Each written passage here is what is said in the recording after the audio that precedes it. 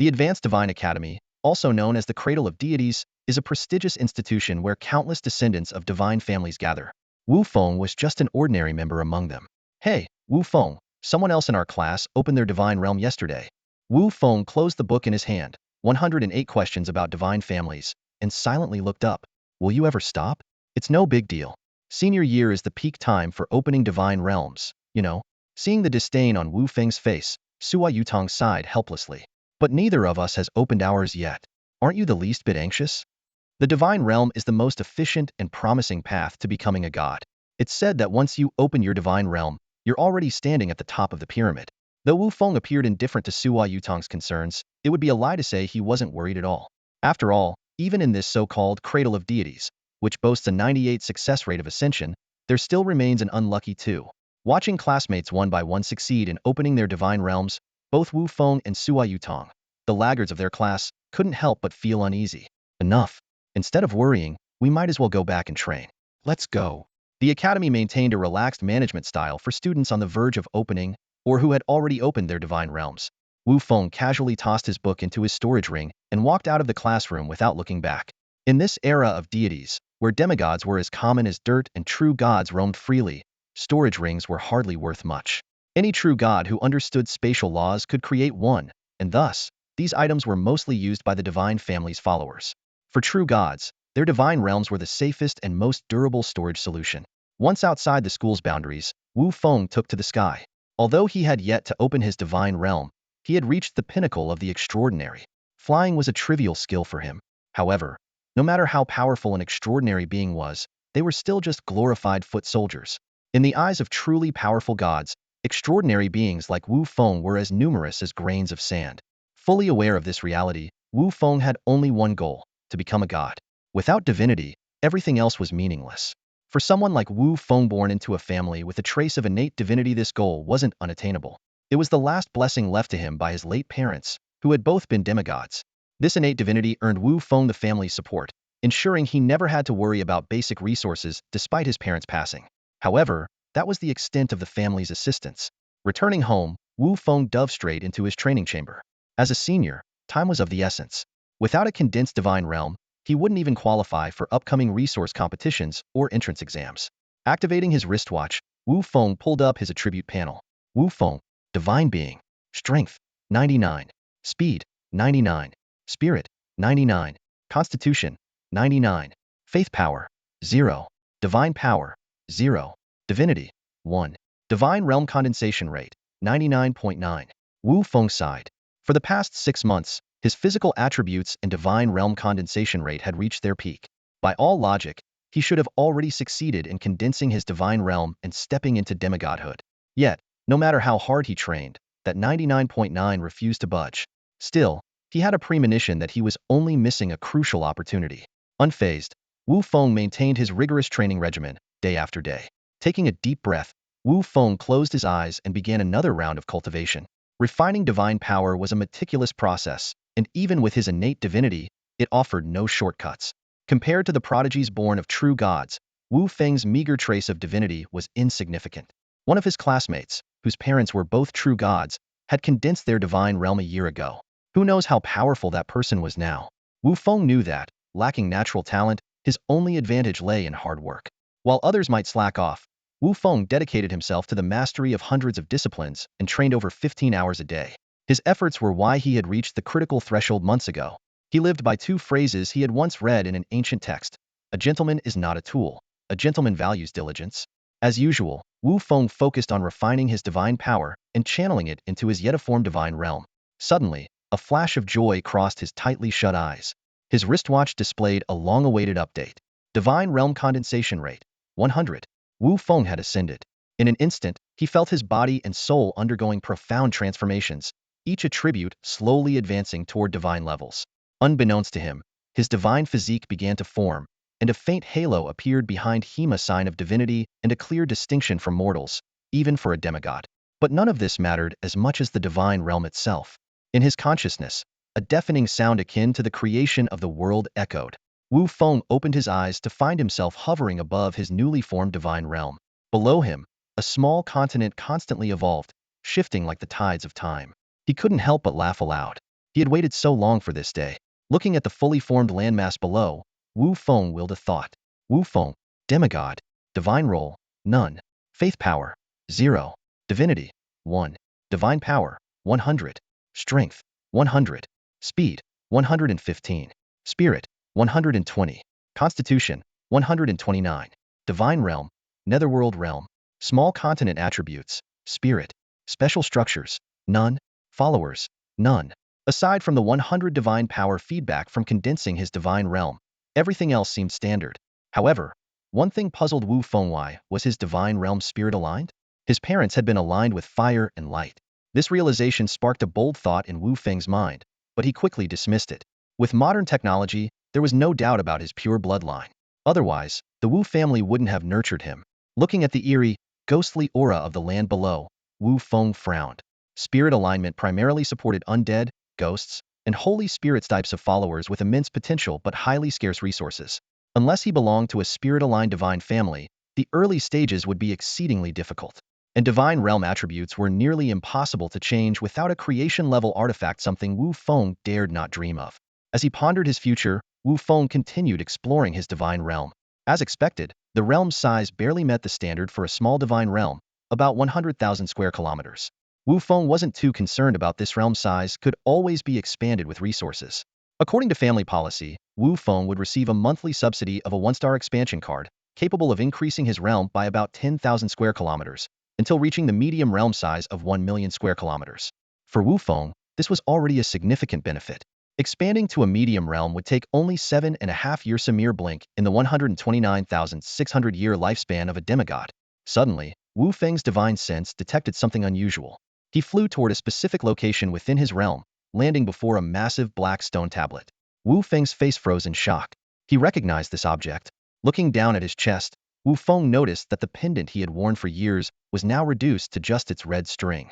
So, it was you all along, Wu Feng muttered, staring at the tablet, which bore an uncanny resemblance to his pendant, only magnified countless times. Wu Feng had received this pendant at the age of 8 when the family informed him of his parents' deaths. It was their only relic, and Wu Feng had kept it close ever since, as a sentimental keepsake. He had never thought it was anything special. If it were, the family wouldn't have let him keep it, but today's events proved otherwise. Approaching the tablet, Wu Feng noticed 2 blood-red characters etched into its surface, Fengdu. Below, 2 lines were inscribed. The yellow springs of forgetfulness, the other shore of the Naiha bridge. For reasons unknown, Wu Feng felt compelled to place his hand on the tablet. Normally cautious, he wouldn't have acted so recklessly, but now it was as if he were possessed. The moment his hand touched the tablet, Wu Feng snapped back to his senses and leaped back. Blood dripped from his hand, but his focus remained on the tablet. Even in his divine realm, the tablet had bewitched him and drawn blood. It was a chilling realization. The blood on the tablet was quickly absorbed, and within a 10-kilometer radius, the terrain began to transform. Alarmed, Wu Feng ascended into the air. When he turned back, an ancient, majestic city had materialized where the tablet once stood. Staring at the scene, Wu Feng clenched his jaw. The meaning of Fengdu was now clear to him. Resolving himself, Wu Feng flew toward the tablet. He knew this was his destined opportunity. The stone stele stood tall, commanding attention even amidst the surrounding city walls. Wu Feng approached it, extending his right hand to touch the black surface once again. After all, the stele had been activated with his divine power and blood, which should naturally grant him the right to claim ownership. Yet, unease lingered in his heart. What if the stele turned against him?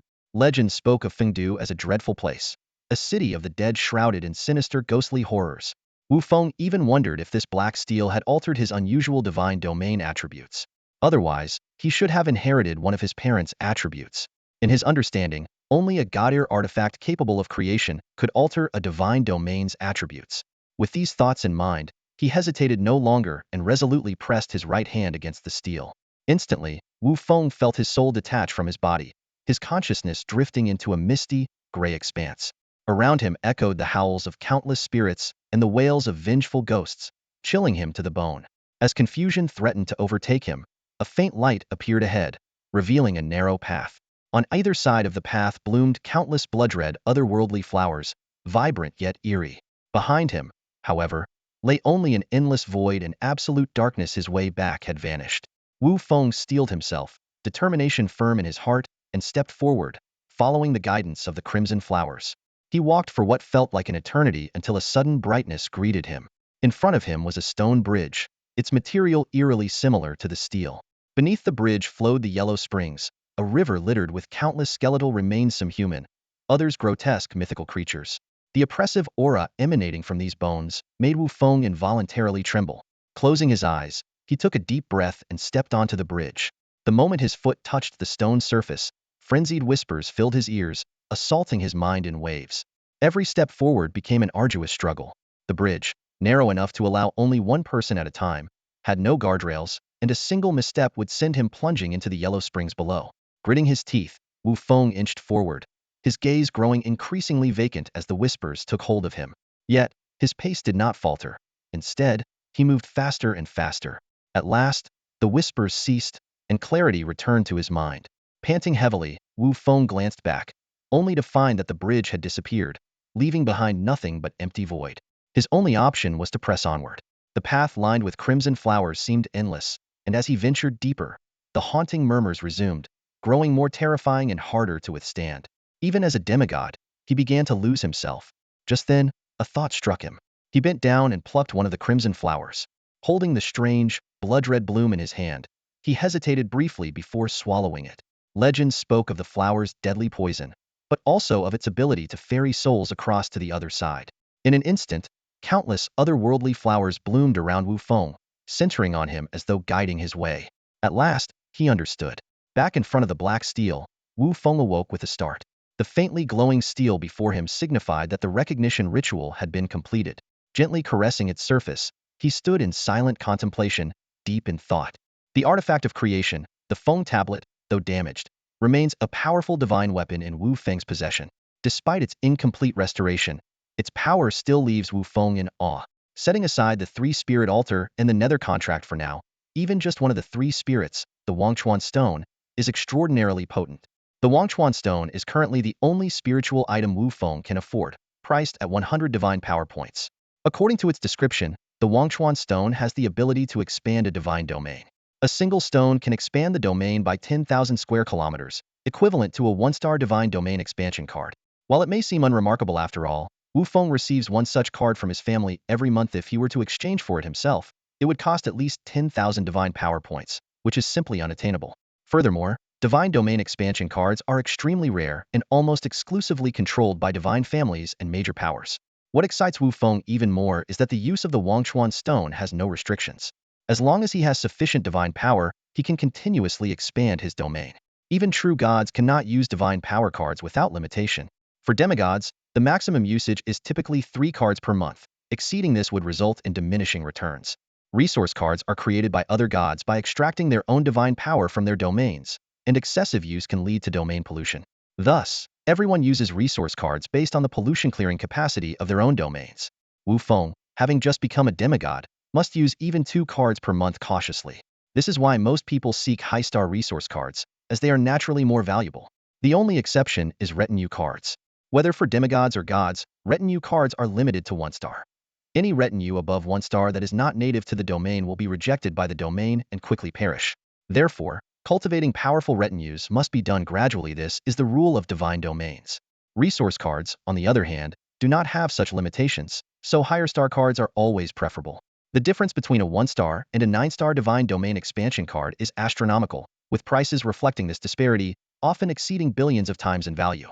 However, in the early stages, the size of a divine domain is not the most critical factor. Sufficient space for use is enough. Thus, while the Wangchuan stone is not an immediate necessity for Wu Feng, its unlimited potential for expanding the domain still fills him with anticipation. As for the yellow spring water and the netherworld flower, they are spiritual items meant for retinues. Since Wu Feng currently has no retinues, he is in no rush to acquire them. Moreover, these 2 items are far more expensive than the Wangchuan stone. Speaking of retinues, Wu Feng retrieved a shimmering silver card from his storage ring, a 1-star retinue card featuring a flame elemental spirit, with a growth limit of 2 stars, requiring 100 units. This card was part of the first batch of retinues prepared for Wu Feng by his family. Due to the attributes of his parents' divine domains, whether Wu Feng's domain was fire-aligned or light-aligned, this card would have been useful. The family's thoughtfulness was commendable. However, neither Wu Feng nor his family had anticipated that his domain would be neither light nor fire but spirit-aligned. This rendered the originally valuable 1-star retinue card completely useless, as only creatures with the same or similar attributes can survive and thrive within a domain. Violating this rule would result in the retinue gradually dying out without exception. Wu Feng sighed and put away the hard-earned retinue card, thinking to himself that he might request a 1-star spirit-aligned retinue card from his family in the future, though he held little hope after all. The family likely didn't possess such a rare card. Still, Wu Feng wasn't overly concerned, as the Feng tablet had another function: the 3 spirit altar. The 3 spirit altars are classified into 3 types: heroic spirit, undead, and deity demon. Each type summons a distinct kind of follower. Currently, Wu Feng's altars are all at the 1-star level, capable of summoning only 1-star followers. Activating the heroic spirit and undead altars requires just 100 points of divine power, while the deity demon altar demands divinity, making divinity especially crucial. Whether one can ascend to true godhood depends on the amount of divinity they possess. Wu Feng shook his head silently. For now, he was unable to make use of the deity demon altar. Under Wu Feng's will, 3 uniquely styled altars emerged from the ground, encircling the Feng monument. The heroic spirit altar exuded a sense of sanctity and grandeur. The undead altar felt eerie and sinister, while the deity demon altar, though seemingly ordinary, emanated an oppressive aura that made Wu Feng's heart tremble.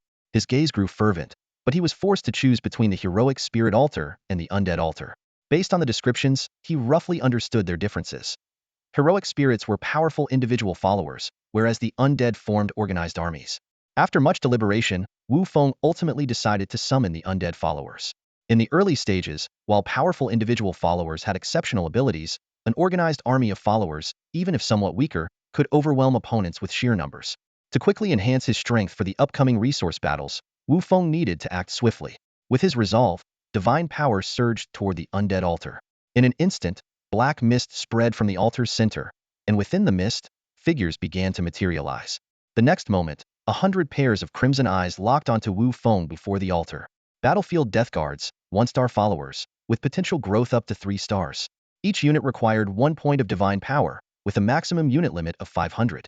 Their undead bodies granted 2 to Constitution, and during battles to the death, all attributes increased by 50, with immunity to 1 lethal strike. Their Legion skill, Will of the Vanguard, lacked activation conditions. Their stats were as follows: Strength 9, Speed 9, Constitution 92, and Spirit 5, while the average adult male stats were approximately 1 in each category. The description read, "Where their blades point, none can stand unbroken. Those who fight without fear of death are the vanguard." The evaluation concluded, "No life, only death." Bound by an infernal contract, Wu Feng's heart trembled. The strength and speed of the battlefield Death Guards had reached the threshold of 1-star followers, and their constitution, enhanced by their undead nature, had even surpassed the limit. With a growth potential of up to 3 stars, it meant that even if left to develop independently, these Death Guards could reach the level of 3-star followers. Combined with the all-attribute boost from their Will of the Vanguard during death matches, fully matured Death Guards could rival standard 4-star followers. As for the Legion skill that lacked activation conditions, Wu Feng couldn't comprehend it for now and decided to set it aside temporarily. Even without the Legion skill, the power of the battlefield Death Guards was fearsome. Though insignificant compared to demigods, with proper cultivation, these Death Guards had the potential to continuously surpass their limits. If the 9-star retinue clan truly emerged, with 500 assembled assault warriors, even Wu Feng as he is now would have to avoid direct confrontation. The Feng steel grants the assault warriors limitless potential. It is exceedingly difficult for a retinue clan to break through the original star-level restrictions. Beyond a slim chance of luck, it largely depends on the nurturing from the Lord of the Divine Realm and the inherent potential of the retinue clan. However, the Nether contract exponentially increases the chances of breaking through these limits. What excited Wu Feng the most was the final clause of the Nether contract. Within the retinue system, aside from the most common units, there are 4 rare tiers: Elite, Commander, Heroic, and Mythical. Even for the incredibly rare elite units, 1 in 10,000, the Nether contract could raise their probability of emergence to 1. In other words, whenever an assault warrior breaks through, there is a 1 chance of producing an elite unit. This is truly terrifying and worthy of being called a legendary artifact of creation. And this is while the Feng steel is still in a damaged state.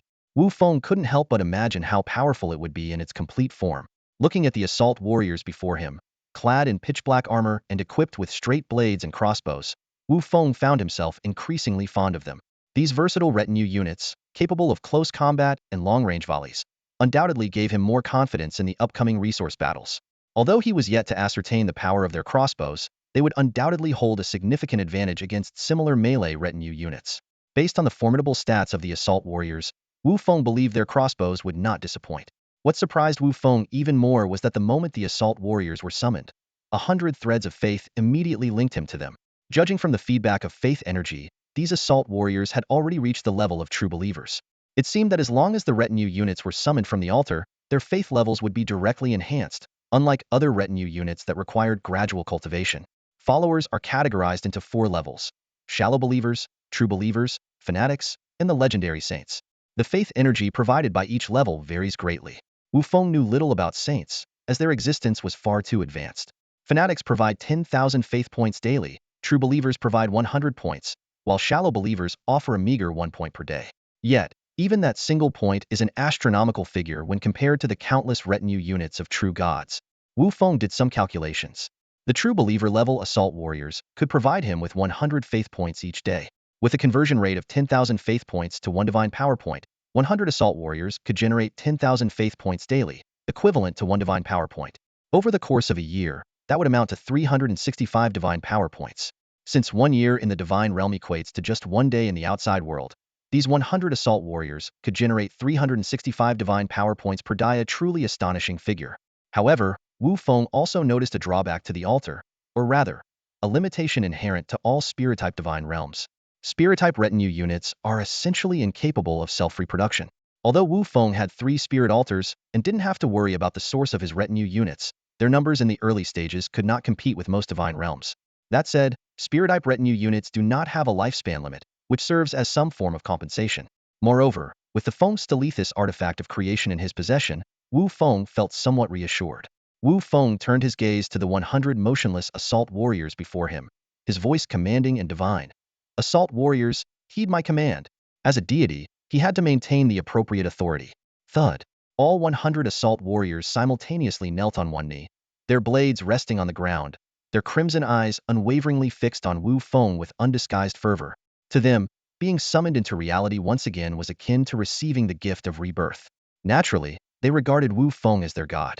This was also why the assault warriors became true believers the moment they were summoned. Looking at the neatly aligned and imposing assault warriors before him, Wu Feng nodded in satisfaction. Defend Fengdu well. Kill any intruders without fail. The 100 assault warriors responded with raised heads and firm voices. Wu Feng nodded again, and then disappeared from the nether divine realm. Everything that needed to be dealt with had been addressed. Wu Feng now had little to do in the nether divine realm, and the task he assigned to the assault warriors was merely to keep them occupied. After all, in the current nether divine realm, there wasn't even a cockroach, let alone any enemies. Inside the cultivation chamber, Wu Feng's figure reappeared. The divine realm was indeed a secretive sanctuary, especially for those enemies who lacked one themselves. However, if an adversary also possessed a divine realm, they could potentially use their own to locate the coordinates of Wu Feng's netherworld divine realm and launch an invasion. That being said, such actions were rare unless the enemies were mortal foes, as initiating a divine realm battle meant a life-and-death struggle. Only when one party's divine realm was completely destroyed could the victor devour the others. For now, though, this was not something Wu Feng needed to worry about. Having just ascended to become a demigod, his primary focus was to steadily develop his power and nurture his followers. He thought of those veteran demigods who had cultivated their followers for tens of thousands of years. No matter how talented one was, such figures were not to be trifled with. As a newly ascended demigod, Wu Feng had 2 immediate tasks to complete. First, to report to his family in order to secure resource support, and second, to notify the academy, as the school provided some resources to students who achieved demigod status, though these resources needed to be earned. Having already fallen behind others by many steps, Wu Feng knew he couldn't afford any further delays. He sent emails to both his family and the academy, feeling a sense of relief afterward. Now, he only needed to wait for a visit from his family. As for the academy, he could handle that tomorrow when he returned to school, where the teachers would verify his progress. Before long, the doorbell to Wu Feng's home rang. This residence was, after all, an airborne fortress built by his family, so it naturally had members of the Elder Council stationed there. As Wu Feng opened the door, he was greeted by a slightly disdainful voice. So, you're Wu Xie's son, Wu Feng? Wu Feng looked at the middle-aged man with a thin mustache standing before him, his brows furrowing slightly. Still, he nodded. He had no desire to bring up his parents' names, nor did he want to hear others mention them. However, since the man was a member of the Elder Council, Wu Feng couldn't afford to offend him. And you are? He asked. The middle-aged man ignored the question, giving Wu Feng only a cursory glance before asking, have you become a demigod? Despite the suppression of the main world, Wu Feng could still sense the elevation of his life essence. Upon confirming it, the man casually pulled a ring from his pocket and tossed it at Wu Feng's feet. All right, confirmed. The family's reward is inside the ring, he said flatly, turning to leave without another word. Watching the man's retreating figure, Wu Feng frowned inwardly. He didn't recognize this person, but the man's attitude clearly showed some bias against him. Ever since his parents passed away, Wu Feng had kept a low profile for the past decade, confident that he hadn't offended anyone. Perhaps this middle-aged man had a past grievance or even enmity with Wu Feng's late parents. Closing his eyes, Wu Feng took a deep breath. When he opened them again, his gaze was calm and composed. He briefly examined the contents of the ring and found only 3 items, just the right amount. The Wu family was known for adhering to its rules. If anyone had truly wanted to harm him, he wouldn't have lived so peacefully over the past 10 years. With that thought, Wu Feng chuckled to himself and returned to the cultivation chamber, taking out the family reward from the ring. A 1-star Divine Domain expansion card adds 10,000 square kilometers to a Divine Domain. A 1-star Divine Power card grants 100 Divine Power points, and a 1-star Survival Resources card provides 10,000 units of survival resources. These 3 resource cards are exactly what Wu Feng urgently needs after forming his Divine Domain. The functions of the Divine Domain expansion card and the Divine Power card are self-evident, but the Survival Resources card seems less useful to him. Wu Feng is unfamiliar with the dietary and clothing needs of the spirit-affiliated followers, but he understands that existence inevitably leads to consumption. What the spirit-affiliated followers require is the unique essence generated within the spirit-affiliated divine domain, and the amount of this essence is closely tied to the size of the domain. This is a defining feature of spirit-affiliated divine domains. For now, Wu Feng does not need to worry excessively. The consumption of the 100 combat dead soldiers is negligible, but as the number of followers grows, the future becomes unpredictable. Among these 3 resource cards, Wu Feng values the 1-star Divine Power card the most. Although 100 points of Divine Power is not a large amount, it is sufficient to expand his combat dead soldiers by another 100. As for the heroic spirit altar and recruiting new undead, Wu Feng feels there is no rush for now. The combat dead soldiers already serve as a solid initial group of followers, and he plans to expand their number to the maximum limit of 500 before considering other options. When Wu Feng loaded the Divine Power card into his nether divine domain, his divine power instantly increased by 100 points. He also sensed the divine power contamination that comes with using resource cards. Based on his initial calculations, with his current ability to cleanse contamination, he can use approximately 2.5 resource cards per month, or 5 cards every 2 months. This aligns with his earlier expectations. With this in mind, Wu Feng immediately stored away the other 2 resource cards. To him, the Divine Power card offers the best value, so he has no intention of using the other types of resource cards for now. Wu Feng directed his consciousness into the Divine Domain and used Divine Power to create an avatar. As the master of the Divine Domain, he does not need to personally show up every time, especially since he is a demigod. Creating a Divine Power avatar is an effortless task for him. However, the mysteries of Divine Power go far beyond this. For demigods and even true gods, Divine Power is their greatest reliance besides their followers. The amount of Divine Power directly determines a god's combat strength, particularly for a newly ascended demigod like Wu Feng. Within just a few days in the nether divine domain, the 100 combat dead soldiers had generated 6 points of divine power for Wu Feng. His divine power avatar was nearly indistinguishable from his true form in the eyes of the combat dead soldiers. At that moment, the 100 combat dead soldiers knelt in unison before Wu Feng. He nodded slightly and walked past them toward the undead altar. With a single thought, another 100 points of divine power were infused into the altar. Soon, 100 newly formed combat dead soldiers emerged from the black mist, identical in nature to the first batch, all at the level of devoted followers. When the 200 combat dead soldiers assembled together, the sheer power of their presence was awe-inspiring, even causing Wu Feng to take notice. From that moment on, Wu Feng's first follower army, the Trench Army, was officially established. The next day, Wu Feng arrived at the academy early. By now, most of the students had successfully formed their divine domains, and the classroom was nearly empty. Those who could skip class had already done so. Naturally, Wu Feng and Sua Yutong, being the ones at the bottom of the ranks, didn't have the privilege of skipping at will. However, today was different. As Wu Feng pushed open the classroom door, a figure immediately lunged at him, grabbing his shoulders and shaking him excitedly. Wu Feng, I formed my divine domain. I did it. Huh? Sua Yutong suddenly froze, his face filled with disbelief. It was clear he had noticed something unusual about Wu Feng. The gap between a demigod and a mortal was simply too vast, like 2 completely different species. Wu Feng, however, ignored him and, with a slight hint of disdain, pushed Sua Yutong's hands off. After sitting down, Sua Yutong quickly followed, his face full of anticipation as he asked, Wu Feng, did you break through too? Seeing Sua Yutong's incredulous expression, Wu Feng couldn't be bothered to answer such an obvious question. Truthfully, seeing Sua Yutong manage to form his divine domain did make Wu Feng feel genuinely happy for him. After all, they had been comrades in hardship for so long, and some bond had formed between them. But when Wu Feng gave no response, Sua Yutong sulkily shut his mouth and obediently returned to his seat. Not long after, the classroom door was pushed open again. A handsome man wearing gold-rimmed glasses walked in, holding a tablet in his arms. This was Wu Feng's homeroom teacher, Yin Yuxuan, a true god with mid-level divine power. Although Yin Yuxuan appeared approachable and ordinary, Wu Feng knew that this was merely the result of him suppressing his divine power. If Yin Yuxuan were to reveal his true divine form, the sheer pressure of his presence would likely force Wu Feng and Sua Yutong to the ground. As Yin Yuxuan entered the classroom, his gaze immediately landed on Wu Feng and Sua Yutong. Clearly, the news of them forming their divine domains had already reached his ears. He stepped onto the podium and got straight to the point without wasting any words. Wu Feng, Sua Yutong, come here for a moment. The rest of you, continue with self-study. After saying this, Yin Yuxuan gestured for the two to follow him out of the classroom. The remaining classmates, though they had yet to fully form their divine realms, were well aware that their fighting spirit had been ignited. With two more underperformers gone, the class size was already quite small. There was no room for complacency. In the office, Yin Yuxuan sat down in his chair, adjusted his glasses slightly, and revealed a faint smile. Every year, teachers like him were given quotas for student advancement, and achieving these quotas came with generous rewards. Even as a true deity, he couldn't ignore such incentives. Although Wu Feng and Sua Yutong had formed their divine realms relatively late, with some effort, they still had a chance of getting into the Divine Academy.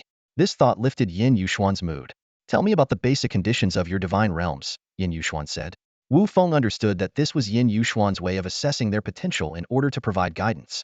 Wu Feng, whose parents had passed away, lacked any close relatives to mentor him. Sua Yutong's situation wasn't much better. While his parents were demigods, they were not divine realm demigods but had advanced through the path of transcendence, leaving them marginalized within their family. Clearly, Yin Yuxuan was well aware of their family backgrounds. Seizing the opportunity, Wu Feng and Sua Yutong briefly described the fundamental aspects of their divine realms. Of course, Wu Feng withheld many details. After all, something like the creation artifact was far beyond what someone of his stature could openly claim to possess. Until he had the power to protect the Fengbei, this was a secret he would guard with his life. After listening to their accounts, Yin Yuxuan fell into deep thought. Sua Yutong's situation was relatively promising, with a divine realm consisting of 80 wood attributes and 20 water attributes, making it relatively straightforward to nurture followers and comprehend laws.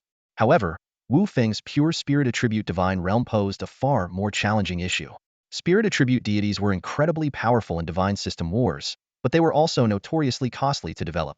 Knowing Wu Feng's family circumstances, Yin Yuxuan understood that, apart from those spirit attribute deity families with long-established legacies, such a divine realm was particularly unfriendly to beginners. From what he knew, there were only two ways to create followers in a spirit attribute divine realm. One method involved one-star follower cards, but most spirit attribute deities barely had enough followers for themselves who would be willing to transfer their own divine realm followers. As a result, spirit attribute follower cards were perpetually expensive, with high-quality ones being even scarcer. The other method, however, was equally unsuitable for Wu Feng. After all, finding heroic spirits with strong obsessions was no easy task, and purchasing large quantities of corpses was not only costly but also unreliable in terms of quality. In short, the survival environment for a spirit attribute divine realm was exceptionally harsh. Yin Yuxuan didn't sugarcoat it, and straightforwardly shared everything he knew with Wu Feng. Wu Feng listened attentively, though much of it was information he was already aware of. However, Yin Yuxuan's suggestion left him unimpressed. Join a financial conglomerate? Was that some kind of joke? No matter the era, the presence of conglomerates is undeniable. Even in an age where anyone can ascend to godhood, these powerful entities continue to dominate without restraint. Wu Feng was well aware of this. While many commoners had no choice but to rely on conglomerates to establish their divine domains, Wu Feng, as a descendant of a noble family and someone who had already formed his divine domain, would rather marry into a family of divine spirit practitioners than submit to a conglomerate. Of course, this was just a joke. His family, the Wu clan, would never allow such a thing. That said, as long as Wu Feng didn't harm the interests of the Wu family, joining a conglomerate wouldn't be entirely out of the question. After all, even these conglomerates had their own rules in this era. Although exploitative, they wouldn't completely strip you of your autonomy within a certain range. Many things could be negotiated if approached with mutual benefit in mind. Yet, Wu Feng still refused. No matter how fair the contract seemed, it would always be a form of constraint. Signing with a conglomerate would mean binding oneself for hundreds or even thousands of years, and Wu Feng had no intention of being tied down for that long. Yin Yuxuan understood Wu Feng's resistance to the conglomerates and didn't press him further. After chatting for a while, Yin Yuxuan pulled out 2 forms from a drawer and handed them over. Sign these. Wu Feng and Sua Yutong accepted the forms and, as expected, they were applications for the advanced training camp. They had heard about this program before. It was an annual event organized during graduation season, providing an opportunity for students like them. Those who performed exceptionally well could earn generous rewards from the school, which was essentially an investment in outstanding students. Without hesitation, both Wu Feng and Sua Yutong signed their names and returned the forms to Yin Yuxuan. He nodded approvingly. All right, you're good to go. The preliminary assessment for the training camp is in 3 days. You two are among the last batch of students to qualify, so focus on strengthening your divine domains. If necessary, ask your families for help. After all, you're still far behind some others, and many rewards depend on your strength. Wu Feng and Sua Yutong nodded seriously, fully aware of the importance of the training camp. After bidding farewell to Yin Yuxuan, they didn't return to class. With their divine domains already established, they naturally joined the ranks of those who skipped classes. Walking along the school's pathways, Sua Yutong seemed distracted. Wu Feng knew exactly what he was thinking: how to approach his family for support. Wu Feng, however, didn't give it a second thought, as he had no one to turn to in the first place. Let's go. Wu Feng called out as they left the school gates, taking off into the sky. Sua Yutong shook his head and sped off in a different direction. For the next 3 days, Wu Feng immersed himself entirely in his netherworld divine domain. 1 day in the outside world equaled a year within his domain, giving him 3 years to grow. Wu Feng's current status was as follows. Semi-divine priest, no faith power, divine power of 2,005,641, divinity level of 20, strength 1, speed 115, spirit 120, constitution 129, extraordinary domain power, netherworld pact divine domain, small land attribute for the netherworld divine domain, special spirit building, Fengdu, 3 spirit altars, 500 vassal units of battlefront dead soldiers. Over those 3 years, Wu Feng gained a deep understanding of his battlefront dead soldiers and a clearer comprehension of his divine domain. As expected, practice was the ultimate teacher. Take divine power and faith power, for instance. After expanding the ranks of the vanguard warriors to the maximum allowed by the unit, Wu Feng ceased converting faith power into divine power. He realized that when it came to transforming his divine realm, faith power offered a better cost-effectiveness. Thanks to Wu Feng's efforts, Fengdu's territory had expanded several-fold. Initially less than 10 kilometers in radius, Fengdu had now grown to nearly 100 kilometers after he expended over 1 million units of faith power. Wu Feng's motivation for expanding Fengdu lay in the unique resource of the spirit domain spirits. He discovered that the production of spirits in Fengdu far exceeded that of any other area in the netherworld divine realm. It was no wonder Fengdu was regarded as a special structure. Wu Feng also noticed that the restoration of the Feng monument was closely tied to the consumption of spirits. Beyond the daily consumption of spirit energy by the 500 vanguard warriors, the remaining spirit energy was almost entirely absorbed by the Feng monument. Staring at the neatly arranged ranks of 500 vanguard warriors, Wu Feng clenched his fist in determination. The moment to test his achievements had finally arrived. He was filled with anticipation for the upcoming advanced training camp. The next morning, Wu Feng arrived at the academy early. Unlike usual, the class was unusually lively today, with many familiar faces who hadn't been seen in a long time making an appearance. Hey, Wu Feng. A forceful pat on his shoulder made Wu Feng frown involuntarily. He instantly knew who it was. Zhu Xiong, one of his only friends in the class apart from Sua Yutong. If Sua Yutong was Wu Feng's comrade in hardship, then Zhu Xiong was the golden Childa prodigy born of divine parents. Though Zhu Xiong's natural talent made him somewhat arrogant, he got along surprisingly well with Wu Feng. Can't you go easy? Wu Feng grumbled, rubbing his shoulder, silently noting how close that slap had come to knocking him over. Zhu Xiong's strength was truly extraordinary. Wu Feng would bet his strength stat was definitely over 150 points, while his own meager 1-point divine attribute offered no enhancement at all.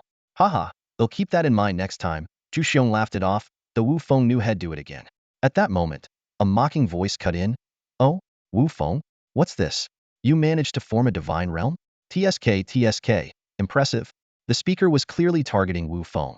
Despite Wu Feng's 1-point divine attribute, his theoretical scores consistently placed him in the top 3 of the class.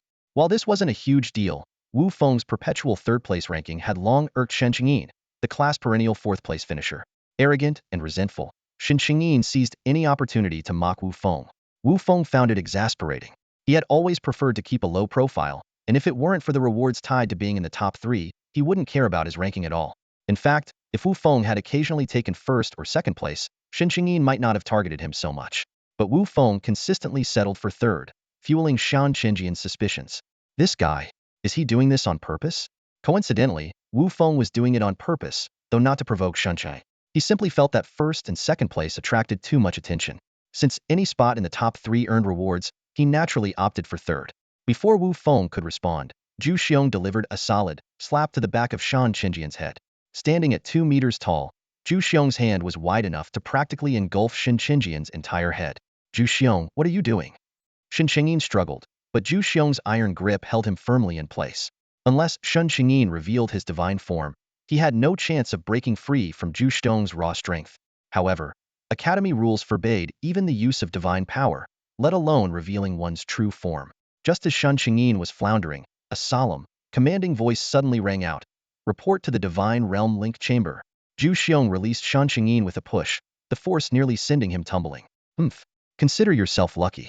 Wu Feng, let's go. Shan Qingyin glared hatefully at the retreating figures of Zhu Xiong and Wu Feng, clenching his teeth in frustration. But he didn't dare lag behind. Rubbing his throbbing head, he hurried to catch up with the rest of the group. The Divine Realm Link pods were advanced devices designed to enhance students' combat abilities in practical scenarios. However, activating them required a massive expenditure of divine energy, so they were only made available during the graduation season. In the Divine Realm Linkage Chamber on the eastern side of the Academy, Yin Yuxuan finished roll call as dozens of Divine Realm Linkage pods behind him simultaneously opened. As the pod doors slid open, a faint white mist slowly seeped out. Step inside, Yin Yuxuan commanded. The students, not daring to delay, quickly climbed into the pods. Shortly after the doors closed, the machines activated, and Wu Feng instantly found himself within his own divine realm. At that moment, the boundary of the divine realm suddenly experienced intense spatial fluctuations. This scene unfolded simultaneously in the divine realms of all the students. Wu Feng realized the assessment had begun. His divine realm was relatively small, so he used a small amount of divine power to teleport his 500 battle-hardened warriors to the edge of the realm. Afterward, he could no longer intervene directly. This was a strict rule of the assessment. Otherwise, the students' demigod abilities and their still developing followers would stand no chance. The evaluation would then depend not on the strength of their followers, but on the students' divine power reserves and the quality of their divinity. However, commanding their followers in battle was still within the rules. As the barrier of the divine realm slowly opened, an overwhelming pressure made Wu Feng shudder. The next moment, a massive portal materialized on the spatial boundary, and several small demons, their bodies engulfed in flames, emerged one after another until their numbers reached 300. This scene occurred simultaneously in the divine realms of all 34 demigod students in the class. Facing the 300 fiery demons flaunting their menace, Wu Feng understood this was the first challenge of the assessment. He couldn't help but wonder which teacher's divine kingdom these followers belonged to. A divine kingdom is a superior form of a divine realm, achievable only after ascending to true godhood, and its intricacies far surpass those of a demigod's domain. Clearly, behind the barrier of the divine realm, a true god's divine kingdom was adjoining their realms, simultaneously connected to dozens of other divine realms. The strength of this teacher was undoubtedly formidable. As the fiery demons appeared, Wu Feng's battle-hardened warriors erupted with intense fighting spirit. Their crimson eyes locked onto the fiery demons, and their right hands instinctively moved to the crossbows at their waists.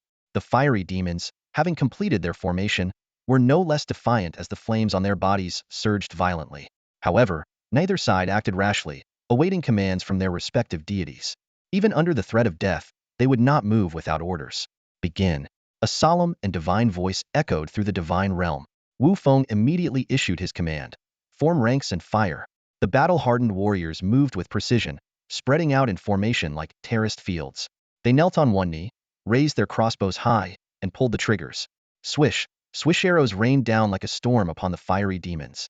Despite being only 500 meters apart, the distance was insurmountable for the demons. One after another, demons fell. In less than 10 seconds, over half of the 300 fiery demons had perished. To be fair, as one-star followers, the fiery demons were not entirely without combat capabilities. They, too, possessed ranged attacks. Unfortunately, their fireballs were no match for the range of the crossbows. In the end, all 300 fiery demons were annihilated. Not even getting within 200 meters of the entrenched warriors was achievable. In fact, if the number of flame imps had doubled, they could have closed the gap to 200 meters and launched a counterattack with fireballs. Unfortunately, the 300 flame imps were simply not enough. Wu Feng looked at the calm and methodical entrenched warriors since the battle began and revealed a satisfied smile. He had deliberately calculated to maintain a 500-meter distance from the flame imps because the maximum range of the entrenched warriors was exactly 500 meters. This limitation was due to the nature of their projectiles, which caused a slight reduction in accuracy. However, the trapezoidal formation's alternating volleys compensated for the lack of precision. Overall, judging by the results, Wu Feng was quite pleased. In a divine realm somewhere, Yin Yuxuan was observing the combat footage of the trainees while jotting down notes on his tablet. Suddenly, a burly man with a thick beard, as imposing as a bear, patted Yin Yuxuan on the shoulder and exclaimed, "Old Yin, come take a look. This kid wiped out all my followers in 10 seconds without taking a single casualty himself." Yin Yuxuan turned his head and froze upon seeing the playback of Wu Feng's earlier battle. He had assumed it was one of the more privileged and talented students like Zhu Xiong, Shen Qingyin, Mu Bai, or Xiao Wanqing. To his surprise, it was Wu Feng. This realization left Yin Yuxuan feeling a bit uneasy. He pulled up the real-time footage of Wu Feng's divine realm and saw the 500 entrenched warriors shrouded in black mist. Nodding slightly, he remarked, not bad for a ranged follower. This kid Wu Feng does have some potential. However, when compared to the top students, the gap was still significant. While the followers were decent, their numbers were far too few. If the enemy had more followers or possessed attack methods with a range exceeding the crossbows, Wu Feng would stand no chance. The assessment continued, and the first round of 300 flame imps was merely an appetizer. Most trainees passed with ease, even Sua Yutong, who had only formed his divine realm 3 days ago, managed to progress successfully, likely with support from his family or parents. At this moment, Sua Yutong hovered midair with a distressed expression, staring sorrowfully at the 10 one-star war trees and the 2-star water elemental spirit that he had painstakingly acquired. These were all he had. While none of his followers had perished, the war trees were scorched black, and the water elemental spirit's magic was nearly depleted. Sighing helplessly, Sua Yutong decided that he would retreat if the situation worsened. Already lagging behind the others, he could not afford any mistakes. In his heart, he wondered how Wu Feng was faring. Unlike Sua Yutong, who had the support of his parents and family, Wu Feng was entirely on his own. Compared to Sua Yutong, who was trailing behind, most other trainees still had some strength left after dealing with the flame imps. Once all the trainees had cleared the first round, the spatial barrier began to ripple again. The gateway to an unknown divine realm reopened, signaling the start of the second round of the assessment. The ease of the first round of the assessment did not make Wu Feng complacent. Although he had great confidence in his vanguard soldiers, he was well aware that the gap between himself and those seasoned powerhouses who had already mastered divine domains was still significant. Since this assessment was partly intended as a trial run, it was bound to include challenges formidable enough to test these strong contenders. Wu Feng knew he had to remain vigilant. As expected, the moment the spatial portal opened, Wu Feng was met with a surprise. Standing before him was a hulking minotaur warrior from a 2-star bloodline. The creature stood an imposing 3 meters tall, its body covered in fiery, glowing red patterns of mysterious runes, and it wielded a massive battle axe, as large as a door. The sheer size of the axe alone dwarfed Wu Feng's vanguard soldiers, and the difficulty of the challenge instantly skyrocketed. Wu Feng's expression grew increasingly grave, and it wasn't just one minotaur warrior. By the time the portal closed, a total of 10 minotaur warriors were staring menacingly at the vanguard soldiers from 500 meters away, their lantern-like blood-red eyes filled with cruelty. Surrounding them were no fewer than 500 flame imps. Wu Feng understood that the real challenge had arrived, yet instead of fear, he felt a spark of excitement. The vanguard soldiers mirrored his sentiment. They had been waiting for a bloody battle like this to prove their worth. In contrast to Wu Feng's readiness, some of the weaker participants chose to forfeit upon seeing the 10 2-star minotaur warriors. Among them was Sua Yutong. To Yin Yuxuan and the other instructors, these participants' decisions were entirely rational. Knowing they couldn't whiner that victory would come at too great a cost, it was wiser to withdraw and conserve their strength. However, Wu Feng did not choose to forfeit, much to Yin Yuxuan's frustration. In his opinion, Wu Feng's bloodline warriors stood no chance of victory. If Wu Feng insisted on fighting, his 500 crossbowmen could be annihilated, leaving no room for regret. Still, Yin Yuxuan refrained from warning him. He believed that suffering some losses early on could be a valuable lesson. If Wu Feng continued to make unwise decisions later, it would truly spell disaster. Little did Yin Yuxuan know, Wu Feng was already strategizing how to dismantle the minotaurs piece by piece. Once all the participants who wished to withdraw had stepped back, the solemn voice from before rang out again. Begin the battle. Wu Feng was more than ready.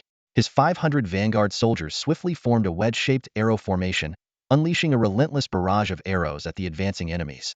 The results were as sharp as ever. The flame imps were no match for the powerful bolts and fell in droves. However, the Minotaur warriors remained unscathed. Their massive battle axes served as impenetrable shields, even protecting many flame imps from the assault. Soon, after fewer than 200 flame imps had fallen, the Minotaur warriors, leading the remaining imps, closed the gap to within 200 meters of the vanguard soldiers. At this range, the enraged flame imps finally launched their counterattack, hurling fireballs that streaked through the air and crashed into the vanguard soldiers' formation.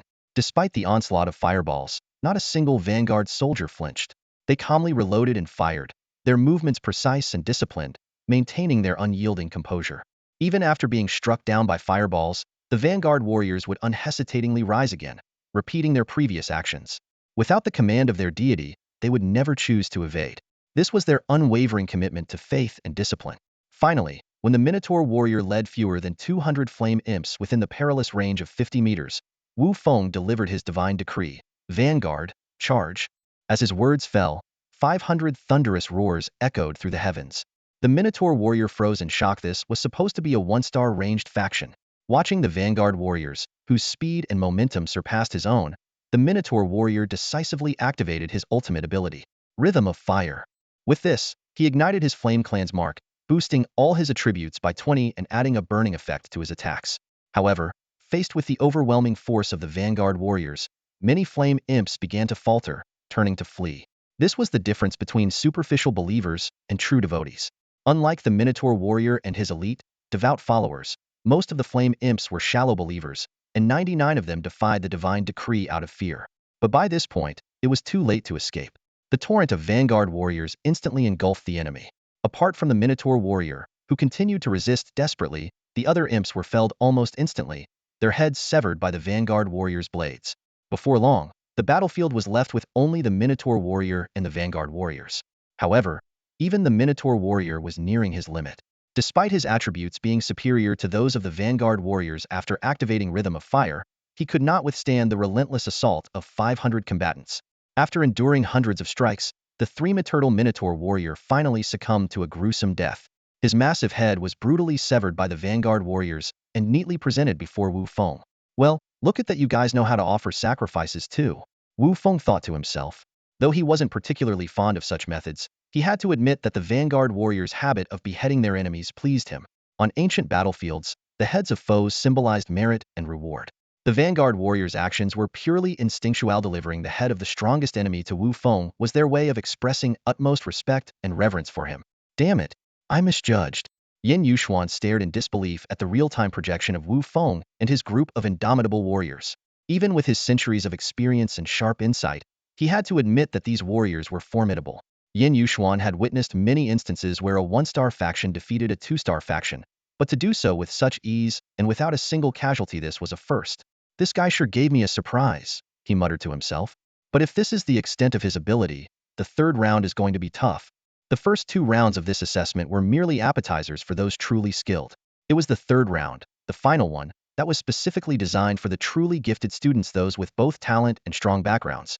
Yin Yuxuan never expected Wu Feng to make it this far, but he was certain this would be the end of the road for him. After all, even the elite found the third round incredibly challenging.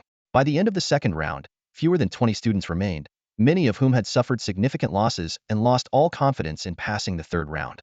If not for their curiosity about how difficult the third round would be, most would have already withdrawn.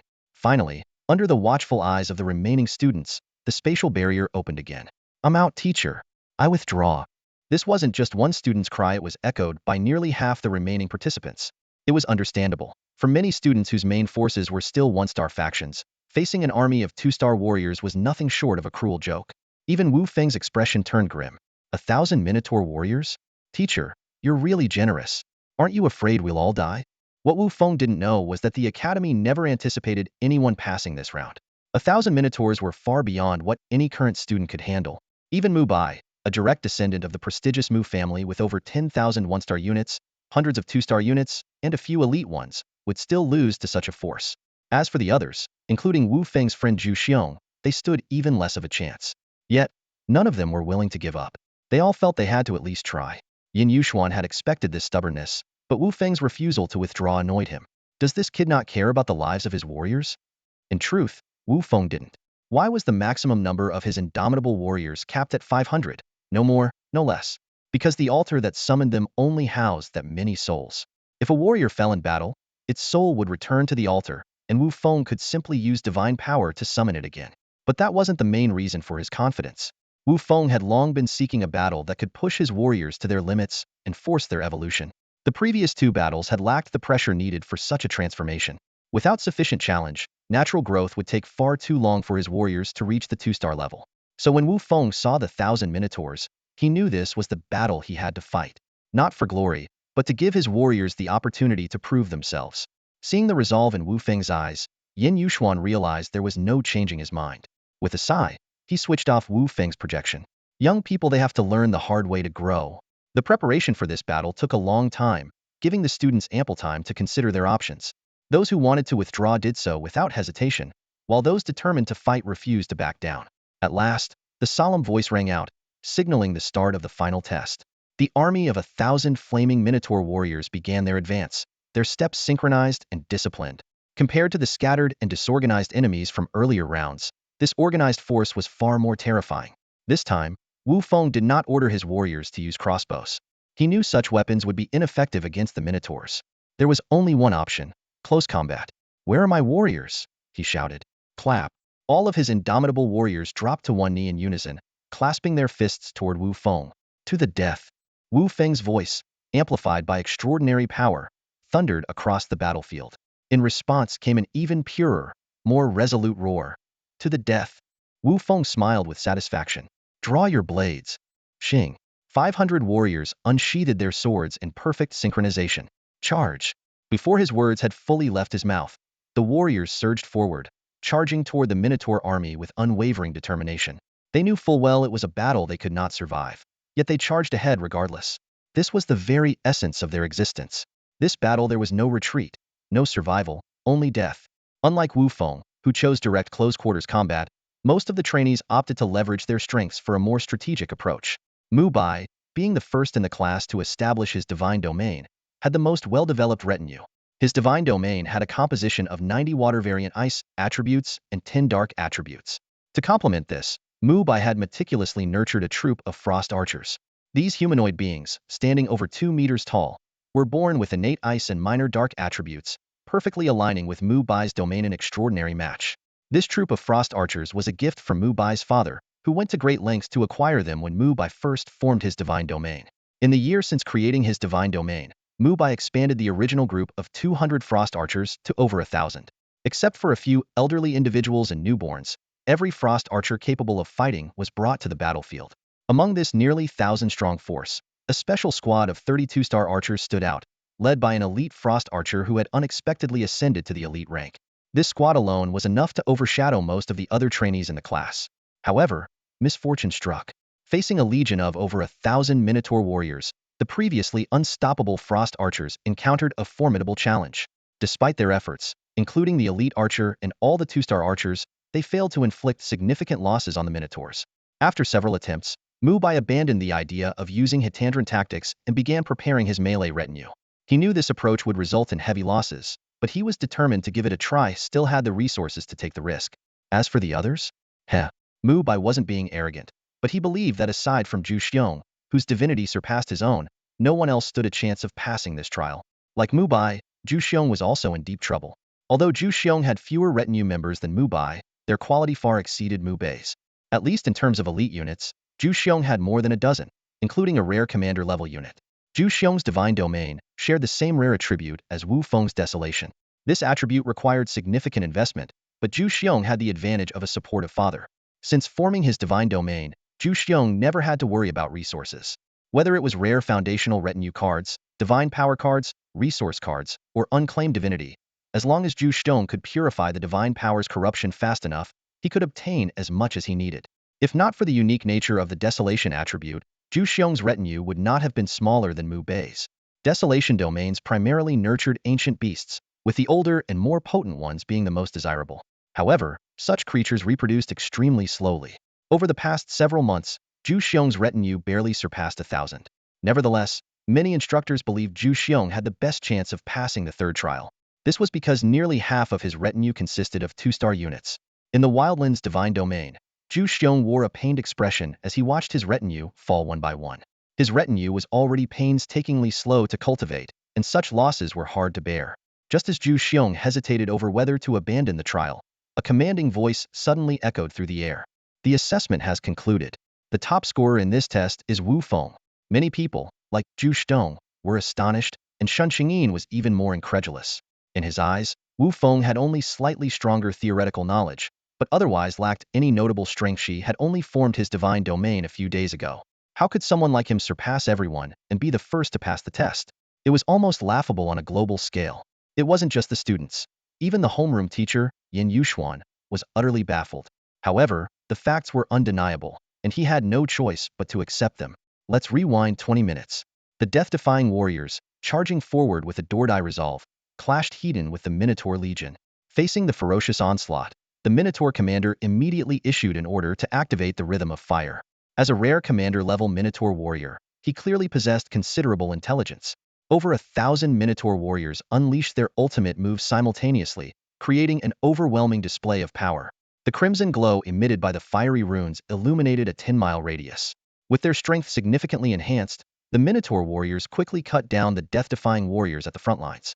Their massive axes, blazing with intense flames, sent one warrior after another flying. Even with the all-attribute boost provided by the Will of Death battle, the death-defying warriors' formation was torn apart under such ferocity, and they were on the verge of complete collapse. Hovering above the battlefield, Wu Feng did not choose to retreat. Instead, he watched intently with a look of anticipation.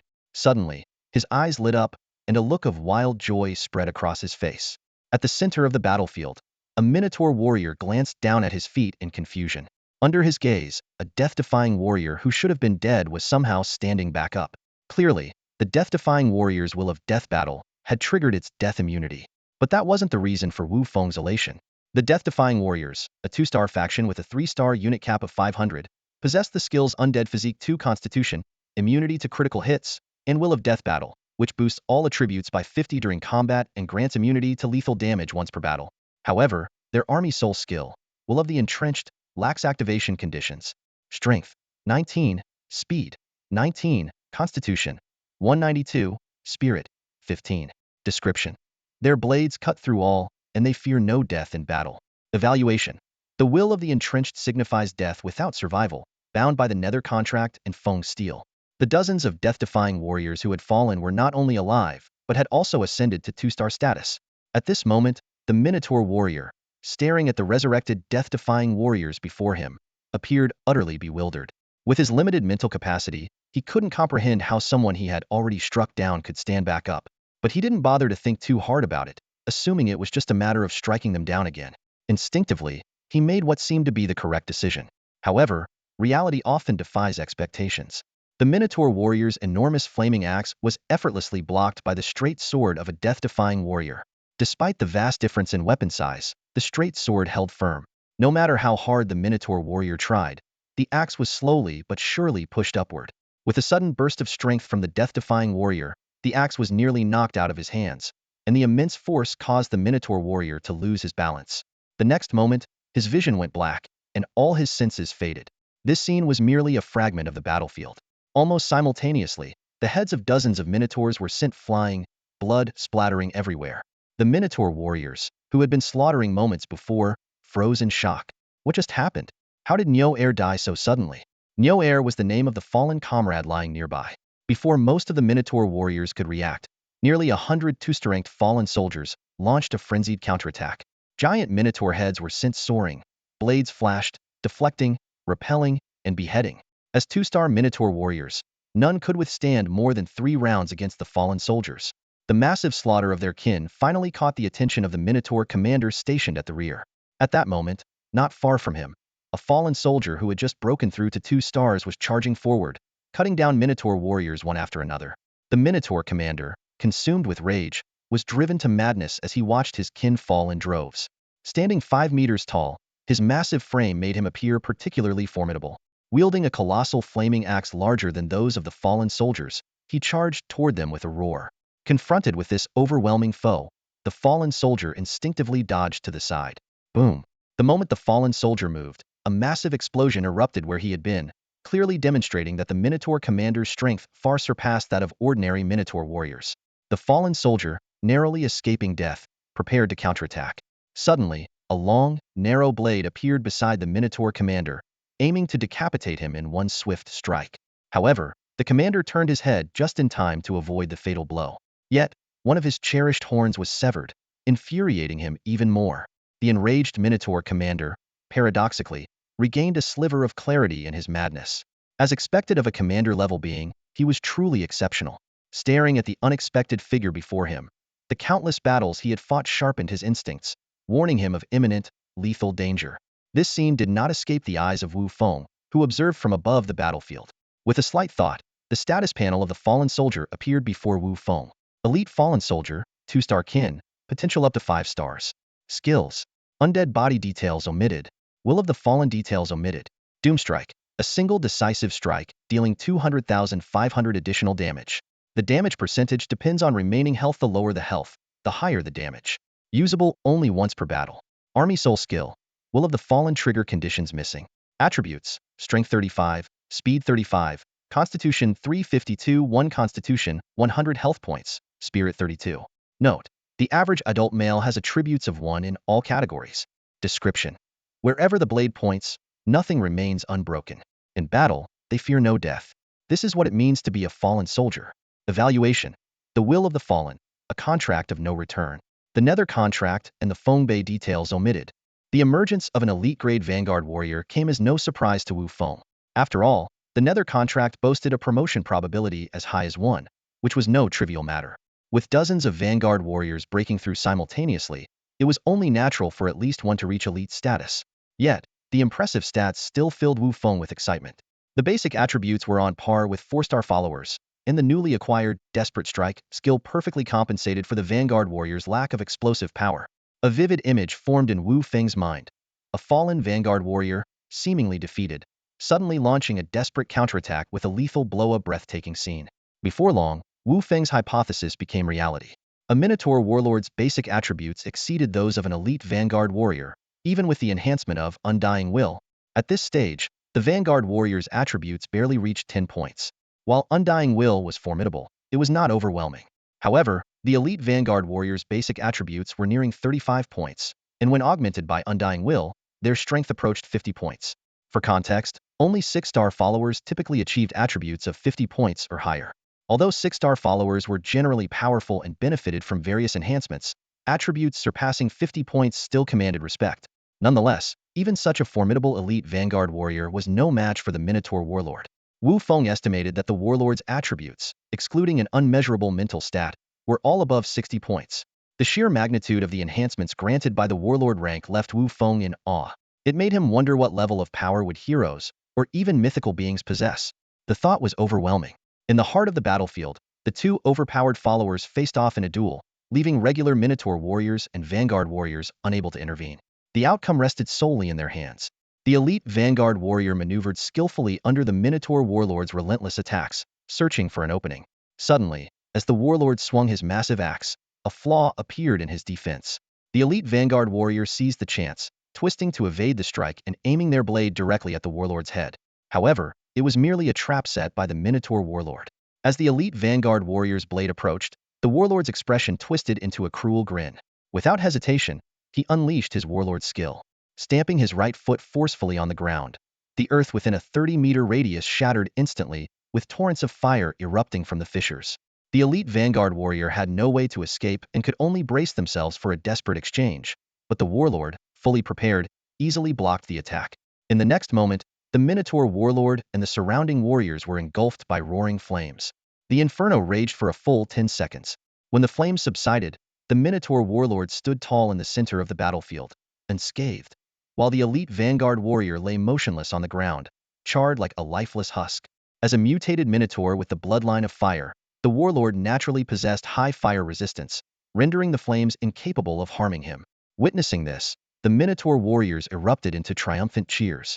Shaking off their earlier slump, the elite assault warriors launched a swift counterattack, directing a fierce offensive at the Minotaur commander. In that fleeting moment, A dazzling blade flashed before the Minotaur leader, as if time itself had frozen. The Minotaur commander's eyes fixated on the elite warrior standing before him, blade sheathed, a look of confusion and unwillingness etched on his face. The elite warrior slowly approached the commander, leaping gracefully and effortlessly severing the Minotaur's head, as if plucking a fruit from a tree. Blood gushed out like a fountain, drenching the battlefield within a 10-meter radius. The towering, headless body collapsed with a heavy thud, stirring up a cloud of dust. The elite warrior, exuding the aura of a victor, stepped onto the massive corpse of the Minotaur commander, hoisted the severed head high, and let out an earth-shaking roar. This roar marked the beginning of a nightmare for the Minotaur army. The once spirited Minotaur forces now fell into complete disarray. Led by dozens of two-star assault warriors, the Minotaurs were mercilessly slaughtered one after another. Within a mere 10 minutes, the battlefield was left with only the blade-wielding assault warriors standing tall. When the final Minotaur warrior's head was severed, the surviving assault warriors raised their straight blades in unison, declaring their hard-won victory.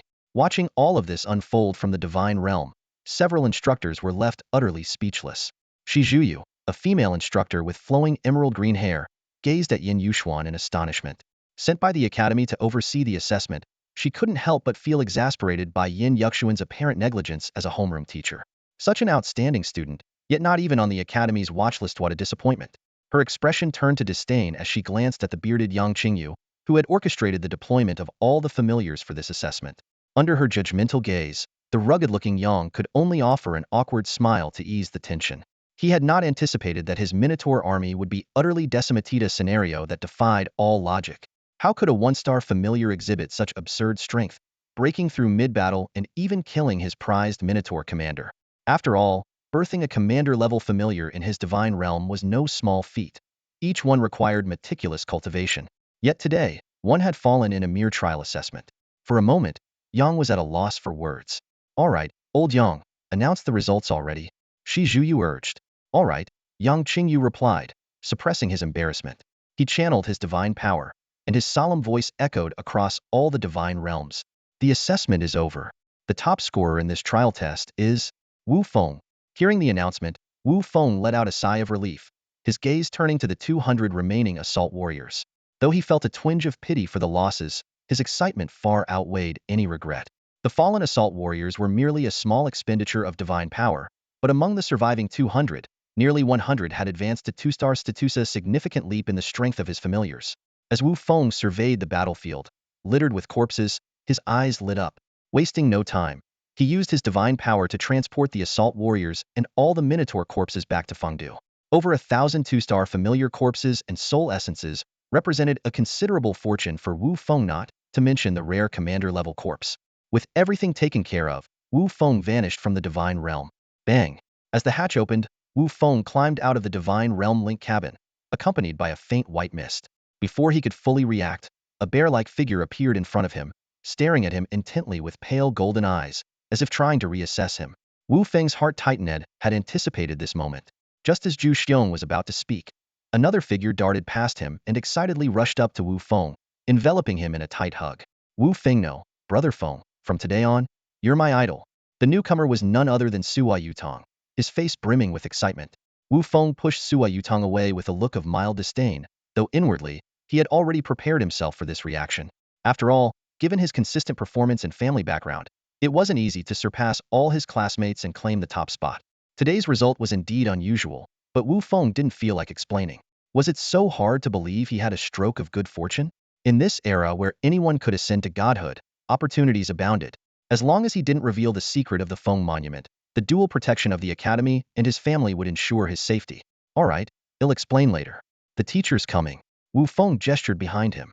Sure enough, Yin Yuxuan was approaching with all the instructors of Class 1 in tow. The aura of 5 true god-level powerhouses was not to be underestimated. Yin Yuxuan stopped in front of the students, cleared his throat, and said, "Ahem. I believe everyone already knows the results of the assessment." His gaze fell on Wu Feng as he continued. "As the top scorer in this assessment, the Academy awards you a 3-star resource card of your choice. I hope everyone will take Wu Feng as an example and strive to improve." Then, pointing to Wu Feng, he added, "Come with me. The rest of you are dismissed." Wu Feng quickly walked to Yin Yuxuan's side and followed him out of the Divine Realm Link room. As soon as they left, the room erupted into a buzz of chatter. Shen Qingyin watched Wu Feng's departing figure with a look of frustration, silently vowing to request more resources from his family when he returned home. While the other students were surprised by Wu Feng's performance, most of them shifted their focus to figuring out how to enhance their own abilities. Today's practical assessment had been a rewarding experience for everyone. Following Yin Yuxuan in silence, Wu Feng couldn't shake the feeling that one of the teachers seemed to hold a grudge against him. His suspicion was confirmed when they reached the teacher's living quarters. As the other instructors dispersed, Yang Qingyu suddenly appeared in front of Wu Feng, staring him down with an intense gaze. In a low voice, he said, "Kid, when are you planning to return the corpses of my vassals?" Wu Feng froze, instantly feeling awkward. The truth was, while the other students had also killed some Minotaur warriors, the surviving Minotaurs had carried those bodies back to Yang Qingyu's divine kingdom after the assessment ended. Only Wu Feng had wiped out every last Minotaur warrior, leaving no one to retrieve the corpses. Although these bodies didn't hold much value for Yang Qingyu, he couldn't help but feel irked, especially since Wu Feng had unexpectedly bulldozed through the final challenge he had set up, making him lose face. Seeing Wu Feng's discomfort, Yin Yuxuan interjected, "All right, no need to hold a grudge against a student. Let it go. Those corpses are of great use to him as a spirit-type divine realm user. Consider it a reward for his efforts." Yin Yuxuan's authority was not something Yang Qingyu could ignore. Ultimately, Yang Qingyu said nothing more and left on his own. Wu Feng was somewhat bewildered. Noticing his confusion, Yin Yuxuan explained, "Vassals are a crucial part of any divine realm or even divine kingdom. Sure, there are plenty of vassal cards on the market, but have you ever seen anyone selling their core vassals?" Wu Feng shook his head. Yin Yuxuan continued, "These mutated Minotaur warriors weren't Yang's core vassals, but they were one of the specialized vassal types he personally cultivated. Their corpses carry certain sensitivities. Still, it's not a big deal since they're low-level vassals. Yang had to give me some face. Just don't do it again next time, understood?" Suddenly enlightened, Wu Feng respectfully bowed to Yin Yuxuan. "Thank you, teacher." As someone who lacked guidance from elders, Wu Feng indeed had limited knowledge about certain taboos. Yin Yuxuan brought Wu Feng to his office. With a faint flicker of light in his hand, 2 or 3 dozen resource cards appeared in his palm. Pointing at the cards, Yin Yuxuan said, "Take a look. These are the types we have in stock. If you're not satisfied, you'll just have to wait." Wu Feng took the resource cards and examined them carefully. The Academy's collection was impressive, though it didn't cover every type of resource card. It was still quite comprehensive. However, most of these cards were of little use to Wu Feng, which highlighted one of the drawbacks of the spirit domain. Among the 2 or 3 dozen resource cards, Wu Feng unexpectedly found a 3-star spirit card capable of providing 1 million units of basic spiritual energy equivalent to 10 years of his domain's output. This was the only card among the collection that suited him. Yet, after a moment of consideration, Wu Feng decided against it. Compared to a 3-star divine power card, this deal seemed less worthwhile. With Fengdu around, the demand for spiritual energy wasn't urgent, nor was the restoration of the Feng steel a pressing matter. What mattered most to Wu Feng was enhancing his strength to prepare for the upcoming entrance exams. When Wu Feng opted for the 3-star divine power card, Yin Yuxuan was somewhat surprised but didn't try to dissuade him. "If you have other resource card needs, let me know. The Academy can help you find them." Wu Feng appreciated Yin Yuxuan's goodwill, but the divine power card was indeed the most suitable choice for him. "No need, teacher. I'll just take the divine power card." Yin Yuxuan sighed. "All right then. Suitable resource cards are hard to come by, and the divine power card is indeed the best option for now. Divine power possesses the ability to work wonders, whether accelerating the growth of followers or building up a divine domain. However, its greatest use lies in condensing divinity, which must be achieved using divine power produced by oneself. This self-generated divine power, formed through the faith of one's followers, is referred to as origin divine power. To achieve true godhood, followers are the fundamental cornerstone. While origin divine power is more valuable, divine power obtained from external sources, though less precious, remains a critical strategic resource. The amount of divine power one possesses significantly impacts a deity's combat strength. Rare-tier followers who grow to 9 stars often have base attributes exceeding those of ordinary demigods. However, in actual combat, almost no follower can rival a demigod. The reason lies in divine power. In truth, most of the new generation of demigods, including Wu Feng, don't have a clear understanding of their own strength. But once they experience real combat, they'll come to realize the terrifying nature of divine power. Still, no one willingly engages in battle in their true form because the outer realm is far too dangerous. If an outer realm deity captures the coordinates of your divine domain and you can't escape, it almost certainly leads to an all-out war between divine domains. For this reason, until their followers are sufficiently developed, most would not recklessly leave the protection of the main world. As for the origin of these divine power cards, aside from a few contributed by demigods with no promising future, The majority come from war and plunder, particularly conflicts with other divine worlds and the looting of weaker divine systems. To be honest, every divine power card Wu Feng used was a war trophy stained with the blood of outer realm deities. Yet, Wu Feng felt no remorse about this. From a broader perspective, this was a life-or-death struggle for survival, a world where the strong prey on the weak. Fortunately, among all discovered divine civilizations and external pantheons, human divine civilization has always maintained a top-tier position, playing the role of the predator rather than the prey. Wu Feng certainly had no intention of becoming the latter. In this vast world, the strong grow stronger, and the weak grow weaker. This is the fundamental law. Thus, humanity continuously launches invasions against external pantheons. Wu Feng understood deep down that it might not be long before he, too, became one of the invaders. To increase his chances of survival, Wu Feng knew he must strive to enhance his own strength. This 3-star divine power card was exactly the solution to Wu Feng's immediate problem. Relying solely on primal divine power in the long term was simply unsustainable. With the support of this card, Wu Feng could begin stockpiling primal divine power in preparation for condensing divinity. According to the calculation that every 10,000 points of primal divine power condenses 1 point of divinity, Wu Feng still had a long journey ahead. It had to be said that those born to godly parents, the so-called chosen ones, had an immense advantage from birth. However, the more divinity one possesses, the higher the amount of primal divine power required for further condensation. To ascend to the rank of a true god requires at least 50 points of divinity. This is merely the minimum threshold. If one desires to achieve a more powerful divine office, the requirements are even higher. Yet, every demigod aspires to have the strongest possible divine office, as its strength directly determines future potential. If one waits until after becoming a true god to condense a powerful divine office, the cost would be enormous. Therefore, the demigod stage is the optimal time to form a divine office, and Wu Feng still had a chance to catch up. After parting ways with Yin Yuxuan, Wu Feng returned to his cultivation chamber and immediately immersed himself in the divine realm. Upon entering, his first task was to activate the divine power card. With this, Wu Feng had exhausted his resource card quota for the month. However, as the divine realm grew, Wu Feng's purification speed would increase, and he might be able to use another card before the end of the month. The 3-star divine power card provided a full 10,000 points of divine power. While considering how best to utilize this newfound power, Wu Feng began inspecting the state of his divine realm. He observed the mountain of Minotaur warrior corpses piled up within Fengdu and decided to halt the offerings to the Feng steel for the time being. To extract value from these corpses, souls would be required. Fortunately, with Fengdu as a major supplier, it would take less than half a year to accumulate enough souls for Wu Feng's purposes. For now, there was no need to address the issue of the Minotaur corpses. However, to prevent decay and the dissipation of their souls, Wu Feng spent some divine power to isolate the bodies. After handling this matter, Wu Feng turned his attention to the Fengdu city and carefully examined the ranks of the vanguard death soldiers. He estimated that although they had emerged victorious from the recent battle, more than half of the vanguard soldiers had fallen. Among the survivors, however, half had advanced to 2-star status, and one had even reached the level of an elite. The effects of the Nether Pact were undeniably remarkable. With a thought, Wu Feng allocated over 300 points of divine power to the death altar, immediately recruiting the fallen vanguard soldiers anew. Unfortunately, the newly recruited soldiers would have to start their training from scratch. Having completed these tasks, Wu Feng approached the Feng steel, silently opening the exchange interface. His gaze fell upon the illuminated icon for Huangquan water, ready for redemption. The yellow spring water, a supreme and spiritual artifact from the netherworld, possesses the power to cleanse souls. This mysterious item plays a crucial role in the ascension of followers.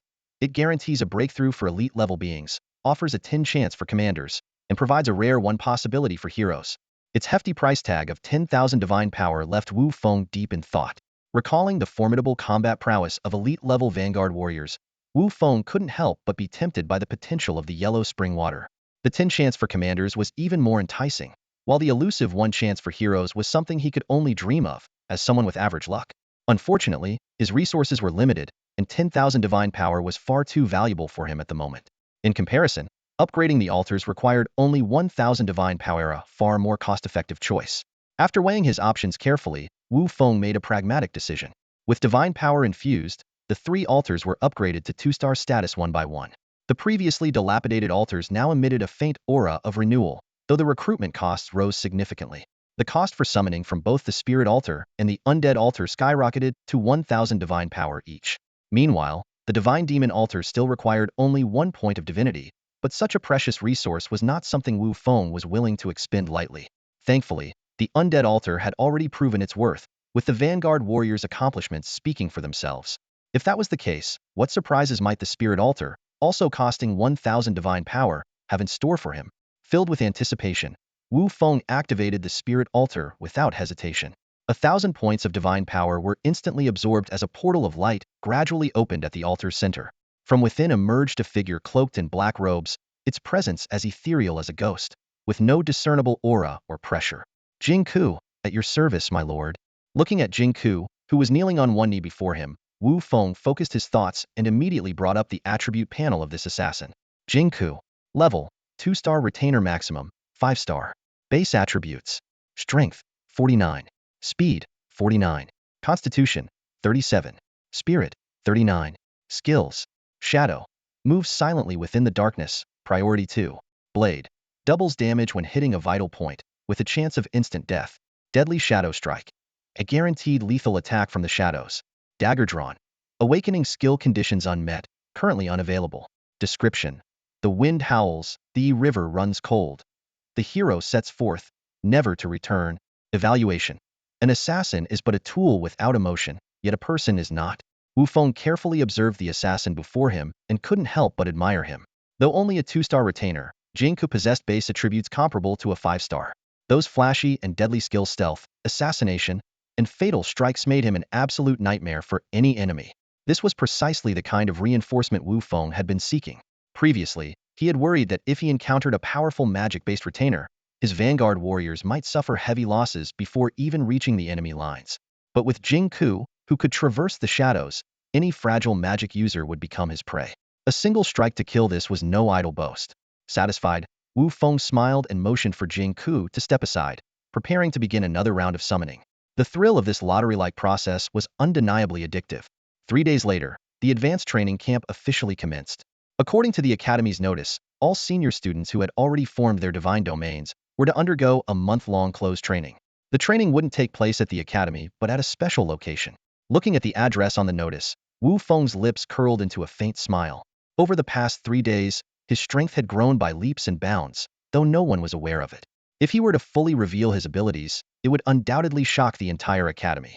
However, Wu Feng understood the principle of the tallest tree catches the wind.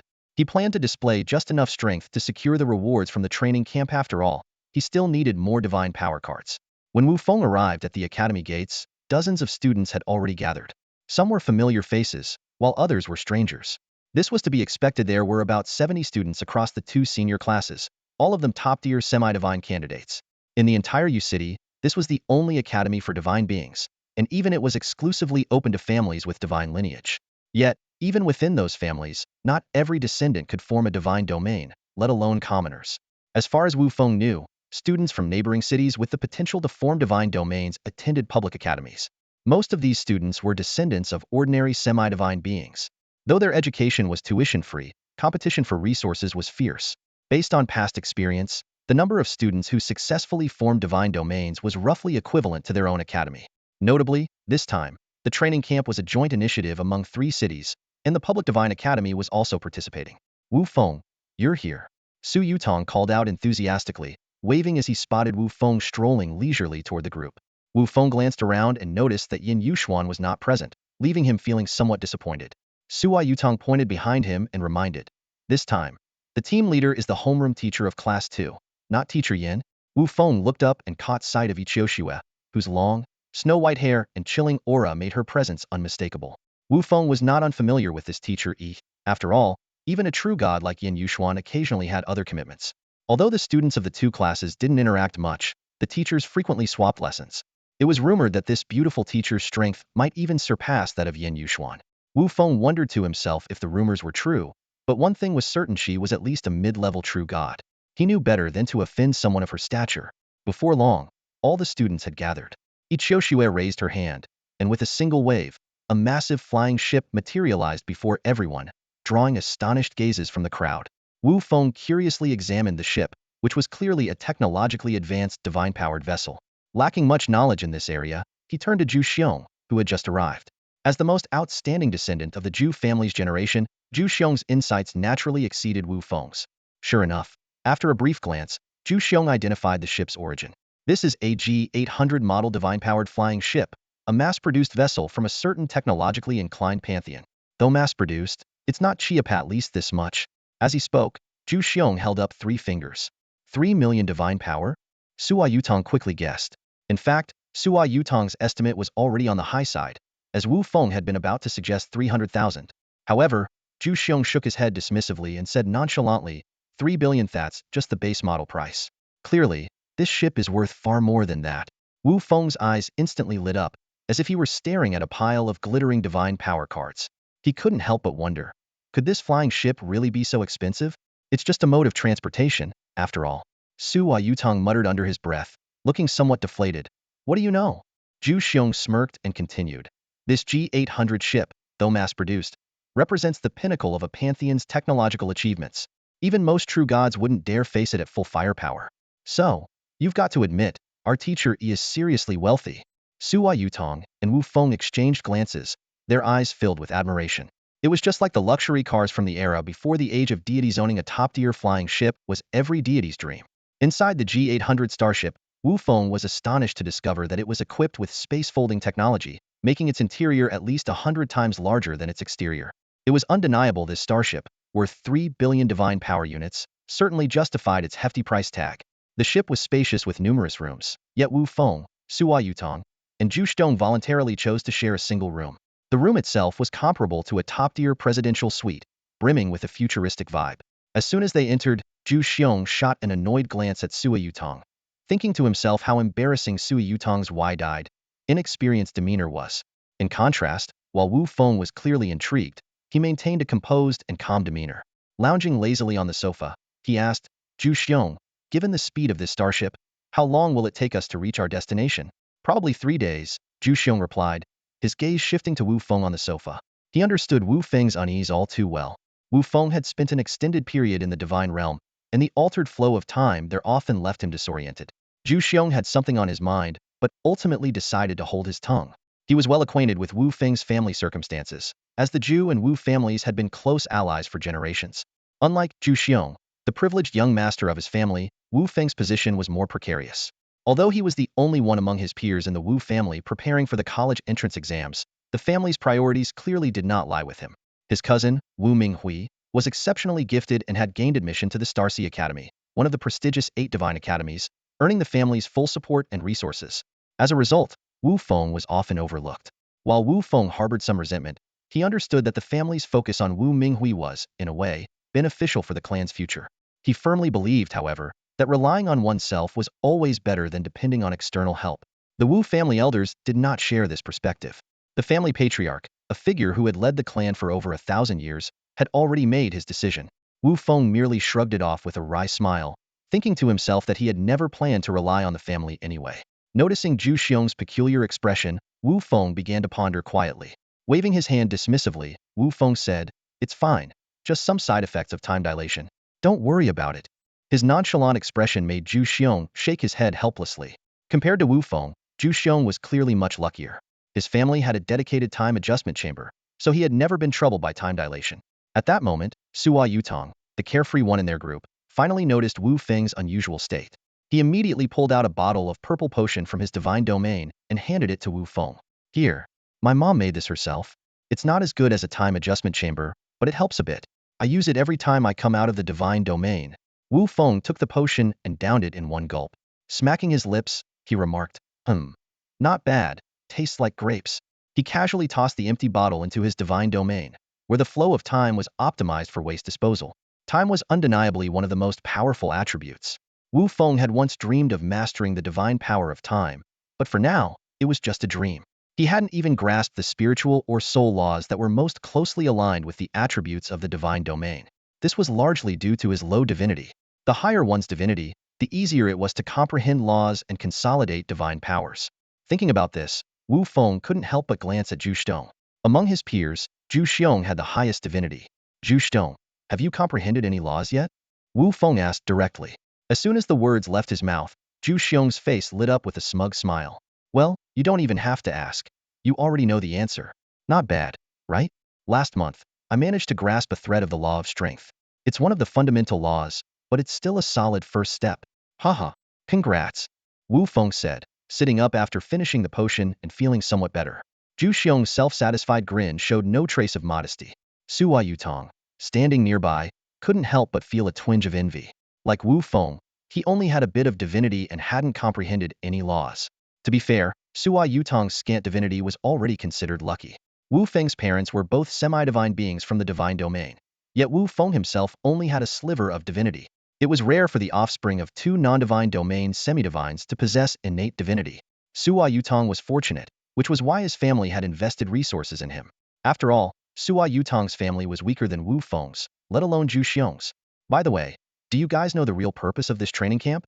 Zhu Xiong suddenly asked, as if something had occurred to him. What is it? Wu Feng and Sua Yutong looked at him curiously. Seeing their puzzled expressions, Zhu Xiong immediately understood that neither the Wu family nor the Sua family had bothered to inform their younger members of this crucial information. He sighed. Well, here's the deal. I heard that instructors from the 8 grade academies will be coming to select students. Apparently, there's something called a divine pre-academy program. It's a rare opportunity, Wu Feng. Make sure you seize it. Sua Yutong couldn't help but pout at being ignored by Zhu Xiong, but he was self-aware enough to know that the 8 grade academies were out of his league. If he could get into a divine academy ranked in the top 100 of the primary world, he would consider himself blessed. Really? Wu Feng muttered, falling into deep thought. Ever since activating the Feng tablet, Wu Feng's ambitions had grown beyond ordinary academies. The 8 grade academies were his ultimate goal. It seemed he would have to perform exceptionally well in this training camp to prove himself. Just then, a knock came at the door. Zhu Xiong sensed the presence outside and said, Wu Feng, it's Shen Qingyin. Shen Qingyin? The three of them weren't particularly familiar with him. What could he possibly want? These days, Shen Qingyin was in an exceptionally good mood. After persistent pleading, he had finally obtained from his father a treasure capable of overdrawing the bloodline of his kin. In just a few days, his power had undergone a qualitative leap. Although the price he paid was significant, he believed it was worth it if it meant standing out in the training camp and catching the attention of the 8 grade academies. Even better, it would give Wu Feng a lesson in the process. With this thought in mind, Shen Qingyin pushed the door open, his gaze bypassing everyone else in the room and locking directly onto Wu Feng. What do you want?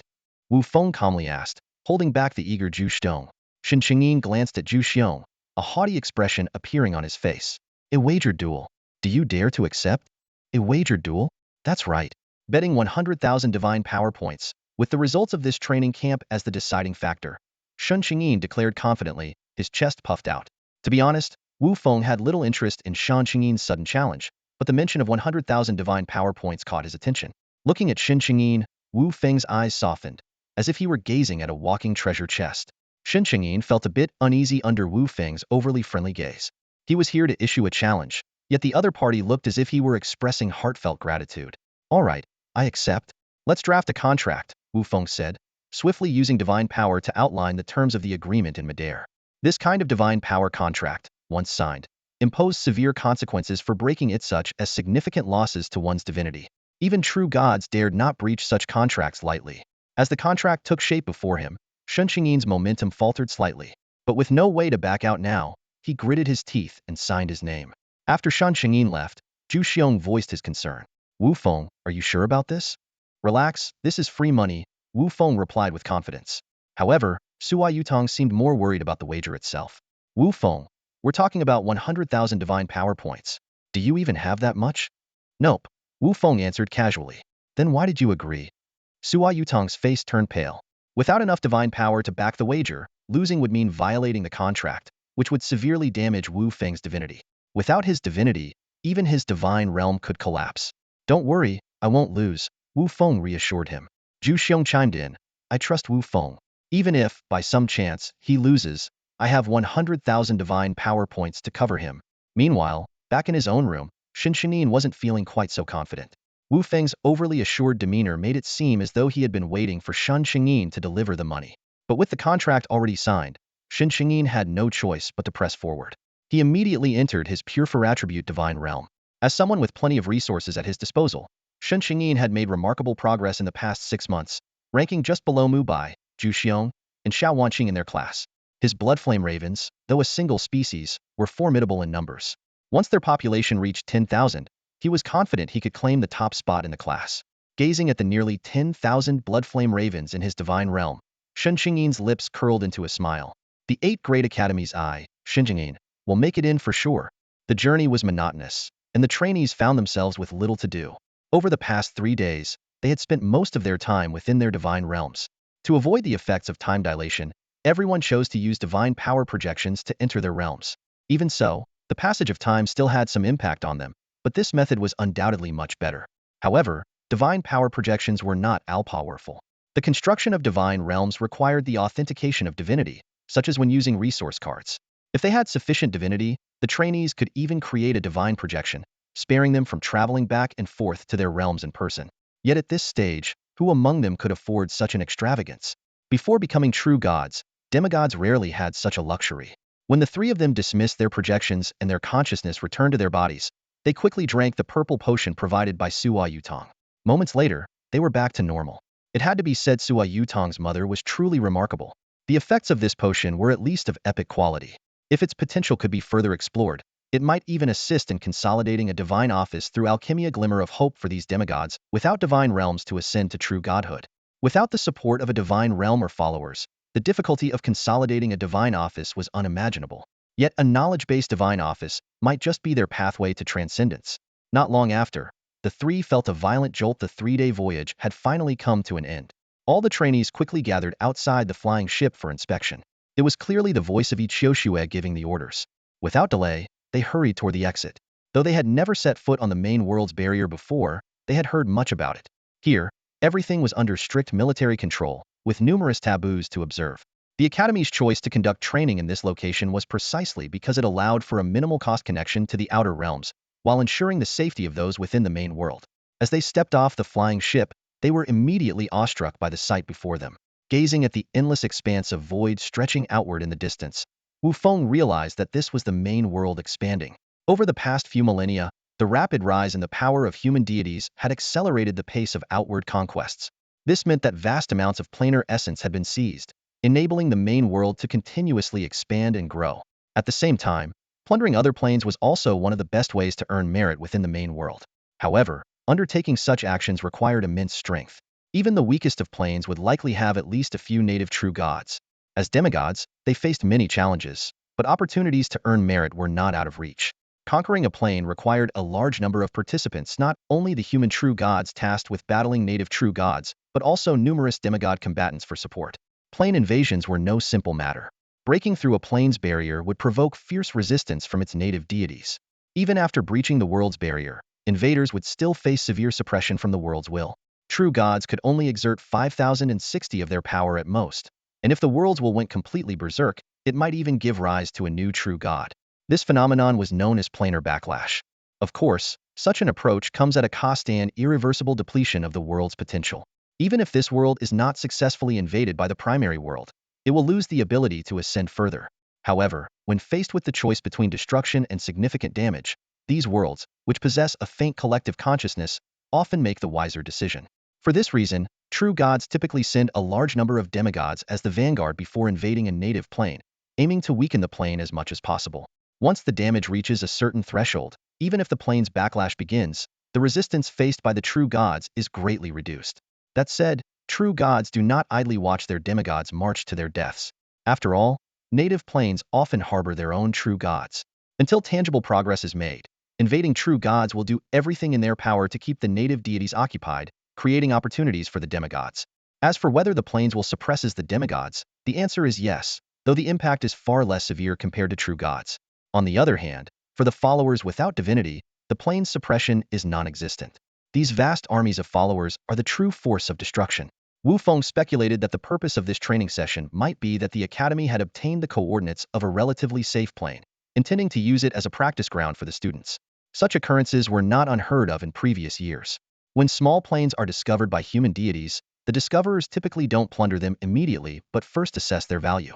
Planes deemed of little worth are often put up for sale, and many powerful academies or prominent families purchase these coordinates. While these planes may lack significant value, they are ideal as trial grounds for demigods to hone their skills. Soon, Wu Feng's speculation was confirmed. After undergoing rigorous inspections by guards, all the students were led by Ichioshue to a temporary floating fortress. Upon entering, Wu Feng immediately noticed many unfamiliar faces around his age, evidently students from other cities. At the front of the group stood an elderly man with white hair, but an energetic demeanor. Wu Feng instantly recognized him as Shui Wendong, the the renowned headmaster of Yu City Deity Academy and a powerful true god of high divine strength. Wu Feng quickly averted his gaze, not out of fear but out of respect. True gods possess an extraordinarily keen sense of perception, and Wu Feng did not wish to draw unnecessary attention. Notably, 3 other imposing true gods stood beside Headmaster Zuetwo men and 1 woman. Though they appeared younger than the headmaster, their actual ages were anyone's guess. After all, even demigods can alter their appearances at will, let alone true gods. Headmaster Xue likely chose to maintain his current appearance to project an air of authority. Wu Feng speculated about the identities of these 3.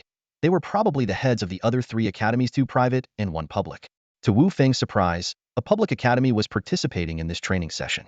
In his experience, public academies were typically underfunded, and their involvement in this event challenged his assumptions. In reality, Wu Feng had misunderstood. Not only had the public academy not paid to participate, but they had also profited from the arrangement, as the plane in question was originally discovered by them.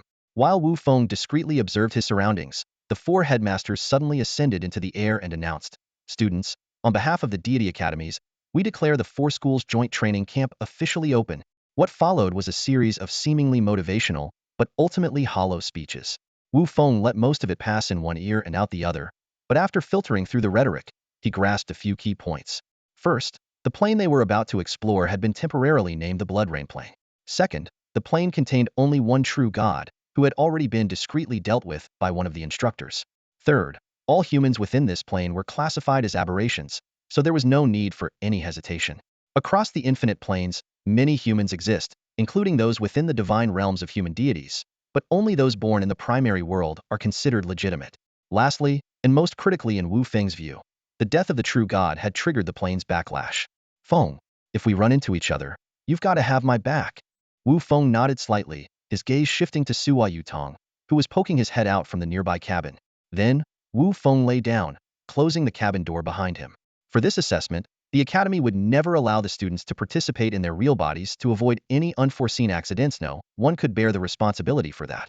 As such, everyone could only use avatars, and the academy even encouraged competition and clashes among the students, including deadly confrontations.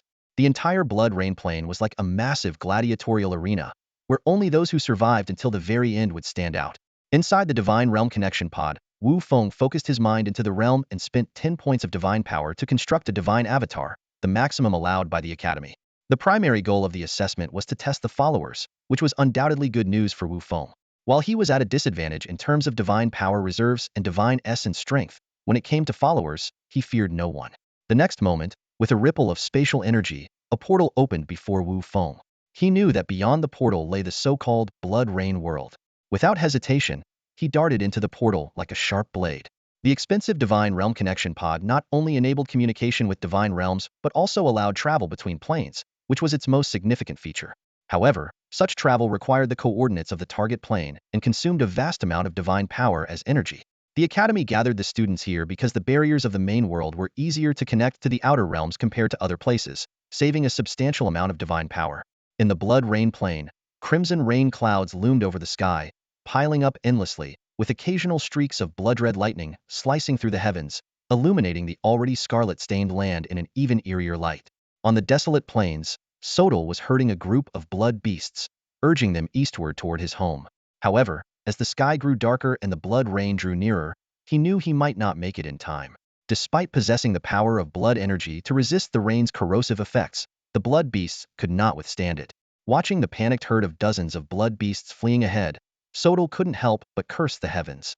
He knew all too well that if not for the sudden seasonal shift a month ago, which caused the vegetation near his home to wither, he wouldn't have driven the blood beasts so far in search of food.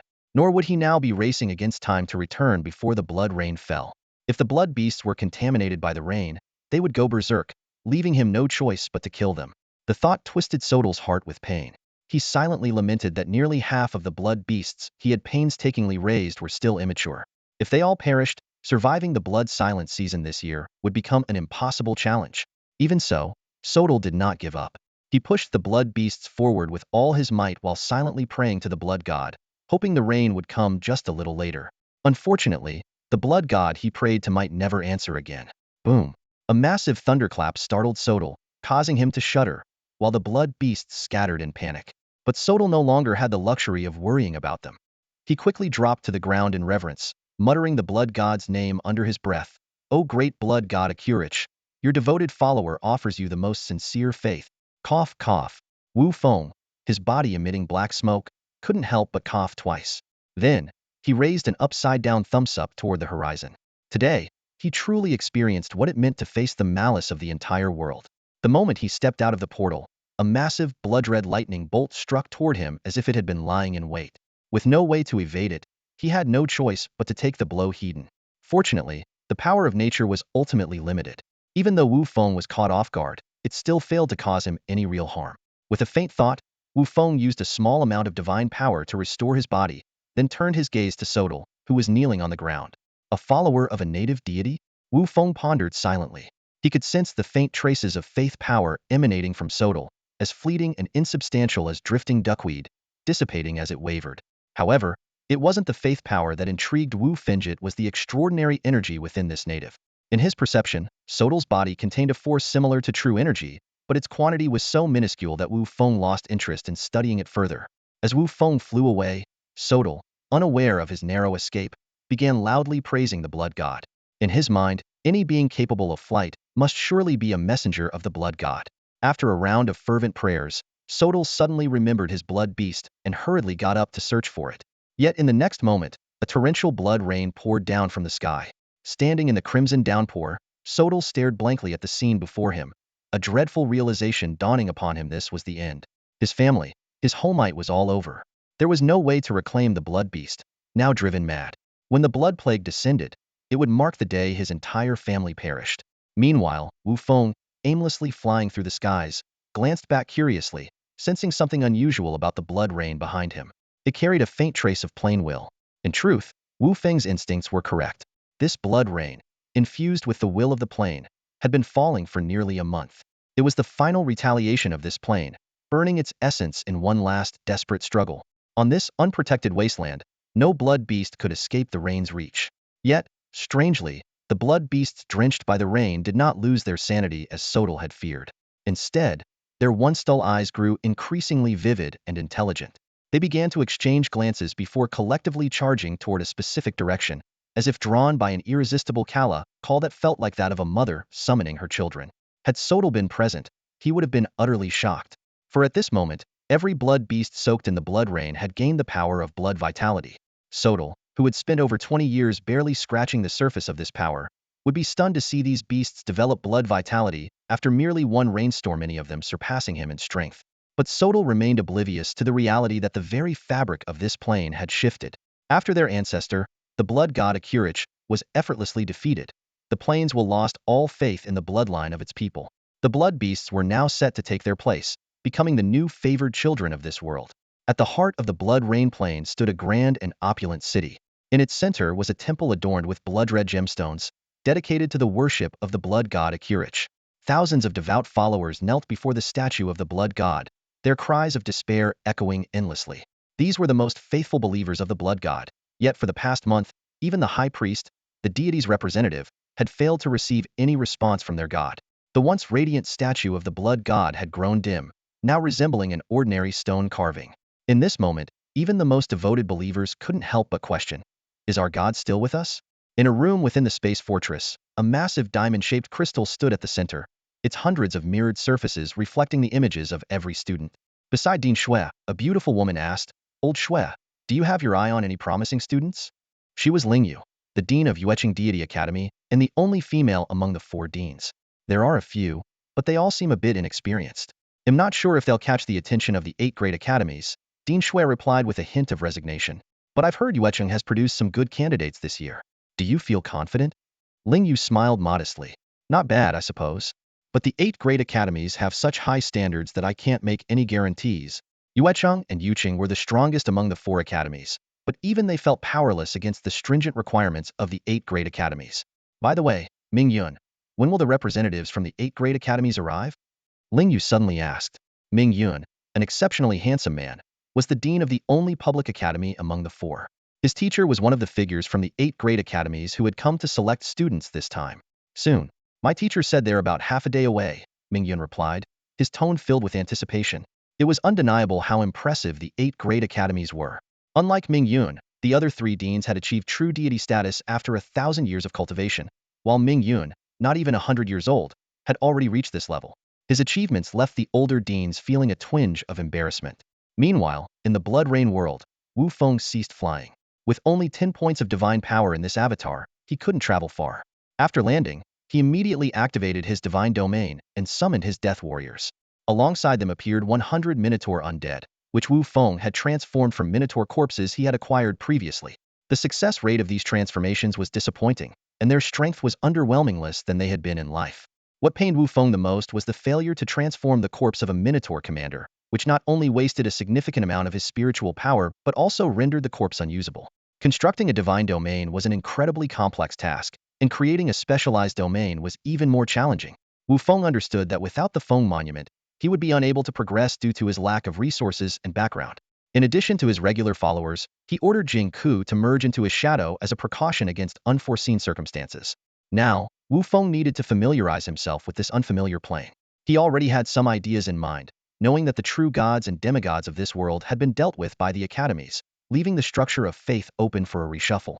While his followers were formidable, they were insignificant compared to the entire plane. Thus, Wu Feng decided to develop his own faith within this world, relying on the local inhabitants to fight for him. He was certain he wasn't the only one with this plan, so he had to act quickly. The Blood Rain plane was like a giant cake. Whoever carved out the largest portion first would gain the upper hand and secure an early advantage. This meant that even students with weaker abilities had a chance to succeed. Wu Feng needed to locate a settlement or city of the locals as soon as possible. The bigger, the better. This training session only lasts for a month. Even though the Blood Rain plane has a time ratio of nearly 10 to 1 compared to the main world, it still only equates to around 300 days. With time being of the essence, Wu Feng quickly discovered a native village marked by thin plumes of smoke rising into the sky. He immediately dispatched 200 2-star Deathsworn to the location. These followers, empowered by the Nether contract, had grown at an astonishing rate. The surviving 100 1-star Deathsworn had all advanced to 2-star status. Judging by the size of the village, this force was more than sufficient. Upon receiving the order, the Deathsworn charged toward the village like arrows loosed from a bow. Meanwhile, Wu Feng followed at a steady pace with the remaining followers. His unhurried approach wasn't deliberate. Without using divine power, this avatar of his was no different from an ordinary human. He needed to conserve his limited divine energy for spreading his faith and for self-defense when necessary. After all, demonstrating divine power was essential for converting the natives. By the time Wu Feng arrived, the village had already been cleared. Bloodstains on the ground silently testified to the fierce battle that had just taken place. All the natives had been herded into an open area. Wu Feng felt no guilt over the casualties during the Age of Deities. The rule was simple. When planes encountered one another, they either submitted or were destroyed. Unfortunately for the Blood Rain plane, its weakness had sealed its fate as one to be plundered. Under the protection of a Minotaur Wraithguard, Wu Feng approached the terrified natives. Seeing their trembling gazes, he couldn't help but wonder. If the main world were ever to face a formidable enemy, would its people react the same way? Perhaps this was the destiny of living in the Age of Deities. It also gave him a faint understanding of why the Academy had chosen this place for the trial. One of his follower guards seemed to grasp his intentions and promptly brought forth a strikingly beautiful woman to stand before Wu Feng. However, Wu Feng harbored no base desires for the natives. Instead, he sensed the surging vitality within her. Based on the transcendent system, her strength was equivalent to the early stage of mid-ear transcendence, roughly comparable to a 4-star follower. This puzzled Wu Feng given her abilities. While she couldn't defeat 200 Deathsworn, she likely could have escaped if the elite Deathsworn hadn't intervened. Why, then, had she chosen to stay? This was a native woman dressed in an extraordinary manner. Among the other natives clad in coarse fabrics, her slightly tanned yet exquisitely delicate face, paired with a luxurious blood-red robe, made her stand out remarkably. When she was brought before Wu Feng alone, the previously terrified natives suddenly erupted into chaos. The battle-hardened soldiers reacted swiftly, executing a few of the leading troublemakers on the spot, thus averting a larger massacre. This was not Wu Feng's intention, as these people were potential followers of faith. They care about you, don't they? Wu Feng asked in a slightly clumsy tone, speaking the language of the Blood Rain plane. It was a language he was forced to cram before entering the plane, as required by the Academy. Seeing that he could communicate, the woman became visibly emotional. My lord, please don't blame them. They are just ordinary people. I am the priestess of this settlement, Alice. Whatever you require, I will do my best to fulfill it, she said, sneaking fearful glances at the undead Minotaur standing nearby. These creatures, with the head of a bull and the body of a man, clearly exceeded her comprehension. A priestess? Who is it that you worship? My lord, in this world, there is only one deity, the blood god Akurich, Alice answered respectfully. Wu Feng shook his head inwardly. Clearly, these small-time priests in remote areas were still unaware of the blood god's demise. He decided to prove it himself. After all, to establish a new faith, he would first need to dismantle the foundation of the old one. At his signal, one of the undead minotaurs carried a three-meter statue of the blood god out of the settlement and threw it heavily in front of the natives. This act nearly provoked an uproar from everyone present, including Alice. However, the earlier bloody lesson kept them from acting recklessly. My lord, this is blasphemy against the blood god. The blood god will surely bring divine punishment, Alice said sorrowfully, staring at the fallen statue. Miss Alice, in fact, we are in the same profession. I am also a priest, but I serve the Netherlord. Let me tell you again, your blood god is already dead. Before he finished speaking, Wu Feng summoned his divine power, calling forth a blood-red lightning bolt that shattered the statue into pieces.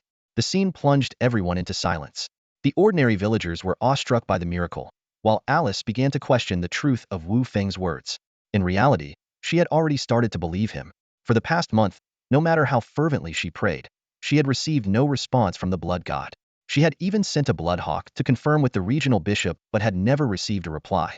Now, witnessing the destruction of the statue only solidified the truth. If the blood god were still present, no force could have damaged the statue in the slightest. Noticing Alice's wavering faith, Wu Feng decided to take it a step further. With a wave of his hand, he healed all the injured natives and then declared, "The blood god is dead. The Netherlord shall rise. This is a gift from the Netherlords. How your gratitude." Driven by the herd mentality, all the natives knelt and bowed. Although Wu Feng had not yet felt the power of faith emerging, he knew that if he continued, someone would eventually convert to the Netherlord. However, to achieve this, he needed a Bridgia connection. His gaze fell on Alice, still kneeling on the ground. At this moment, Alice was stunned by the miraculous events, but as a devout follower of the blood god, she could not accept a new faith so quickly. Yet this did not concern Wu Feng. What he needed was her position as a priestess. After an entire day of preaching, Wu Feng finally convinced the natives to fully embrace the doctrine of, the blood god has fallen, and the netherworld shall rise. This achievement was largely thanks to the unwavering support of Alice. As someone who had served as a priestess in the settlement for many years, her influence far surpassed Wu Feng's. Though Alice appeared cooperative on the surface, Wu Feng was well aware that she had not yet completely submitted in her heart. However, he was in no rush. By consistently demonstrating divine miracles, both Alice and the villagers would inevitably be fully convinced. This strategy of combining grace with authority proved highly effective. Through his conversations with Alice, Wu Feng learned that the scale of the blood god cult was astonishing, boasting over 100,000 priests and millions of blood knights. He had just tested Alice's abilities and discovered that, while she possessed the strength of a 4-star retainer, her skills were limited to 2 basic blood-based abilities, the blood spear and blood ignition. No wonder she hadn't dared to attempt an escape earlier. She was, after all, a supernatural being with a singular focus on sorcery. While Wu Feng's progress in establishing the foundations of a new religion in this world was rapid, it was not particularly outstanding compared to the hundreds of other trainees. Meanwhile, near the enormous diamond-shaped crystal in the primary world, a few unfamiliar faces had joined the 4 deans. Representatives from all 8 major academies had now gathered. Xiao Shui, long time no see, an elderly man greeted with a warm smile. Before Dean Shui could return the courtesy, Ming Yun stepped forward quickly, bowing respectfully as he said, "Teacher." In this world, the bond between teacher and disciple took 2 forms: the ordinary student-teacher relationship and the far deeper master-disciple connection, which was akin to familial ties. Ming Yun was this elder's personal disciple. Ming Yun, not bad at all. In just 3 years, you've advanced to mid-level divine power. It seems that handling worldly affairs hasn't hindered your cultivation. I was planning to request the academy to let you return as an assistant instructor, but it looks like that's unnecessary now, the elder said with satisfaction. Lei Lao, let's set aside the pleasantries for now. How about introducing the others? Someone reminded him. This elder, Lei Fu, was a senior to everyone present. Though he had only reached the peak of the true god realm and had yet to break through, his prestige was unparalleled. This was not only due to the immense strength he had accumulated over tens of thousands of years, but also because of the vast network he had built during his millennia-long tenure at Haoyuan Academy. Lei Fu had personally trained nearly 100 disciples, if not more, with Ming Yun, the youngest, already at mid-level divine power. One could only imagine the strength of his other disciples. With a hearty laugh, Lei Fu began introducing the individuals behind him. As Dean Shui listened, he was secretly astonished. realizing that the major academies were taking this matter very seriously. Among the 9 visiting academies, in addition to Lei Fu's Haoyuan Academy, there were also Xinghai Academy and Zhongluo Academy, both part of the prestigious 8 major academies. Ding Shui was familiar with Xinghai, as a student had gained admission there 2 years ago. Zhongluo Academy, which specialized in enrolling students from unique divine domains, had not admitted anyone from Yuqing Divine Academy in quite some time. The other 6 academies, though not part of the 8 major academies, were still ranked among the top 100 institutions in the primary world. It was at this moment that Ding Shui fully understood. Upon learning that the 8 major academies were launching a divine pre-preparation program, these other academies had quickly followed suit. To him, this was a good thing after all. Compared to the 8 major academies, his students would have a much better chance of being admitted to these other institutions. There's no denying that the competition among the top academies has reached a fever pitch. With the new cohort of senior high students just beginning their journey, the 8 divine academies have already jumped into action, vying fiercely to recruit the most outstanding talents.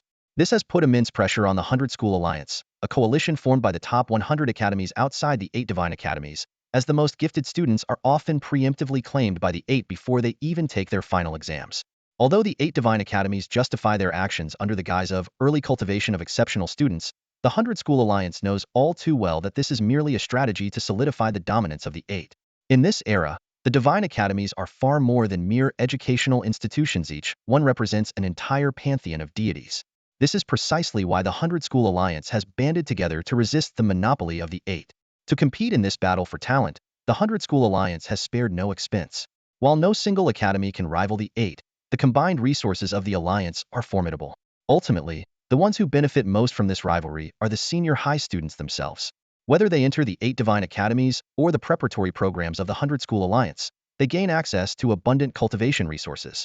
Unbeknownst to the students of the Blood Rain Plane, their every move is being closely monitored by various factions, and their performance in this training camp could very well determine their future paths. For those from smaller or less influential families, this is a rare and invaluable opportunity. Ming Yun, leveraging his connection with Elder Lei and risking a breach of protocol, revealed the importance of the training camp to all the civilian students.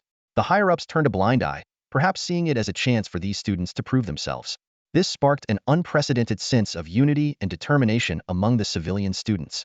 Remarkably, the most successful group in the Blood Rain world so far is a small team of 5 civilian students who have already taken control of a small city with a population of tens of thousands. At this rate, the final outcome is truly unpredictable. Meanwhile, Wu Feng, having unified a nomadic tribe of nearly 1,000 people, is now leading them toward Bloodspring City, 100 miles away. This target was chosen based on intelligence provided by Alice. Despite being the largest city in the vicinity, it also presents the greatest challenge. The city houses a temple, numerous priests, and a regimented army of Blood Knights, devout followers of the Blood God who will not submit easily. However, Wu Feng's efforts have not been in vain. Nearly half of his 1,000 followers have begun generating faith energy, becoming minor believers in his role as the Nether Lord. While the divine power he currently gains is negligible, the steady growth of his followers could be a decisive advantage in the competition. This is why every participant is striving to expand their base of believers. While the combat strength of the natives is important, it is the accumulation of faith energy that ultimately holds the key to victory. The journey of less than 100 miles took Wu Feng 2 full days due to the burden of over 1,000 ordinary natives accompanying him. As he approached the outskirts of Bloodspring City, the towering city walls loomed at the edge of his vision, prompting him to fall into deep thought. A direct assault was clearly not an option. Inside the city were numerous Blood Knights and priests guarding it. Even if he managed to capture the city, the cost would be significant. Although he held a trump card, now was not the time to reveal it. Wu Feng sensed a peculiar aura, a dense demonic energy that could not escape his keen perception. It seemed he wasn't the only one eyeing the rich prize of Bloodspring City. Though the Blood Rain world was vast, with hundreds of students trapped on its outskirts, the only path forward was to move toward the center, making encounters inevitable. After some consideration, Wu Feng decided to take the initiative. At this early stage, when others had yet to accumulate strength, his formidable followers should be enough to eliminate any opponents. Resolving his course of action, Wu Feng wasted no time and prepared for reconnaissance. As Wu Feng's shadow quivered slightly, the figure of Jing Ke suddenly materialized, kneeling before him. The task of scouting naturally fell to Jing Ke. If Jing Ke could directly assassinate the other student, it would be ideal. Even though Jing Ke, as a demigod's avatar, couldn't freely unleash divine power, he still had a chance. Before sending him off, Wu Feng infused a trace of divine power into Jing Ke, not only to act as his eyes but also to protect Jing Ke's life if necessary. After all, resurrecting a heroic spirit was no less costly than reviving the dead. with both divine energy and time being critical factors. The further Wu Feng progressed, the more reluctant he became to sacrifice his heroic spirits needlessly. In the blood-red forest outside Bloodspring City, Jingke moved like a shadow, slipping through the dappled reflections of the trees. Suddenly, he stopped, sensing an overwhelming demonic energy not far away. It was clear this was the location of Wu Feng's rival. Beneath the towering form of a five-meter black-scaled beast, Liang Jun gazed at Bloodspring City with a hopeful expression. He knew that capturing this city would lay a solid foundation for future battles. However, the lingering thought of the necromantic energy he had detected earlier left him uneasy. Clearly, there were no undead in the Bloodrain world, meaning the source had to be another student like himself. Despite his apprehension, Liang Jun was brimming with confidence.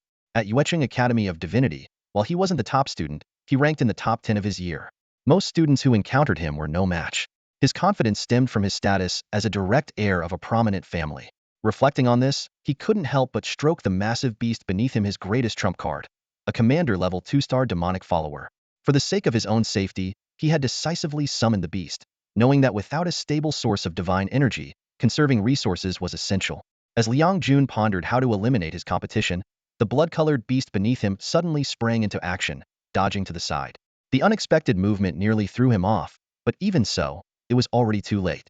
The moment the blood-red beast noticed Jingke, the peerless assassin had already made his move. Jingke always adhered to the principle of a swift, lethal strike. His shadow pierce technique, combined with the critical damage multiplier of his passive blade skill, rendered this attack devastatingly fatal. The black dagger silently plunged into Liang Jun's chest. His eyes widened in disbelief as he looked down at the mortal wound. His body gradually dissolved into specks of light and vanished. He still had thousands of followers, reserves of divine power, and unused trump cards, but none of it mattered anymore. With Liang Jun's disappearance, his followers were automatically sent back to the divine realm by the Academy's protective mechanisms. This scene was fully witnessed by Wu Feng. He stood motionless, unable to regain his composure for a long time. Watching Jingke return, he shook his head and smiled wryly. He had intended to test the waters, but the result was unexpectedly a one-hit kill. His opponent hadn't even deployed the most basic divine power shield in oversight of the utmost carelessness. This unexpected revelation served as a wake-up call for Wu Feng. He immediately increased his divine power shield from 3 layers to 5, allocating half of his divine power to defense. While most students maintained a basic divine power shield, few were as cautious as Wu Feng. Under the rhombus-shaped crystal, the prominent figures of the various academies watched the scene unfold and shook their heads. Although Liang Jun had shown promising potential and attracted the interest of teachers from high-ranking academies, excluding the top-tier institutions of Haoyuan, Xinghai, and Chonglu, his overconfidence was a fatal flaw in the era of deities. On the battlefields of the outer realms, such arrogance was tantamount to aiding the enemy. However, Liang Jun's failure drew their attention to Wu Feng, who exhibited considerable strength and promise. With one rival eliminated, Wu Feng could now focus on tackling the challenges of Bloodspring City. He understood clearly that a direct assault on a fortified stronghold with defensive walls was the least desirable option. Instead, infiltrating from within was the smarter choice. Although the Academy restricted most divine realm functions, summoning and dismissing followers remained permissible. Wu Feng promptly recalled the majority of his followers back to the divine realm, leaving only 10 elite soldiers to guard Alice. This arrangement was less about protection and more about preventing the seemingly submissive but scheming woman from making a getaway. In truth, Wu Feng's concerns were somewhat unnecessary. As a priestess with a deep sense of responsibility, Alice would never abandon the more than 1,000 natives under her care. It was precisely this rare sense of duty that earned her the profound respect of these people. In the world of blood rain, commoners were regarded as insignificant, and priests like Alice, who genuinely cared about them, were an extraordinary rarity. After explaining the precautions, Wu Feng immediately activated his divine power, causing his figure to vanish into thin air. Over the past few days, his remaining 10 points of divine power had been almost completely depleted. 5 points were used to maintain the protective shield, 1 point was allocated to Jingke, and the rest had been consumed in performing miracles. He urgently needed to find a stable source of faith energy. Otherwise, his progress would be severely restricted. Even with his dwindling divine power, his ability to turn invisible was sufficient to evade the detection of ordinary native superhumans. Wu Feng easily slipped past the city gate and entered Bloodspring City. The scale of the city far exceeded his expectations, which meant a larger pool of potential followers and further solidified his resolve to take control of it. However, the larger the city, the stronger the influence of the temple would undoubtedly be. Even the Blood Knights guarding the gate exhibited remarkable vitality and strength. But these melee warriors were not Wu Feng's primary concern. What truly worried him were the priests, especially the temple Bishop Alice had mentioned. Every city with a temple housed elders of the blood god cult, whose powers far surpassed those of ordinary priests and likely reached the level of high-tier superhumans. Faced with such formidable opponents, Wu Feng had to tread carefully. None of his followers could rival a high-tier superhuman after all. Even the weakest high-tier superhuman was comparable to a 7-star follower. Although Jing Ke might have a chance at an assassination, the success rate was too low. Instead of taking such a risk, it would be more reliable to use divine power to obliterate the target directly. Alternatively, he could overwhelm the opponent with a large number of followers, but the cost would outweigh the benefits. As for other priests, recruiting them would be ideal, but if that failed, they would have to be eliminated. In contrast, the likelihood of recruiting blood knights was much higher. Most of these knights had strength levels ranging from 1 star to 3 star, with only a few captains and commanders being notably stronger. Wu Feng's 2-star vanguard dead soldiers were more than capable of handling them. They could even surround and kill 4-star followers. Not to mention the elite vanguard dead soldiers and Jing Ke, who could take on 6-star followers, as demonstrated when they defeated the Minotaur commander. After careful consideration, Wu Feng decided against the idea of recruiting the temple bishop. Their unwavering faith in the blood god was too deeply ingrained, making it neither worthwhile nor feasible to convert them. As long as the bishop the greatest threat could be dealt with, Bloodspring City would be within his grasp. Wu Feng entered Bloodspring City and quickly identified his target. Amidst the district filled with dilapidated houses, a cluster of luxurious buildings stood out prominently. This was where the temple was located. Standing before the temple's entrance, Wu Feng felt a powerful surge of divine energy, which filled him with excitement. He realized that as a regional temple, this place was responsible for collecting divine power. No wonder he hadn't sensed any divine energy from the idols back at the settlement. It had all been concentrated here. For someone like him, whose divine power was running dangerously low, this energy was exactly what he needed to solve his immediate crisis. With unwavering determination, Wu Feng strode deeper into the temple. Finding the temple elder wasn't difficult. The elder's overwhelming blood energy stood out starkly, almost as if guiding Wu Feng directly to him.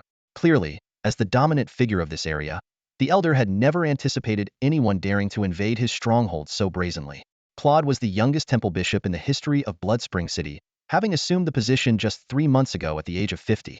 At the time, he was full of ambition, determined to bring prosperity to the city. However, 1 month prior, a torrential blood rain fell, and the heavens seemed to mourn. The great blood god and many of his divine envoys had suddenly gone silent. As a high-ranking member of the blood god's clergy, Claude could sense a terrifying truth more acutely than the ordinary priests. There was a high likelihood that the blood god Akurich had perished. Now, Claude was kneeling before the idol in the temple's main hall. For the past month, he had prayed here every day, hoping for even the faintest response. Yet, all his efforts were in vain. Wu Feng silently observed the devout bishop and couldn't help but sigh inwardly. Another fanatic.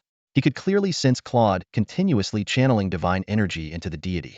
Because Claude had reached the level of a zealot, someone willing to sacrifice his life for his faith, the possibility of converting him was non-existent. A true believer might still have some room for persuasion, but a zealot? Then hell have to die, Wu Feng murmured to himself, his eyes narrowing slightly as lethal divine power gathered at his fingertips.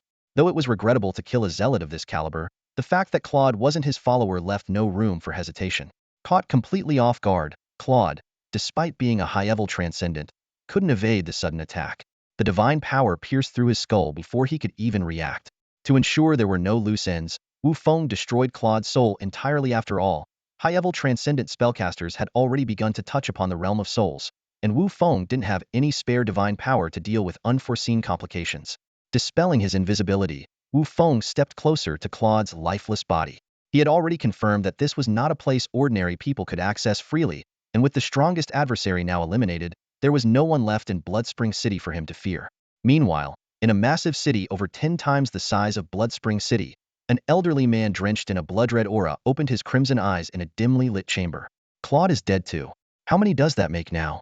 His voice was filled with anger and confusion, but above all else, there was a sense of helpless resignation. Looking at Claude, whose lifeless eyes remained fixed on the statue even in death, Wu Feng let out a sigh. He chose not to throw Claude's body into the divine realm. For one, the Academy had restricted most of the divine realm's functions. Secondly, he had already destroyed Claude's soul, cutting off any possibility of him turning into an undead. Since that was the case, it was better to let him rest eternally in his homeland. Scenes like this had already played out countless times across various cities. Before the devout could grow strong enough to single-handedly take on high-level transcendence, Covert assassinations like this became their go-to strategy. Stepping around Claude's corpse, Wu Feng approached the statue. The statue in Bloodspring City was constructed with incredible grandeur, far surpassing the crude statues in smaller settlements. However, in Wu Feng's eyes, it was nothing more than a vessel for storing faith energy. With this thought, Wu Feng remembered he had yet to create his own statue. While the Feng tablet in his possession could partially substitute for the statue's functions, the need to spread his teachings in this dimension made preparing a proper statue inevitable. Compared to other students, he was indeed a bit inexperienced in proselytizing, but practice would make perfect in time. Turning toward the blood god statue, Wu Feng began siphoning its faith energy. Since it was the energy of another deity, the conversion process inevitably resulted in significant losses. Out of the 300,000 stored faith energy, only 6 usable divine power points were extracted, but that was enough to address his immediate needs. Next came the moment to take over Bloodspring City. As the divine realm unfolded, 500 elite death warriors and 100 minotaur undead poured out in formation. The defending blood knights and priests were caught completely off guard by an attack launched directly from their stronghold. Many were scattered before they could even react. Following Wu Feng's orders, the death warriors focused on incapacitating their enemies rather than killing them. However, when facing troublesome mid-level transcendents, they were forced to strike lethal blows. Jing Ku specifically targeted and eliminated the most dangerous spellcasters who posed the greatest threat to the warriors. One priest, who had reached the peak of mid-level transcendence, inflicted significant losses on the death warriors. Yet even this powerful adversary, who was on the verge of breaking into the high-level realm, could not escape death under the combined assault of Jing Ku's shadow strike and blade techniques. The entire battle was over in less than half an hour. Since the temple served as the base for the blood knights and priests, it saved Wu Feng considerable time in searching for them. Outside the city, Alice listened to the rising screams and sounds of slaughter echoing from within. Her heart was suspended in turmoil. She was torn between worry for Wu Feng's safety and deep concern for the fate of Bloodspring City, leaving her emotions increasingly conflicted. War is, in the end, merciless. During the siege of Bloodspring City, despite Wu Feng's strict orders forbidding his followers from indiscriminate killing, civilian casualties were still unavoidable. Many residents with blood energy powers ignored all warnings and insisted on aiding the Blood Knights in resisting the assault dead. Faced with these civilians charging at them, the emotionless assault dead followed the simplest battle logic: anyone who dared to raise a blade was an enemy. These ordinary residents were far too weak, often unable to withstand even a single strike before falling. Fortunately, the battle ended quickly. Standing in the central square of Bloodspring City, Wu Feng surveyed the surroundings. Blood Knights lay captured in disarray across the streets, while trembling civilians hid inside the houses. The outcome of this battle left him quite satisfied. Although he had lost over a dozen one-star assault dead, several soldiers had broken through to the 2-star level during the fight, effectively strengthening the army's overall power. After tallying the results, it was revealed that Bloodspring City originally had about 800 Blood Knights and fewer than 50 priests. In this battle, over 200 Blood Knights perished, and the priests were almost entirely annihilated, with only a few surrendering. Their sacrifice demonstrated their unwavering loyalty to the blood god. Under the protection of the Minotaur Wraith, Wu Feng approached the few priests who had surrendered. Though he held a degree of disdain for their cowardice, he understood their value for future missionary efforts. Compared to Alice's stubbornness, their pliable attitudes pleased him after all. Those willing to surrender during a war were typically spineless and easier to control. After resolving matters with the priests, Wu Feng led them to the 600-plus captured Blood Knights. These warriors were his primary focus. Unlike the devout priests, these individuals, chosen simply for their combat prowess, had faiths that were far more susceptible to doubt. Wu Feng decided to display another miracle, this time on an unprecedented scale. He consumed 3 points of divine power in one go, unleashing a dazzling light. Among the Blood Knights were many gravely injured, some missing limbs, others with gaping wounds, or even disemboweled. Yet under the effect of the divine power, all their injuries healed instantly, and severed limbs regenerated. This spectacle provoked starkly different reactions among the Blood Knights and the surrendering priests. The Blood Knights, while awestruck by the miraculous scene, still harbored doubts about the claim that the blood god is dead and the nether god reigns. The priests, on the other hand, immediately fell to their knees, bowing and worshipping fervently. Wu Feng quickly understood the reason. These priests had witnessed true divine miracles before and recognized that what they had just seen was indistinguishable from the blood god's miracles. Coupled with the long-standing rumors within the blood god cult about the blood god's downfall, they found it much easier to accept a new faith. For Wu Feng, this was an unexpected boon. He now had local believers genuinely willing to assist in spreading his teachings. These priests, endlessly bowing, had already begun to place their faith in him. That evening, Wu Feng welcomed Alice and the group of relocated natives into the city. Among them, many had already become his devoted followers, serving as key figures in spreading his faith. When Alice saw her teacher, Blake, trailing behind Wu Feng like a shadow, her delicate face was filled with disbelief. Just as she was about to question him, Blake sternly interrupted, "Silence. Do not show disrespect to the emissary of the god." His reprimanding tone was exactly the same as when Alice had accidentally spilled the sacrificial offerings years ago. While Alice was still in shock, Wu Feng approached her and gently patted her shoulder. "I told you, the Lord of the Netherworld is the true god. Your blood god is dead." With that, he turned and left to organize the newly arrived followers. With Blake and others assisting him, Alice was no longer as crucial to Wu Feng. If she cooperated, all would be well. If she resisted, confinement would be her only fate after all. A priestess still devoted to the blood god could not be allowed to roam freely. Sensing the shift in Wu Feng's attitude, Alice glanced at her mentor Blake, whose meaningful look told her all she needed to know. She let out a bitter smile, realizing the situation. The next morning, Wu Feng stepped out of the most luxurious room in the temple. However, what the locals considered luxurious appeared rather crude to him.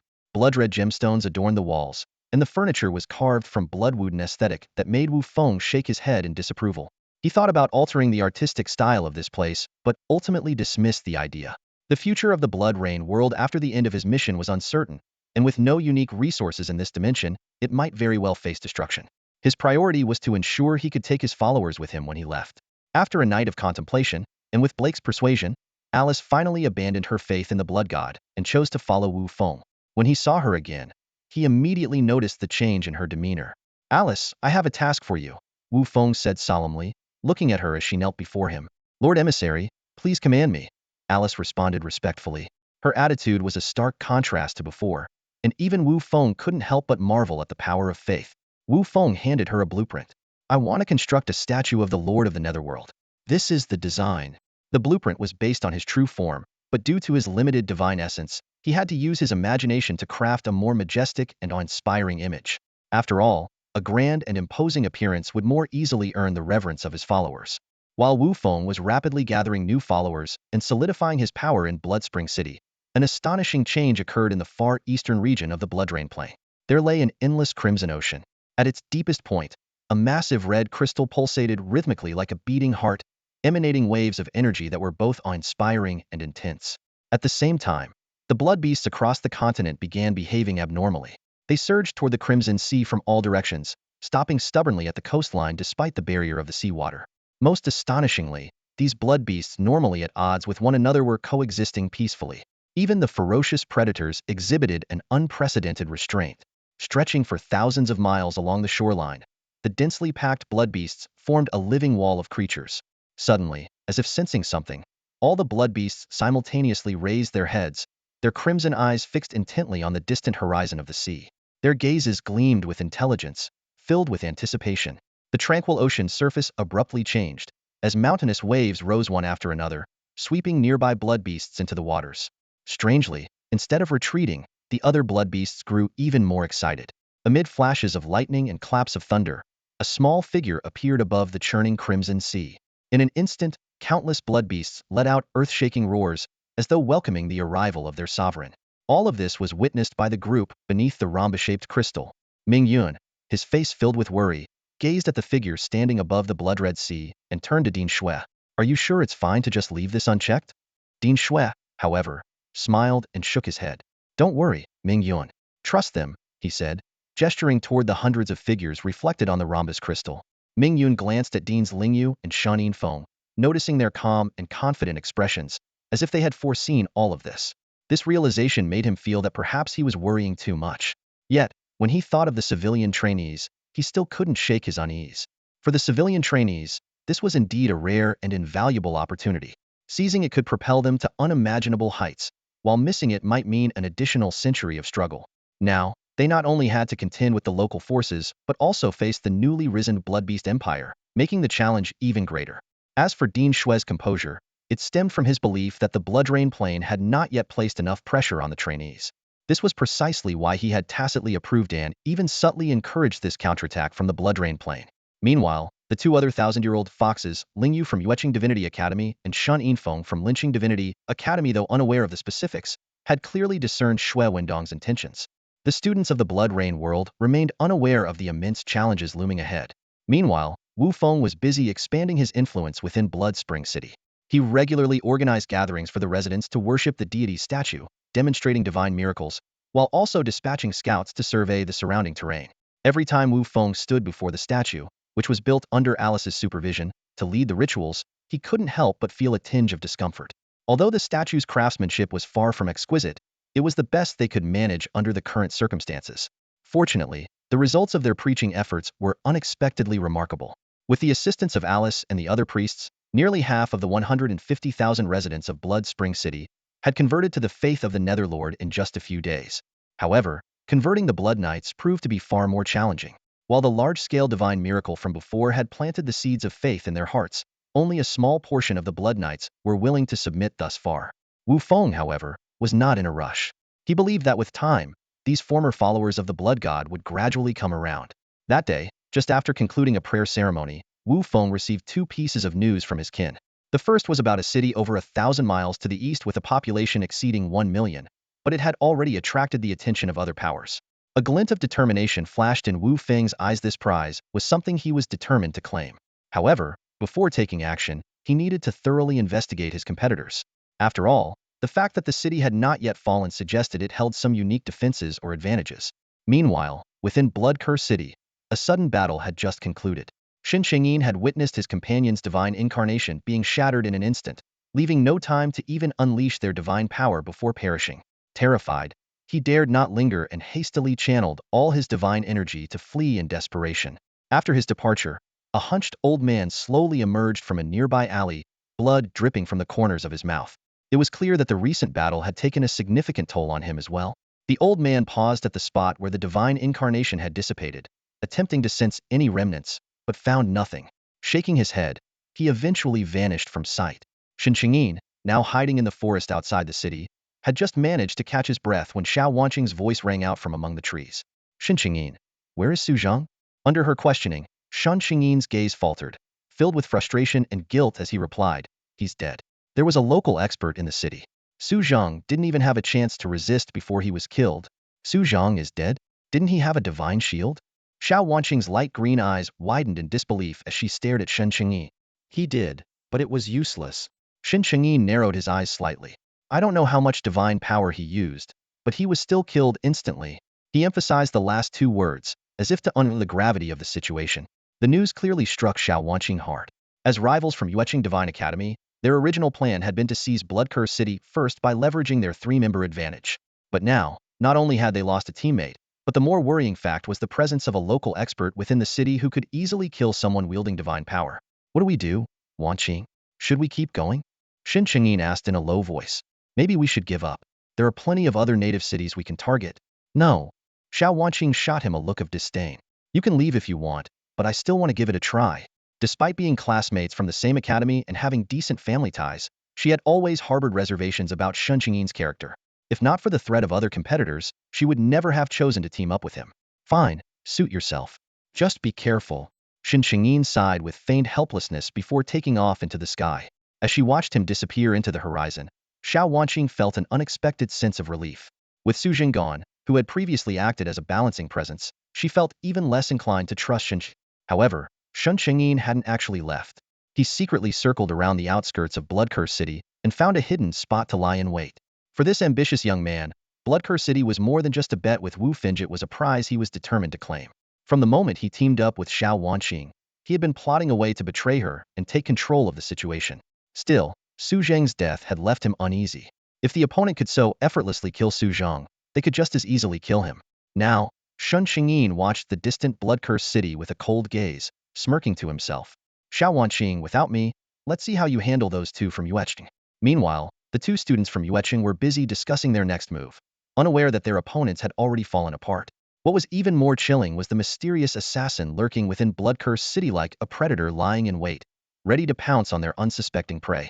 Under the cover of night, a group of sacrificial warriors infused with a trace of divine power stealthily infiltrated the Blood Curse City. The divine power they carried, a gift from Wu Feng, served both as their protection and their potential doom. Meanwhile, in Blood Spring City, Wu Feng was deeply engrossed in preaching to the natives, sharing the doctrines he had carefully fabricated. He was completely unaware of the events unfolding in Bloodcurse City, nor did he know that among the contenders targeting the city were two familiar faces. Even if he were aware, he would likely refrain from direct involvement. A pragmatic man, Wu Feng, though not as unscrupulous as Shen Qingyin, had no qualms about employing strategies akin to the mantis stalks the cicada, unaware of the oriole behind. In the dimly lit temple of Bloodcurse City, the elderly Archbishop Stretch, who had previously slain Su Zheng, knelt before the statue of the blood god. Though he had succeeded in killing Su Zheng, the divine shield had exacted a heavy toll on him. Now, he was forced to draw upon the statue's stored faith power to heal his wounds. In the past, such an act would have been considered blasphemous, but with the blood god and his divine envoys long gone, Stretch had no choice but to prioritize the survival and dignity of the blood god cult. As one of the most powerful figures among the natives, Stretch's strength was just shy of demigod status, granting him the ability to absorb faith power. Suddenly, his eyes snapped open as he coldly muttered, "Another lackey of a foreign god. How dare they?" Before his words fully echoed, he vanished from the temple.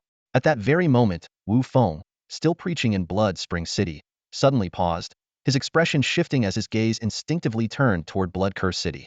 He had sensed the abrupt annihilation of the sacrificial warriors imbued with divine power so swift that even the cause of their deaths escaped his detection.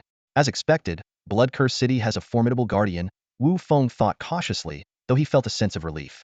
A strong defender in the city would make it equally challenging for other contenders to succeed. To ensure he stayed informed, Wu Feng sent another sacrificial warrior imbued with divine power to Bloodcurse City, this time with orders to observe from outside the city. Unbeknownst to the four students Xiao Wanqing, Shen Qingyin, and their companion stationed near Bloodcurse City, another rival had joined the fray. Similarly, Wu Feng remained in the dark about just how many competitors were vying for control. Not long ago, two students from U City had retreated after assessing the difficulty of the task, returning with reinforcements in the form of two additional classmates. This brought the number of contenders eyeing Bloodcurse City to 7. Such a scene of predators circling their prey was not uncommon in the Blood Rain world. Increasingly, students were realizing the limitations of working alone and began seeking alliances. Among these groups, the most notable was the team from Luo City's Academy of Commoner Deities. Their numbers had grown from an initial 5 to over a dozen, allowing them to seize control of 3 major cities and several smaller ones. They had even established a new religious sect called the Illuminati to facilitate their efforts in spreading doctrine and gathering faith. By now, Wu Feng had been in this realm for almost half a month. Although he had successfully taken control of a small city, the faith power generated still fell short of meeting his consumption needs. This only deepened his desire for Bloodcurse City, a metropolis with a population of over 1 million located thousands of miles away. During this time, Bloodcurse City appeared calm on the surface, with no reports of attacks. However, Wu Feng knew all too well that for any capable trainee, such a massive indigenous city was an irresistible target. The current tranquility was merely the calm before the storm. Fortunately, in recent days, he made a breakthrough in spreading his faith, successfully recruiting over 600 Blood Knights to form his first indigenous army. While the combat strength of a single Blood Knight was not remarkable, their sheer numbers made up for it. Wu Feng had already devised a detailed plan for future expansion, but his current power was still too weak to risk early exposure. As Wu Feng eagerly awaited an opportunity to act on Bloodcurse City, the trainees from Yueqing, who had been lying in wait for days, finally launched their assault. A vast army of vassals attacked the city from both within and outside, plunging Bloodcurse City into chaos. Archbishop Streech responded immediately, instantly killing one infiltrating trainee before engaging in a fierce battle with another. The trainee initially intended to retreat but, upon seeing Streech coughing blood and appearing weakened, gritted his teeth and decided to continue the fight, creating opportunities for his teammates inside and outside the city. Outside the city, Xiao Wanqing and the elusive Shen Qingyin observed the battle closely, waiting patiently for the right moment to act. Suddenly, a divine cry for help echoed from within the city. The Yueqing trainees outside turned pale and rushed to the city to provide support. It turned out that the trainee had underestimated Streech, who, despite his injuries, had managed to hold his ground. After several failed attempts to take him down, the trainee exhausted his divine power and had no choice but to call for reinforcements. Fortunately, 2 teammates arrived just in time to support him before his divine power was completely depleted. The 3 exchanged glances and immediately launched a coordinated attack on Streech. Even at the peak of the extraordinary realm, Streech struggled against the coordinated assault of 3 trainees. After all, he was still in the extraordinary stage and had not yet reached the demigod level.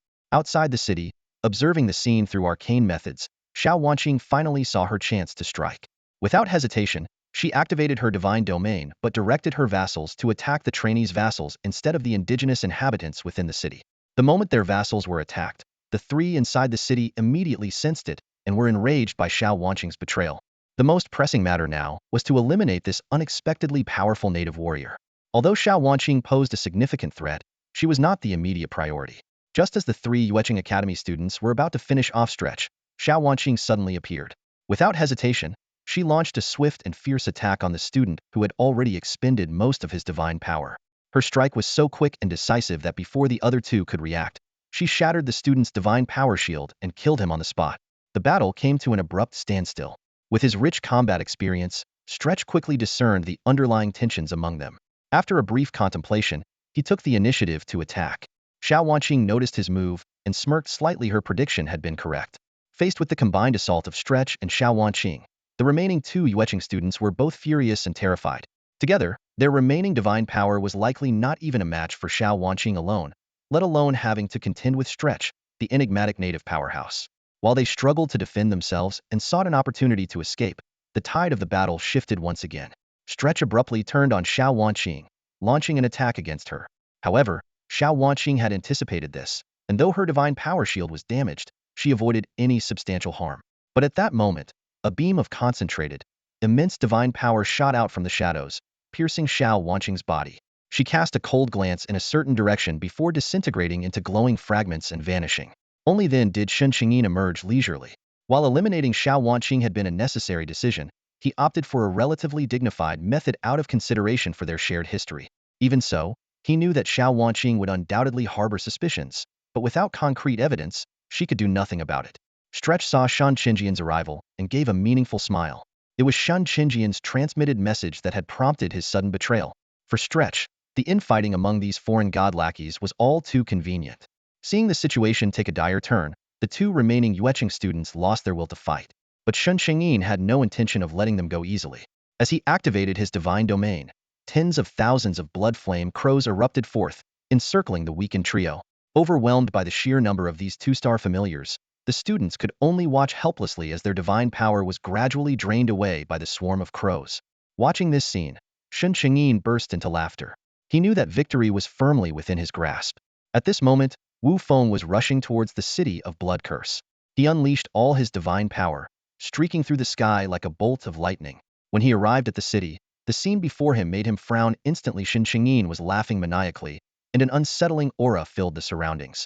Without giving it much thought, Wu Feng immediately launched an attack.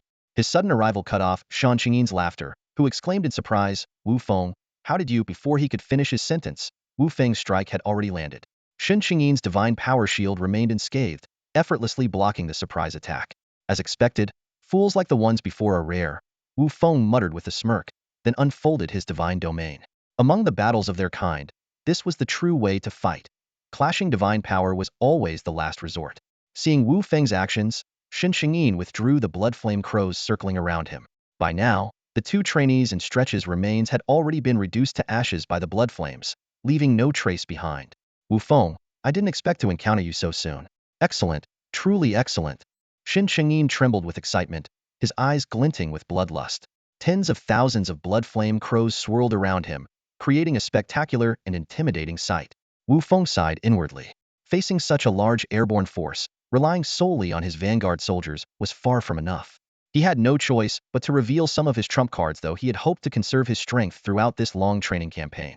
As the familiar vanguard soldiers appeared, a group of massive creatures never seen before emerged alongside them. These beings, known as corpse dragonflies, were several times larger than the blood flame crows. They were a 2-star kin capable of evolving to 5 stars, possessing dragon bone physiques and venomous spray abilities. Most importantly, they had the awakened skill, Soul of the Venom Dragon. When 300 corpse dragonflies gathered, they could summon the soul of the Venom Dragon, with its power increasing based on their numbers. This undead race, born from the remains of venom dragons, inherited all the traits of the venom dragons except their bloodline. Through the nether contract steal, they gained an astonishing growth rate boost, even with the potential to surpass their original star level. Although the corpse dragonflies looked grotesque, they were Wu Feng's only airborne unit capable of activating an awakened skill. Unfortunately, summoning just 300 of them had already consumed 3,000 divine power points, making it impossible to reach the upper limit of 3,000 units. Fortunately, the 300 corpse dragonflies were enough to form a poison dragon soul, even if it was the most basic one. Shen Qingyin examined the massive, foul-smelling insects, and had to admit they were indeed a troublesome two-star faction. However, his gaze soon shifted to the dense swarm of blood-flame crows beside him, and he couldn't help but smirk. This was the formidable force he had meticulously created at the cost of his faction's future potential. Tens of thousands of blood-flame crows hovered in the sky, forming an intimidating black cloud. A mere 300 corpse dragonflies? How could they possibly compare? Wu Feng noticed the disdain in Shan Qingyin's eyes and chuckled inwardly. He knew exactly what Shan Qingyin was thinking, but didn't feel the need to argue just yet. Soon enough, he would show him what a real surprise looked like. Trash should stay in the trash heap and never rise above. Shan Qingyin shouted harshly. Wu Feng, let me show you what it means to be a true prodigy. Faced with such intense hostility, Wu Feng could only shake his head in exasperation. Was this all because he had consistently outperformed Shan Qingyin, always claiming the fourth spot in class rankings? If he'd known earlier, he might have even sold him 10 points of divine power to avoid all this resentment. Although Shan Qingyin exuded arrogance, he wasn't entirely irrational. He carefully observed Wu Feng's reaction but found no trace of fear or even concern in his eyes. This puzzled him briefly, but the confidence brought by the overwhelming blood flame crow swarm quickly dispelled any doubts. Then let's fight, Wu Feng. Shan Qingyin sneered.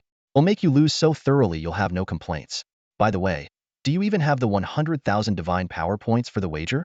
Before Wu Feng could respond, Shan Qingyin commanded the blood flame crows to surge forward like a black tidal wave. The overwhelming assault swept toward Wu Feng, yet he remained calm and unshaken. Wu Feng knew Shan Qingyin's capabilities all too well, and this sudden leap in power was clearly abnormal. Then again, breaking conventions was what Wu Feng did best, and this time would be no different. The crowd of onlookers fixed their gaze on Wu Feng and Shan Qingyin, with particular attention on Shan Qingyin's overwhelming swarm of tens of thousands of blood flame crows, which drew widespread interest. The teachers from the prestigious academies watched the scene and collectively shook their heads. Some even wore mocking smiles.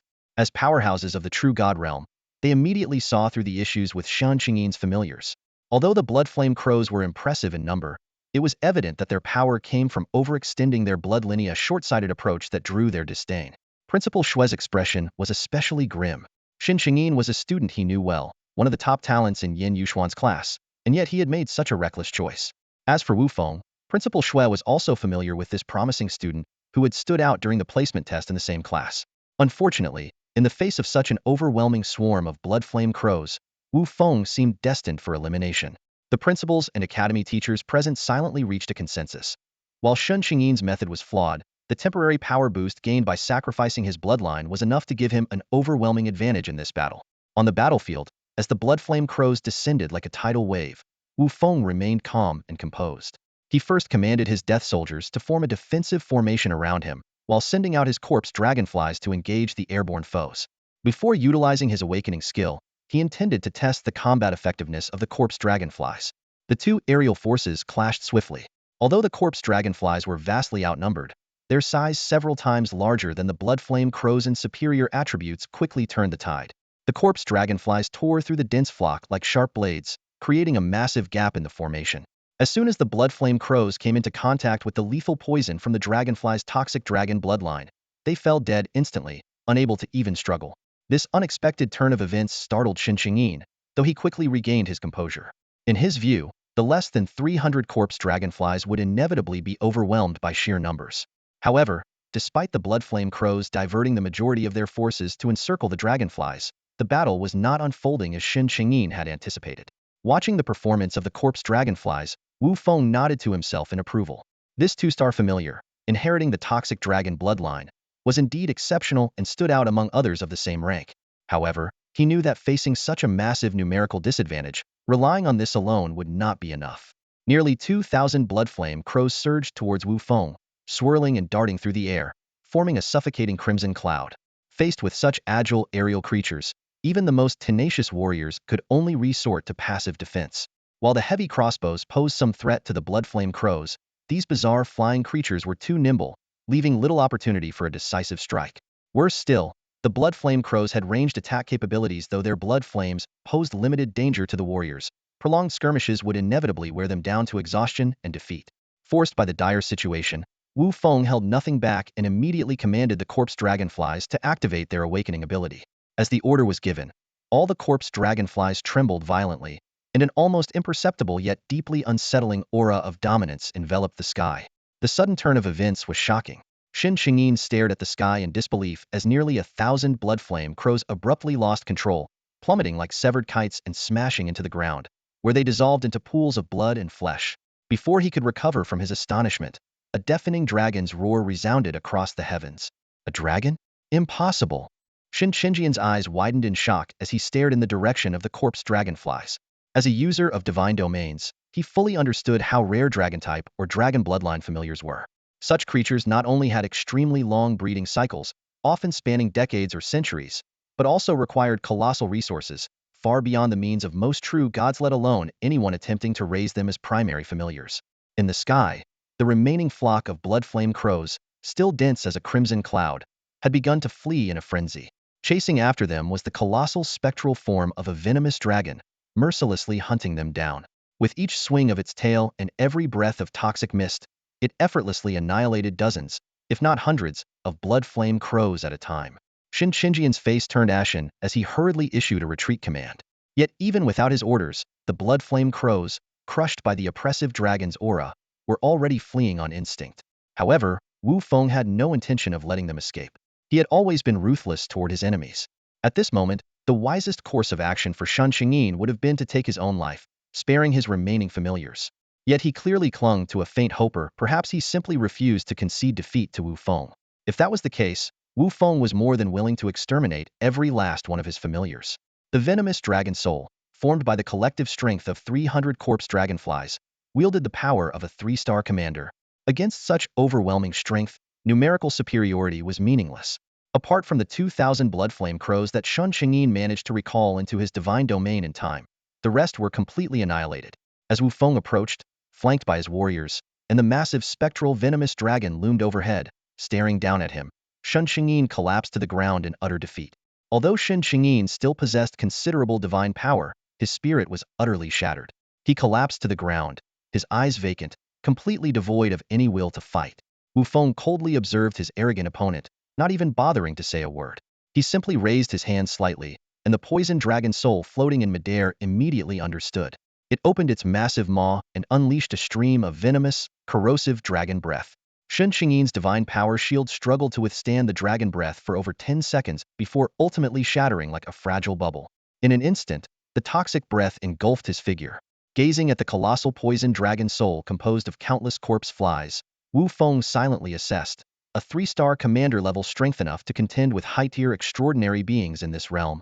He was well aware that if Shin Qingyin had not lost his fighting spirit, his remaining divine power might have allowed him to desperately destroy the poison dragon soul. In that case, Wu Feng would have had to expend a significant amount of his own divine power to stop him. However, it was clear his opponent had missed the opportunity to weaken him. Outside, under a massive diamond-shaped crystal, numerous teachers from the High Academy had gathered. All eyes were fixed firmly on Wu Feng. His strange ability to merge with his familiars, combined with the power he had displayed, left even the true gods present in shock. This familiar is rather intriguing, remarked Lei Lao, the most experienced and knowledgeable among them, as he studied the poison dragon soul within the crystal. Seeing this, Shui Yuan immediately declared with pride, "This young man is from my academy. What do you think? Not bad, right?" "Indeed, quite impressive," a male teacher from the 100 Schools Alliance chimed in, though his tone shifted as he continued, "But ultimately, it's still a low-tier familiar. Its future potential remains to be seen. How about this? Our Sunfall Academy is willing to take him in." A silvery laugh interrupted him. "Come on, we all know the game you're playing. Save it." The woman who spoke pointed boldly at Wu Feng within the crystal and declared with an air of authority, "This student belongs to Chonglu Academy. Anyone opposed?" Faced with her domineering stance, no one dared to voice dissent, except for Lei Lao and a male teacher from Xinghai Academy, who both furrowed their brows slightly. It was evident that Chonglu Academy had the credibility to back such a claim. Within the walls of Bloodcurse City, Wu Feng ascended to the battlements with the air of a victor. Under the intimidating presence of 500 elite death soldiers and the poison dragon soul, he swiftly quelled the resistance on the city walls. Personally striking down several high-ranking priests, the deaths of these stubborn figures led the remaining Blood Knights to lay down their weapons and surrender. Managing such a vast city alone was no small task, but fortunately, Alice was already on her way. For now, Wu Feng's top priority was to eliminate any remaining resistance and wait for reinforcements to arrive. In a hidden chamber within the city's divine store known only to stretch, a towering statue of the blood god loomed in the dimly lit space. Before the statue lay a thick pool of blood, its surface rippling as the statue's power of faith continuously poured into it. Once the statue's energy was fully absorbed, Stretch's form materialized within the blood pool.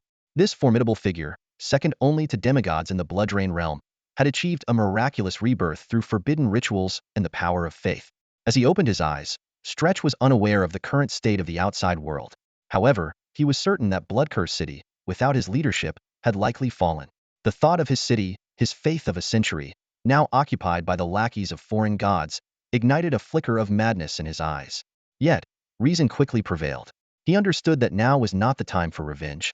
Having just been resurrected, his strength was but a fraction of its former glory. The wisest course of action was to seek aid in other cities.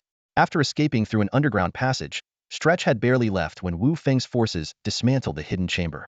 Detecting the lingering essence of blood and faith, Wu Feng's expression darkened. He dispatched Jing Ku to pursue Stretch through the tunnels, though he knew it was likely too late. For now, his primary focus was on consolidating control over Bloodcurse City. Jing Ku's pursuit ultimately failed. Leveraging his familiarity with the Blooddrain realm, Stretch evaded his pursuers and made his way toward the realm's central city, Blood God City. He was convinced that only there could he find the strength necessary to drive out the invaders. What he didn't know, however, was that Blood God City was facing its own Crisisa group of students, unlike Wu Feng's methodical approach, had rushed straight to the city upon entering the Blooddrain realm, intending to resolve the conflict in one decisive stroke. Zhu Xiong's choice was indeed unconventional. While the strategy of launching a surprise attack on Blood God City had its followers, few ever dared to put it into action. Those who did were invariably elite trainees of exceptional skill. At this moment, Blood God City was under full lockdown. Armed Blood Knights patrolled every street.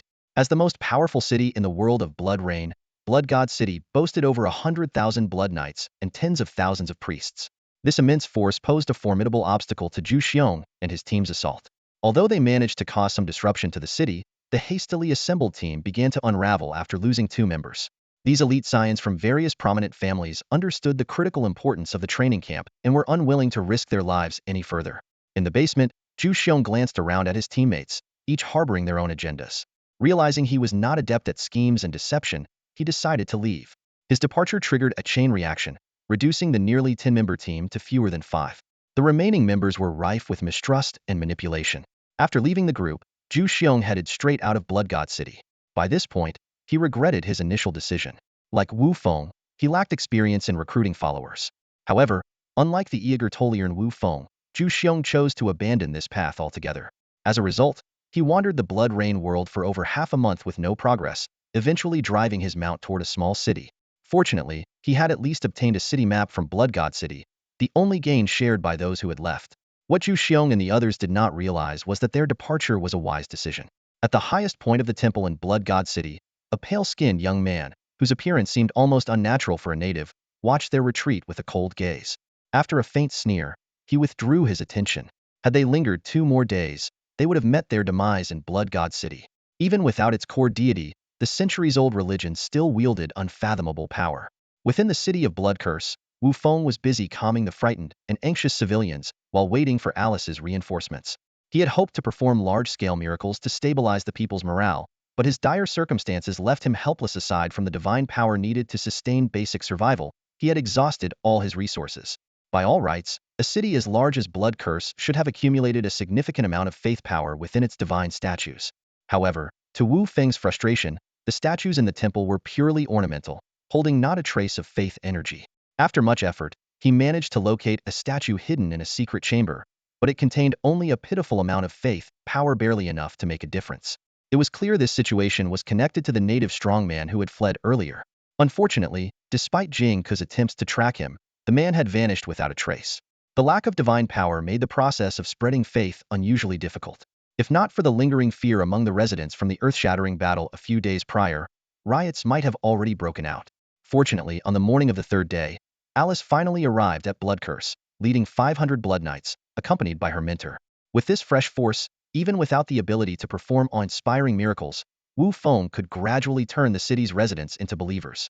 However, 500 Blood Knights were far from sufficient, and the battle-hardened warriors and poison dragonflies were unsuitable as city guards. Integrating the 1,800 captured Blood Knights into his forces became an urgent priority. To achieve this, Wu Feng selected several severely injured prisoners and performed miracles on them. These small-scale miracles consumed less divine power, and could be sustained with the faith energy from Bloodspring City. As Wu Feng repeatedly demonstrated miracles among the prisoners, though not as impactful as large-scale miracles, the Blood Knights gradually began to submit and accept the faith of the Nether Lord. By this point, Wu Feng had spent an entire month in the Blood Rain Plain, successfully subjugating one large city and one medium-sized city. Under his rule were over 1.2 million natives, 2,400 Blood Knights, and 13 priests. Among his followers, approximately 30,000 were shallow believers, while the majority were general adherents who had yet to generate faith energy. Such accomplishments were impressive for an individual trainee, but they paled in comparison to the achievements of group forces. Although the daily faith energy generated by his followers was considerable, converting into 3 points of divine power, Wu Feng remained vigilant. He was acutely aware that his current strength was still insignificant compared to the vast blood rain world. The mightiest blood god cult was beyond his reach for now, but even the Illuminati, formed by civilian trainees, was far out of his league. In addition to their advantage in numbers, the Illuminati's pride lay in their light legion. This army, uniquely cultivated from natives, rivaled or even surpassed ordinary blood knights in strength, with an overall level equivalent to 2-star followers. The sheer power of 100,000 2-star followers was already staggering, and the light legion's numbers continued to grow. If they were to expand into an army of 1 million, even the blood god city would likely fall beneath their iron hooves. The rise of the Illuminati was inseparable from the contributions of every member, but the most pivotal figure was undoubtedly Gong Siyuan. Once an obscure member, he rose to the position of leader of the Illuminati and gained control over the entire Light Legion, thanks to a secret training manual for Light Knights. Over the past 2 weeks, the Illuminati's influence had expanded rapidly. With every city they occupied, Gong Siyuan would select local young and able-bodied individuals for the transformation into Light Knights. However, the process was exceedingly brutal. Out of every 10 people who underwent the transformation, only 1 would typically survive. The rest would either die on the spot or become debilitated due to the exhaustion of their life force.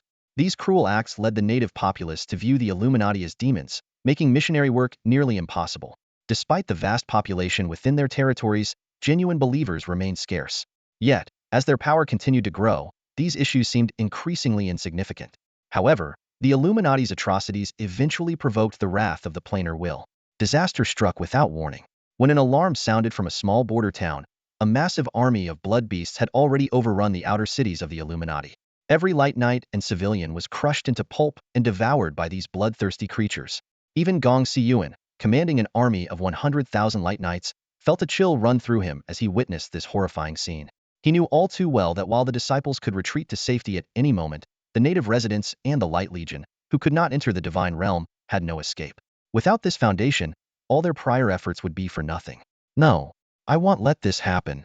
Gong Siyuan furrowed his brows tightly, his gaze fixed on the surging blood beast horde in the distance as he desperately searched for a way to turn the tide. The other disciples also instinctively looked to him, now the unshakable backbone of the Illuminati. Find them. We must locate their leader. That's our only chance. Gong Siyuan roared almost maniacally. The disciples exchanged glances before channeling their divine powers to expand their perception, searching for the commander of the blood beast army. At that moment, an inconspicuous, scrawny figure utterly out of place amidst the ferocious blood beast sauntered into their view. Gong Siyuan's eyes widened, and he shouted hysterically, "Kill him, at all costs." Despite the dozen murderous glares from the city walls, the small figure seemed entirely unfazed. Calmly, he raised the object in his hand, a blood-soaked human leg, and took a bite without hesitation. My name is Jiar, born into a world shrouded in blood and chaos. I do not know the origin of my name, but the voice that awakened me called out Jiar. From the moment I came into existence, the creatures around me showed an inexplicable fear. Even as I devoured them alive, they dared not resist. And so, I fed and grew stronger, until the day came. That day, the familiar voice spoke to me again, telling me to head west, where my destiny awaited. Without hesitation, I mounted my favorite companion, stirring up waves of blood as I advanced westward. There, I encountered strange creatures, unlike those from the blood-soaked seas I had known. Yet, in their eyes, I saw a resemblance to my own. Thus, I became their king, following the faint yet persistent call that led me to this land. Here, I found 2-legged creatures eerily similar to myself, but I felt a deep aversion toward them. However, they possessed one irresistible trait: their taste. They were the most delicious beings I had ever eaten. Gong Siyuan watched the small figure at the forefront of the blood beast army with a cold gaze. His instinct screamed that this being was incredibly dangerous, though he couldn't pinpoint why. But there was no time to dwell on it. Solemnly, he addressed the group. Attack together. Use all your divine power. Only by killing it do we stand a chance of victory. The others responded in unison. Understood. It's just a monster. We're demigods with divine power surely. The dozen of you can take it down. At the front of the blood beast army, Jar's human-like face suddenly split apart. He opened his mouth and swallowed an entire leg of one of the trainees in a single gulp. After patting his bulging stomach, he raised a hand to halt the blood beast army. Why stop now? Huh. After devouring so many two-legged creatures, this was the first time one willingly delivered itself to him. Boosted by divine power, a group of trainees quickly reached the front of the blood beast army, finally getting a clear view of Jar. The blood beast king stood less than 5 feet tall, completely unclothed, with no human-like physiological features. His ears resembled fish fins, and behind him trailed a long, scaly tail, longer than his body, slamming rhythmically against the ground. Monster! Die! One trainee couldn't hold back and attacked. Divine power surged, manifesting as a sharp blade aimed directly at Jar. Clearly, the trainee was going all out. Boom! A massive explosion echoed, but Gong Siyuan's brows furrowed. Be careful. This creature is a pseudo-god. Before the others could react, the trainee who had attacked Jar was already reduced to glowing particles, dissipating slowly in Jar's hand. A pseudo-god refers to a being with divinity but no mastery of divine power. Such entities are often found in certain native planes. The only difference between a pseudo-god and a demigod is the lack of divine power. If Jar were to learn how to condense divine power from faith, with the countless blood beasts worshipping him, he would undoubtedly become a true demigod. When Gong Siyuan realized Jar's true nature, he froze entirely. Wasn't it said that all true gods and demigods in the Blood Rain plane had been annihilated? Where did this monster come from? Gong Siyuan discovered a fact that left him both terrified and exhilarated. The creature possessed a significant amount of divinity. His hands trembled slightly as his mind began to calculate. If he could kill it. Wasn't divinity the one thing civilian students lacked the most? A false god without divine power, but full of divinity. This was nothing short of a heaven-sent opportunity. In the spectator zone outside the battlefield, Ming Yun turned to Ding Shui with a complex expression. Ding Shui, is this your plan? Ding Shui nodded in acknowledgement. A pseudo-god-level opponent is enough to ignite the students' fighting spirit. Otherwise, if they keep staying lukewarm, how could the 8 great academies take notice of them? Besides, the divinity of this pseudo-god is quite a generous reward. But, Ming Yun pointed at Gong Siyuan in the arena. Why does it have to be my academy's student who gets the short end of the stick? Silence. Elder Lei approached with a stern reprimand. Have some faith in your students. Ling Yu chimed in as well. You've been a dean for so many years, and you're still acting so impulsively? Do you truly think shortcuts will earn the favor of the higher academies? Ming Yun fell silent. As someone who had graduated from the 8 great academies, he understood better than anyone how stringent their standards were. Gong Siyuan and the others were still far from meeting them. After losing one teammate, the students finally realized the threat posed by the pseudo-god. They gathered together, watching Gayer warily as he stood bewildered by the sudden disappearance of his food. President, what do we do? Someone asked. Gong Siyuan replied resolutely, fight. He has no divine power. We'll wear him down, and the divinity will be distributed based on contribution. Those words instantly ignited the students' desires. For these civilian students, even a small amount of divinity on the market cost tens of thousands of divine power completely unaffordable. With such an opportunity before them, who wouldn't be tempted? However, things were not that simple.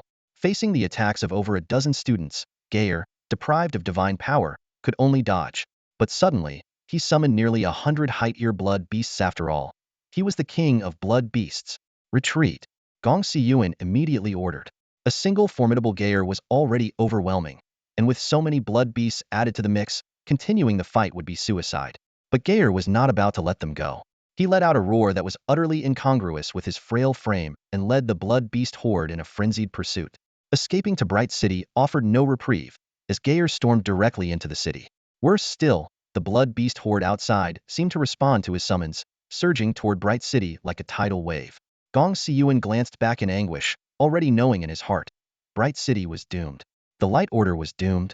The fall of the City of Light was inevitable. The 10th Ascension Light Legion crumbled under the overwhelming assault of the blood beasts, becoming food for these bloodthirsty creatures in the blink of an eye. The team led by Gong Siyuan suffered heavy losses under the relentless pursuit of Gal. Surrounded and hunted by nearly 100 height-year blood beasts, they barely managed to break through, sacrificing nearly half of their members in the process. This encounter left them with a profound understanding of Gal's terrifying power. His presence alone was fearsome, even without the help of the blood beasts. When Gal unleashed his divinity and revealed his demigod form, Even regular divine attacks proved ineffective against him. If not for a few students who stayed behind to cover their retreat, the entire team might have been annihilated. The remnants of the team eventually escaped to a remote small town. This city, with a population of less than 10,000, was one of the first strongholds they had occupied. Its secluded location had spared it from destruction. Staring at the surviving town, Gong Siyuan trembled with rage. "President, do we still have a chance?" one of the students asked dejectedly. Despite sharing their despair, Gong Siyuan forced himself to stay composed.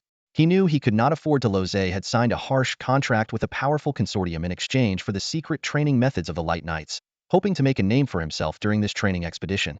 Yet now, as the Light Association seemed poised to dominate the world, it had been utterly destroyed by a native false god. "Don't give up. That monster can't possibly target only us.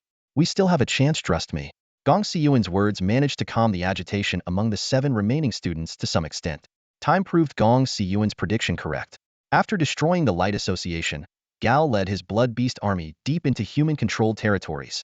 Every city along the way, including numerous strongholds occupied by students, was reduced to ruins. In just half a month, Gao had marched from the eastern Blood Sea to the heart of the continent, now only 10,000 miles away from the Blood God City. Wu Feng, by contrast, was relatively fortunate. His territories, Blood Spring City and Blood Curse City, were not on Gao's path of destruction and thus remained unscathed. However, the entire eastern part of the continent had fallen to the blood beasts, and the ripple effects of this catastrophe brought no small amount of trouble to him. Watching the 3rd student from the east turn into light particles under the poisonous breath of the soul dragon, Wu Feng sighed. He didn't need to think hard to realize that the blood rain plane must have undergone drastic changes. Yet fighting alone, he was powerless to uncover the specifics of what had transpired. For now, all he could do was focus on developing himself, adapting to any changes by remaining steadfast. In recent days, Wu Feng had accomplished a significant task, relocating the entire population of Shuechuan City to Shuezhou City. As for the now abandoned Shuechuan City, he paid it little attention. To him, population was the most valuable resource so long as there was enough food. The land itself was secondary. This large-scale migration had stirred some discontent among the natives, but the deeply rooted influence of the Yuming Divine sect helped keep the situation under control. To completely eliminate any potential threats, Wu Feng decided to unveil a trump card he had been preparing for some time. This was a critical plan he dared to execute only after gaining control over a population of 1.2 million. At the center of Shuezhou City stood a massive platform, towering high with a statue of Wu Feng erected on it. This iconic structure served as a key location for him to perform miracles and solidify the faith of his followers. On this particular day, nearly all the residents of Shuezhou City were summoned outdoors. Standing atop the platform, Wu Feng gazed down at the masses of natives kneeling like ants, fervently praying. His expression revealed both an indifference toward life and a faint trace of Compasiona, seemingly contradictory mindset that mirrored the demeanor of a true deity. As Wu Feng's will unfolded, the divine realm slowly opened. From within emerged a slender figure clad in a yellow Taoist robe, holding a 9-section staff. Although his eyes appeared dim, they glimmered with astonishing wisdom. This was none other than Zhang Jiao, the great teacher of virtue. As the second heroic spirit to join Wu Feng after Jingku, Zhang Jiao surpassed his predecessor in both power and capability. His extraordinary secret techniques and unparalleled methods of spreading faith were Wu Feng's greatest assets in the blood rain world. The moment Zhang Jiao appeared, he unleashed a fervent aura that enveloped the surrounding 2,000 meters of native believers. The sudden surge of faith energy left even Wu Feng astounded. Compared to local priests like Alice, Zhang Jiao's mastery of proselytizing was unparalleled. What was even more remarkable was Zhang Jiao's sinister technique for creating yellow turban warriors. If Guangming Knights under Gong Siyuan could be likened to dark magic, then Zhang Jiao's yellow turban warriors were akin to celestial arts. While the transformation came at a cost, it was far gentler than the Guangming Knights' 1 in 10 survival rate. Transformed natives lived as ordinary people in peacetime, only unleashing their life force to gain extraordinary power during battle. Although this was ultimately a dark art that came with a price, for the sake of victory and survival, these sacrifices were deemed worthwhile. For the natives, this was their only chance to endure and thrive in the blood rain world. Zhang Jiao was a reserved and taciturn spirit, much like Jingku in temperament. Unless Wu Feng initiated a conversation, Zhang Jiao would remain as silent as a block of wood. However, in front of the natives, he displayed an unusual fervor. Through Zhang Jiao's zealous preaching, within just a few days, 1.2 million natives, except for a small number of staunch devotees of the blood god, became casual followers of Wu Feng. Even the number of shallow believers capable of generating faith energy doubled, reaching 60,000. Consequently, the divine power Wu Feng could wield daily increased significantly. At the same time, Wu Feng made full use of the 200 yellow turban warriors he could summon each day. He was highly satisfied with their combat prowess. To better understand their potential, Wu Feng instructed Zhang Jiao to transform individuals from ordinary natives, blood knights, and priests into yellow turban warriors. The conclusion was clear. The combat strength of yellow turban warriors was derived from the vitality of the individual. The stronger the vitality, the greater the enhancement. An average young and healthy native could gain approximately 10 points in all attributes, while the elderly and weak could also activate the dark arts, though their duration was limited. To Wu Feng, every native was a valuable asset, and he certainly wouldn't squander such resources. As for the enhancements of blood knights and priests, Wu Feng could only describe them as extraordinary. Blood knights, who originally had 1 or 2-star strength, could achieve over 20 points in each attribute after activating the dark arts, nearing the level of ordinary 3-star followers. The priests, already mid-tier extraordinary beings, saw even more dramatic improvements, with most of them barely touching the threshold of high-tier power. However, the number of priests under Wu Feng's command was limited, as their deep-rooted faith in the blood god made it incredibly difficult to convert them. Unfortunately, Zhang Jiao's dark arts only worked on humanoid creatures. Wu Feng's followers were undead beings, and thus could not be transformed into yellow turban warriors. Wu Feng had tested this limitation when recruiting Zhang Jiao. Nonetheless, if given enough time, it was entirely possible to train an army of tens of thousands of yellow turban warriors before the training session concluded. But did Wu Feng have that much time? At this moment, the Blood Beast army led by Garl was steadily advancing toward Blood God City. In anticipation of Garl and his forces, Blood God City had long been preparing, and thus a decapitation plan was born. Ironically, the trainees and the Blood God cult unexpectedly formed a collaboration this time, with the trainees initiating the alliance. Leading the negotiation was Gong Siyuan. No one detested Garl more than the Church of Light. Fully aware of the threat posed by Garl and his blood beasts, Gong Siyuan had been seeking a way to eliminate him. However, the sheer number of blood beasts made a direct confrontation impossible. Even after gathering a group of fleeing civilian trainees in recent days, they still lacked the strength to face Garl Hedon. Thus, Gong Siyuan turned to external aid. At present, there were 2 potential sources of external assistance: the aristocratic trainees and the Blood God cult. Between the two, Gong Siyuan chose the Blood God cult, as it aligned with the sentiments of most civilian trainees, something he couldn't oppose. In this era, the divide between commoners and the aristocracy was an undeniable reality. However, the existence of aristocratic families and their powerful influence persisted for a reason. On the battlefield of the Outer Realms, it is always these individuals who fight on the front lines. For noble families and financial conglomerates, the primary rule for preserving their lineage is to accumulate enough military achievements. This explains the sacrifice of Wu Feng's parents and why Wu Feng, though alone, continues to be protected by his family.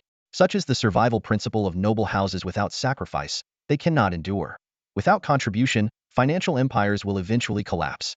The highest authority in the main world, the Divine Federation, has always upheld an open and inclusive attitude, never restricting the advancement opportunities for commoners. It is this equitable system that has, over the years, allowed the main world to swiftly quell any disputes incited by ambitious individuals. Even those who rose from humble origins to positions of power understand that such a system is already remarkably fair. If commoners are dissatisfied, they are free to seek opportunities in the countless planes of the Outer Realms, challenging alien gods and proving their worth through strength. After all, the resources of noble families and conglomerates are not easily obtained. At this moment, Gong Siyuan had arrived alone at the headquarters of the Blood God Church. Though this move was perilous, he was convinced that the church would accept the proposal for an alliance, as the threat posed by the blood beasts far surpassed that of the Academy's students. In less than 3 days, the army of blood beasts would reach the gates of the Blood God City, placing this religion, which had persisted for tens of thousands of years, in existential peril. In the dim, blood-tinged Great Hall, a pale-skinned boy with crimson eyes sat atop a throne made of dark red crystal. Around him stood over a dozen elders radiating formidable auras, including Strage. Strage's original plan had been to seek reinforcements, but after understanding the dire situation of the Blood God Church, he had no choice but to abandon that idea. Compared to a single blood-cursed city, the survival of the Blood God Church was clearly of greater importance. The boy, who commanded the respect of powerful elders like Strage, was none other than Akuriv, the Blood God's sole heir. When Strage angrily demanded answers from Gong Siyuan, Akuriv silenced him with a voice that was youthful yet carried undeniable authority. When questioned by Akuriv about the whereabouts of his father and brother, Gong Siyuan inwardly sneered. They were long dead, their divine essence divided among the Academy's teachers. But of course, he could not reveal this truth. Ultimately, under the decision of the Blood God Church's high priest, Wolf. The church agreed to the alliance proposal. After Gong Siyuan left, a fierce debate erupted in the Great Hall, only subsiding when Akuriv shouted in anger. In response to Akuriv's doubts, Wolf assured him that he would handle matters appropriately. Akuriv sighed, lamenting his inability to inherit his father's divine radiance, unaware that this very lack was the reason he had survived until now. Had he possessed divine essence, he would likely have been eliminated by the Academy's teachers long ago. Gong Siyuan returned to the secret base outside the city with a heavy heart. He frowned as he pondered the blood god cult's overly agreeable response, suspecting there was something amiss. However, as he glanced around at the 20 capable classmates around him, his heart settled slightly. The strength of the Illuminati was not to be underestimated, and besides, he had already devised a plan in his mind to counter the blood god cult if necessary. Meanwhile, Ming Yuan kept a close eye on Gong Siyuan's every move. He found himself conflicted about Gong Siyuan's choices. In his view, the wisest approach would be to ally with other Family Academy students, observe the situation, and strike only after the blood god cult and the blood beast had weakened each other. Gong Siyuan, of course, had considered this option, but the pressing reality forced him to abandon it. His classmates desperately needed a decisive victory to prove themselves, and to defeat the Family Academy students, they needed to strengthen their power as quickly as possible. Under these circumstances, Gong Siyuan formulated a bold plan. Ally with the blood god cult to eliminate the blood beasts and ultimately seize Blood God City. The gamble was set. Success would mean everything was under control, but failure would spell total ruin. The current state of the continent had reached a critical juncture. Eastern cities had fallen to the blood beasts, and the western region, aside from Blood God City, was entirely under the control of the Family Academy students. For the Civilian Academy students, Blood God City represented their last opportunity. An earth-shattering battle was on the horizon in Blood God City. On one side was the million-strong Blood Beast army, led by the Son of the Plain, Jar. On the other side stood the alliance of the Blood God cult and the Civilian Academy students. Although many students had heard about the impending conflict, most chose to remain on the sidelines. Some Family Academy students, eager to seize the spoils of victory, had arrived at Blood God City only to be swiftly eradicated by the combined forces of the Blood God cult and Gong Siyuan. Only a few lucky ones managed to escape and go into hiding. During this time, Gong Siyuan had been tirelessly working to expand his strength. Leading the Illuminati, he captured several major cities controlled by Family Academy students and used secret techniques at great cost to create an army of nearly 200,000 light troopers. While this led to the near extinction of the native populations in those cities, Gong Siyuan felt he had no choice but to prioritize survival. When the Family Academy students began to unite against him, Blood God City became his ultimate target. With this massive city of 10 million people, the Illuminati could rise again. Meanwhile, Wu Feng, living in a remote area, was enjoying a relatively peaceful life. With substantial help from Zhang Jiao, his strength grew steadily.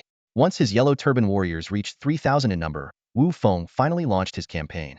He assembled a formidable army, 500 elite death soldiers, all at the 2-star level, 2,000 yellow turban warriors transformed from blood knights, and 300 corpse dragonflies capable of transforming into poisonous dragon souls. Personally leading this force, Wu Feng set out toward Bloodwood City, 800 miles away. This city, guarded by 2 academy students, was about to face a bloody storm. With over a dozen priests transformed into yellow turban warriors providing support, they could at least temporarily restrain one enemy student, giving Wu Feng the opportunity to take them down one by one. The battle for Zumuching turned out to be unexpectedly simple. When Wu Feng led his formidable vassal forces and native army to approach the city, the 2 students stationed there as defenders abandoned the city and fled without taking any supplies. This unusual behavior immediately raised Wu Feng's suspicions. After a quick analysis, he realized that they were most likely seeking reinforcements. Although uncertain, this did not disrupt his plans. His objective was the population, not the territory. However, when the city gates were thrown open, Wu Feng was once again stunned. The situation inside the city confirmed one undeniable fact. These students were far from ordinary. All able-bodied men and women had already been evacuated from Zumuching, leaving behind only the elderly, sick, and weak, about 400,000 in total. Although somewhat disappointed, Wu Feng quickly adjusted his mindset. With Zhang Jiao's abilities, even these vulnerable individuals could significantly contribute to the faith power he sought. The migration process was surprisingly smooth, without any resistance. Yet as these 400,000 people moved into Zuzhouching, a serious issue that had been overlooked surfaced. The food supply was running dangerously low. Agricultural yields in the Blood Rain world were inherently poor, and Zumuching's grain reserves were pitifully insufficient. Even though the elderly and infirm required less food, the current reserves were far from enough. Clearly, the 2 fleeing students and their team had never cared about the survival of these people. 2 days later, Wu Feng returned hastily to Zuzhouching with his spoils of war, maintaining a high level of vigilance. He was fully aware that the two fleeing students would undoubtedly strike back. And so, when the original defenders of Zumuching returned, they were met with an empty city, their faces dark with anger. "Boss, there are traces of them on the ground. Should we pursue?" one subordinate asked anxiously. Mu Bai, the strongest student in Class 1 up until now, nodded slightly. Being humiliated by Wu Feng in this manner was a hard pill to swallow. Through the recognition of his classmates, Mu Bai had already learned that Wu Feng was the one behind this. Despite being classmates, in such a situation, action had to be taken. What Mu Bai did not anticipate was that Wu Feng was already lying in ambush 300 miles outside Zuzhaoqing. In the subsequent skirmish, as Mu Bai watched his elite warriors dissolve into black smoke, he couldn't help but reflect. Wu Feng's vassal forces were indeed far stronger than expected. His 2-star vassals could rival 3-star ones, a rarity even within Mu Bai's divine domain. The following night, on the plains 10 miles outside Shuezhou City, a dense mass of figures came into Wu Feng's view. He quickly scanned the enemy force, an army of over 20,000 varied clansmen, including 5,000 blood knights. The formidable strength of this force, led by Mu Bai, was indeed intimidating. When Mu Bai's figure appeared in his line of sight, Wu Feng paused briefly. Though he rarely interacted with this classmate, Mu Bai's strength was undeniably recognized by all. "Wu Feng, long time no see," Mu Bai greeted with a warm smile as he approached Wu Feng at a steady pace. His strikingly handsome face, even without any divine enhancement, was enough to draw attention. Yet, that insincere smile only made Wu Feng want to punch him. "Yeah, long time no see," Wu Feng replied, forcing a faint smile. Mu Bai's gaze shifted between Shuezhou City and Wu Feng's army of clansmen before that same irksome smile reappeared. "Join me. Trust me, it'll lead you all to victory." "Sorry, I refuse," Wu Feng blurted out without hesitation. The blunt response froze Mu Bai's expression, and his face noticeably darkened. "Boss, why waste time talking? Just take him out," shouted one of Mu Bai's classmates from Class 2, showing no regard for camaraderie. "Why don't you think it over?" Mu Bai said, his eyes now devoid of their initial warmth as he stared intently at Wu Feng. Wu Feng shook his head again. Join Mu Bai? What a joke. Did he really think he could rule with just 20,000 clansmen? Such arrogance. "Very well. In that case, don't blame me for disregarding our classmate bond," Mu Bai said, his patience clearly worn thin. Hearing this, Wu Feng inwardly scoffed. Even with limited interaction, he had long seen through Mu Bai's hypocritical nature. Now, hearing him spout such self-righteous words only made him seem even more fake. "If you want to fight, then fight. Spare me the chatter, let's settle this on the battlefield," Wu Feng retorted before turning to leave. As he spoke, he had already noticed Mu Bai signaling to 3 others in his ranks, clearly planning to capture him as a priority target. Mu Bai watched Wu Feng's retreating figure, regretting that his plan had failed this time. In his calculations, even if he could take Wu Feng down, his side would likely suffer heavy losses. But was Mu Bai's assessment truly accurate? After all, knowing Wu Feng's character, he would never engage in a battle he wasn't confident he could win. Wu Feng, surrounded tightly by the vanguard death soldiers and the undead bull-headed warriors, cast a cold gaze at Mu Bai and the other 3 trainees. Both sides understood clearly that the commanders would not act rashly until the decisive moment. At the command of both leaders, the 2 legions clashed with a thunderous roar. As the battle began, the expressions on both sides changed dramatically. Wu Feng's army of less than 5,000 followers was overwhelming Mu Bai's nearly 30,000 strong forces with crushing superiority. "Attack! Kill Wu Feng!" Mu Bai shouted, leading the charge himself, followed closely by the other 3 trainees. Watching his own soldiers struggle helplessly against the grotesque giant flies spewing venom from the sky and the fearless vanguard death soldiers, Mu Bai knew there was only one path to victory, taking Wu Feng's head directly. As the 4 launched their assault, a cold smile played at the corner of Wu Feng's lips. His army swiftly divided into 2 groups. The undead followers continued their rampage within the enemy forces, while the Blood Knight Legion gathered entirely in front of him, forming an impenetrable human wall. The 4 trainees unleashed divine power mercilessly against the Blood Knights, but Wu Feng was well prepared. "Zhang Jiao," he commanded sharply. At his call, Zhang Jiao activated the frenzy aura. Simultaneously, the Blood Knights initiated their dark magic, invoking the power of the Yellow Turban Warriors. With the combined boost from the Dark Magic's attribute enhancement and the 20 increase from the Frenzy Aura, the combat strength of this 3,000 strong legion instantly doubled. Every attack from Mu Bai and his allies was blocked by these fearless local warriors, and they were forced to endure the ferocious counterattacks from Wu Feng, Zhang Jiao, and over a dozen high-ranking priests. As their divine power rapidly depleted, Mu Bai decisively ordered a retreat. Seeing this, Wu Feng immediately transitioned to an offensive strategy, though his goal was not to kill his opponents but to pin them down. He commanded the corpse dragonflies to transform into toxic dragon souls, working alongside Zhang Jiao and others to firmly trap Mu Bai and his allies in place, leaving them no chance to intervene in the battle on the other side of the field. Without the aerial support of the corpse dragonflies, the vanguard death soldiers began to struggle. Facing an enemy force dozens of times their size, even this elite unit started to show signs of exhaustion. But this was precisely the moment Wu Feng chose to reveal his final trump card. The gates of the blood-cursed city burst open with a deafening crash, and an army of undead soldiers, clad in simple leather armor and wielding short blades, swarmed onto the battlefield like a tidal wave. This was the final ace Wu Feng had crafted with his remaining 3,000 divine power points. From the 10,000 divine power points he had gained from the divine power card, after spending 1,000 on upgrading the altar's star level and 5,000 on Jingku, Zhang Jiao, and the corpse dragonflies, this was the last of his resources. The Vanguard Death Soldiers, as a 2-star faction unit, have a maximum cap of 300, comparable to 4-star units. Their undead nature grants an additional 2 points to Constitution and the unique, fearless vital points trait. With every enemy they slay, all their attributes increase by 10, stacking up to a maximum of 100. This unit's base stats are configured as follows: Strength 18, Speed 18, Constitution 18-2, and Spirit 15. As described in their profile, standing at the forefront of armies, claiming victory atop the summit, their combat prowess is aptly summarized as the courage of the vanguard, crushing cities and defeating foes. The Vanguard Death Soldiers are equipped with the Nether contract steel, which accelerates the growth rate of spirit-based faction units by 200. Upon reaching their growth limit, there is a 10 chance of surpassing their original star rating, with a 1 chance of evolving into rare-grade units. Although the Vanguard Death Soldiers share similar attributes with the battlefield assault units, their true power lies in their potential. Once their enemy-slaying effect is fully stacked, their combat strength can leap 2 tiers, reaching the level of 4-star faction units. The addition of this extraordinary force became the final blow that crushed Mu Bai and his army.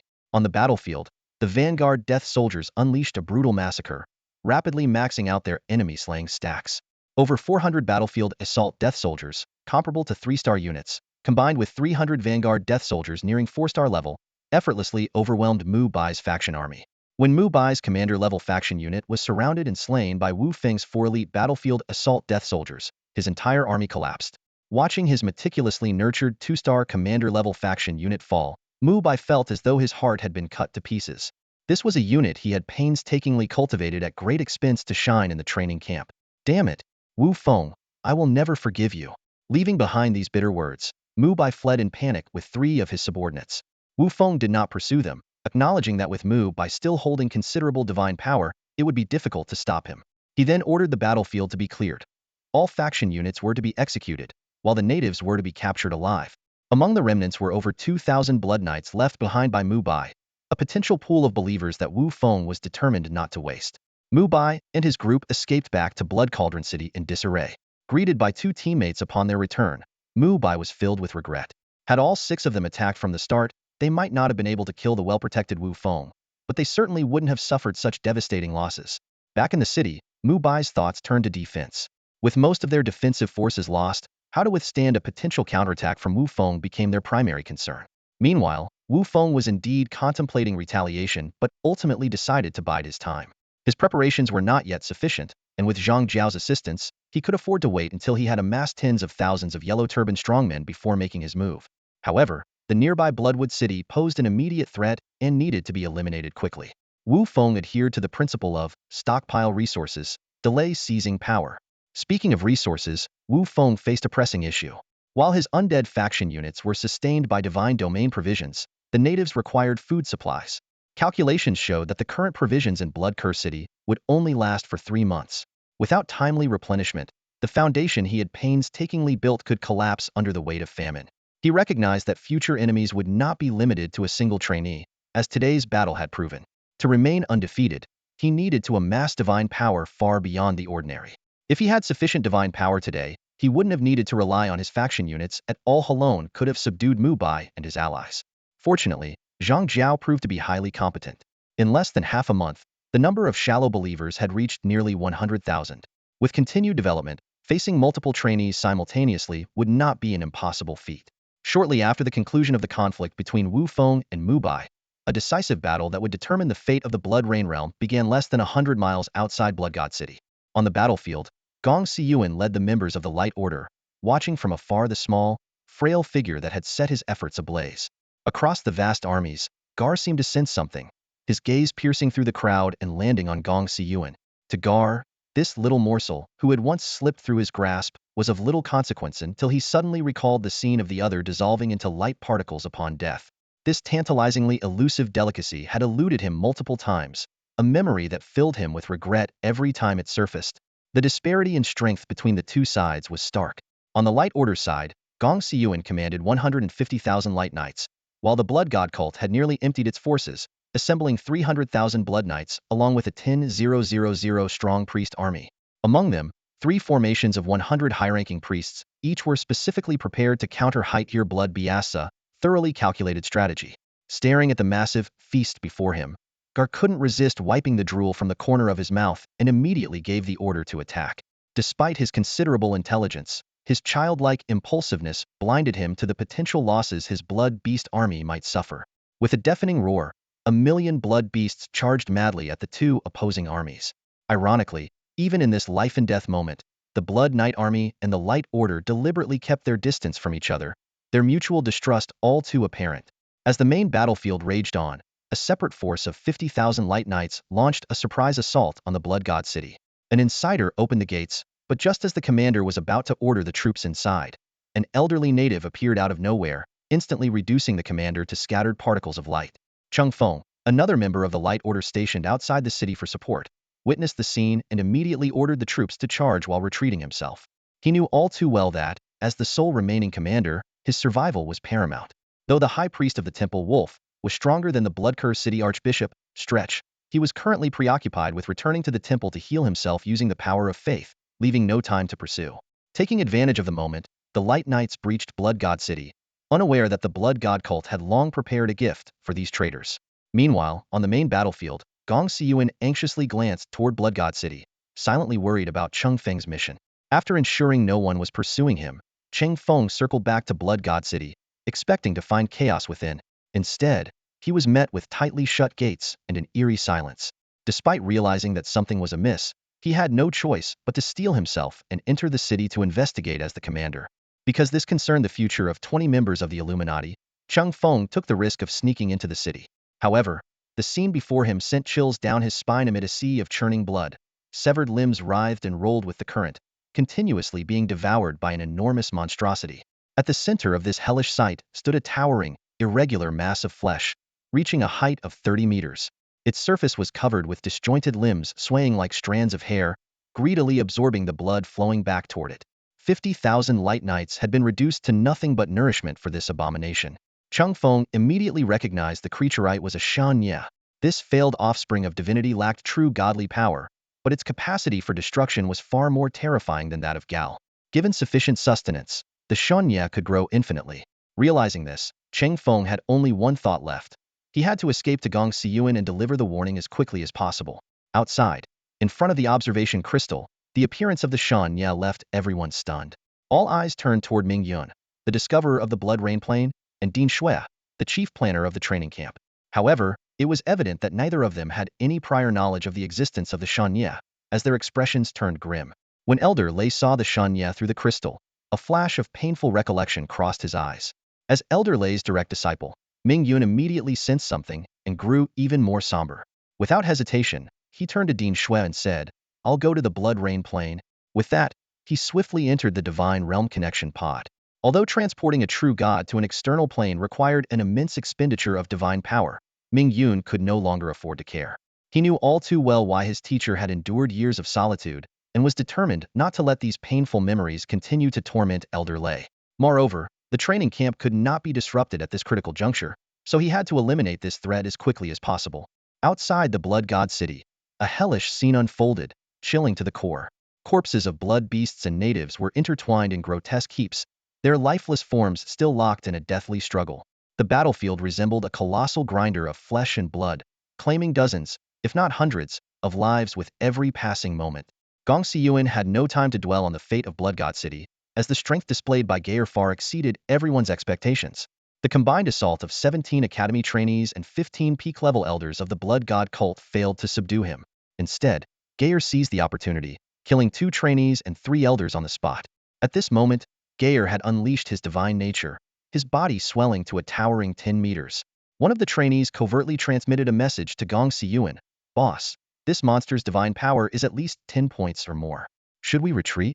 Gong Siyuan's expression darkened, and he remained silent. Although he hated to see his subordinates fall, he knew that if they failed to take down Geyer today, they would never get another chance.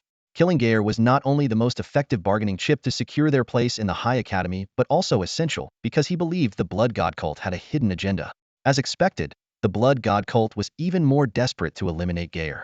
Faced with an enemy who remained unstoppable despite the relentless attacks, the cult finally unveiled their ultimate weapon, the arrival of Akiravi, the only living descendant of the Blood God, the Divine Son. As a hybrid of deity and mortal, Akiravi did not inherit divine nature. However, his blood god lineage allowed him to effortlessly harness the stored divine power of the entire cult. This ability far surpassed the typical priest's method of borrowing power through faith and was closer to a divine avatar. The advantage lay in his ability to draw on the collective strength of the blood god cult, granting him an overwhelming reserve of divine energy. Monster, meet your end, Akiravi roared, raising a crimson crystalline staff high above his head. The moment the staff appeared, Geyer's body stiffened, his hair standing on end. Before he could react, a blood-red beam of energy, formed from over 100 points of divine power, pierced through his chest. Gong Siyuan recognized the weapon immediately. It was a semi-divine artifact, an incomplete creation of the blood god. Though not a true divine artifact, its value far surpassed the divine nature Geyer possessed. Divine artifacts were symbols of true gods, and even incomplete ones were priceless treasures. Wealthy demigods might prepare such items in advance, but for a commoner trainee like Gong Siyuan, they were utterly out of reach before ascending to godhood. Each divine artifact embodied the tireless efforts of a deity and would never be surrendered unless the god perished. Geyer stared in disbelief at the gaping hole in his chest, inflicted by the blood-red beam. The attacks of those ants earlier had caused him pain but had never posed a real threat until now. This made him unknowingly lower his guard. Little did he know that this brief moment of complacency would become a fatal flaw. The weapon of the blood god cult was far more powerful than he had ever imagined. In an instant, a massive hole was blasted through the center of Gar's chest by a beam of light. The searing pain ignited his fury. He wanted to crush and devour his enemies, yet his body refused to obey him. His strength was draining rapidly. As Gar fell, Gong Siyuan seized the opportunity. While issuing tactical commands to his teammates, he charged toward Gar without hesitation. Despite Akuliva's terrifying display of weaponry, Gong Siyuan chose to take the risk. The other trainees fought desperately, holding back Akulivi and the blood god cult elders to give Gong Siyuan his chance. Victory seemed within reach as Gong Siyuan reached Gar's side until a sudden turn of events shattered their hopes. Gar's blood-red eyes snapped open, and an overwhelming aura erupted from him once more. Even more shocking, the gaping wound in his chest was rapidly healing before their very eyes. Before Gong Siyuan could recover from his shock, a massive hand clamped tightly around his leg. Fully restored, Gar grinned menacingly. His power had now reached the level of a demigod, and the exhausted Gong Siyuan had no strength left to resist. In Gar's crushing grasp, Gong Siyuan's body dissolved into specks of light and vanished. Boss! The members of the Lightbearers Order cried out in despair as they witnessed this scene. They couldn't comprehend why Gong Siyuan had died or how Gar had seemingly come back to life. Overwhelmed by enemies on all sides, they had no choice but to scatter and flee. Akulivi was equally stunned. No one understood the power of a semi-divine artifact better than he did. Yet Gar not only survived but was now relentlessly hunting down the fleeing enemies. The truth was, Gar had indeed been on the brink of death. However, at the very moment he fell, the blood beasts battling the native army in the distance began collapsing in waves. It wasn't until tens of thousands of blood beasts had perished that the process finally ceased. Their sacrifice was what allowed Gar to be reborn. Perhaps this was the true meaning behind the title bestowed upon him by the will of the Plain King of Blood Beasts. As long as the blood beasts endured, Gar could not be destroyed. Gar's resurrection ignited Akarivi's fury. Without a thought for his dwindling divine power, he raised his hand to launch another attack. However, Gar, having learned from his severe injuries, was now on high alert. Utilizing his speed that far surpassed that of ordinary demigods, he darted nimbly across the battlefield. Even Akarivi, a high-tier transcendent, struggled to lock onto the rapidly moving figure. On the battlefield, the remaining members of the Light Order had scattered and fled, leaving only Gar and the Blood God cult locked in a final confrontation. Akarivi grew increasingly frustrated at his inability to pin down his target, while Gar, wary of sustaining further injuries, hesitated to fully commit to an offensive. The two were locked in a stalemate. At that moment, Stretchy's voice echoed in Akarivi's mind. Son of the Blood God, you must ensure the survival of the Blood God cult. The young Akarivi instantly grasped the meaning behind these words. He wanted to protest but found himself unable to speak. For the continuation of the cult, any sacrifice was deemed necessary. Stretchy had already seized the opportunity to approach Gar. Together with two other Blood God cult elders, they erupted in maniacal laughter before detonating themselves without hesitation. A deafening explosion reverberated across the battlefield. In his final moments, the Archbishop of Bloodcurse City was still thinking of the homeland he had devoted his life to protecting. The massive energy unleashed from three directions simultaneously trapped Gar in place. Akarivi seized this once-in-a-lifetime opportunity, channeling 500 units of divine power into his staff, determined to deliver a fatal blow. An unprecedented wave of terror coursed through Gar, making his entire body tremble. A blood-red beam, many times stronger than before, screamed toward him with enough force to melt his entire upper body. Gar let out a roar filled with despair. Though its meaning was incomprehensible, the fear within it was palpable to all who heard it. On the battlefield, tens of thousands of blood beasts charged at Gar with reckless abandon, undeterred even as blades pierced their bodies. If Gar had known how to harness the power of faith, these blood beasts would have become his most loyal followers. Yet, even in this fragile blood-rain plane, the will of the plane itself displayed its terrifying strength. In the end, the beam from the staff struck Gar, melting half of his towering 10-meter body. His lower half, shrouded in black smoke, collapsed with a thunderous crash. Witnessing this, Akarivi finally exhaled in relief. Though he could freely draw upon the Blood God cult's stored divine power, the loss of his father and brothers had left him unable to condense faith into new divine power. Once the stored reserves were depleted, he could only rely on the power of faith to fight, but even that strength was dwindling day by day. If the fallen cities could not be reclaimed, everything would eventually be lost, including the semi-divine scepter and the status of the divine child. The moment Gar fell, the blood beasts began to collapse en masse. However, even in such a heavily damaged state, Gar's body stubbornly continued to regenerate. Akulevi keenly noticed this anomaly and, while channeling divine power to fiercely attack Gar's broken body, commanded the elders, kill, annihilate every last blood beast. The battlefield unfolded into a tragic act of sacrifice. Hundreds of thousands of blood beasts sacrificed themselves to repair Gar while enduring the relentless slaughter from blood knights and priests. Yet, not a single blood beast chose to flee. Akulevi exploited this very trait, deliberately refraining from destroying Gar's remains immediately and instead whittling down the blood beasts like grinding tofu. By this point, the outcome was decided. No matter how powerful the will of the plane was, it could not conjure aid for Gar from thin air. This son of the plane, with divinity exceeding 10 points, ultimately perished at the hands of his predecessor. If the will of the plane had any intelligence, it might well be seething with rage at this moment. The battle outside the city ended in a victory for the cult of the Blood God. However, within Blood God City, Cheng Feng failed to escape the relentless pursuit of the divine abomination. Trapped in a blood-red prison-like world, he was like a bird with broken wings, eventually consumed by the abomination. Atop the temple, the high priest Wolf watched the abomination before the city gates with a conflicted expression. Even with his limited insight, he realized the gravity of the situation.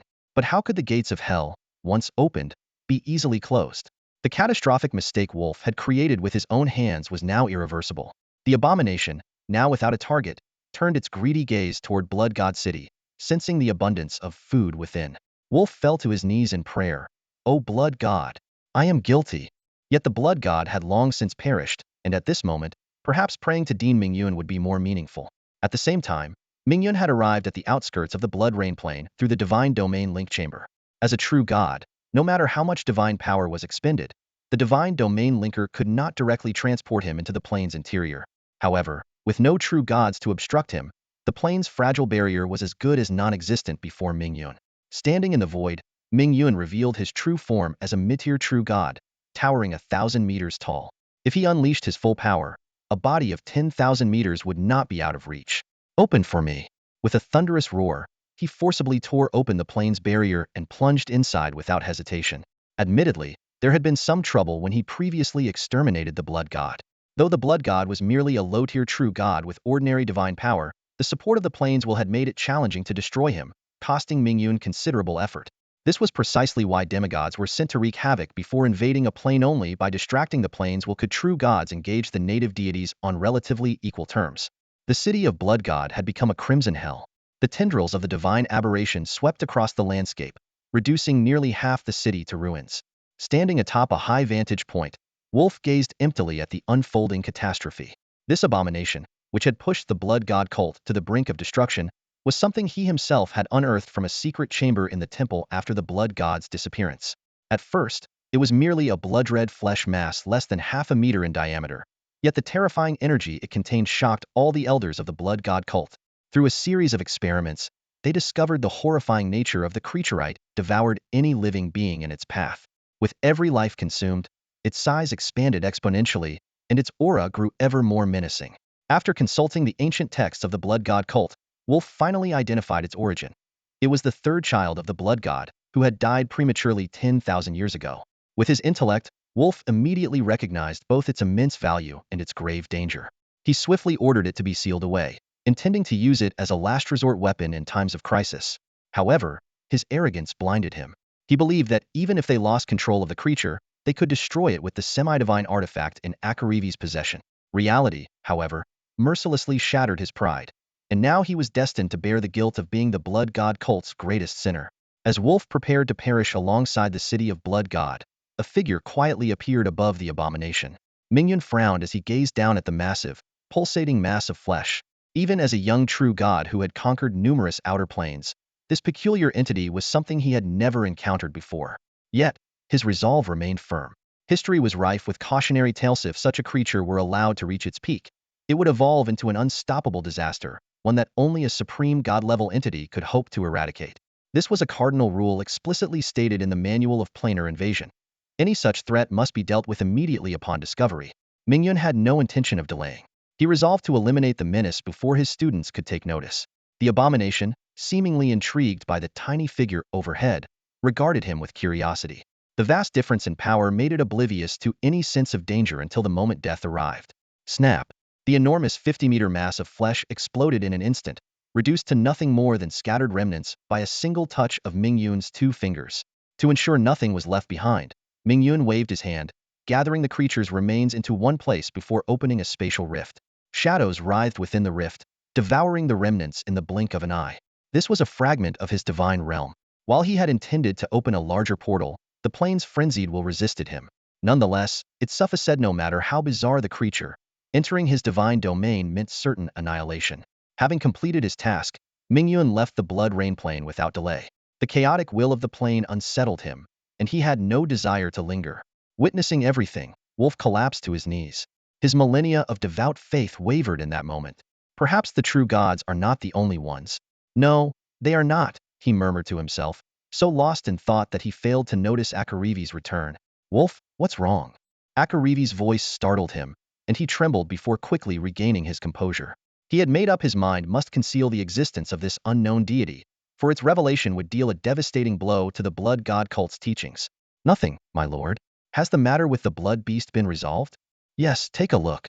Akarivi gestured toward the broken remains of Gar, carried by 100 blood knights.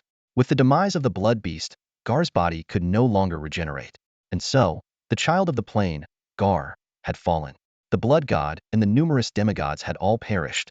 Yet, the followers of the blood god cult remained oblivious to the true value of Gar's corpsey body imbued with over 10 points of divinity, enough to drive any trainee into a frenzy.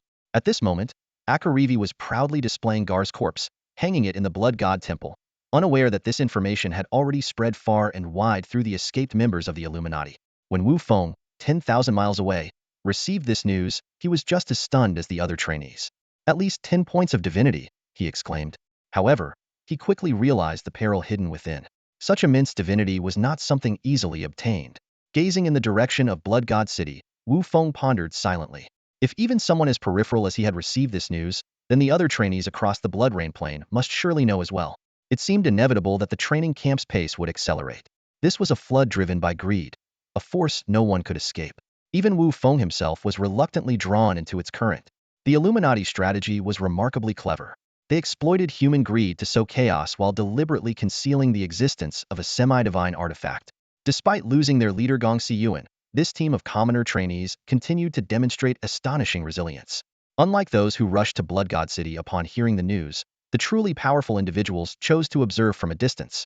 After all, the Blood God cult, which had defeated Gar and routed the Illuminati, was no ordinary force. Letting the reckless ones test the waters first seemed like a wise approach.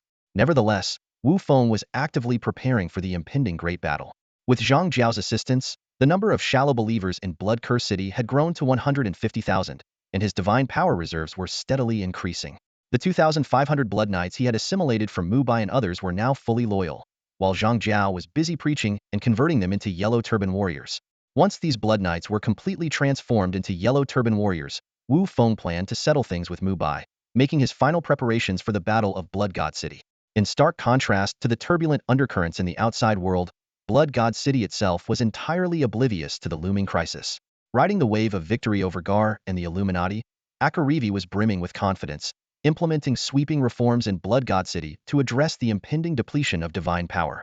On the other hand, Wolf found himself under attack from all the elders. While he had successfully annihilated 50,000 ambushing Light Knights, the fact that one-third of Blood God City had been destroyed was undeniable. Faced with their accusations, Wolf remained silent. The image of that figure, who had effortlessly slaughtered the divine abomination, lingered in his mind. After voluntarily resigning from his position as High Priest, Wolf was soon forgotten by Akarivi. Yet, he might have been the only native to discern the truth about the Blood Rain Plane. This truth, incomprehensible to those who had never witnessed the splendor of the true god Ming Yun, would forever elude their understanding. Pathetic, ridiculous, tragic. The recent developments in the Blood Rain Plane left several high court teachers secretly regretful. Although Gong Siyuan had performed quite admirably, his luck seemed less than favorable. As soon as Ming Yun returned from the Blood Rain Plane, he was approached by several representatives from the High Court.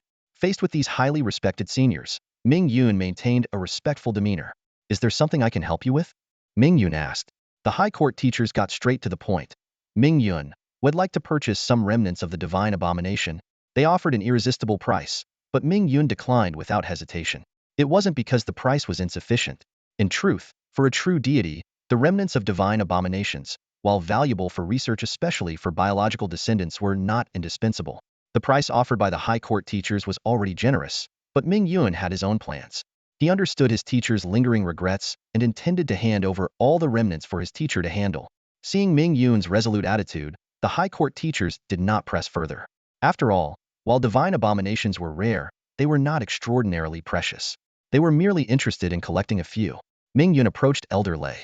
With a wave of his right hand, he partitioned a section from his divine kingdom and infused it into a blank card, effortlessly creating a resource card.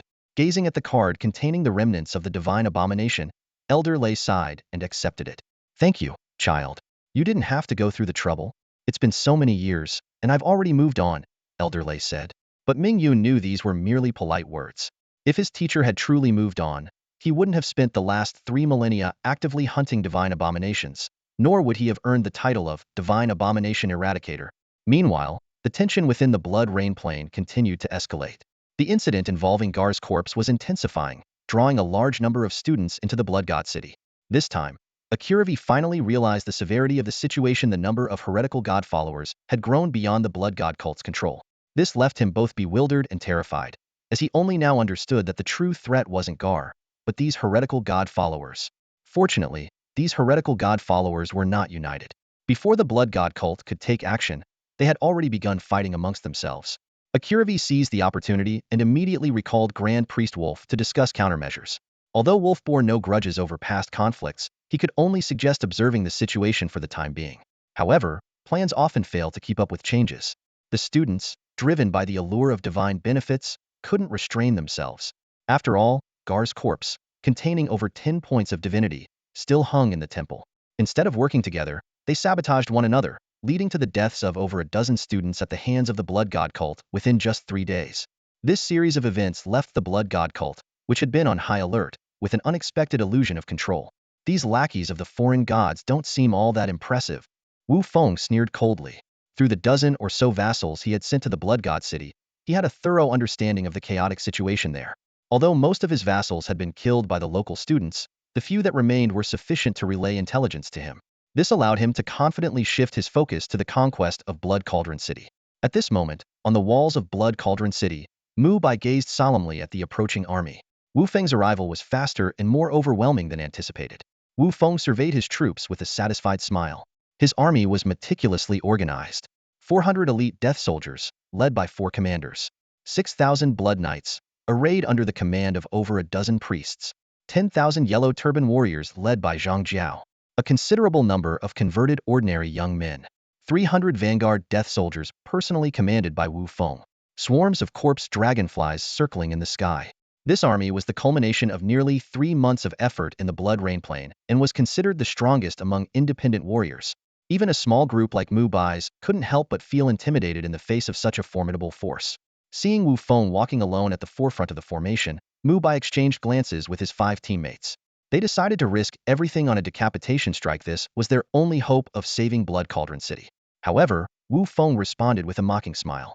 A month ago, they had already failed to defeat him, and now it was even less likely. Over the past month, Wu Feng had not only expanded his forces but had also accumulated a massive reserve of divine power. Thanks to Zhang Jiao's relentless proselytizing, out of his population of 1.6 million, nearly 300,000 had become shallow believers, providing him with a daily surplus of 30 points of divine power. Zhang Jiao, have the army stand by and observe. I want them to witness a true divine battle. Wu Feng commanded, striding directly toward Mu Bai and his team. Mu Bai was overjoyed at this apparent opportunity, unaware that Wu Feng's divine power shield alone held over 500 points. What followed was a pure clash of divine power.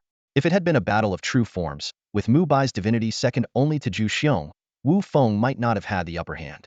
But in a contest of divine avatars, as long as neither side had comprehended the laws, the difference in strength was not insurmountable. And Wu Feng's reserve of divine power had already far surpassed the combined total of his opponents. Above the battlefield, waves of divine energy rippled across the sky, resembling brilliant fireworks exploding in the heavens. This awe-inspiring display left the onlooking natives in both fear and reverence, deepening their devotion to the netherworld lord. This was precisely the effect Wu Feng had hoped for, though it was regrettable that none of them had yet reached the level of true believers. This only underscored the rarity of such faith, let alone the even higher levels of zealots or saints. As the battle dragged on, Mu Bai began to sense something was amiss. In theory, with 6 people attacking one, Wu Feng's divine energy consumption should have far exceeded theirs. Yet, at this moment, Mu Bai was nearly depleted of divine energy, while Wu Feng remained vigorous, even exchanging injuries without hesitation. This bizarre situation planted a seed of doubt in Mu Bai and his companions' minds, all of them wondering the same thing. Just how deep is this guy's reservoir of divine energy? Seizing the moment, Wu Feng covertly sent a message to Zhang Jiao. Understanding immediately, Zhang Jiao led over a dozen priests who had activated forbidden arts into the fray. Although these priests could only remain airborne briefly, it was enough to join the students' aerial battle. At the same time, corpse dragonflies that had been deployed earlier quietly flanked Mu Bai and his group from behind. Under this multi-pronged assault, Mu Bai finally faltered and attempted to flee. But Wu Feng had come on this mission to eliminate all threats and had no intention of letting them escape. Channeling divine energy with reckless abandon, he unleashed a relentless storm of attacks. The already depleted group lost 2 members in an instant, and the rest scattered in panic. Wu Feng, show some mercy. After all, we're classmates. Mu Bai shouted desperately as he fled, his voice hoarse with fear. Wu Feng, however, didn't even bother to respond. He closed in on the exhausted Mu Bai and struck him down. As Mu Bai dissolved into countless points of light and vanished, Wu Feng immediately turned to pursue the other fleeing students. Fortunately, Zhang Jiao's side had made good progress, subduing the situation at the cost of only 3 priests. However, the aftermath saw 2 elderly priests perish from excessive life force depletion during the battle. This marked the first time Wu Feng's number of priests fell below 10, leaving him with a pang of regret. Still, compared to the imminent acquisition of Blood Cauldron City, such losses were insignificant. With the obstacles cleared, Wu Feng led his army into Blood Cauldron City. The decision to establish a stronghold here was a calculated one. Unlike Blood Curse City, Blood Cauldron City was closer to Blood God City, allowing for quicker responses to any developments there. Even though he had anticipated its value, Wu Feng was still astonished by the wealth of Blood Cauldron City. It housed approximately 2.2 million able-bodied natives, all in their prime with no elderly or infirm among them. Wu Feng, during his exploration of Zumuching, finally uncovered the mystery behind the disappearance of the able-bodied population. In addition to finding the relocated individuals, he also discovered a significant stockpile of food that could help alleviate the current crisis. To his surprise, Mu Bai had somehow acquired a supernatural cultivation system tailored to the natives of the Blood Rain Plain. This system not only allowed for much faster cultivation compared to the original blood energy system, but had already been widely adopted among the populace. If Mu Bai is given enough time, even if these 2.2 million natives only achieve the strength of a 1-star retainer clan, they will still become a force to be reckoned with, Wu Feng thought to himself. Now, all of this belongs to me. He planned to transform these young, able-bodied natives, who had already begun cultivating the ancient martial arts system, into an elite force by combining Zhang Jiao's yellow turban sorcery and aura techniques. Meanwhile, back in the main world, inside a divine realm link pod, Mu Bai suppressed his anger as he pushed open the pod door. Just as he was trying to calm himself down, an irritating voice rang out beside him. Well, if it isn't our dear Mu Bai. What's this? Got eliminated too? Shin Chengyin stood nearby with a mocking smile. None of your damn business. Get lost. Mu Bai, shedding his usual polite demeanor, shoved Shin Chengyin aside roughly. It's Wu Feng, isn't it? Shin Chengyin's words made Mu Bai pause. After learning about the connection between Bloodcurse City and Zumuching, Shin Chengyin proposed forming an alliance to deal with Wu Feng. Mu Bai, however, scoffed at the idea. As the heir of the largest family in Yuqing, he might want to reclaim his pride, but he would never stoop to collaborating with someone like Shunchen. This was not just a matter of personal dignity, but also a rule of the Mu family. While the family could offer resources, using underhanded means to suppress fellow students was strictly forbidden. This rule had deeper implications. Most families maintained close ties with the military, and targeting peers could lead to serious consequences. Though Mu Bai might be hypocritical, he understood the stakes well. Don't underestimate Wu Feng, Mu Bai warned as he walked away. In his view, Wu Feng was highly likely to be noticed by the High Academy. Even if he couldn't make it into the 8 great academies, he was almost certain to join one of the top 100 academies. If not for the existing conflicts between them, Mu Bai might have even considered befriending him. Shin Chengyin watched Mu Bai leave, his heart filled with resentment. 90% of his retainer clan had been killed by Wu Feng, and he was determined to seek revenge no matter what. If you were a commoner, I'd crush you, he thought through gritted teeth.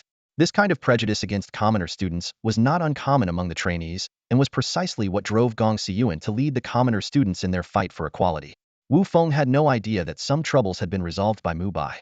Although he wasn't afraid of retaliation from Shin Chengyin and Mu Bai, such petty matters were indeed annoying, especially given his low status within the Wu family.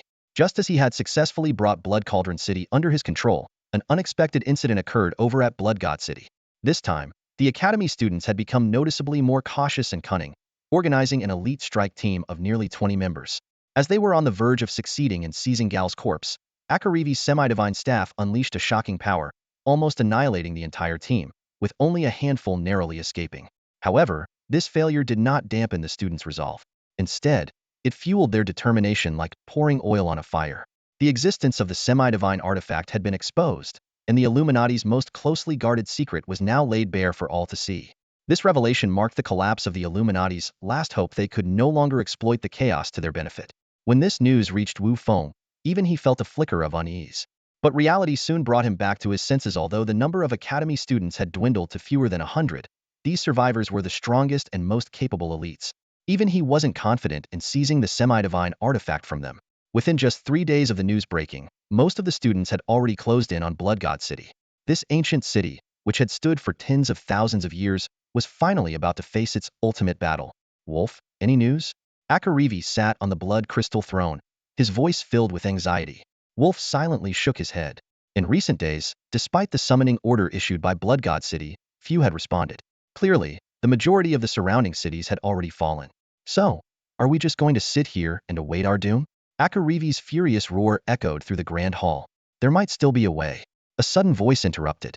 If we hand over that creature's corpse and the Blood God staff, all of this could be avoided. Everyone turned to see the speaker. It was Garden, a regional archbishop who had come in response to the royal summons. Garden, what nonsense are you spouting? A blood god elder barked angrily. Ignoring the elder's rebuke, Garden fixed his gaze directly on Akarivi and Wolf, his eyes devoid of respect. Wolf let out a long sigh. Garden, why have you betrayed the blood god? Garden suddenly burst into maniacal laughter. The blood god? Huh. There's no such thing as the blood god. It's long dead. Wake up.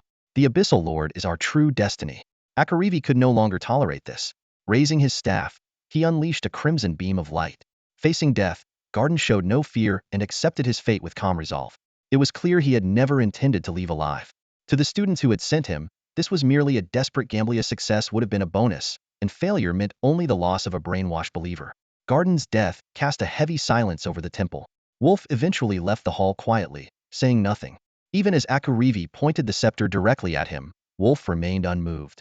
In the end, Akarivi lowered the scepter without launching an attack. This was partly because he knew Wolf's loyalty was beyond question, and partly because he wanted to conserve his divine power. Eliminating Gadon earlier had already consumed a significant amount of it, and after successive battles, his reserves were nearly depleted. The discussion within the temple reached an impasse. At this moment, Blood God City resembled prey caught in a trap, watching helplessly as the hunter approached with a sharp blade, unable to resist. After leaving the temple, Wolf wasted no time and departed from Blood God City. In his heart, his faith was in the Blood God itself, not the Blood God cult. He chose to leave alone, hoping to preserve the last spark of belief in the Blood God. Meanwhile, Wu Feng faced a difficult decision. Should he accept the tempting offer of over 10 points of divinity and a semi-divine artifact, or continue to press on for ultimate victory? After careful consideration, he devised a compromise that would recall all his followers to the divine realm, except for Zhang Jiao, and head to Blood God City alone. This decision allowed him the opportunity to gain divinity and the semi-divine artifact while avoiding a complete loss. With Zhang Jiao holding the fort, the Nether God cult could continue to function even in his absence. Additionally, the presence of the native army gave him confidence to leave without worry. Brimming with divine power, Wu Feng rushed toward Blood God City. Although he missed the first battle, fortunately, Akarivi, leading an army of over 100,000 Blood Knights, had repelled the Academy forces using the power of the Blood God's scepter. As Wu Feng reached the outskirts of Blood God City, he was immediately spotted by scouts deployed by the Academy. Before he could act, a group of Academy members had already surrounded him. Just as Wu Feng prepared to break free, a familiar voice called out. He turned to see Zhu Xiong and Sua Yutong excitedly waving at him. In the temporary meeting hall, over 50 trainees were scattered around, forming more than a dozen small groups. Wu Feng sat quietly among them, his gaze sweeping across the room as he reflected with mixed emotions after suffering 2 crushing defeats. These once independent trainees had actually formed alliances. A united attack on the Blood God City was now inevitable. Those bastards from Lin City nearly killed me. If it weren't for Zhu Xiong, Sua Yutong, seated beside Wu Feng, kept recounting his ordeal. Enough, Wu Feng interrupted, unable to listen any longer. Aren't you fine now? Compared to others who've been eliminated, you're already pretty lucky. What do you mean, lucky? Sua Yutong protested indignantly. If I hadn't run into Zhu Xiong a month ago, I'd have been surrounded and killed. My luck couldn't be worse. Ignoring the chatterbox, Wu Feng turned to Zhu Xiong. Any new intel? I've been completely out of touch with the outside world. Zhu Xiong nodded and began recounting in detail the information he and Sua Yutong had gathered near Blood God City. As Zhu Xiong spoke, Wu Feng's expression grew increasingly serious. Rumors of the Chosen One leading 1,000,000 blood beasts to attack Blood God City, the betrayal of the Light Order, and their subsequent annihilation by Blood God City had reached his ears before, but he had known little of the specifics. So, you're saying the Light Order is down to just a handful of people? Wu Feng asked. Zhu Xiong gestured toward a corner of the room. See over there? Those 4 are the last remaining members of the Light Order. Most of this intel came from them. Wu Feng glanced at the 4 survivors from Luoqing Public Academy, sitting silently in the corner, and shook his head. He understood this outcome was inevitable. If you aim for great rewards, you must be prepared to take great risks. Clearly, the Light Order's ambition far exceeded their strength, and they paid the price for it. Seeing that Wu Feng had stopped paying attention to him, Sua Yutong sensibly fell silent. Deep down, he knew he was merely venting his frustration over failing to find Wu Feng for half a month and nearly being hunted down by other trainees. Those who try to gang up on you, Wu Feng suddenly said, they'll make sure they pay for it. Sua Yutong's face lit up instantly, and he began showering Wu Feng with flattery, calling him Brother Feng repeatedly until Wu Feng's impatient look made him stop. He knew Wu Feng always followed through on his words, and since some of the trainees who had targeted him were present in the hall, Sua Yutong couldn't help but anticipate the upcoming revenge. Hold on, Zhu Xiong cautioned. Starting a fight now could complicate things. Don't worry, they'll be careful, Wu Feng reassured him. Once the alliance dissolves, no one will care about this anymore. Sua Yutong had no objections. He recalled how, after losing track of Wu Feng, he had hidden in a small, remote city with only 100,000 natives to quietly build his strength, only to be targeted. They had taken his city and tried to eliminate him completely. He couldn't let that go. The loosely organized alliance meeting dragged on for hours. Although no specific collective battle strategy has been established, Blood God City is bound to face an unprecedented crisis tonight. The overt strength of nearly 50 trainees alone poses a deadly threat, not to mention the unknown number of adversaries lurking in the shadows.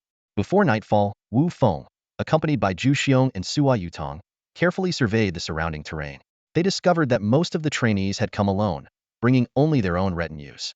This finding offered Wu Feng a slight sense of relief, but his attention was soon drawn to several sizable indigenous military units. These units clearly belonged to certain aristocratic families, having undergone either special modifications or training in some kind of accelerated extraordinary system. While their individual combat power wasn't particularly overwhelming, their sheer numbers made them formidable. Wu Feng silently assessed the current situation and had to admit that, with his army's present strength, defeating these opponents would not be an easy task. However, Wu Feng did not let this worry him too much. He was well aware that his potential was far from fully realized. When his army is finally complete, it will undoubtedly strike fear into all his competitors. Outside the battlefield, various instructors watched the joint operation with great interest. A few teachers from the Hundred Schools Alliance had already secretly noted the names of several outstanding trainees. Meanwhile, the three major academies among the 8 great institutes Qinghai, Haoyuan, and Chonglu appeared much more composed. Apart from showing clear interest in Wu Feng's performance, they largely maintained a wait-and-see attitude. Notably, Wu Feng is currently the only trainee favored by Chonglu, one of the 8 great institutes. While it remains uncertain whether Qinghai and Haoyuan will take action regarding him, one thing is clear. As long as Wu Feng keeps a clear head, he would not abandon the invitation from the 8 great institutes in favor of the Hundred Schools Alliance. The appeal of the 8 great institutes lies not only in their abundant resources but also in their powerful backing and profound heritage. Even if the Hundred Schools Alliance were to offer equivalent conditions, it would struggle to compete. Unless they are willing to pay a higher price and grant Wu Feng a special admission quota, it is unlikely they could sway him. For the main world, which boasts numerous elite academies, Wu Feng's current stature is not yet significant enough to warrant such a major concession. Tonight, the atmosphere over Blood God City was unusually heavy. The city walls were lined with guards, every corner brimming with vigilance. Akulevi, the last ruler of the Blood God cult, stood atop the wall, his blood-red eyes fixed on the pitch-black night sky. He knew all too well that this was the pivotal moment that would decide the fate of the Blood God cult. If they were defeated, the millennial religion would be completely annihilated. Even if they managed a narrow victory, it would only delay the inevitable. He tried to convince himself that hope still lingered, but his heart refused to be deceived. Even Wolf, his most loyal high priest, had abandoned him. What future could possibly await the Blood God cult? Divine Son, everything is in place. A subordinate's report interrupted his thoughts. Good. Akulevi responded curtly, his gaze never leaving the horizon beyond the city walls. Unbidden, his memories drifted back to a few months ago. Back then, he was merely the youngest son of the Blood God, living a carefree life under the protection of his father and numerous demigod brothers. Now, with his father and brothers missing, the world seemed to teeter on the brink of apocalypse. Thrust into leadership, Akulevi felt the crushing weight of responsibility for the first time. Just then, a vast army of blood-bound creatures surged toward the city walls like an unstoppable tide. At the same time, a deafening explosion echoed from the direction of the temple. Akulevi sneered had anticipated these lackeys of the alien gods would come for Gar's corpse. All they would find there were the traps he had carefully laid in advance. All members of the Blood God cult, attack, he commanded. At his signal, the city gates swung open, and a force of 100,000 Blood Knights charged out to meet the enemy. This was the last remaining strength of Blood God City. Though vastly outnumbered, they had no choice but to fight with everything they had. Battles erupted both inside and outside the city walls. Near the temple, nearly 10,000 priests suddenly appear. This was the final ace up Blood God City's sleeve. Yet the invaders' true targets remained unchanged, Gar's corpse and the semi-divine artifact in Akulevi's possession. The cult's most elite forces encircled Akulevi, fending off wave after wave of probing attacks. However, outside the walls, the Blood Knight army was steadily pushed back by the combined might of the invaders. Wu Feng had foreseen all of this. Even if Blood God City had escaped prior devastation, the day would inevitably come when the invaders' strength reached critical mass. From the moment they stepped into the Blood Rain world, the Blood God cult had been destined to serve as nothing more than a whetstone for their blades. On the battlefield, Wu Feng, Zhu Xiong, and Sua Yutong maintained a tight tactical formation. Watching Akulevi's desperate stand atop the city walls, Wu Feng couldn't help but shake his head. All the students were apprehensive about the semi-divine artifact in Akulevi's hands, and no one dared to act recklessly. As the current deadlock persisted, Wu Feng and Zhu Xiong were discussing strategies when a team of nearly 10 students suddenly made a move. The leader of this team was Wei Ranran from the Luoqing Divine Academy. Although she had a petite figure and a sweet appearance, no one dared to underestimate her. As a direct descendant of the Wei family from Luoqing, even someone like Wu Feng, who was on the fringes of a prominent family, was well aware of the Wei family's power. This family was more formidable than the combined might of the 3 major families in Yuqing. However, Wei Ranran's actions immediately provoked widespread anger. Despite the Wei family's immense influence, no one present regarded her, a junior, with much respect. More importantly, everyone was familiar with the Wei family's fearsome rule. Every family member was required to serve on the Outer Realm battlefield after graduating from the Divine Academy and had to earn the rank of captain through military merit without relying on family support. Failure to do so meant their name would be permanently erased from the family records. It was this nearly ruthless rule that forged the strength of the Wei family in Luoqing. Rumor had it that senior members of the Wei family, many of them major generals, were still stationed on the Outer Realm battlefield, and every one of these generals was a supreme deity-level figure. Wu Feng felt fortunate not to have been born into such a family. The dangers of the Outer Realm battlefield were far beyond what ordinary people could imagine, as evidenced by the annual casualty reports. Inheriting her family's fierce resolve, Wei Ranran was now leading her team in a daring assault on Akarivi, aiming directly for the semi-divine artifact staff. Even for a powerful family like the Wei clan, crafting a semi-divine artifact was no easy feat. Though Wei Ranran, as a direct descendant, never lacked divine resources, her assimilation speed was limited. Having only condensed her divine domain for a year, she had so far assimilated just 2 points of unclaimed divinity. With her teammates providing cover, Wei Ranran pressed forward relentlessly. Through prior investigation, she had uncovered the weaknesses of this semi-divine artifact. While it had a fast energy charge and high firing rate, Akarivi, being merely a high-level transcendent, was unable to unleash its full potential.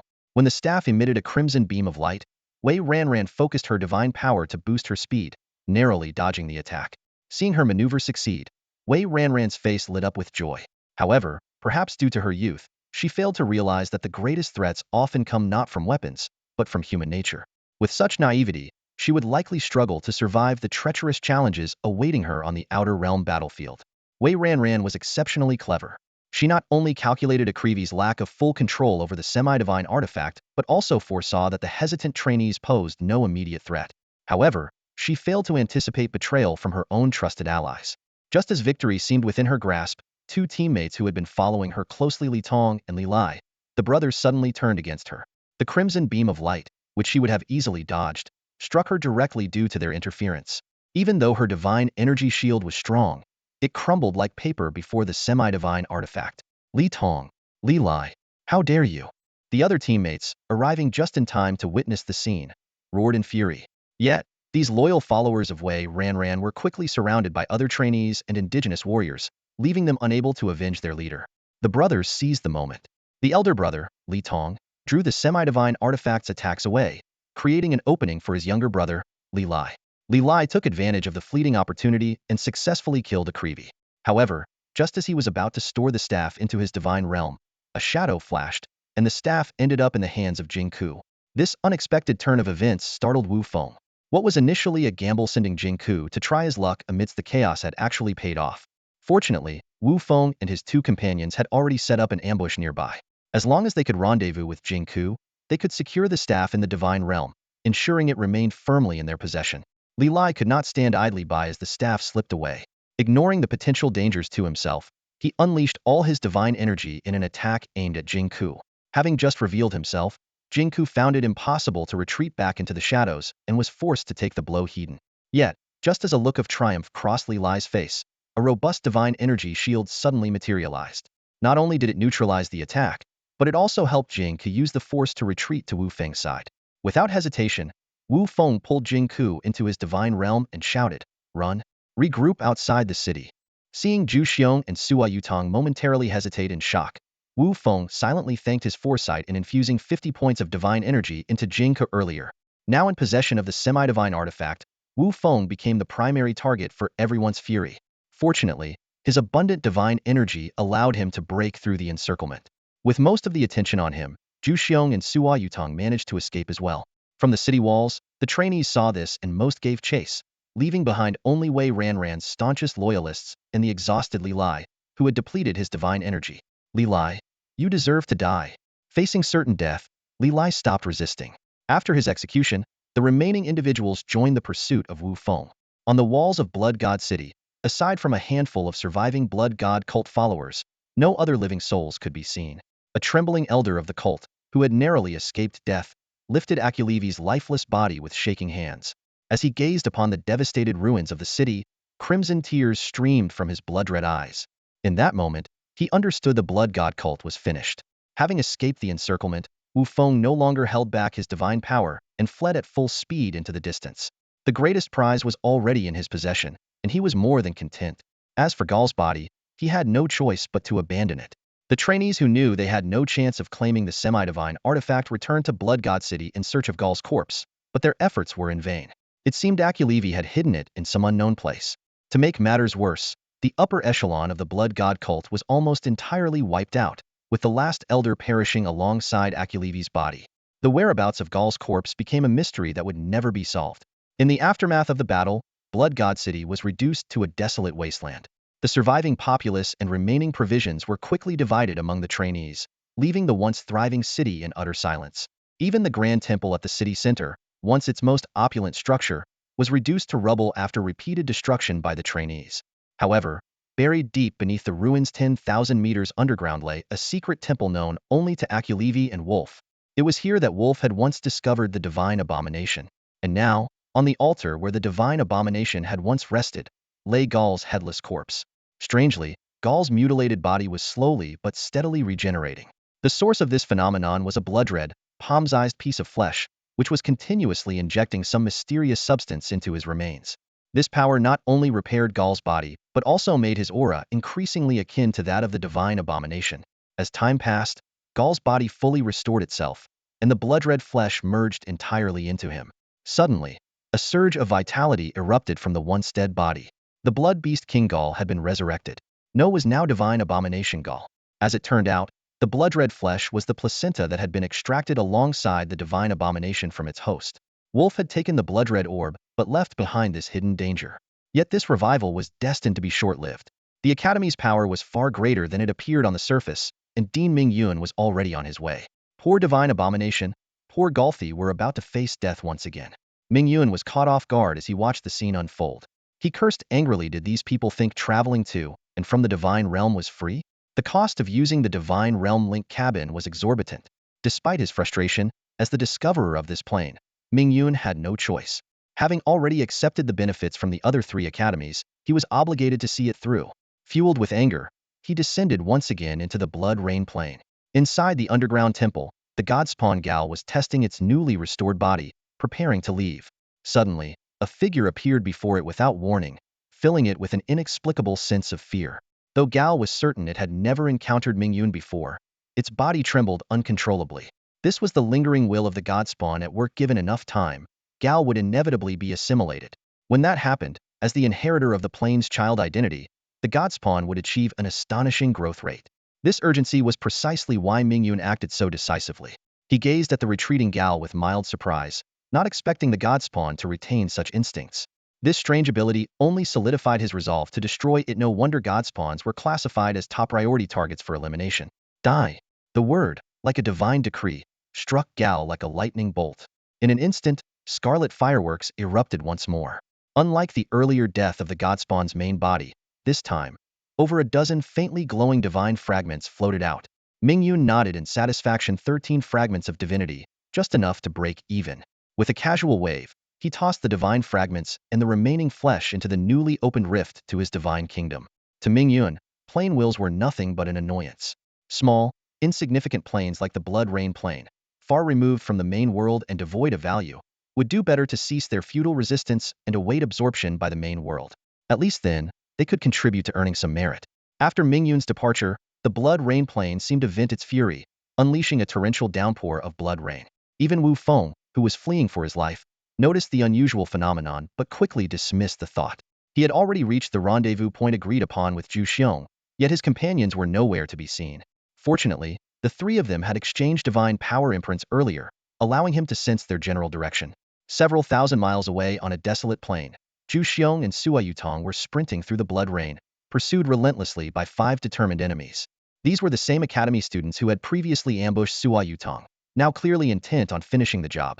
Sua Yutong glanced at Zhu Xiong beside him, his face full of guilt. Brother, I've dragged you into this. Zhu Xiong glanced at Sua Yutong and said calmly, it's fine. The training camp is almost over anyway. If I die, so be it. Sua Yutong felt a deep pang of guilt.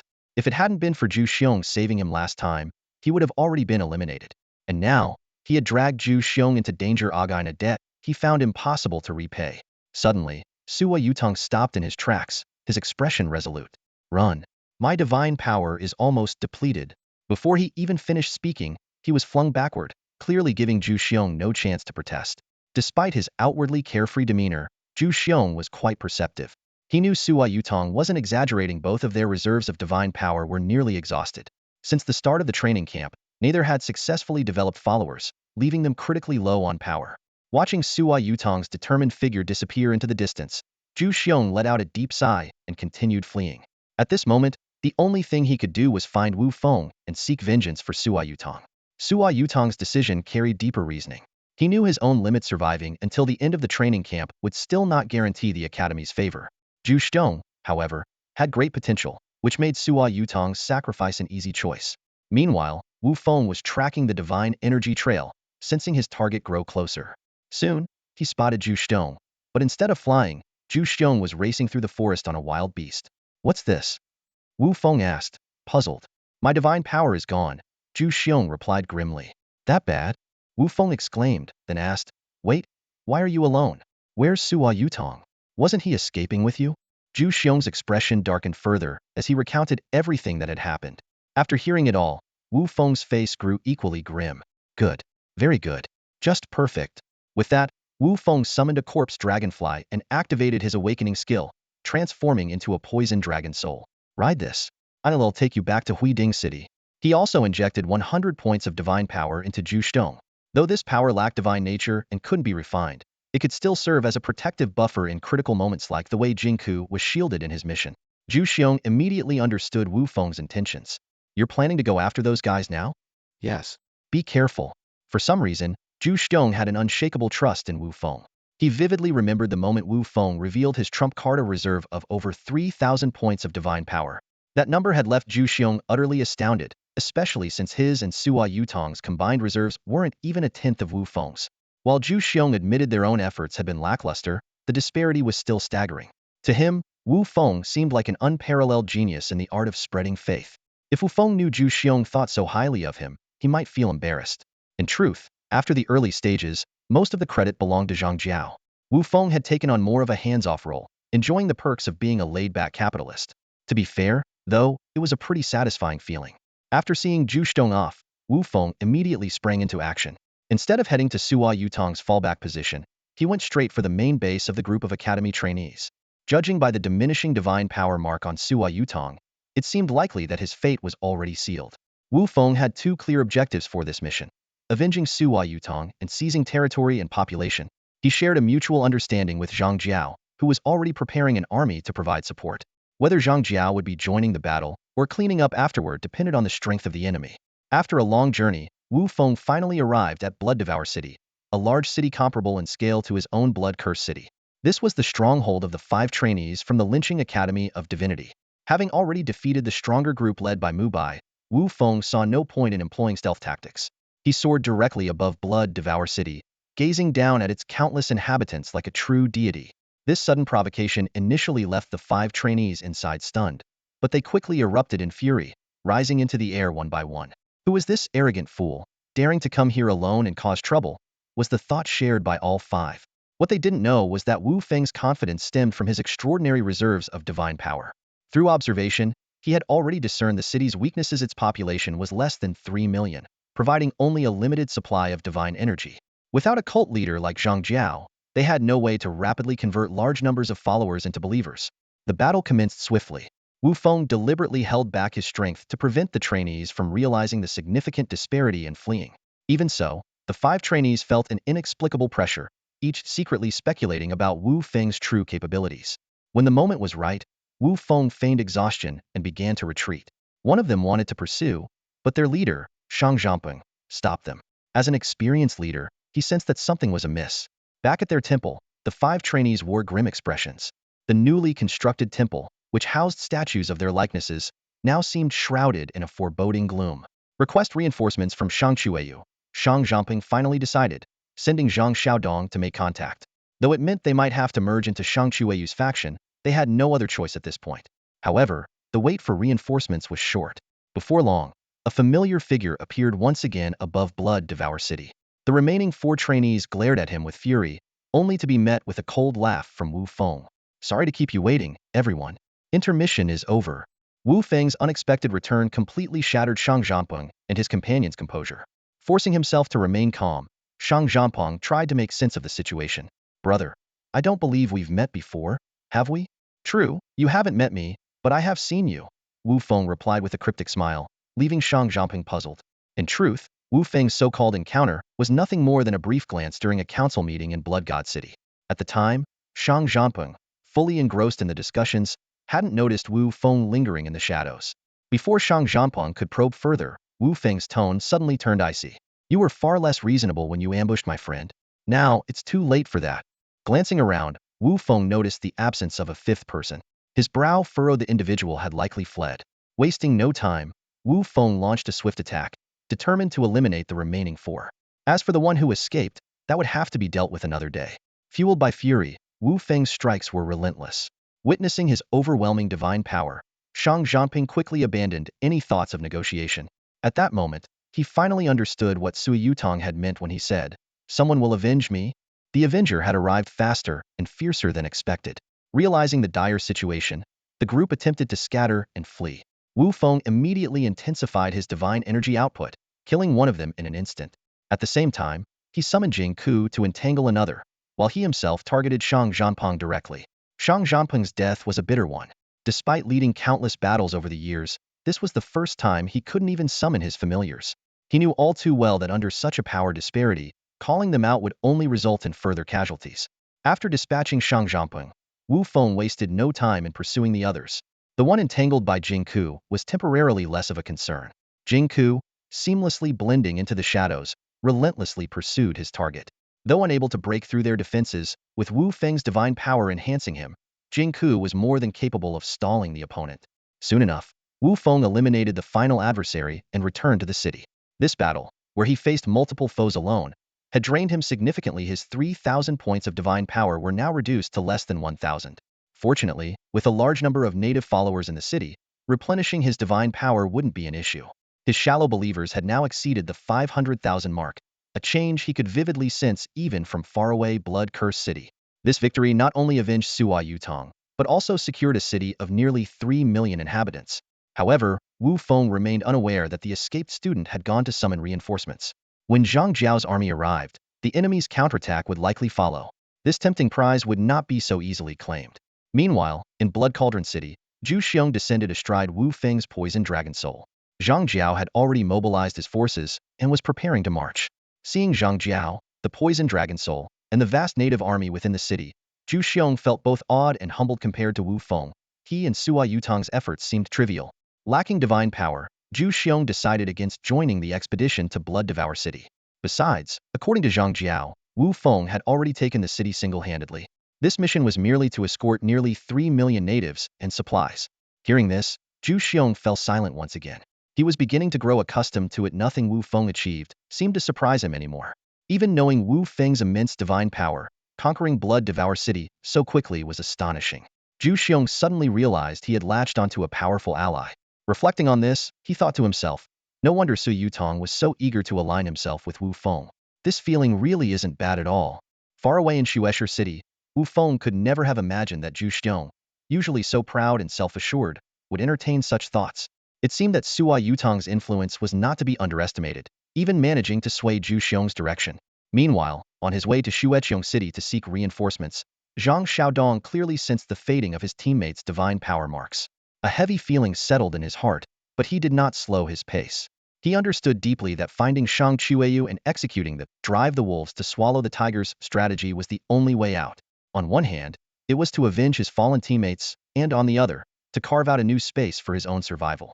Upon learning of Shang Zhanping's death, a glimmer of sharpness flashed in Shang Chueyu's eyes. He had long coveted the rich prize of Shuesher City, and now was the perfect time to strike. As the final phase of the training approached, the situation became increasingly clear. The fall of the Blood God City had plunged the entire continent back into chaos. With the external threat eliminated, the trainees began turning their focus on each other. While Shueqiong City's army set out, battles among the trainees had already erupted in various places. For these trainees fighting desperately, especially those from humble origins, this was an opportunity to change their destiny. The successful ones might gain entry into the 8 Great Academies or the 100 Schools Alliance, while the defeated would fade into obscurity. Naturally, this pressure bore most heavily on the children of small clans and commoner trainees. Those from prominent families, even in failure, would not face such grim outcomes. At this time, Wu Feng was also weighing his own opportunities. While he was confident about entering the Hundred Schools Alliance, he was far less certain about his chances with the 8 great academies. What he didn't know was that his name had already been flagged for special attention by all the academies except for Xinghai Academy. Xinghai Academy kept its distance from Wu Feng due to a unique, unofficial rule. Only one trainee from the same lineage would be admitted every 10 years. Wu Feng's exceptionally talented cousin, who had also won the heart of a beauty, had enrolled in Xinghai Academy just 2 years prior. This rule existed to prevent power from becoming overly concentrated and to avoid repeating historical mistakes. It was said that one academy in the past had been completely taken over by a powerful family due to the absence of such a rule. What made the academy mentors take Wu Feng even more seriously was the awakening skill demonstrated by his corpse dragonfly. This rare type of companion, known as a heaven's favored kin, could not be artificially cultivated and was rumored to have a much higher chance of ascending to godhood than ordinary beings. Even among the ancient beings present, some of whom had lived for millennia, only Lei Lao could confidently claim to possess a true god-level companion. Others, even those from Xinghai and Zhongluo, would not dare make such a bold assertion. Within the city of Xuesher, Wu Feng had no choice but to personally take charge of the missionary work once again. Although his efficiency could not compare to that of Zhang Jiao, the leader of the cult, through repeated demonstrations of divine power and making examples of dissenters, he managed to stabilize the situation among the nearly 3 million natives.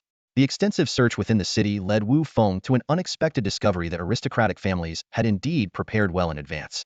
He uncovered a specialized native army of nearly 300,000 soldiers, each of whom had undergone modifications.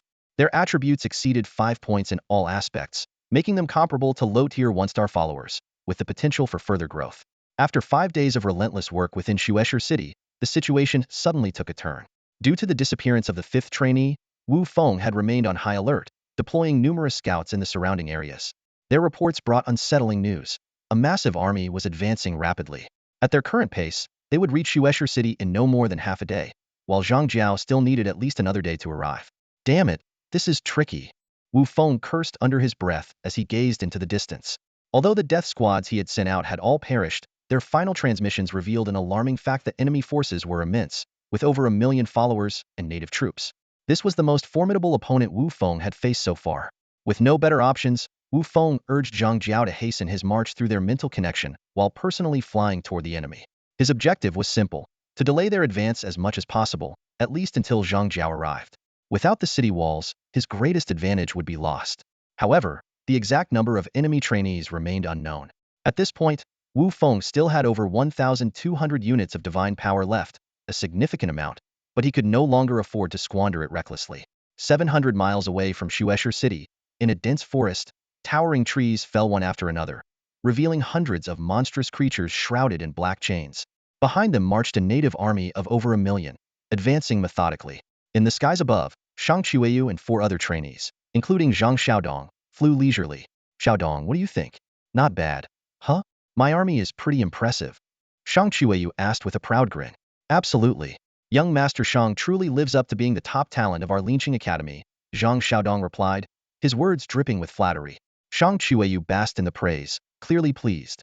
In his mind, he was not just the best in Linqing Divine Academy, but also among the strongest trainees participating in this training exercise. One of his primary competitors, Wei Ranran, had already been eliminated by her own teammates, fueling Shang Qiuyu's ambition to claim the top spot. Xuesher City was his first target. However, Shang Qiuyu was no fool. The fate of Shang Zhanpeng had made him cautious. Anyone capable of reducing Shang Zhanpeng to such a miserable state was not to be underestimated. This was why he had brought nearly his entire team, leaving only 2 members behind to guard their position. His goal was to crush this unexpected and formidable rival in one decisive strike. Meanwhile, Wu Feng had already reached the front lines of the enemy forces. Such a massive native army could hardly escape his perception. The enemy was in the open. While he remained concealed, this was his opportunity. Yet even so, Wu Feng had to admit, the opponent indeed had the capability to challenge him, but that would have to wait until Zhang Jiao arrived. For now, Wu Feng could only seek opportunities to disrupt the enemy's formation. At Wu Feng's signal, Jing could darted forward like a shadow from beneath his feet, swiftly disappearing into the dense forest. With Jing Ke's exceptional stealth abilities, it was nearly impossible for the enemy to detect him unless they used divine power to search. Wu Feng then retreated to a concealed position, patiently waiting for his prey to take the bait.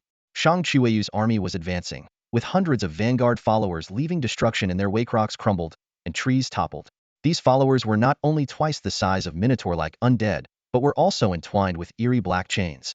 These chains were not weapons but rather seemed like some kind of seal, with something ominous writhing beneath them. Wu Feng quickly recognized these as rare demon followers. Although their abilities were unique, they were ultimately only two-star followers, well within Jing Ke's capability to handle.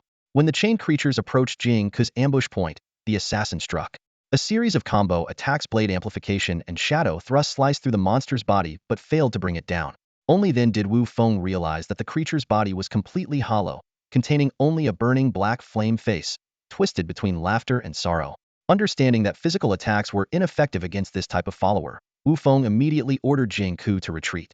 Though the target was not slain, Wu Feng's strategy was already working. An enemy student observing from the sky immediately broke off to pursue Jing Ke. Was none other than Li Wei, the weakest member of their team. Unaware, Li Wei was rushing straight into Wu Feng's ambush. Confident in his impending victory, Li Wei had no idea that the roles of hunter and prey had already been reversed. Just as he was about to catch up to Jing Ke, Wu Feng unleashed a long-prepared attack. A beam of light, concentrated with 100 points of divine power, instantly pierced through Li Wei's shield, which had less than 100 points of protection. On this battlefield, where divine power was scarce, only Wu Feng could afford the luxury of maintaining a 500-point divine shield. With his objective achieved, Wu Feng immediately recalled Jing Ke and withdrew. Spending 100 points of divine power to eliminate an enemy student was a worthwhile trade. By the time Shang Chueyu realized what had happened, Wu Feng had already vanished without a trace. Although Shang Chueyu was furious, he did not lose his composure. Instead, he ordered his army to halt their advance. However, this seemingly cautious move played right into Wu Feng's strategy. As Shang Chueyu sent out over 1,000 followers to search the area and guard against potential ambushes, Wu Feng had already returned to Blood Devour City, preparing for the imminent battle. This careful deployment, while appearing prudent, was exactly the outcome Wu Feng had been anticipating. Under Wu Feng's meticulous planning, Zhang Jiao led his army to reach Shuesher City ahead of schedule. Standing atop the city walls and gazing down, Wu Feng saw an overwhelming sea of indigenous troops stretching for miles. Even though he had mentally prepared for this, the sight still left him momentarily dazed. This elite force of 2 million was the culmination of Zhang Jiao's efforts during Wu Feng's absence from Shueting City. Thanks to the resources inherited from Mu Bai and the enhancement of the frenzy aura, the army's strength had advanced by leaps and bounds. While thousands had tragically succumbed to the rigors of high-intensity training, every surviving soldier had now reached the level of a top-tier one-star retinue. Such sacrifices were, without a doubt, worth it. Mu Bai really was a generous man, Wu Feng mused to himself. The extraordinary system this army relied on was a rare treasure painstakingly acquired by Mu Bai from his family, far superior to anything commonly found on the market. If Mu Bai knew his hard-earned resources had benefited someone else, he would likely be furious enough to cough up blood. Looking at the formidable army before him, Wu Feng felt an unprecedented surge of confidence. A 12 million-strong force, capable of being elevated to 2-star retinue levels under the frenzy aura, was enough to make any opponent tremble. Zhang Jiao, here. Lead the troops and crush the enemy, Wu Feng commanded, pointing in the direction of Shang Chueyu's forces. At this moment, Shang Chueyu's army was already closing in on Shuesher City. Initially, Wu Feng had planned to defend from within the city, but now, that seemed unnecessary. Under Zhang Jiao's leadership, the army marched mightily toward Shang Chueyu's forces. Although Shang Chueyu was shocked to hear the scouts report, he remained confident. In his mind, as long as he could eliminate Wu Feng, his greatest rival, and seize Shuesher City, his strength would soar. Securing first place in the training camp would be a sure thing. Little did he know, Wu Feng harbored the exact same thought. The two massive armies faced off on a blood-red plain, with Wu Feng and Shang Chueyu staring each other down from afar. This time, Wu Feng decided to change his strategy. He would not engage personally, but instead let his army completely shatter the opponent's ambitions. Shang Chueyu, evidently, had a similar plan. As the divine realm activated, reinforcements began to appear on both sides. Shang Chueyu's camp gained tens of thousands of retinues brought by 4 trainees, whereas Wu Feng's side only had a little over 1,000. The disparity in numbers was striking. However, Wu Feng was unfazed. His elite units, including the Vanguard, Forlorn Hope, and Corpse Dragonflies, were forces to be reckoned with, far superior to the rabble on the other side. Of course, there was one exception: the demon retinue capable of withstanding a strike from Jing Ke. While Wu Feng had yet to find an effective way to deal with such a being immune to conventional attacks, he wasn't overly concerned. After all, even if it's hard to kill, it's just a 2-star retinue, Wu Feng thought to himself. This encounter made him realize the urgency of cultivating magic-based retinues. As the retinues from both sides emerged, the atmosphere on the battlefield grew tense in an instant. Watching the gathering crowd ahead, Wu Wu Feng exchanged a knowing glance with Zhang Jiao. Zhang Jiao held his breath, waiting for the perfect moment to act. As the battle commenced, Shang Qiueyu immediately sensed something was off. Although her retinue army had yet to join the fray, the opposing native army held a slight advantage in both strength and numbers. Move in, Shang Qiueyu commanded her teammates as she noticed her side steadily losing ground. At the same time, she cast a meaningful glance at Zhang Xiaodong, silently reminding him not to hold back. However, Zhang Xiaodong remained indifferent. Though he outwardly submitted to Shang Qiueyu, he had never truly pledged his loyalty. The retinues he deployed were merely secondary ones, expendable in his eyes. The involvement of retinues quickly turned the tide in Shang Qiueyu's favor. Yet, she was puzzled by Wu Feng's retinues, which remained stationed at the rear, showing no intention of joining the fight. When the two armies were fully entangled, Zhang Jiao finally revealed his trump card. A mysterious wave of energy radiated from him, enveloping all the native warriors within a 2,000-meter radius. These warriors, originally at the peak of 1-star power, instantly broke through their limits, reaching the level of 2-star retinues. At this moment, the scales of victory tipped decisively in Wu Feng's favor. This? Shang Qiueyu stared in disbelief at the sudden shift in the battlefield. The previously balanced situation had been shattered so effortlessly. She locked her gaze on Zhang Jiao, realizing that eliminating this retinue was her only chance at victory. Yet, seeing Wu Feng in the deathly aura of his necrotic retinues guarding Zhang Jiao, she reluctantly held back. Boss, what now? If this keeps up, we're doomed. Shut up. Shang Qiueyu snapped harshly before sighing. I didn't want to use it, but it seems I have no choice. A surge of unique energy emanated from her body, a resonance of laws. This made Wu Feng's eyes widen in shock. Laws were a prerequisite for ascending to true godhood, and it was clear that Shang Qiueyu's mastery was far from rudimentary. In an instant, a black flame engulfed the enemy's retinues and native forces. While their strength didn't visibly increase, any being touched by the flames, even the native warriors empowered by the fervent aura, couldn't last more than half a minute. As her side regained the upper hand, Shang Qiueyu burst into laughter. Although exposing her mastery of laws irritated her, victory was all that mattered. This black flame was the result of her fusion of the flame law and her newly comprehended demon law. The devastating power left Wu Feng astonished. In comparison, Zhu Xiong's strength law, which only increased a retinue's strength attribute by 2 points, seemed utterly insignificant. Though pained by the loss of his troops, Wu Feng couldn't help but feel envious. With his current level of divinity, it would take him centuries to reach such a realm. But even in the face of a foe wielding the power of laws, Wu Feng refused to concede. Zhang Jiao. Understanding the call, Zhang Jiao nodded and commanded a force of fewer than 20,000 native warriors to charge the front lines. As soon as they clashed with the enemy, their garments tore apart, revealing their extraordinarily muscular physiques. This was Wu Feng's strongest card to date, the Yellow Turban Strongmen, making their official debut. As a unique unit created through Zhang Jiao's dark sorcery, the Yellow Turban Warriors, though short-lived, possessed terrifying combat strength. Even with their bodies scorched by black flames, 20,000 of these warriors, equivalent to a 3-star clan level, can endure for a considerable time. Born for the sole purpose of sacrificing themselves, these fighters are capable of annihilating enemy forces in a short period. Watching his troops retreat once again, Shang Qiueyu clenched his fists tightly, his face contorted with anger. If not for the restrictions imposed by Academy rules, preventing him from unleashing the full power of his laws, he would have made Wu Feng pay dearly. Helpless, Shang Qiueyu decisively withdrew his law power, which consumed significant energy. Retreat. Shang Qiueyu shot a cold glare at Wu Feng, then left the native army to cover their rear as he and his teammates swiftly withdrew their forces and summoned their clans. Wu Feng did not pursue. First, he was wary of the opponent's law power, and second, his own divine power was nearly depleted. Gazing at the enemy soldiers below, who continued to resist stubbornly, he sighed and said, "Kill them all."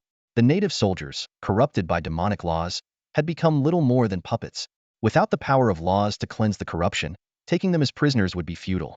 Zhang Jiao nodded in acknowledgement and led the army to carry out the final sweep. On the blood-soaked wasteland, 1,000,000 corpses bore silent witness to the brutality of the battle. Although Wu Feng emerged victorious, his side suffered heavy losses as well. Over 200,000 native soldiers perished, and more than half of the Yellow Turban warriors were lost. Yet compared to the complete annihilation of the enemy forces, the price was deemed worthwhile. Return to the city. Prepare for relocation. Wu Feng commanded Zhang Jiao, after recalling the remaining clans. This battle had given him a clearer understanding of the strength of other academy participants. Had his opponent's clans and native armies been slightly stronger and combined with the use of laws, the outcome would have been uncertain. Shang Qiueyu's group fled back to Xueqiong City in disarray. Zhang Xiaodong.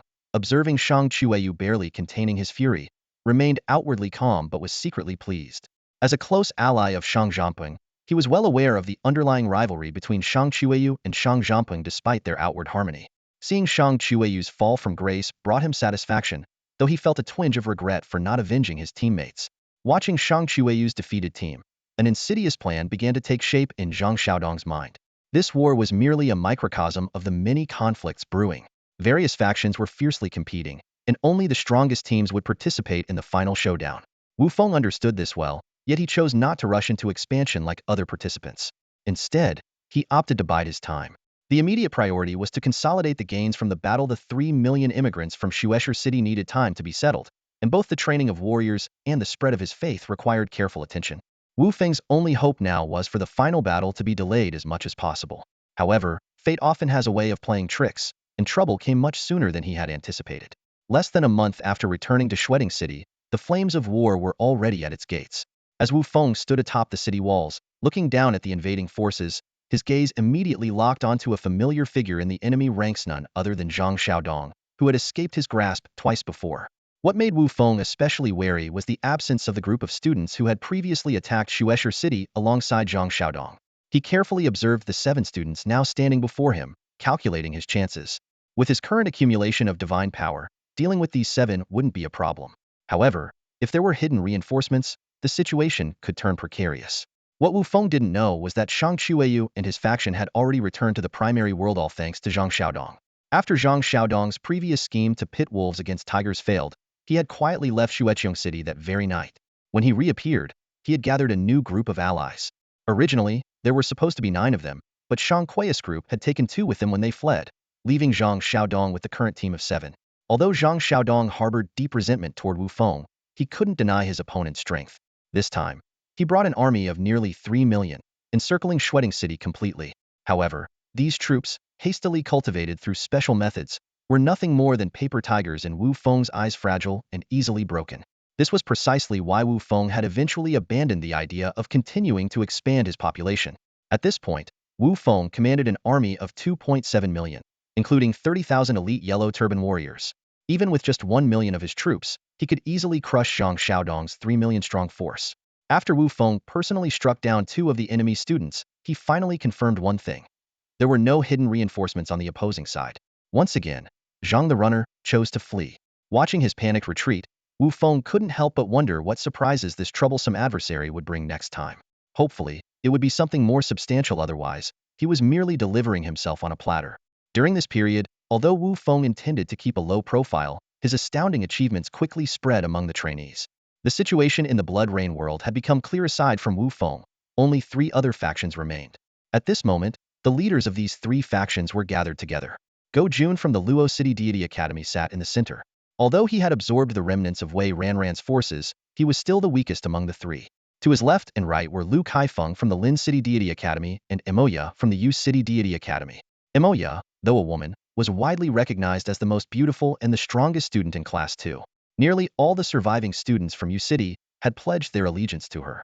At this moment, both she and Lu Kaifeng were staring intently at Go Jun, their gazes leaving no room for refusal. Go Jun knew well that if he rejected their proposal, he would undoubtedly face their combined retribution. He sighed and said, "I agree." Seeing Go Jun's consent, Lu Kaifeng and Imoya both smiled in satisfaction. Their alliance had a clear objective: Wu Feng. Ironically, as one of Wu Feng's classmates, Imoya was the most eager to eliminate him and had exerted significant effort toward this end. Meanwhile, in Lu Kaifeng's faction, Zhang Xiaodong, who had once been defeated by Wu Feng, was also pushing hard for this collaboration. Far away in Blood Cauldron City, Wu Feng remained unaware of their plans. He continued to focus on strengthening himself. It wasn't until a week later, on an afternoon when the sky suddenly began to pour blood-red rain, that an overwhelming enemy force appeared on the horizon, stretching endlessly. Even Wu Feng couldn't help but swallow nervously at the sight. "Zhang Jiao, gather all the troops. This is the decisive moment," Wu Feng said as he quickly regained his composure after the initial shock. He was well aware that the outcome of this battle depended entirely on his calculations. If he won, he would rise to dominance. If he lost, he would still prove his worth. After all, being formidable enough to unite all the students against him was bound to draw the attention of the senior academy instructors.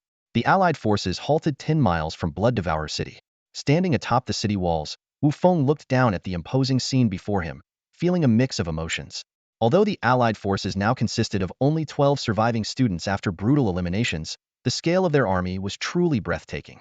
Zhang Xiaodong hid behind Lu Kaifeng, coldly watching Wu Feng on the wall. Lu Kaifeng, Imoya, and Go Jun ascended into the air, staring at Wu Feng from a distance. At this moment, no one spoke, for words had lost all meaning. The gates of Shueding City burst open with a thunderous roar, and a steady stream of native warriors poured out, quickly forming a disciplined phalanx in front of the enemy forces. After countless days and nights of tireless training under Zhang Jiao, Wu Feng's native army had grown to a formidable 3.2 million soldiers. Facing an opposing force of over 12 million, Wu Feng showed no friendly exhilaration. His fighting spirit seemed to resonate with his companions.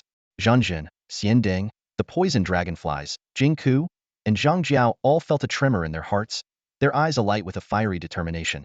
Today, they vowed to carve out a path to victory for their divine lord. The deafening battle cries of both armies shook the heavens, dispersing even the crimson rain that veiled the skies. Thus began the largest-scale battle in the history of this blood-soaked world. This fight was not only a matter of victory or defeat for Wu Feng, but also the ultimate showdown between Lu Kaifeng, Moya, and Go Jun. According to their prior agreement, today would determine the final winner of the training. Of course, this was predicated on Wu Feng's defeat facing the overwhelming numbers of the coalition forces. The three were confident he had no chance of winning. Wu Feng escorted Zhang Jiao to the central command and, without hesitation, activated the frenzy aura. Under its influence, the combat strength of the frontline troops surged, delivering a crushing blow to the coalition forces upon first contact.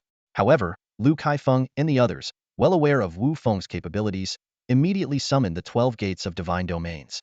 The remaining trainees, each of exceptional strength, unleashed their elite main followers, rare two-star races numbering 30,000 in total.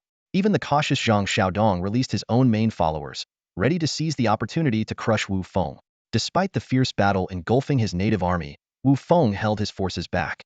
To seize the slimmest chance of victory, he needed to sacrifice the lives of his native warriors to deplete the enemy's followers. On the desolate plains, the two forces clashed like torrents, grinding lives into the dust. Though his expression remained grave, Wu Feng refrained from further intervention. Even so, the casualty ratio between the two sides remained nearly a vena testament to Wu Feng's strength. Though this trajectory would ultimately lead to Wu Feng's defeat, he believed his opponents were more anxious than he was. After all, his losses consisted of native warriors, while the coalition forces had already lost nearly half of their followers. As expected, the coalition could no longer hold back and revealed their second trump card. Lu Kaifeng, Moya, and Go Jun hovered in midair, divine power radiating from their bodies. As prodigies who had mastered the laws of their respective domains, they each unleashed their powers. The law of wind to enhance speed, the law of ice to create shields, and the law of war to amplify overall combat strength. Together, the trio elevated their army's combat effectiveness by over 30, surpassing even Zhang Jiao's frenzy aura. This, without any divine essence. Zhu Xiong, help me. Of course. Zhu Xiong immediately began burning his remaining divine power, invoking the law of strength. Wu Feng turned to Zhang Jiao, who instantly understood. Under his command, the hidden yellow-turbaned strongmen among the ordinary native warriors revealed their true forms. Soon after, Zhanjin, Xiandeng, the poison dragonflies, and even Jing Ke left Wu Feng's side to join the grinding battle on the front lines. In this battle, Wu Feng would give everything. There would be no retreat, only a fight to the death. Zhu Xiong initially planned to summon his followers for support, but Wu Feng decisively stopped him. Wu Feng knew well that the hard-earned wild beasts should not be sacrificed in the training camp and insisted that Zhu Xiong conserve his strength. On the battlefield, Lu Kaifeng and his group couldn't help but feel a sense of triumph upon witnessing this. Wu Feng had been forced into a desperate situation. Although the Allied forces had suffered heavy losses, they successfully encircled Wu Feng. Standing at the central position of his formation, Wu Feng surveyed the surroundings. The indigenous army, numbering less than 1 million, and his heavily depleted followers made him sigh deeply. In his despair, Wu Feng briefly considered taking down 2 trainees with him, but Lu Kaifeng and his team had anticipated this and maintained a tight formation, leaving him no opportunity. The thought of escaping alone flickered through his mind, but was quickly dismissed. Losing the faith of the indigenous people would be like water without a source. No matter how much divine power he had, it would eventually run out. Rather than face a slow death, he resolved to die gloriously on the battlefield. As the battle progressed, Wu Feng's forces dwindled further. The Allied trainees also paid a heavy price, with more than half of their followers lost, forcing them to retreat into their divine domains, which further widened the casualty gap between the two sides. The Allied forces were now down to fewer than 4 million, Yet Lu Kaifeng and the others had no regrets about forming their alliance. Wu Feng's strength had far exceeded their expectations. Without their combined effort, he would have undoubtedly emerged as the ultimate victor of the training camp. At this point, Wu Feng was completely cornered. His elite, Forlorn Hope, unit was nearly wiped out, with 3 of his 4 elite warriors already fallen. The last remaining elite warrior continued to fight valiantly, fully aware that Wu Feng stood behind him, and determined not to let the enemy advance even a single step. In this moment of life and death, a mysterious power surged into the body of this warrior. In a daze, countless scenes from his memories flashed before his eyes, as if he had returned to the war-torn era, reliving moments of drinking and celebrating with his comrades and charging fearlessly into battle. Gao Shun. I am Gao Shun, commander of the Forlorn Hope. A thunderous roar erupted, and the black smoke symbolizing death began to dissipate rapidly from his body. The once battered and broken armor now gleamed anew, radiating a dazzling golden light. In the central command post, Wu Feng stared wide-eyed in disbelief at the towering figure before him, now fully restored. The system immediately displayed all of Gao Shun's details to him. A 2-star retainer with a potential of up to 9 stars, serving as the commander of the trapped formation. His leadership skills included Will of Relentless Battle, grants all attributes 20 to the warriors of the trapped formation and provides them with 1 chance to avoid death.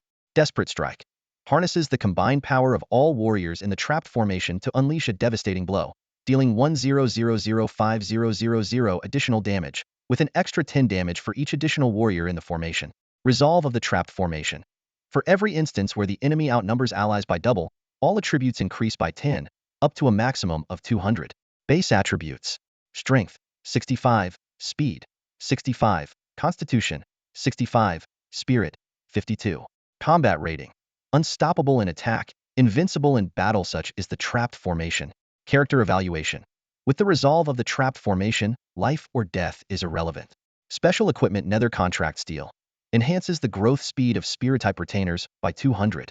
Upon reaching the limit, there's a 10 chance to break through the original star level and a 1 chance to generate a rare grade unit. As Wu Feng's thoughts churned, Gao Shun had already made his move. A solid arc of blade energy swept out, instantly decimating the enemy forces ahead.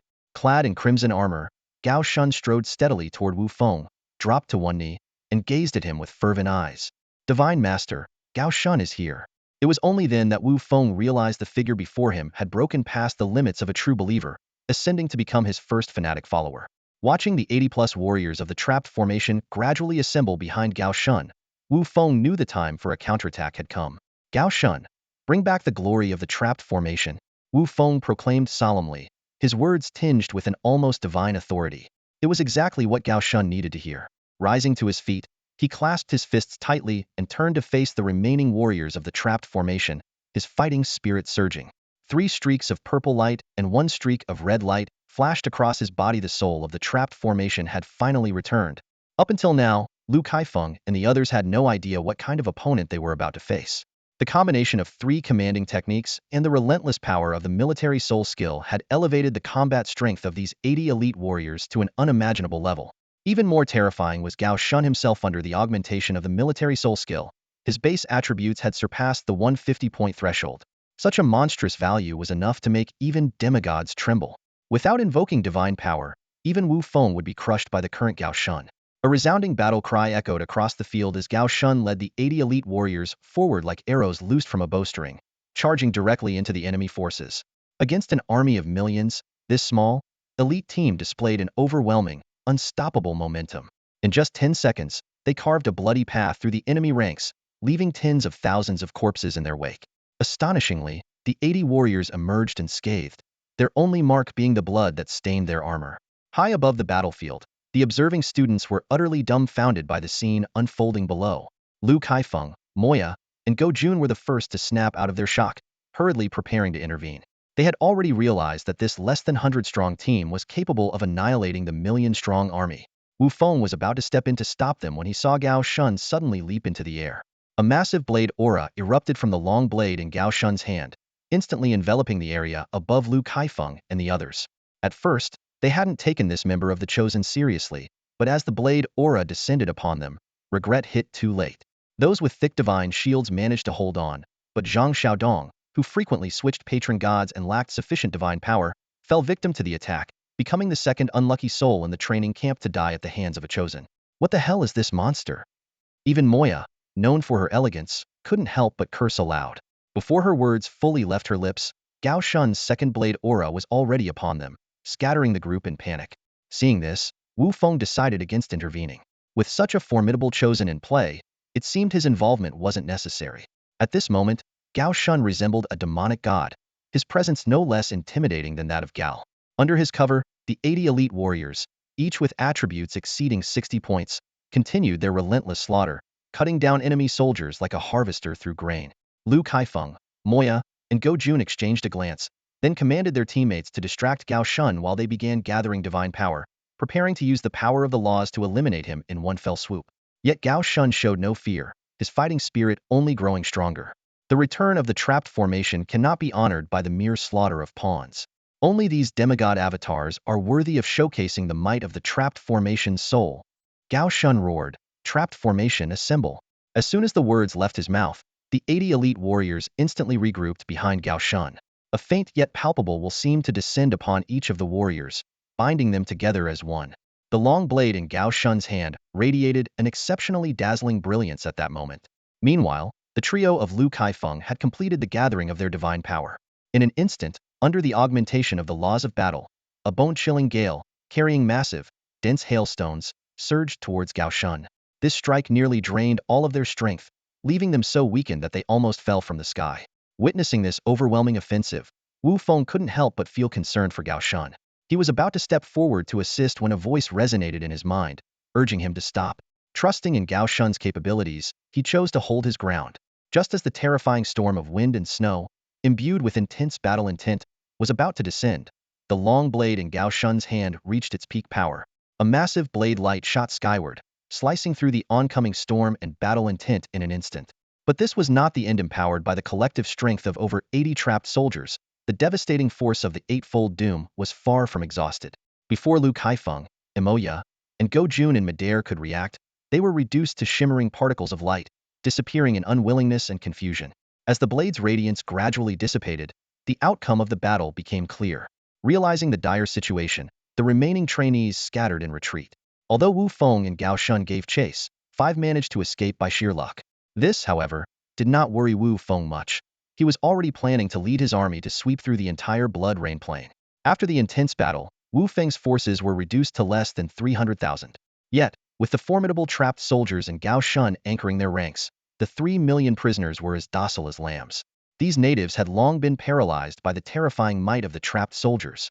To them, these warriors were like emissaries from the underworld, capable of effortlessly claiming their lives. Ironically, with the surrender of these people, the attributes of the trapped soldiers, including Gao Shun, significantly declined.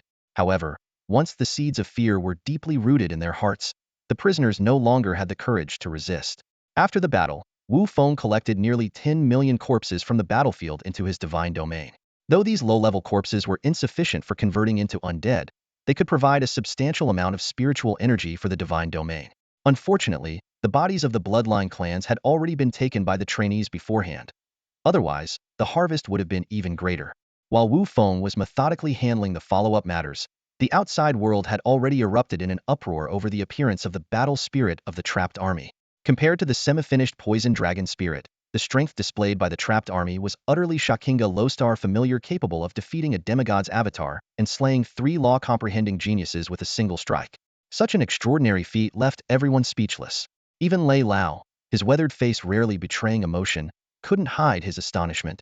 In his tens of thousands of years of life, he had only witnessed a handful of such powerful destiny-bound familiars, and without exception, they were meticulously cultivated by influential figures. Reflecting on how he had lived so long yet failed to nurture a familiar of this caliber, only to see one emerge from the hands of a student, Lei Lao couldn't help but feel a tinge of bitterness. This complex sentiment was shared by the other instructors present, especially those who had no destiny-bound familiars themselves, such as Dean Mingyun. With a stern expression, he approached Dean Shui and spoke with a hint of reproach in his tone. "Shui Lao, what kind of monster have you raised here? And you didn't even give us a heads up?" Dean Shui shrugged helplessly. "If I told you I had no idea about this, would you believe me?" To his surprise, Mingyun nodded solemnly. "I believe you. Knowing your personality, if you had known earlier, you would have already been using him as the poster child for your academy." Dean Shui couldn't help but nod in agreement. Indeed, if he had known in advance, he would have certainly leveraged this to boost the academy's reputation. The female teachers from Chonglu Academy were caught even more off guard by this unexpected turn of events, especially under Lei Lao's increasingly dangerous gaze, which left them uneasy. However, the most frustrated of all was undoubtedly the teacher from Xinghai Academy. Watching such an outstanding talent seemingly fall into the hands of Hao Yuan and Chonglu, he felt as though his heart was being cut by a knife. Ahem, everyone. Excuse me, I need to step out for a moment. The Xinghai Academy teacher left the monitoring hall with a heavy heart. Lei Lao, watching his retreating figure, seemed to see through his intentions. It seems we'll have another competitor joining the fray. After careful consideration, the Xinghai Academy teacher decided to request approval from his academy to secure a special recruitment slot. In his view, a small, reclusive family in Yuqing posed no real threat. Why not handle this matter with flexibility? Shortly after, several other teachers from the Hundred Schools Alliance also left the monitoring hall, similarly determined to fight for a special recruitment opportunity. Meanwhile, Wu Feng remained unaware of the commotion outside. After subduing a group of enemy forces, he threw himself wholeheartedly into the mission of sweeping the battlefield. Surprisingly, the process went exceptionally smoothly, as the fleeing students seemed to have recognized the disparity in strength. 3 days later, after Wu Feng eliminated the last remaining student, Zhu Xiong, under his watchful gaze, voluntarily dissolved his divine avatar. After Zhu Xiong left, Wu Feng barely had time to process everything before an invisible force suddenly pulled him out of the blood rain realm. When his consciousness returned to the divine domain, the first thing he saw was Ding Xue's unusually kind and gentle smile. The sight sent a shiver down Wu Feng's spine. Ding Xue was never this warm or approachable in Wu Feng's memory. Could this be someone impersonating him? The thought flashed through his mind. Wu Feng, well done. Ding Xue's smile grew even brighter, completely ignoring the astonishment on Wu Feng's face. It's all thanks to the Academy's guidance. Despite feeling that something was off, Wu Feng wisely uttered this polite response. Sure enough, as soon as he said it, Ding Xue's smile became even more radiant, almost as if his face had turned into a blooming flower. This unusual behavior sent chills down Wu Feng's back. Fortunately, Ding Xue seemed to realize his own odd demeanor, quickly coughed twice, and reined in his expression. Come on. You must already know how special this training camp is. There are many people waiting for you outside. Wu Feng nodded in agreement. After watching Ding Xue leave, he dissolved his divine power avatar, allowing his consciousness to return to his physical body in the divine domain connection chamber. As the chamber door opened, 10 powerful presences surged toward him, almost forcing Wu Feng back inside. But he quickly steadied himself and scanned his surroundings. Aside from Ding Xue, there were 9 other figures present. The sight stirred a sense of pride in Wu Feng. Clearly, the instructors at the academy had sharp eyes. Student Wu Feng greets all the esteemed teachers. He bowed respectfully to everyone present. Haha, a young hero indeed. One of the instructors from the Journey High Academy couldn't wait to speak. Wu Feng, right? Would you consider joining our Journey High Academy? We offer top-tier benefits. Although Journey High Academy wasn't particularly renowned within the Hundred Schools Alliance, Wu Feng had already grasped the situation and knew better than to accept casually. Before he could respond, Elder Lei interrupted at just the right moment. Young man, no need to rush into a decision. There are some things you need to understand first.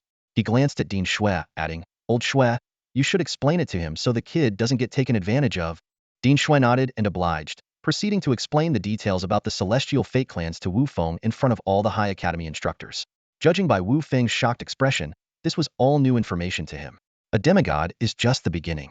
Look at Ming Yuanqi doesn't even have a celestial fate clan, which shows just how rare and extraordinary this is. It's perfectly normal for a demigod to be unaware of it. After hearing the explanation, Wu Feng finally realized that his clans were far more precious than he had imagined, not just the sacrificial warriors and corpse dragonflies, but even all the clans he had recruited from the altar were part of the celestial fate clans. The only reason they hadn't fully manifested yet was due to unmet conditions. In his heart, Wu Feng silently vowed to keep this secret at all costs. Wu Feng was well aware that he couldn't overuse or reveal the true extent of his lineage's destiny skill, lest someone with ill intentions took notice. Lost in thought, his contemplative expression prompted Principal Xue to clear his throat, pulling him back to reality. After all, he was still surrounded by several influential figures.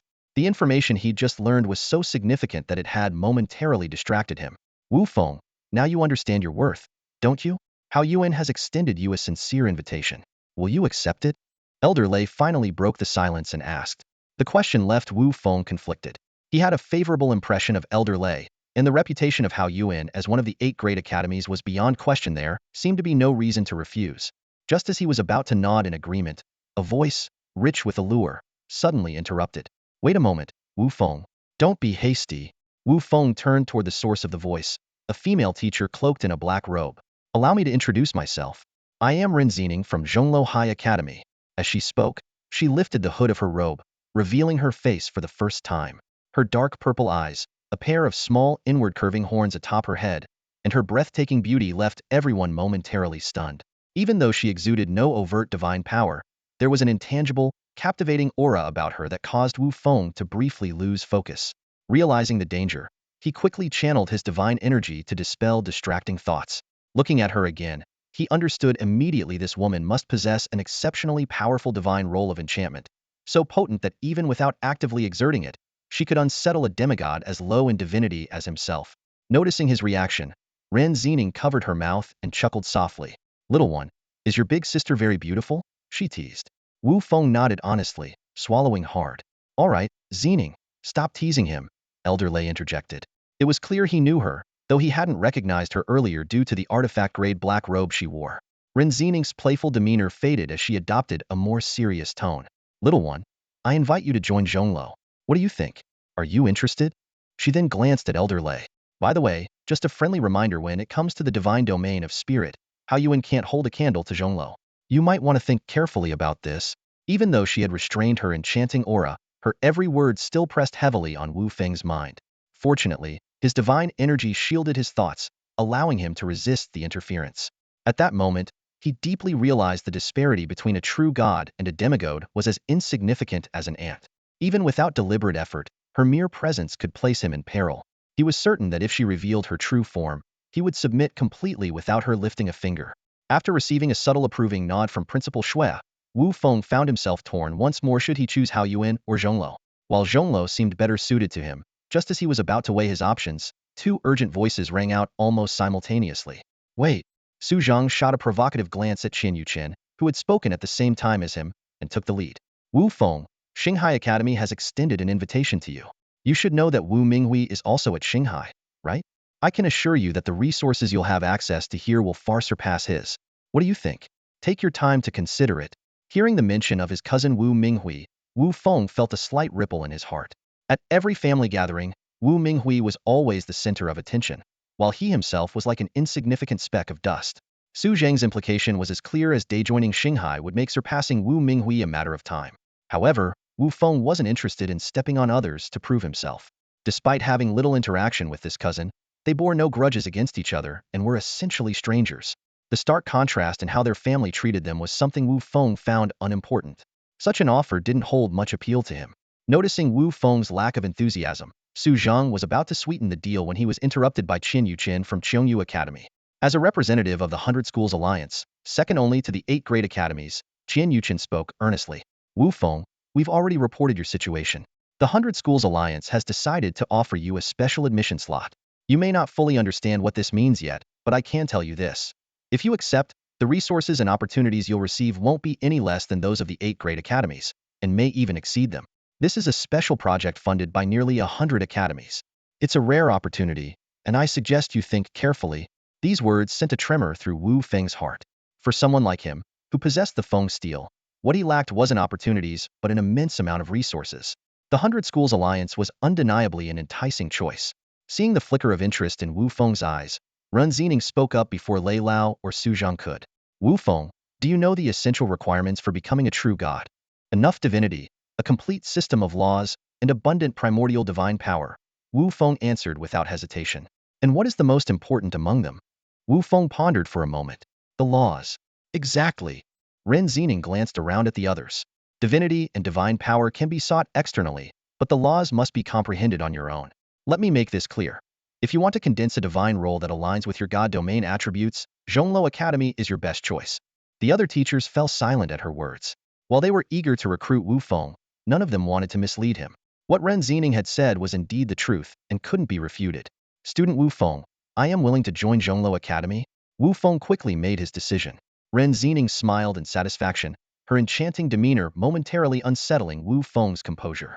The other teachers, though disappointed, refrained from further persuasion and turned to seek out other promising candidates. Soon, only Wu Feng, Dean Shui, and Ren Zining remained at the scene. Ren Zining conjured a purple gemstone and tossed it to Wu Feng. This contains my divine power imprint. If you ever need anything, You can use it to contact me." As she spoke, she lightly brushed her hand against Wu Feng's chest. "Not bad, little one. Big sister has high hopes for you. Bye-bye." Wu Feng stood frozen in place for a good while before snapping out of it. Taking a deep breath, he turned to Dean Shui with a resigned expression. "Dean, are all Zhongluo people this quirky?" Dean Shui maintained a serious expression, though he was secretly amused. "Probably not. Your teacher, Zening, is rather unique. Most people at Zhongluo are fairly normal. Probably. Most. Fairly." The more Wu Feng listened, the more uneasy he felt. The results of the training camp brought mixed emotions. Some celebrated, while others faced disappointment. Zhongluo Academy emerged as the biggest winner, successfully recruiting the most outstanding talent, Wu Feng. Other prestigious academies also made gains, with top students like Imoya and Lu Kaifeng being snapped up. However, it's worth noting that the three elite academies Zhongluo, Haoyuan, and Xinghe did not take in any other students apart from Wu Feng. Zhangtu Academy also had a fruitful outcome, securing both Zhu Xiong and Go Jun, the latter having mastered the law of combat. While most ordinary students failed to gain admission to the advanced academies, there was one notable exception. Gong Siyuan, a student of humble origins, was accepted into Chengyu Academy, ranked just below the top 8. Despite losing his final battle, Gong Siyuan impressed with his exceptional character and leadership skills, earning an unexpected success. This achievement brought heartfelt pride to Ming Yun, the dean who also hailed from a modest background. On board the G800 starship, Wu Feng, Zhu Xiong, and Suwa Yutong reunited. Suwa Yutong was thrilled by his friend's success and jokingly remarked that once they rose to prominence, he could benefit from their glory. Wu Feng, familiar with Suwa Yutong's straightforward personality, wasn't surprised by his comment, while Zhu Xiong found himself viewing Suwa Yutong in a new light. After some brief conversation, Wu Feng and Zhu Xiong departed to handle matters in the divine realm. Seeing this, Suwa Yutong decided to seek out Shan Qingyin to collect the 100,000 divine power points owed to Wu Feng. He eagerly anticipated the look of dismay on Shan Qingyin's face. Returning to the long-absent divine realm, Wu Feng found that the 20-plus days in the main world equivalent to over half a year in the Blood Rain Plane had brought little change to the realm. However, during this time, he had accumulated over 90,000 points of origin divine power. He couldn't help but reflect that if divine power from followers could have been utilized in the Blood Rain Plane, the outcome of the battles might have been far less certain. Though his followers were few, they were all devout believers, which was a significant advantage. As for the rules of faith power conversion, a fanatic believer generates 10,000 faith points daily, a true believer generates 100 points, and a shallow believer generates 1 point. 10,000 faith points condense into 1 point of divine power, while 10,000 points of origin divine power condense into 1 point of divinity. Without hesitation, Wu Feng converted all his accumulated origin divine power into divinity, bringing his divinity to 10 points and advancing into the second stage. From this point, each additional point of divinity would require a base of 10 points. This realization deepened his understanding of the immense advantage possessed by those born with naturally high divinity. For instance, Zhu Xiong was born with 14 points of divinity, Mu Bai with 13, and Imoya from Class 2 boasted an astonishing 16 points. With his divinity enhanced, Wu Feng could feel his true form gradually transforming, drawing closer to the essence of a genuine deity. Beyond the dazzling halo radiating behind him, Wu Feng experienced a qualitative leap in all his attributes. His divine statistics were remarkable. A demigod's divine role, no divine power, 4322 divinity, and attributes of strength, speed, spirit, and physique reaching 10, 133, 132, and 151 respectively. His extraordinary divine domain power was rooted in the nether contract divine realm, with the attribute of a small land within the nether divine realm. In terms of special structures, he controlled Fengdu and the Three Spirits Altar. His followers were equally formidable. A maximum of 500 battle-hardened death warriors, 300 vanguard death warriors, and 300 corpse dragonflies, with a staggering total unit cap of 3,000. Moreover, he had the assistance of 2 heroic spirits, Jingku and Zhang Jiao. This rapid growth was all thanks to the Feng steel. Upon closer inspection, Wu Feng noticed that as a vast amount of spiritual energy was infused into it, the previously uneven, pitted surface of the steel began to show signs of improvement. Although full restoration would take time, it was undoubtedly a promising sign. Aside from gaining Chongluo's favor during the training camp, Wu Feng also acquired a unique treasure. With a gentle wave of his hand, a scepter forged entirely of blood-red crystal floated before him. This was the Blood Majesty, a semi-divine artifact. Its attributes revealed: nurturing level at 21, endowed with 3 divine skills: Bloodshine, Surging Blood, and Blood Frenzy, and the extraordinary power of Blood Calamity. However, due to the absence of a blood-related divine role, many of its abilities remained unusable. This was why Akiruwai had only been able to use it as a divine power amplifier. As Wu Feng was about to put away this semi-divine artifact, which seemed somewhat underwhelming to him, the Feng steel suddenly emitted a strong sense of desire. This was the first time the steel had so clearly expressed its will. Despite Wu Feng's attempts to communicate with it through divine sense, the only response was that overwhelming craving. After careful consideration, Wu Feng ultimately decided not to offer the blood majesty to the Feng steel for the time being. While he was certain that the steel would benefit from devouring the semi-divine artifact, he reasoned that for a creation-level artifact, a mere semi-divine artifact might be too insignificant. He needed more time to weigh the pros and cons. When the Feng steel sensed Wu Feng putting away the blood majesty, it conveyed a faint sense of disappointment. Wu Feng couldn't help but smile and promise the steel, "Just give it some time. When the moment comes, forget semi-divine artifacts, it'll bring you divine ones." However, the Feng steel seemed to sulk and fell into silence. Wu Feng could only sigh in resignation, muttering, "It's not that I don't want to feed you, but come on, your guy here is broke right now." Returning from the divine realm to the main world, Wu Feng immediately spotted Sua Yutong, holding a divine power card with a proud smile on his face. "Wu Feng, you're finally out," Sua Yutong exclaimed excitedly, shaking the card in his hand. Before he could finish speaking, Wu Feng had already pieced together what had happened. Taking the 4-star divine power card, Wu Feng couldn't help but chuckle. Sua Yutong had not only completed his original plan but had done so with exceptional results. "Well done." Wu Feng sincerely praised him. In the entire training camp, Sua Yutong's persuasive skills were undoubtedly top-notch. Wu Feng could easily imagine Shan Qingyin's awkward expression when Sua Yutong came knocking to collect the debt. It must have felt worse than swallowing bile. At that moment, Zhu Xiong also emerged from the divine realm. Spotting the 4-star divine power card in Wu Feng's hand, he immediately guessed what had transpired. "Wu Feng, I bet Shan Qingyin will still try to cause trouble. What do you think?" Sua Yutong quickly interjected, "I don't think so. You should have seen his expression when I confronted him. It was all frustration without a word of retaliation.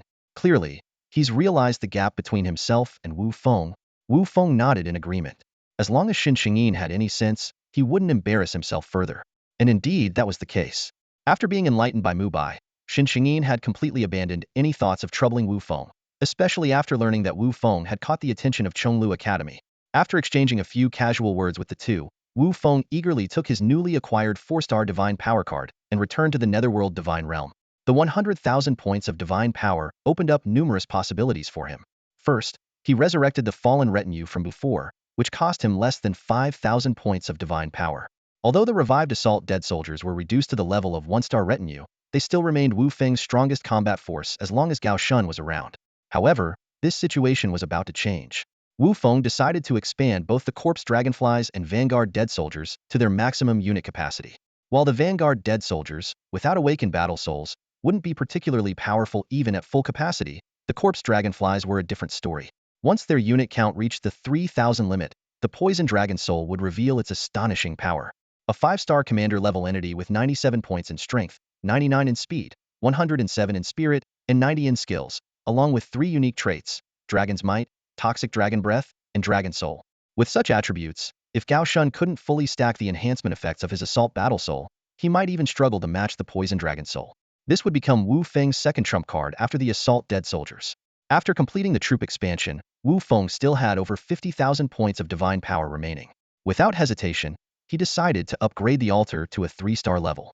Wu Feng quickly discovered a pattern. The higher the star level of the altar, the stronger the summoned followers would be. Faced with a choice between quantity and quality, he chose the latter without hesitation. After all, only stronger followers could potentially break through the next 2 celestial philosophies. Although the altar had already been upgraded, Wu Feng did not immediately proceed with recruitment. Instead, his gaze shifted to the remaining 40,000 divine power in his possession, as he prepared to attempt a bold idea. As divine power was infused into the Feng steel, 4 portions of spring water emanating a dark, eerie aura appeared out of thin air before him. Staring at the portions of yellow spring water, Wu Feng couldn't help but swallow nervously. A question flashed through his mind. Would drinking this stuff really not kill anyone? However, he quickly dismissed his doubts. Undead beings were already lifeless, so this wasn't an issue at all. His plan was simple: awaken the battle souls of the vanguard. The appearance of Gao Shun had convinced him that the awakening of soul-based battle techniques must be tied to the emergence of a commander. Yellow spring water granted a 10 chance for a spirit to ascend to commander level, and with 4 portions, that meant a 40 success rate, quite a promising probability. Even if the attempt failed, it wouldn't be entirely fruitless. The yellow spring water could still ensure the upgrade of the vanguard soldiers to elite level, laying a foundation for cultivating future commanders. As for the minuscule one chance of evolving to hero level, Wu Feng didn't even entertain that possibility. He immediately summoned a vanguard soldier and had him drink the yellow spring water. Watching the soldier's expression of intoxicated satisfaction, Wu Feng briefly entertained the thought of tasting it himself, but he quickly dismissed the idea. He had witnessed the terrifying scenes of the yellow spring firsthand. Countless floating corpses still haunted his memories. He warned himself internally. Under no circumstances should the living touch this substance, or they would surely perish. The soldier, after drinking the yellow spring water, smacked his lips a few times before suddenly collapsing. Just as Wu Feng was about to step forward to check on him, the soldier rose again, his entire being radiating an aura of ferocity that sent chills down one's spine. The system immediately displayed his updated attribute panel. The detailed attributes of the elite vanguard soldier remain unchanged, with all original properties preserved. Seeing the changes in the attributes, Wu Feng's emotions were mixed. He was both excited by the newfound strength of the elite vanguard soldier and slightly disappointed by his usual streak of bad luck. A one-shot success, it seemed, was not something that would easily happen to him. On the surface, the skills of the elite vanguard soldier seemed less impressive than the life-or-death abilities of the trapped formation soldiers, but in reality, this was far from the truth. The Doomsday skill indeed boasts an astonishing damage boost, ranging from 200 to 500, with its damage increasing as the user's health decreases. However, it can only be used once per battle. Behind this seemingly powerful statistic lies a set of strict usage conditions. Wu Feng stood in the training ground, staring at the test subject in front of him. He understood well that compared to doubling strength attributes, a mere 5-fold critical hit seemed lackluster. A vanguard warrior, enhanced with the break enemy buff, could unleash a devastating strike akin to the peak power of Gao Shun with just a single blow. Although this immense power could only last for one attack, its destructive potential was enough to strike terror into anyone. After the first attempt failed, Wu Feng was not discouraged. After all, he still had 3 precious portions of the yellow spring water in hand. He immediately summoned a second vanguard death soldier and initiated a new round of experiments. This was quickly followed by a third attempt. As the 3 elite vanguard death soldiers stood in a neat formation before him, Wu Feng couldn't help but laugh bitterly. Damn it, just as I thought. Gritting his teeth, he handed the last bottle of yellow spring water to the 4th test subject.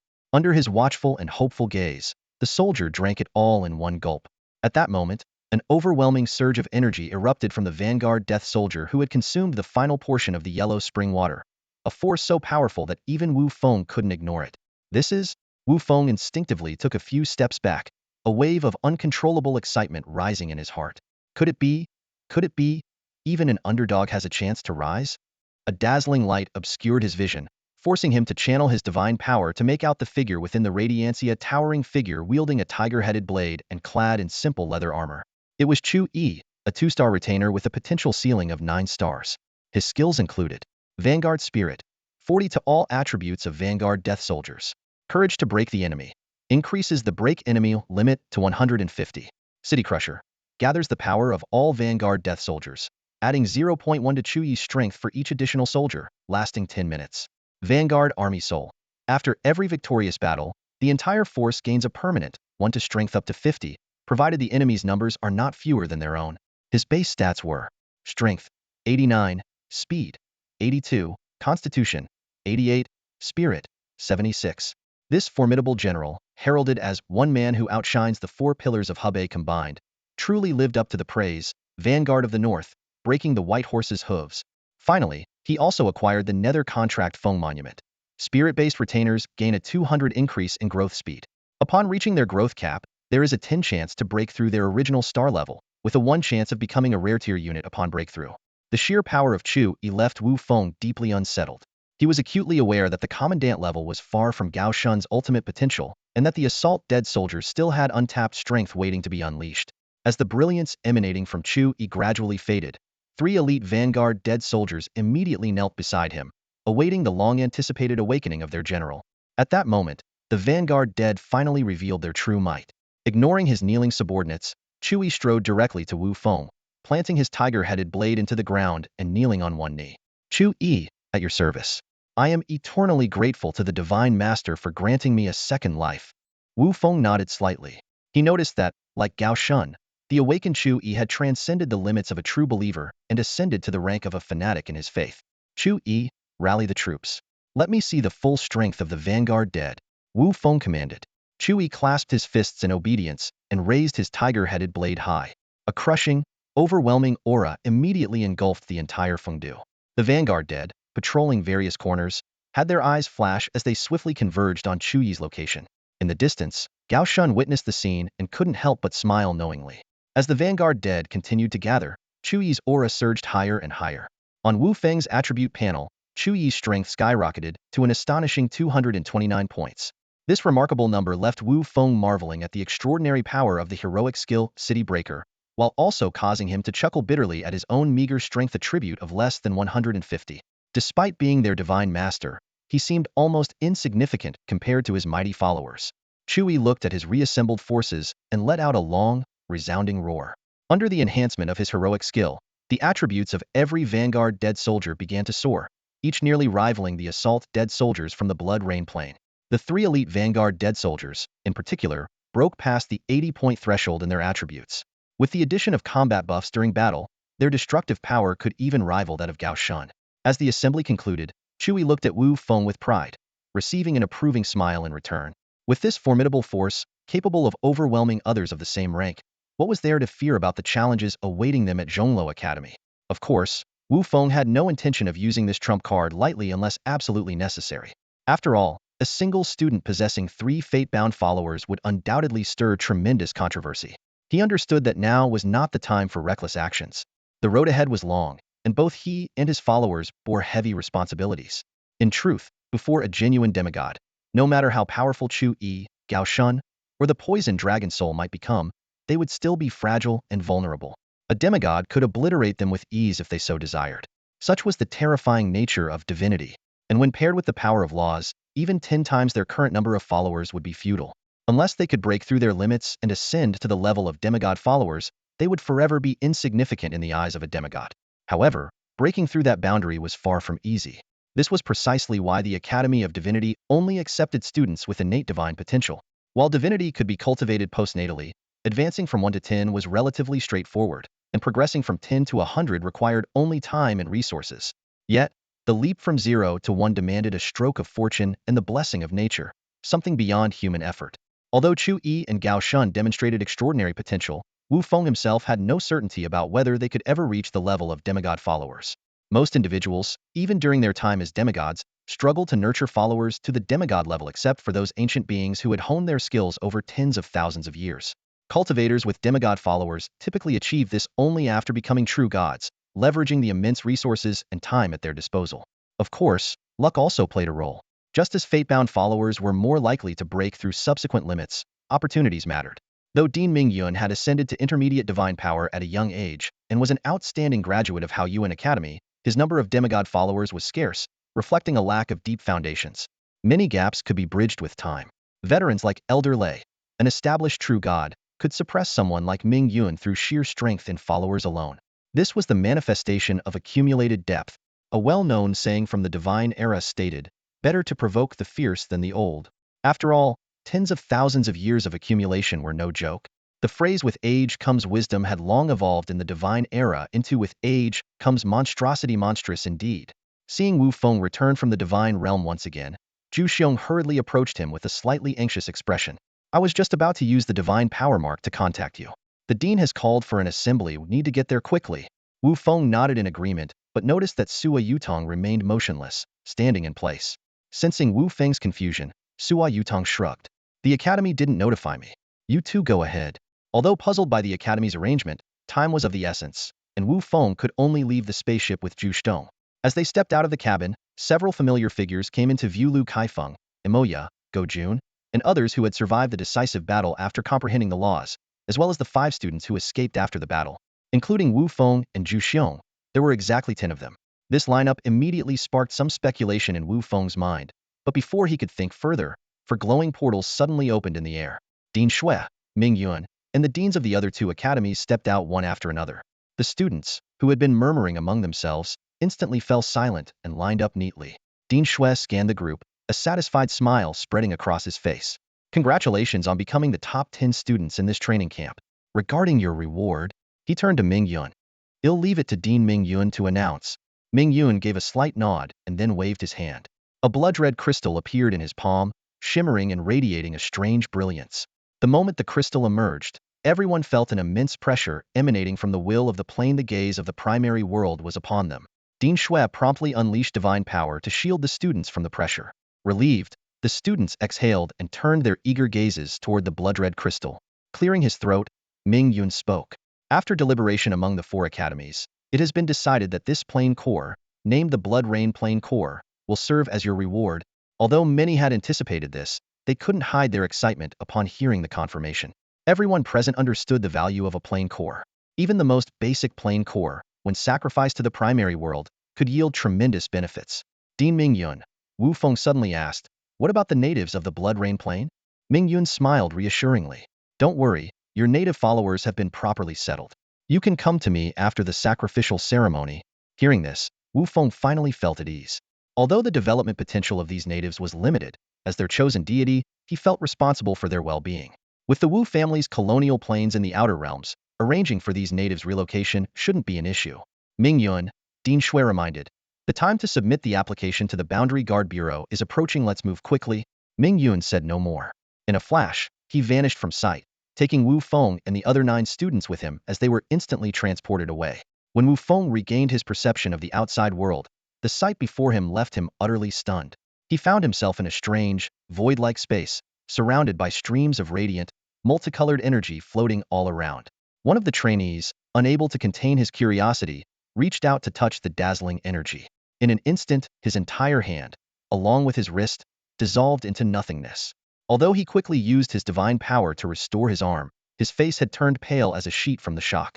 Let me teach you all a lesson for free today, Ming Yun said, his usual gentle demeanor replaced by an uncharacteristically stern expression.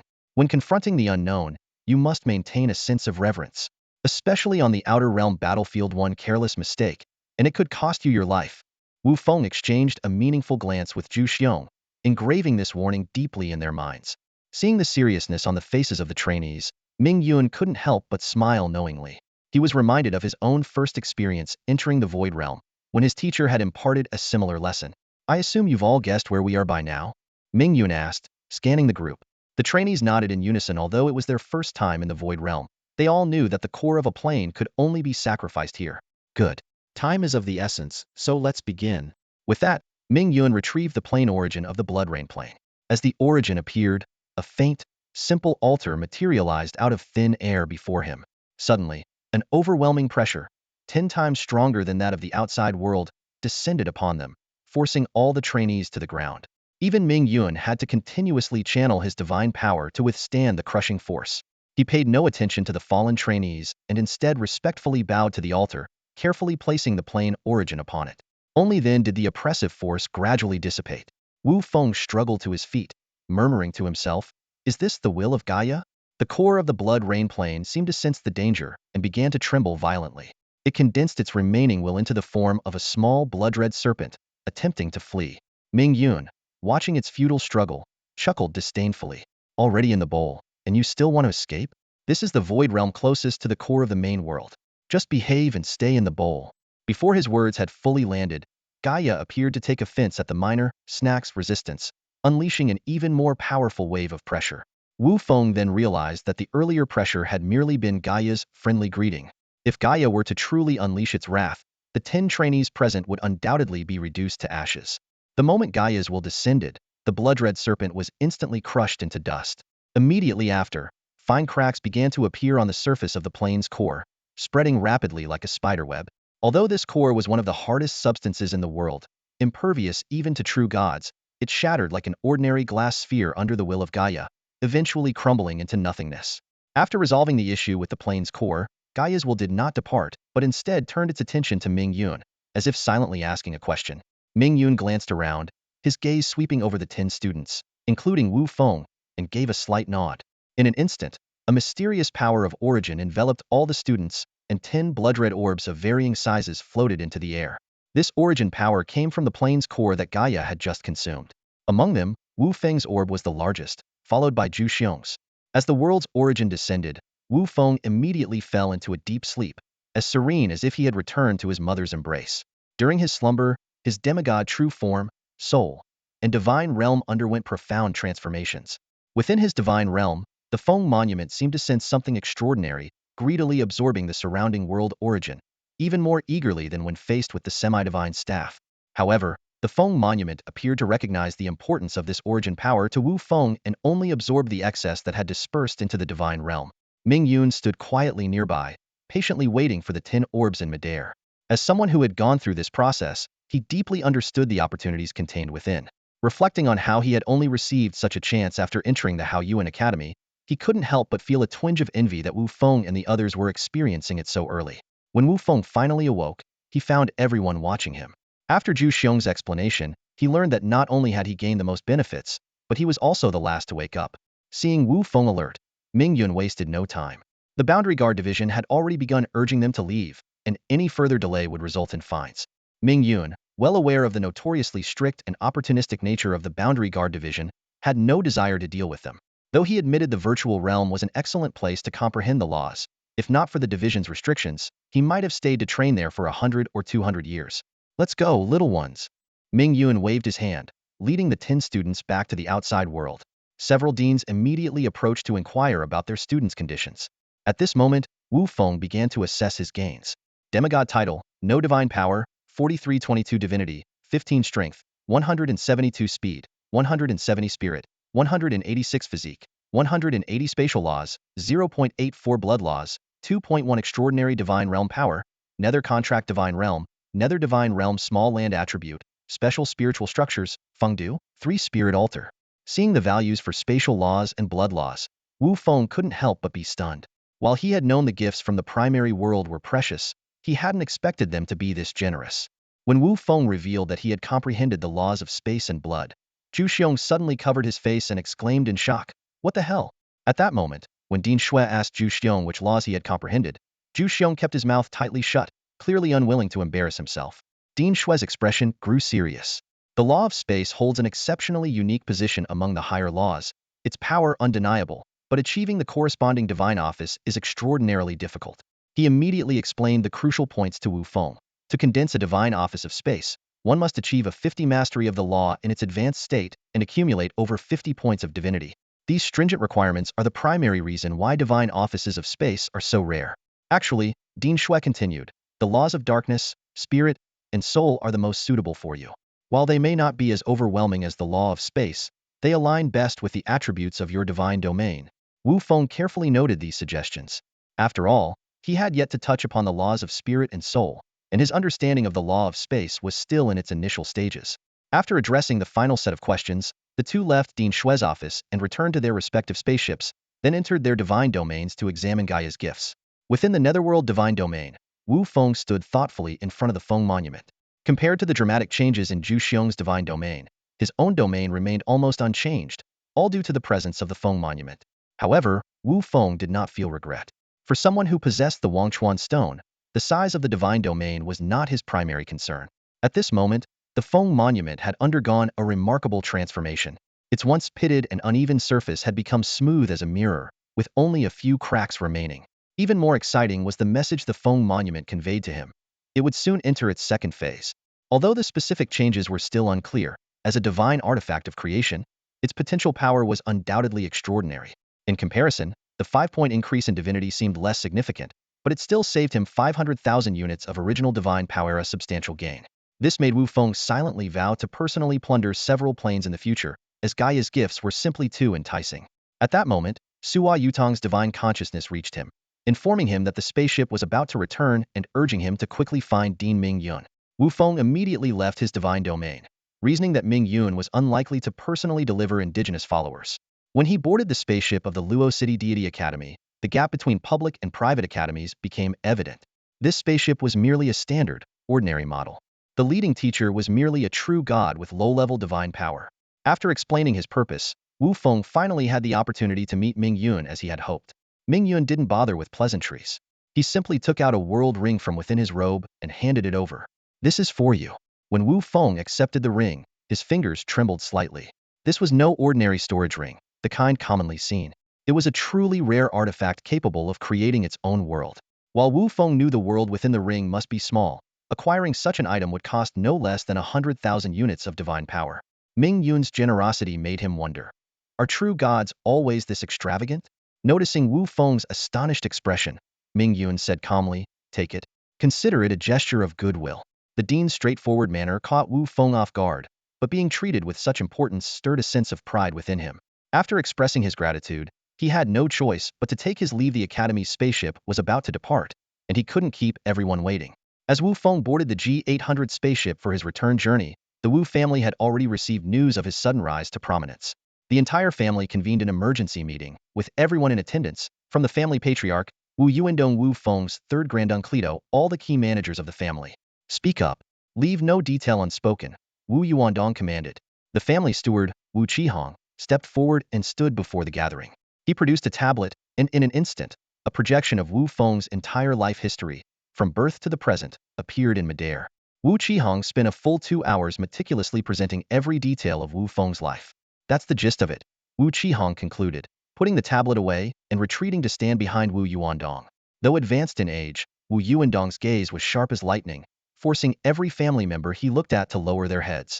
Tell me, how is it that we failed to notice such a talented member of our family for so many years? His voice was loud and commanding, yet it sent chills down everyone's spine. When no one answered, Wu Yuandong called upon Wu Qihong again. The next document treated. Wu Qihong raised his voice and read aloud. Wu Jianba, a fifth-generation member of the family, held a grudge against Wu Feng's father, Wu Xie, 2,000 years ago. After Wu Xie's death, while he did not openly target Wu Feng, he secretly cut off all his opportunities for advancement, resulting in Wu Feng being limited to the lowest-tier family resources for years. Enough. Wu Yuandong abruptly interrupted, his gaze locking onto Wu Jianba, who stood in the corner. Wu Jianba broke out in a cold sweat and dropped to his knees with a thud. Patriarch, I am guilty. Exile him to the outer battlefield for 10,000 years. This meeting is adjourned. Wu Yuandong rose and left the room, followed by the other family members. Wu Jianba remained kneeling, his face ashen. As an ordinary demigod, he knew all too well what 10,000 years on the outer battlefield entailed. It was a death sentence. He understood that everything was over for him. Absolutely everything. During the 3-day return journey, Wu Feng remained immersed in his divine realm. Unlike the outbound trip, this time he had numerous matters to address. Over the 3 years in the divine realm, Wu Feng carefully evaluated the transformations of his 3 armies. Both the Xianjing Battalion and the Xianding Battalion had developed complete combat systems under the leadership of Gao Shun and Zhu Xiong, requiring little to no intervention from him. However, the Corpse Dragonfly unit demanded his personal guidance. After repeated experiments, Wu Feng determined the optimal configuration. Maintaining 3 poison dragon souls was ideal, though in critical situations, 3,000 corpse dragonflies could merge into 10 poison dragon souls, albeit with relatively weaker strength. During this period, Jingku breaking through to the commander level gave Wu Feng a pleasant surprise. Unfortunately, this level seemed insufficient to trigger the awakening of the heroic spirit clan skills. Apart from enhancements to basic attributes and an increase in the star level cap, there were no significant changes. However, as Wu Feng's shadow, Jingku played a pivotal role in the recent training camp. His exceptional stealth abilities allowed Wu Feng to acquire that semi-artifact. Speaking of the semi-artifact, Wu Feng couldn't help but smile. Initially planning to trade it upon his return, he unexpectedly gained insight into the blood law thanks to Gaia's blessing. This made the semi-artifact the best weapon choice for his true form. However, since the blood law was merely a lower-tier law with limited development potential, Wu Feng didn't invest too much into it. Instead, he focused most of his energy on studying the spatial law. While he acknowledged Dean Shue's warnings, having already comprehended the spatial law, Wu Feng was unwilling to abandon it. Greater divine essence consumption and extended cultivation time were not concerns for him. Yet, despite his relentless efforts in the divine realm, his progress with the spatial law was nearly stagnant, giving him a profound understanding of the difficulty of mastering laws. No wonder the probability of a demigod ascending to true godhood was so low. Still, Wu Feng wasn't in a hurry. He believed that with the 8 great academies' near-perfect rate of producing true gods, they must have a unique training methodology. Of course, high rewards often came with high risks, and the academy's staggering mortality rate was proof of this. These days, he hadn't received any divine power messages from Ran Xening. According to Dean Shue, once the divine pre-class enrollment was complete, someone would naturally come to escort him to Zhongluo. After 3 days of travel, the spacecraft finally returned, piloted under Shi Zuyu's frugal flying style, which had drawn frequent complaints from Sua Yutong. After bidding farewell to Zhu Xiong and Sua Yutong, Wu Feng was about to ascend into the air when a luxurious hover car blocked his path. The car window slowly rolled down, revealing a solemn face, his third granduncle, Wu Yuandong, the head of the family. Although the two had hardly spoken, Wu Feng was all too familiar with this face from the annual family gatherings. Get in. We're going home, the elder commanded in a steady, authoritative voice that brooked no argument. Wu Feng had no reason to refuse. Without a word, he entered the car from the other side. The faint scent of leather filled the cabin, evoking memories of the home he had not returned to in a long time. After nearly a month, the door to Wu Feng's house opened once again. "Please, third grandfather." These were the first words Wu Feng had spoken since getting into the car, his tone calm and restrained. The elderly man did not respond, walking straight inside, followed closely by Wu Qihong, the butler and driver. Although the house had been unoccupied for a long time, it remained impeccably clean. This wasn't due to anyone cleaning it, but rather because there was very little inside to gather dust. Ever since his parents had fallen on the battlefield, Wu Feng's life had become exceedingly simple. Apart from essential sustenance, nearly all his energy had been devoted to cultivation. The moment Wu Yuandong stepped into the living room, his gaze was drawn to a framed photograph in the corner. It was a memorial portrait that Wu Feng had created using extraordinary means based on his memories. The two figures in the photograph had gentle expressions, their gazes calm and serene. The old man walked up to the portrait and sighed softly.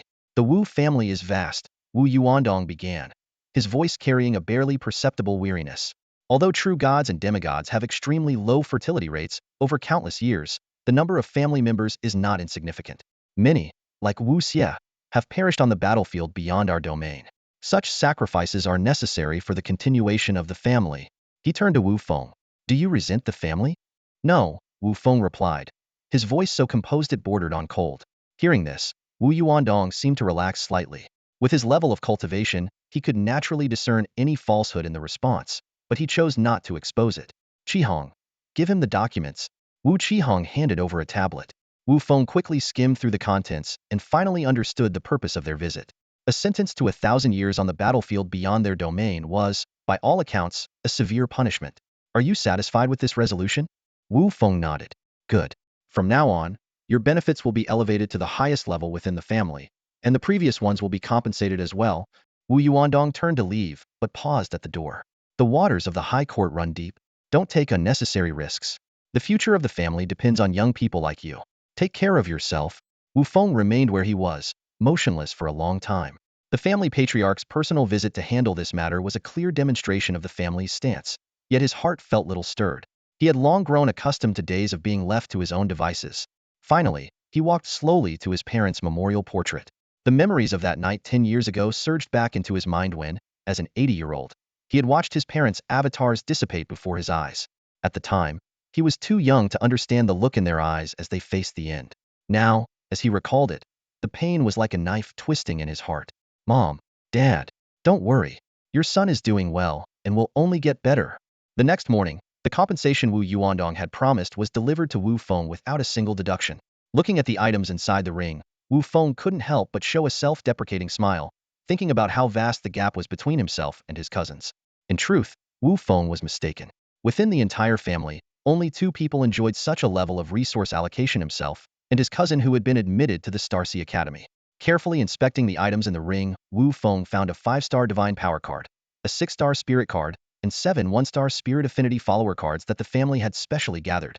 Although the level of these followers was unimpressive for someone with 3 spirit altars like Wu Feng, he had no intention of selling them.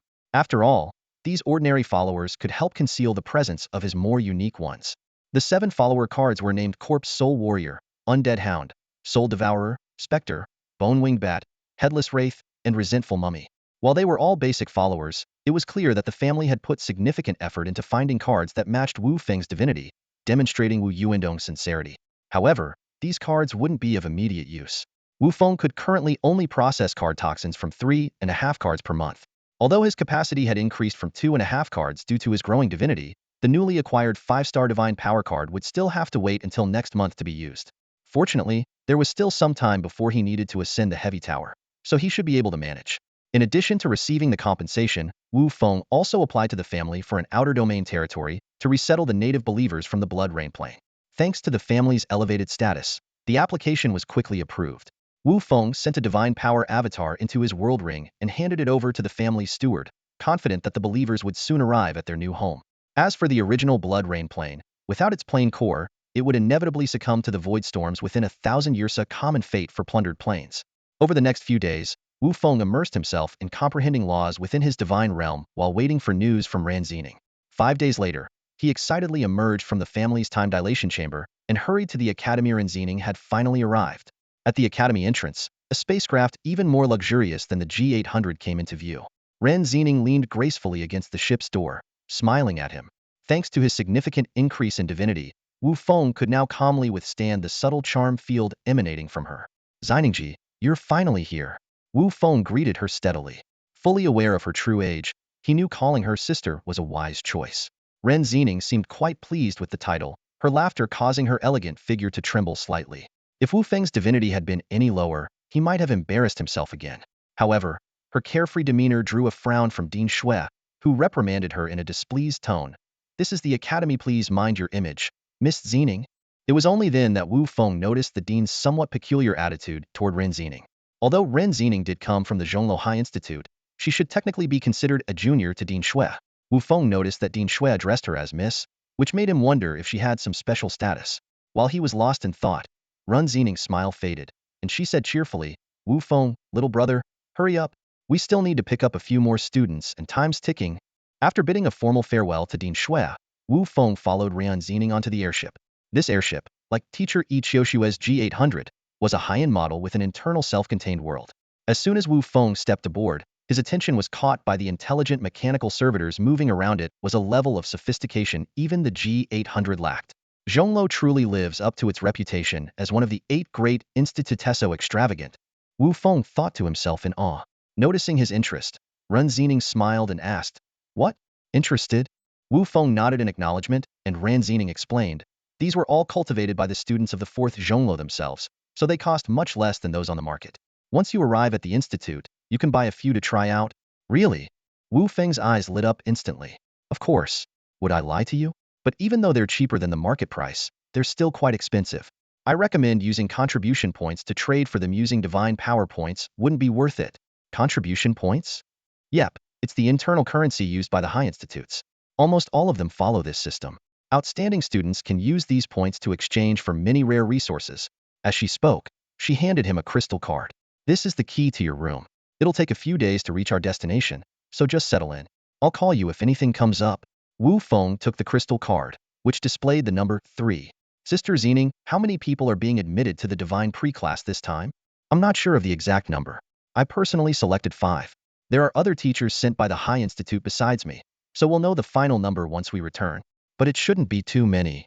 Only that few. Wu Feng sighed. The 8 great institutes really do have high standards. I wonder what kind of geniuses will be there. It was as if Ren Xening could read his mind. She smiled and said, once the 5 students I've chosen are all here, I'll make sure you get to know them. By the way, 2 of them are lovely young ladies. Make sure to impress them. You don't want the wolves at the High Institute to beat you to it. Caught off guard by her teasing, Wu Feng could only laugh awkwardly. After some more casual conversation, Ren Xening finally let him off the hook. Seizing the opportunity, Wu Feng quickly excused himself, silently marveling at her personality. This divine woman was practically a witch, completely overwhelming. Since returning to his room, Wu Feng hadn't stepped out even once. The witch's unsettling ability to casually pry into others' thoughts left him deeply uneasy. On this particular day, as he was intently focusing on comprehending the laws within the divine realm, a sudden summons from Ren Xening interrupted his concentration. Sighing, Wu Feng exited the divine realm. Glancing around, he couldn't help but marvel once again at the opulence of the flying ship. The mere presence of a divine realm link pod and a time adjustment chamber in his room equipment worth as much as an ordinary flying ship was simply standard here. As he stepped out of his room, the door to the neighboring room opened simultaneously. A golden-haired, blue-eyed girl appeared. Her light blue eyes were as pure as those of a forest sprite, and her entire being exuded an untainted aura. Wu Feng couldn't help but steal a few more glances, causing the girl to blush furiously and stammer, unable to form a coherent sentence. Her shy reaction amused Wu Feng. Among the students who had undergone the killing course, it was rare to see someone maintain such innocence. That course required participants to kill various creatures, including indigenous humans, a reason why students showed no mercy to natives in the Blood Rain Plain. While Wu Feng was lost in thought, another figure emerged from the same door. Before he could get a clear look, a powerful punch sent him flying. If not for the ship's restrictions suppressing divine power, the sheer murderous intent might have cost him his life.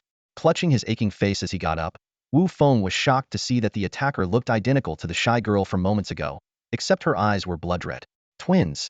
This realization left him momentarily stunned. As the reedied girl prepared to strike again, Wu Feng immediately turned and bolted. The force behind that punch had made it abundantly clear that he was no match for her in raw physical strength. The reedied girl seemed ready to give chase, but was stopped by her gentle sister. Move aside. No. Absolutely not. Taking advantage of the distraction, Wu Feng fled toward the meeting point designated by Ren Xening. He was certain the pair of contrasting twins would also show up there, but as long as Ren Xening was present, he felt temporarily safe. Little did he know, at that very moment, the witch-like teacher was laughing uncontrollably in the surveillance room, completely disregarding her higher true god status. Out of breath and disheveled, Wu Feng finally reached the hall, only to find no sign of Ren Xening. Instead, a student wearing gold-rimmed glasses was scrutinizing him with a curious expression. Hello there. Wu Feng greeted warmly. The other student set down his tablet and offered a polite smile. Hello. I'm Hua Xingyu. You can just call me Xingyu. Is teacher Ren Xening here? Wu Feng asked urgently as soon as he stepped into the hall.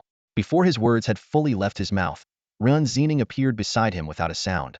So close she was almost breathing down his neck. Clearly, the restrictions of the flying ship had no effect on this true deity.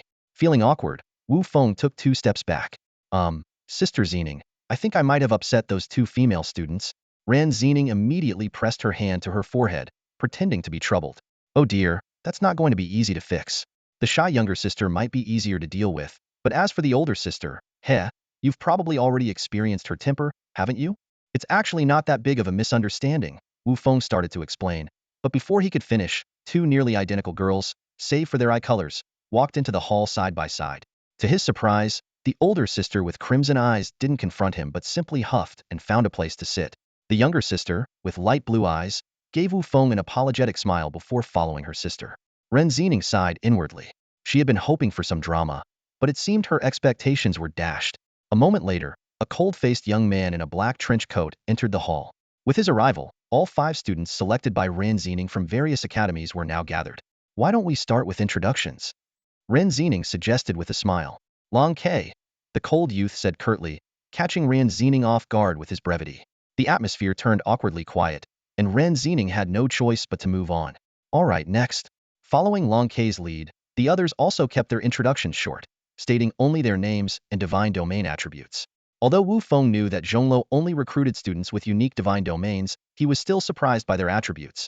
Hua Xingyi's domain was mechanical, while the twin sisters were even more unusual. Yao Shiqing was water-based, and Yao Huayu was fire-based, and they shared a divine domain.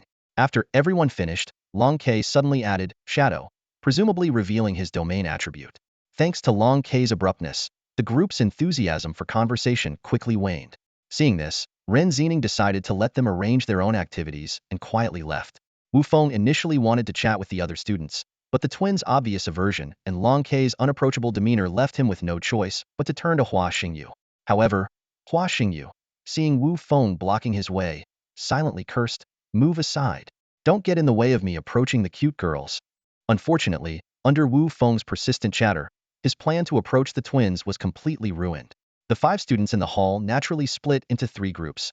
Wu Feng and Hua Xingyu formed one group, the twin sisters another, while Long K remained alone in a corner with his eyes closed, meditating. Before long, Long K quietly got up and left, and Hua Xingyu soon found an excuse to slip away as well. Wu Feng stole a glance at the twins, only to be caught by the elder sister, Yao Shiqing, who glared at him fiercely. Seeing this, he had no choice but to leave as well. Sister, it's really just a misunderstanding, and you even hit him.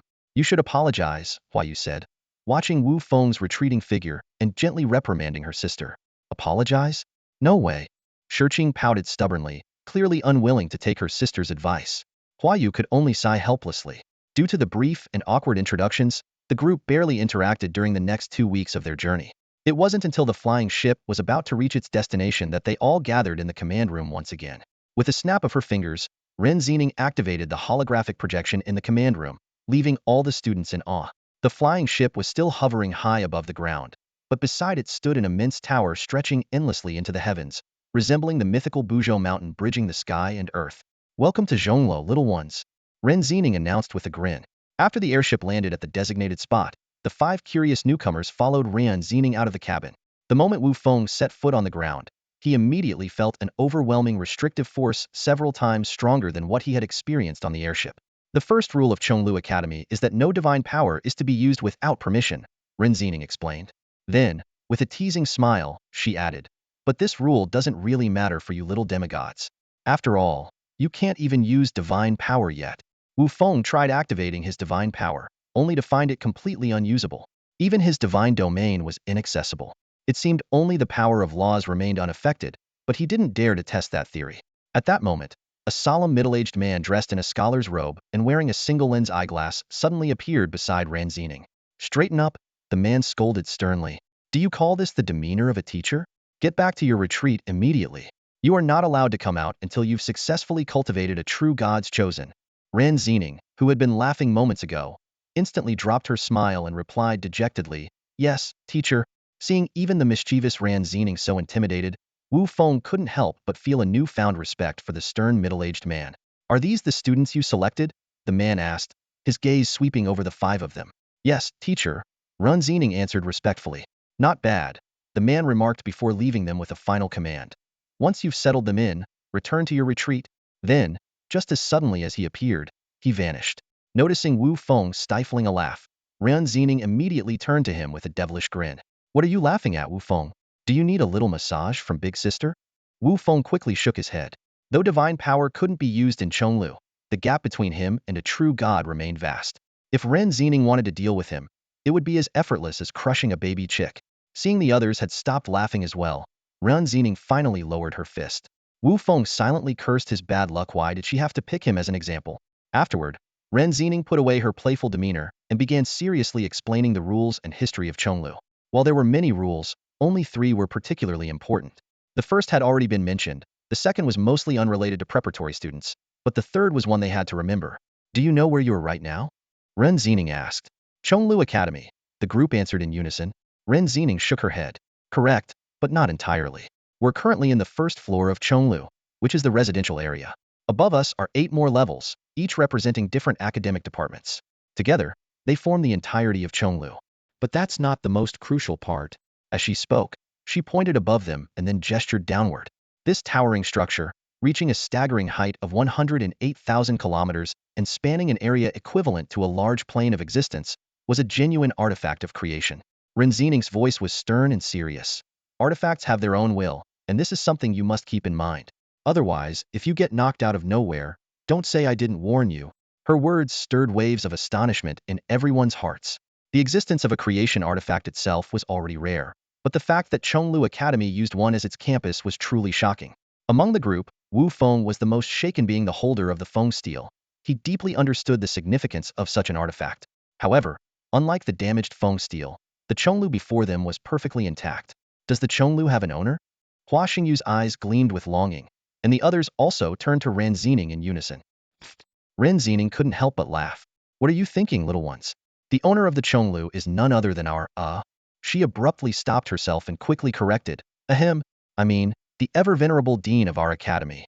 He's the one who established Chonglu Academy, so forget about that idea." The group wasn't particularly surprised by this answer, though they were a bit taken aback by Ren Xening's casual tone when referring to the dean.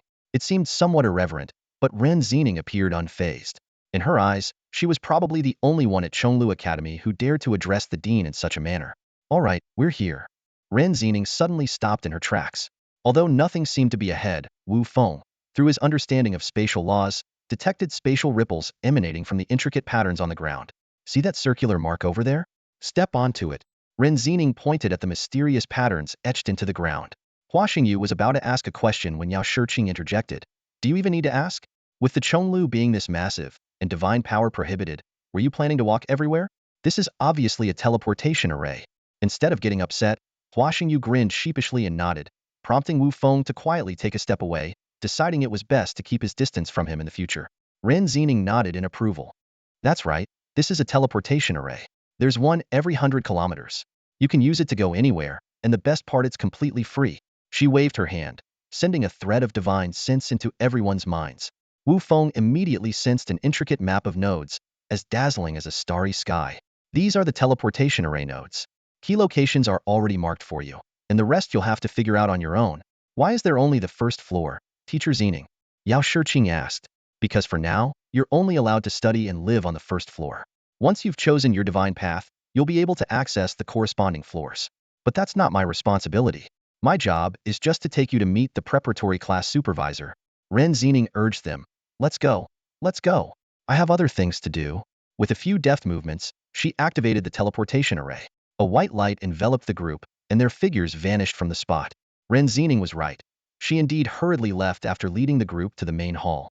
Inside, Wu Feng and the others exchanged puzzled glances, momentarily unsure of what to do. Let's wait. The teacher in charge should be on their way. Hua Xingyu said as he walked forward to grab 2 chairs. Shiqing, Hua Yu, you've been walking for a while. Must be tired, right? Here, take a seat and rest. Wu Feng silently gave Hua Xingyu credit for his thoughtfulness, but the 2 girls didn't seem to appreciate the gesture. Especially the elder sister, Shiqing, whose wary gaze scrutinized Hua Xingyu with suspicion. Awkward, Hua Xingyu retreated back to Wu Feng's side, spreading his hands helplessly, as if to say, "Brother, this isn't easy." Wu Feng ignored him and pulled a chair over for himself, sitting down. Meanwhile, Long Ke remained silent as always, sitting quietly in a corner with his eyes closed, as if meditating. Just then, a lazy voice drifted in from the doorway. Well, you're here already. Didn't expect the little witch to be so proper for once. Hiskaya first. A scruffy, unkempt middle-aged male teacher appeared at the door. Wu Feng and the others quickly stood in a line and respectfully greeted, "Hello, teacher." "Good, polite kids," the man said with a faint smile. "Let me introduce myself. My name is Yi Feichen, and I'll be your homeroom teacher for the next year. You can call me Teacher Yi." Seeing this seemingly normal teacher, everyone visibly relaxed. "This place isn't ideal. Let me take you somewhere else," Yi Feichen said, snapping his fingers. Instantly, the surroundings transformed, and beneath their feet was nothing but empty void. Noticing the students' puzzled expressions, he explained, "That girl Xening is just a teaching assistant. I'm different. In my teaching domain, Lord Jiuxiao places no restrictions on me. This is my privilege as a homeroom teacher. By the way, Lord Jiuxiao is the spirit of creation for Chonglu. Alright, back to business. Let me show you something." As soon as his words fell, an epic, breathtaking scene unfolded before them. It depicted all the historically significant events of Chonglu Academy over the past 100,000 years. After what felt like an eternity, Yi Feichen snapped his fingers again, bringing everyone back to reality. Wu Feng was stunned to find that, despite the lengthy experience, less than a minute had passed in the real world. This level of manipulation defied the laws of time, itself only someone with dominion over the divine power of time could achieve such a feat. The group's perception of Yi Feichen completely shifted. A high-ranking true god with mastery over time had been assigned to teach them as freshmen. What kind of place was Chonglu Academy? In truth, Chonglu was not as terrifying as Wu Feng had imagined. However, Yi Feichen was a famous figure within the academy. This time, not only Chonglu Academy but all the major academies were placing extraordinary importance on this preparatory class. This is a reform that will determine the future of the main world. Watching the expressions of the people in front of him shift from shock to admiration, Yi Feichen's lips curved into a faint smile. As a true god who had mastered the divine authority of time, he had long grown accustomed to such gazes. Outsiders only saw his current glory but had no idea of the hardships he had endured. Over the course of those long millennia, he witnessed his peers breaking through to the realm of true gods one after another. Each time he felt the urge to give up, he forcibly suppressed it. His perseverance paid off. Not only did he succeed, but within just 300 years, he had closed the gap entirely. Wu Feng and the others, new to Chonglu, had yet to grasp just how powerful the seemingly casual middle-aged man before them truly was. But the fact that he wielded the divine authority of time was enough to silence any trace of disrespect. Even Long Ke, who was usually cold and indifferent, couldn't hide the spark of excitement in his eyes. After all, the laws of time were one of his secondary paths of study. All right, I know I'm impressive." Yi Feichen waved his hand dismissively. "Especially you. The one with glasses. Wipe your drool. You're not thinking of eating me, are you?" His humorous and carefree demeanor quickly endeared him further to the group.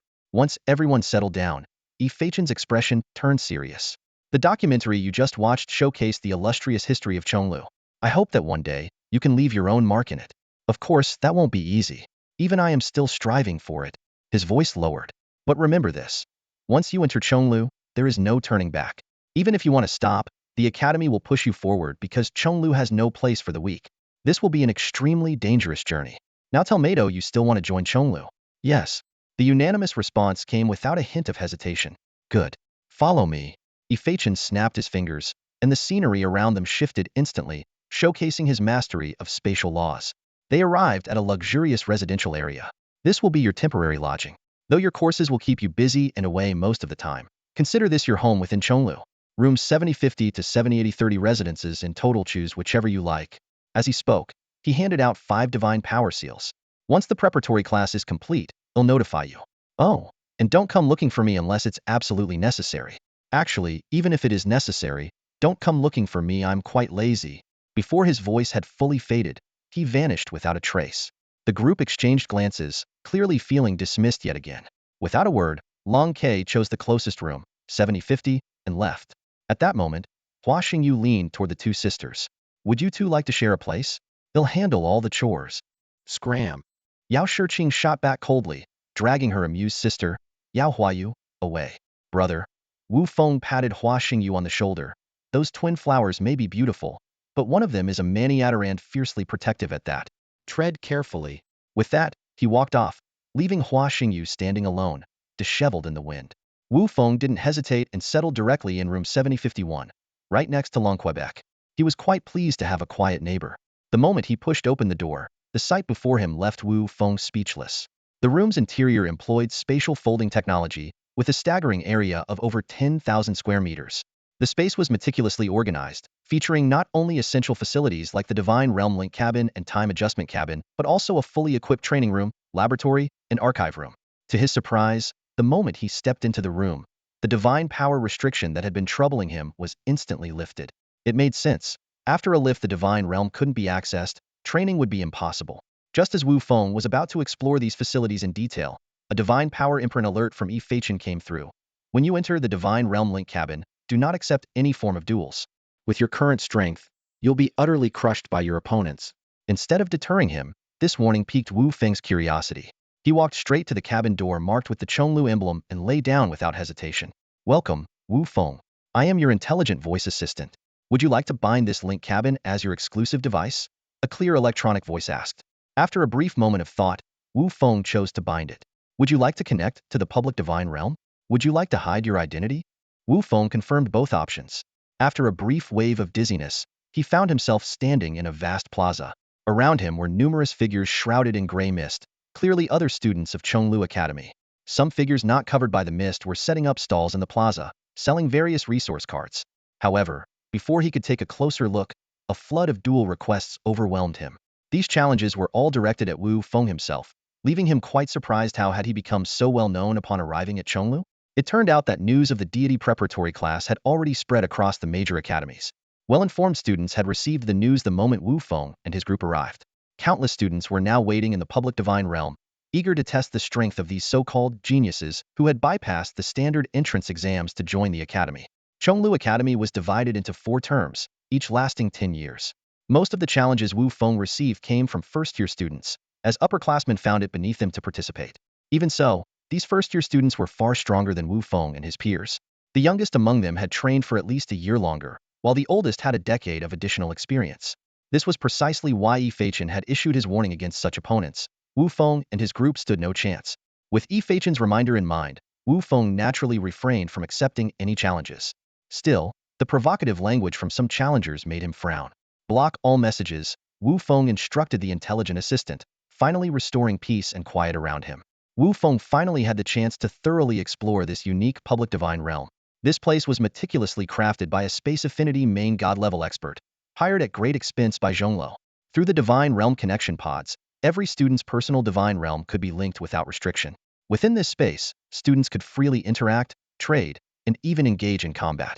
Because of this convenience, most students chose to spend their time here outside of their daily classes and training sessions.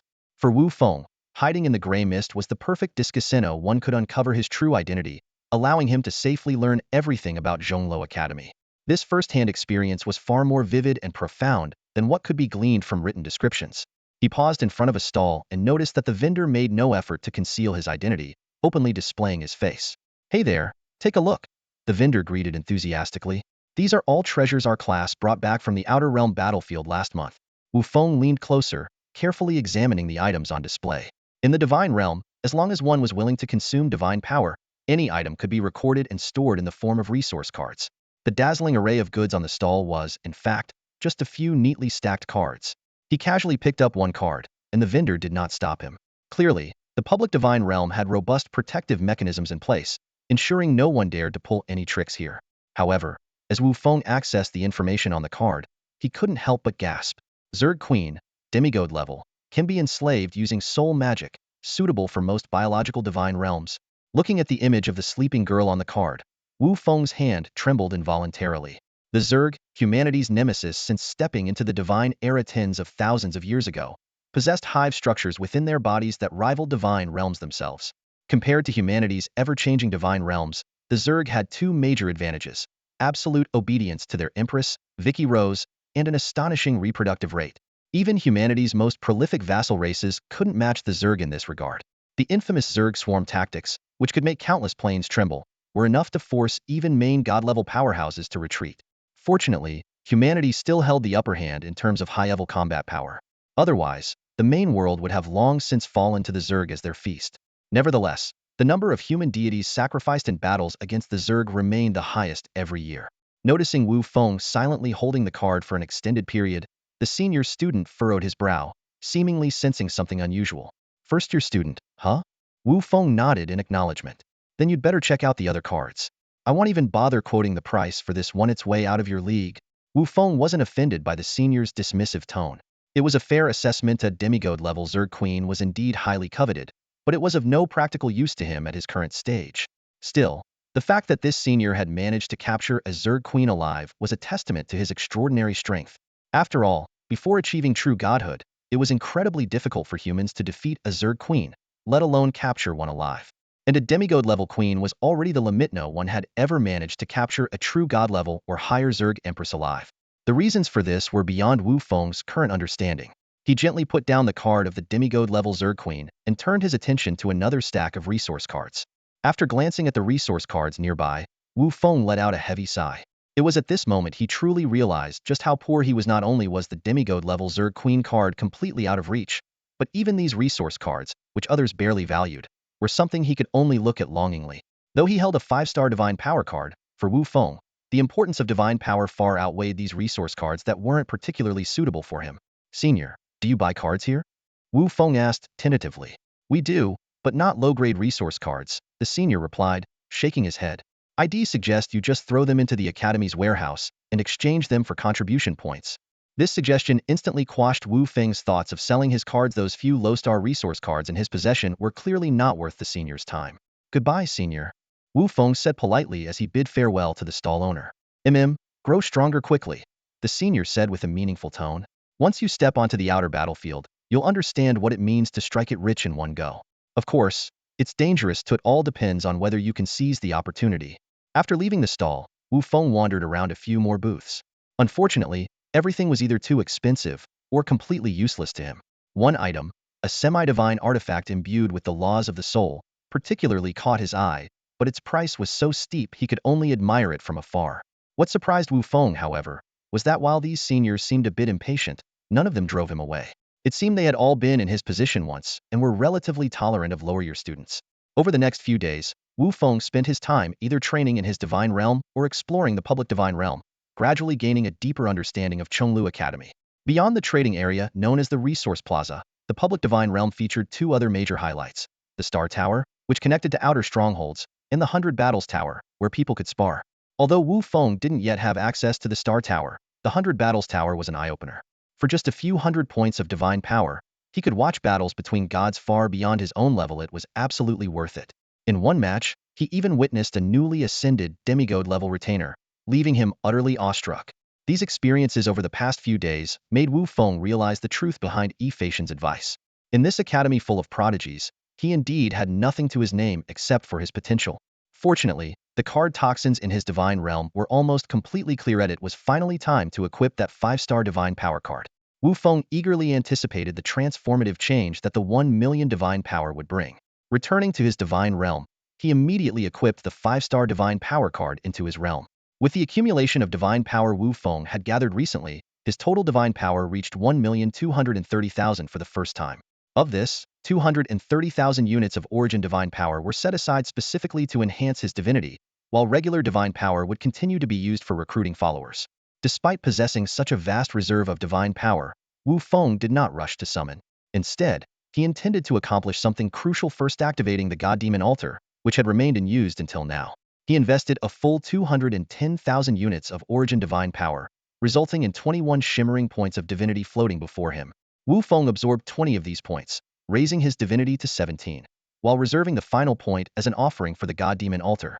The moment Wu Feng placed that radiant point of divinity into the altar, the heavens and earth underwent a dramatic transformation.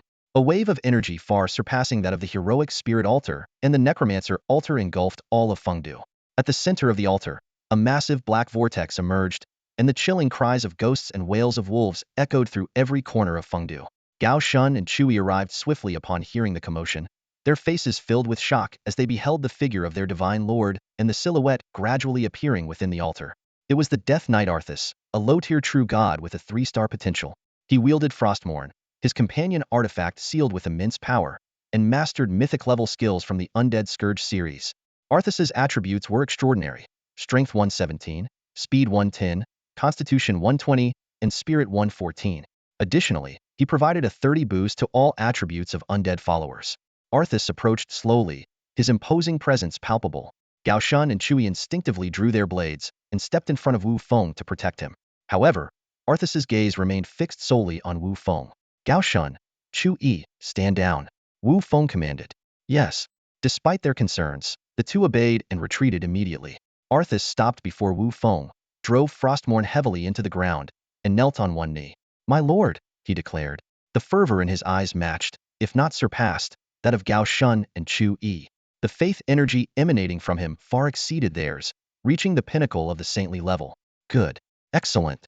Perfect. Wu Feng exclaimed 3 times, deeply satisfied with both Arthas's power and the level of his devotion. Such was the terrifying might of the god-demon altar. Arthas remained kneeling silently. Without the command of his divine lord, he would not rise. After calming himself, Wu Feng's gaze fell upon Frostmourne in Arthas's hands. Even in its sealed state, this legendary weapon exuded a chilling aura that sent shivers down the spine. Wu Feng couldn't help but swallow hard. Such a powerful artifact would tempt anyone. Unfortunately, Frostmourne was destined to be wielded only by Arthas.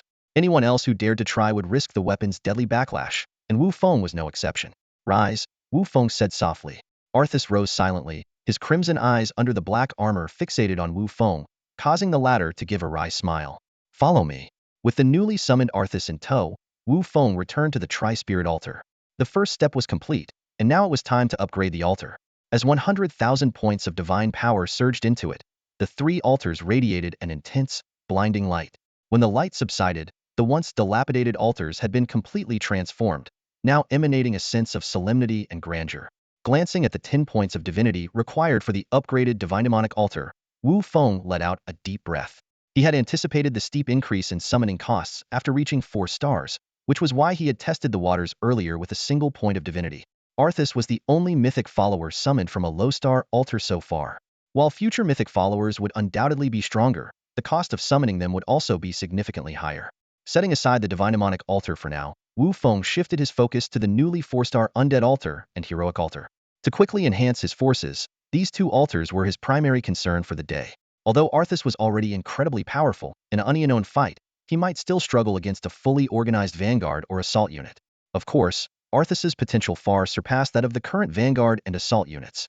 After a brief consideration, Wu Feng decided to activate the undead altar first. While his current followers were all formidable, they were undeniably few in number. Another 100,000 points of divine power surged into the altar, creating an even larger vortex than before, radiating an even stronger aura. However, to Wu Feng's surprise, the number of undead followers emerging from the vortex was quite small, only 18. Or rather, 18 riders. The elite figures of the Yin Yun 18 riders appeared on the sacrificial altar. They are a formidable 4-star retinue unit, capable of growing to an 8-star level. This undead cavalry unit is equipped with unique skills. Their Fearless Vital Points trait, combined with a 20 boost to both speed and constitution, grants them remarkable survivability on the battlefield. Their most lethal skill, Killer Arrow, unleashes a powerful shot imbued with intense killing intent, dealing 1.5x piercing damage based on their strength, with a high chance of instantly killing if a critical hit is achieved.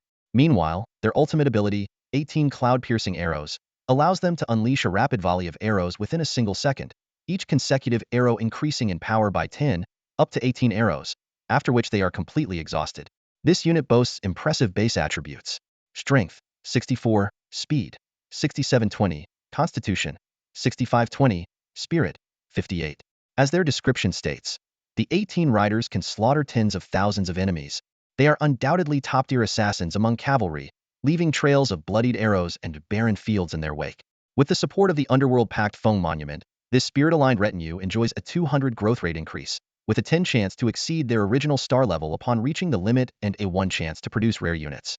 The 18 riders, along with their mounts, fixed their 36 crimson eyes on Wu Feng. In perfect unison, they dismounted and knelt before him. This costly creation of the 4-star sacrificial altar truly lived up to its price, as every member had achieved the status of an elite retinue. As Wu Feng admired his new long-range force with satisfaction, he turned to look at Arthas. Understanding Wu Feng's intent immediately, Arthas waved his hand, summoning a nightmare steed cloaked in black flames. The Death Knight mounted the steed, sheathed Frostmourne, and rode to the front of the Yin Yun 18 riders. Surprisingly, this fearsome cavalry instinctively lowered their heads, showing deference to the mythic-level retinue. Despite assembling such an elite cavalry force, Wu Feng remained cautious in the face of the unfathomable Zhongluo High Court. He raised his hand once more, expending 100,000 divine power to activate the necromantic altar. The vortex reappeared, heralding the birth of a new retinue. The necromancer witch doctors emerged, another powerful 4-star retinue capable of growing to 7 stars. Initially able to summon 100 members, they can expand to a maximum of 1,000. Known as Harbingers of Death, they come with a 20 boost to both constitution and spirit. They possess the Undead Plague skill, which inflicts random negative statuses on enemies. The more witch doctors present, the greater the range and potency of the effect. Their other devastating ability, Black Death Ray, is a spell imbued with the essence of the plague, growing stronger as it stacks with the enemy's negative statuses. This unit's attributes are as follows: Strength, 38, Speed, 36, Constitution, 3820, Spirit, 4020. Once the closest companions of death itself, they now walk the earth as sources of plague and decay. With the support of the Underworld Pact Feng Monument, they enjoy the same growth advantages as the Yin Yun 18 riders. After reviewing the attributes of the necromancer witch doctors, Wu Feng let out a long breath, a glimmer of satisfaction flashing in his eyes. At last, he had a fully fledged magic-based regiment, filling the final gap in his retinue. Although the individual strength of the witch doctors could not compare to the Yin Yun 18 riders, their numbers, once sufficiently scaled, would surely make this unit a nightmare that enemies could never shake off. Faced with the current predicament, Wu Feng frowned slightly. Expanding a 4-star retinue member required 1,000 divine power points each. Even with 800,000 divine power points at his disposal, he could only increase the number of witch doctors to 700, as he needed to reserve 200,000 points for contingencies. Thinking of Zhang Jiao, the key contributor in the Blood Rain world, Wu Feng decided to invest the remaining 200,000 divine power points in him. After all, even Jing Ku had already broken through to the commander level, so keeping Zhang Jiao at the elite level was hardly justifiable. The decision to purchase Huangquan water was quickly made, but the process proved less than smooth. Perhaps Chui had drained Wu Feng's luck last time, as it took Zhang Jiao consuming a full 13 portions of Huangquan water to finally break through to the commander level. However, this large consumption of Huangquan water brought an unexpected surprise. Not only did Zhang Jiao ascend to the commander level, but he also skipped directly to a 4-star commander tier. More importantly, his body still held a significant amount of unabsorbed energy, making a breakthrough to the hero rank seemingly just a matter of time. Additionally, Zhang Jiao acquired a brand new skill. The system immediately displayed Zhang Jiao's complete attribute panel. Specific attribute data remains unchanged from the original text. Looking at the increasingly sage-like Zhang Jiao before him, Wu Feng felt a surge of excitement, almost wanting to give him a warm embrace. However, to maintain the dignity of a deity, he ultimately restrained this impulse. By this point, the million divine power points Wu Feng had recently acquired were nearly exhausted, leaving only tens of thousands remaining. Such extravagant spending was indeed rare among the trainees, but with a miraculous artifact like the Feng Bei, even millions of divine power points spent by others would struggle to achieve comparable results. For Wu Feng, divine power was the most direct and effective resource. Despite his rapid progress in strength, Wu Feng maintained a clear understanding of his position, recalling his observations during the matches at the 100 Battles Tower. Compared to the seasoned trainees in Zhongluo, he still had much to strive for. Nonetheless, within the current deity training camp, his strength could already be considered outstanding. In the past few days, the other teachers who had gone out to select trainees gradually returned to Zhongluo, and all the residences from 7050 to 7080 were finally filled. On this day, Fengdu had just finished settling the last group of students and immediately called a meeting with all the teachers of the deity preparatory class. Within his time domain, 5 exceptionally skilled instructors gathered: Fengdu, specializing in time divinity; Xiao He, an expert in spatial divinity; Mu Yushan, who mastered life divinity; Miao Pejuan, focused on war divinity; and Qin Mingxian, a master of creation divinity, respectfully referred to as Old Qin. This lineup would astonish any senior student. Any one of these teachers was qualified to lead a graduating class. Yet Zhongluo Academy had deployed such an extraordinary team of educators solely to train a mere 30 students in the preparatory class. Old Miao, do you have any suggestions for dividing the groups? Ifeichen turned to the rather intimidating-looking Miao Pejuan beside him. Suggestions? What for? Miao Pejuan replied bluntly. Just have them fight it out, send them all to the 100 Battles Tower. His straightforward proposal hit the mark. Over the past few days, they had thoroughly analyzed the students' abilities on paper, and with their experience, they could even predict the outcomes without actual combat. However, to ensure fairness and win over the students, letting them prove themselves in battle was indeed the fairest approach. Just as Ifeichen was about to agree, the eldest among them, Old Qin, suddenly spoke up. There's no need for a fight. Just divide the groups directly. Seeing the puzzled expressions of the other four, Old Qin shook his head and explained, haven't you realized the true purpose of this preparatory class? It's not just about training these students early. More importantly, this is the first ever class. Right now, all the major academies are eyeing this opportunity, especially those from the 100 Schools Alliance. If we let them gain the upper hand in this preparatory class, can the 8 great academies maintain their standing? So, rather than spreading resources evenly, it's better to let go of some students. The other four quickly grasped the deeper implications. Once everyone was on the same page, Ifeichen made the decision on the spot. We'll divide the groups directly. If anyone's dissatisfied, let them prove themselves. Agreed. The other four echoed in unison. Even so, Ifeichen couldn't help but feel a twinge of unease. Although this is the Academy's decision and I understand the necessity of fostering competition for the future of the Academy, we must be cautious. At the very least, we need to prevent any malicious incidents. Of course, that is our duty as teachers, Old Qin reassured him immediately. The 30 students had no idea that this brief meeting had already determined the fate of most of them. The next day, Wu Feng returned to the main world early, ready to attend the first meeting of the deity preparatory class. As he stepped out of room 7051, he saw the 5 Zhongluo teachers, led by Ifeichen, already waiting. Around them had gathered many unfamiliar faces. Aside from the 4 peers he knew, he didn't recognize any of the other students. Soon, all 30 prodigies from various academies were present. Ifeichen exchanged a glance with Xiao He, who immediately understood and waved his hand. In an instant, everyone was transported to another space. When Wu Feng regained his vision, he found himself back in the grand hall where he first met Ifeichen. The other students, having witnessed the power of the god of time, were now subdued, quietly finding seats and sitting down without causing any commotion. Hua Xingyu had, at some point, taken the seat next to Wu Feng. The two exchanged a knowing glance and gave each other a slight nod. At that moment, Ifeichen raised his hand, and 3 lists appeared out of thin air. At the top of each list was a bold capital letter, A, B, and C. Below each letter were the names of 10 students.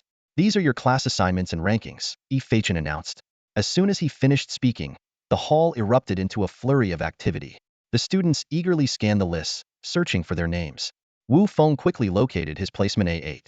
It wasn't a bad ranking, and he let out a small sigh of relief. He then scanned the list for familiar names and discovered that only he and the twin sisters were assigned to Class A, while Hua Xingyu and Long Ke were placed in Class B. This result made Wu Feng frown slightly. Although he knew Ran Xening was unconventional, her judgment had always been sharp. The fact that Hua Xingyu and Long Ke were relegated to Class B made him re-evaluate the students around him, a subtle sense of unease creeping in. Clearly, this was exactly the reaction Ifeichen and the others intended to provoke. The students in Classes B and C wore grim expressions. After all, every one of them was a carefully selected prodigy from their respective sects, and none were willing to accept such a ranking without question. As the hall fell into an awkward silence, Ifeichen delivered an even more shocking announcement. Starting from Class A, with each lower ranking, resources will be reduced by 10. This seemingly calm statement caused a storm of emotions among the students.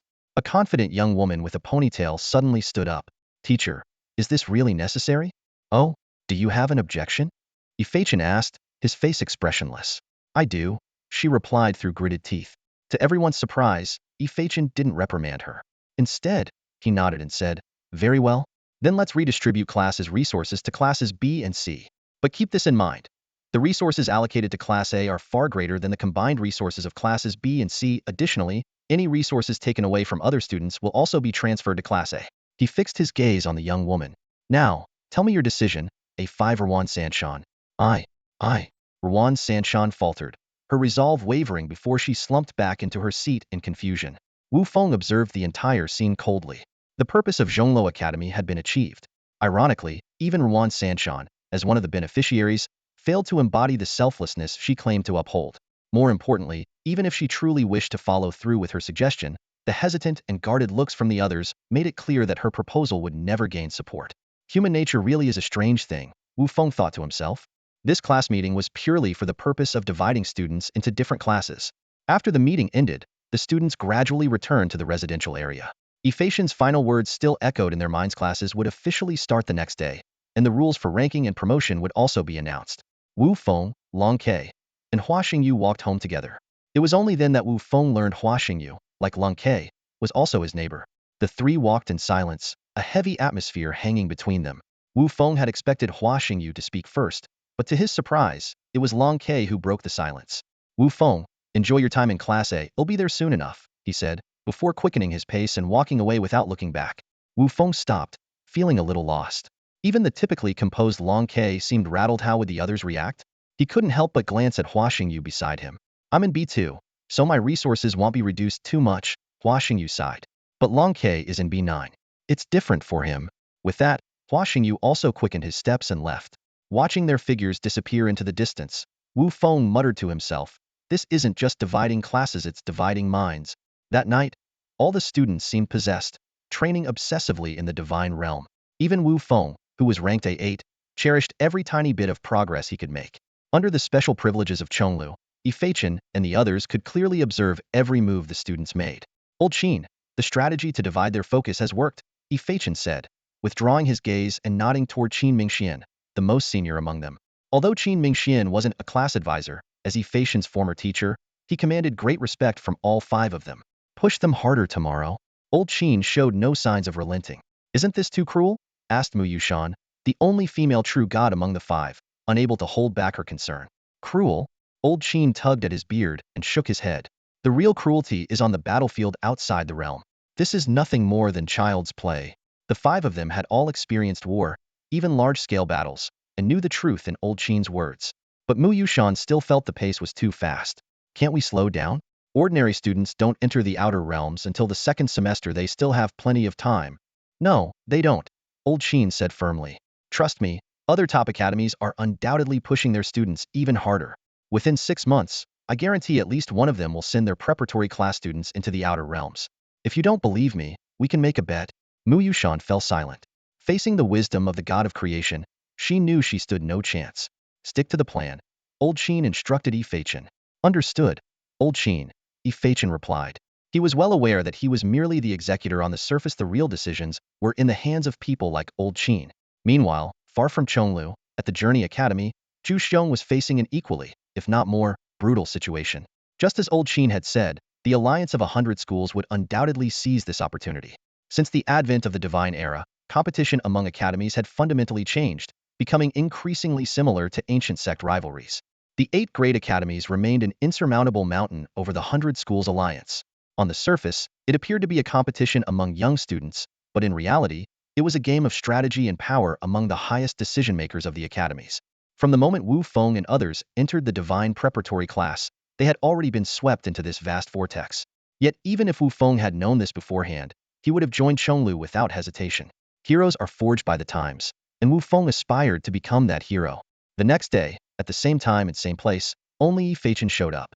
Let's go, Yifeichen said succinctly before immediately leading the 30 students to begin teleporting. This time, Wu Feng clearly felt that the teleportation lasted much longer than before, indicating that their destination was no longer the previous hall. When everyone's senses returned, a massive stone stele stood before them. The surface of the stele was engraved with dense golden characters, which, upon closer inspection, were all names. Yifeichen floated lightly above the stele, looking down at the students below. Do you know what this is? He asked. Faced with the unfamiliar names on the stele, the group shook their heads. This is the Chonglu Sky Stele, also known as the Sky Ladder Rankings, Yifeichen explained as he descended and pointed at the stele. The stele was divided into 3 tiers. The lowest was the human list, which had 999 slots. The middle was the earth list, with 99 slots, and the highest was the heaven list, which had only 9 slots. At that moment, one of the names on the stele suddenly disappeared, replaced by a new one. You all saw that, right? Yifeichen pointed to the newly appeared name. As long as you defeat a student on the rankings, your name will replace theirs. Teacher, how do we find these people? A student asked. That's simple through the 100 Battles Tower, Fachin replied. Seeing most of the students nod in understanding, he continued, in the 100 Battles Tower, you can challenge someone on the rankings by paying the corresponding divine power. 100,000 for the human list, 1 million for the earth list, and 10 million for the heaven list. Those challenged can only refuse 3 times per month. Lung Ke, who was usually quiet, spoke up to ask the question on everyone's mind.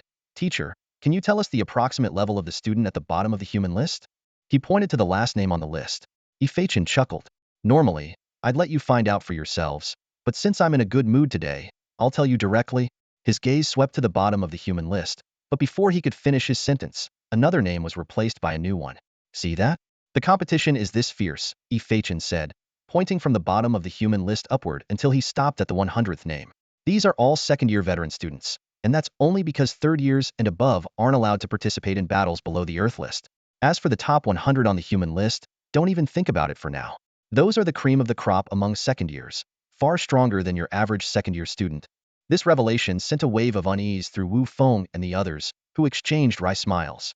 The fact that there wasn't a single first-year student on the human list meant that if they wanted to make it onto the rankings, they would need to reach at least the level of a veteran second-year student, otherwise, it was completely out of reach. Is there any reward for such high expectations? One of the trainees asked with curiosity. Fachin's gaze swept over the questioner, and a faint smile appeared on his lips. Yes, of course. Apart from the resource rewards that come with the human ranking, the Academy has prepared a special gift for you. And even those who haven't made it into Class A have a chance, as long as you can replace any Class A3 or below member who hasn't entered the human ranking. His words immediately caused a stir among the trainees, with a glimmer of hope lighting up the eyes of those in lower classes. However, Wu Feng, who was in Class A8, clenched his fists secretly. His position was far from secure, and he needed to make it onto the human ranking as soon as possible. By the way, Fachin suddenly changed the topic, his gaze lingering meaningfully on the top trainees of Class B and Class C. There's another way besides the human ranking. Challenges can be issued freely within the same class, with 3 opportunities per month. Moreover, the top-ranked trainee of each class can challenge the bottom 3 of the class above them. This new rule instantly heightened the tension in the room. The Class B1 and Class C1 trainees began eyeing their potential opponents, with B1 clearly marking Wu Feng as one of their targets. Wu Feng, however, sneered inwardly. If that B1 didn't want to waste a chance, they had better not come looking for trouble.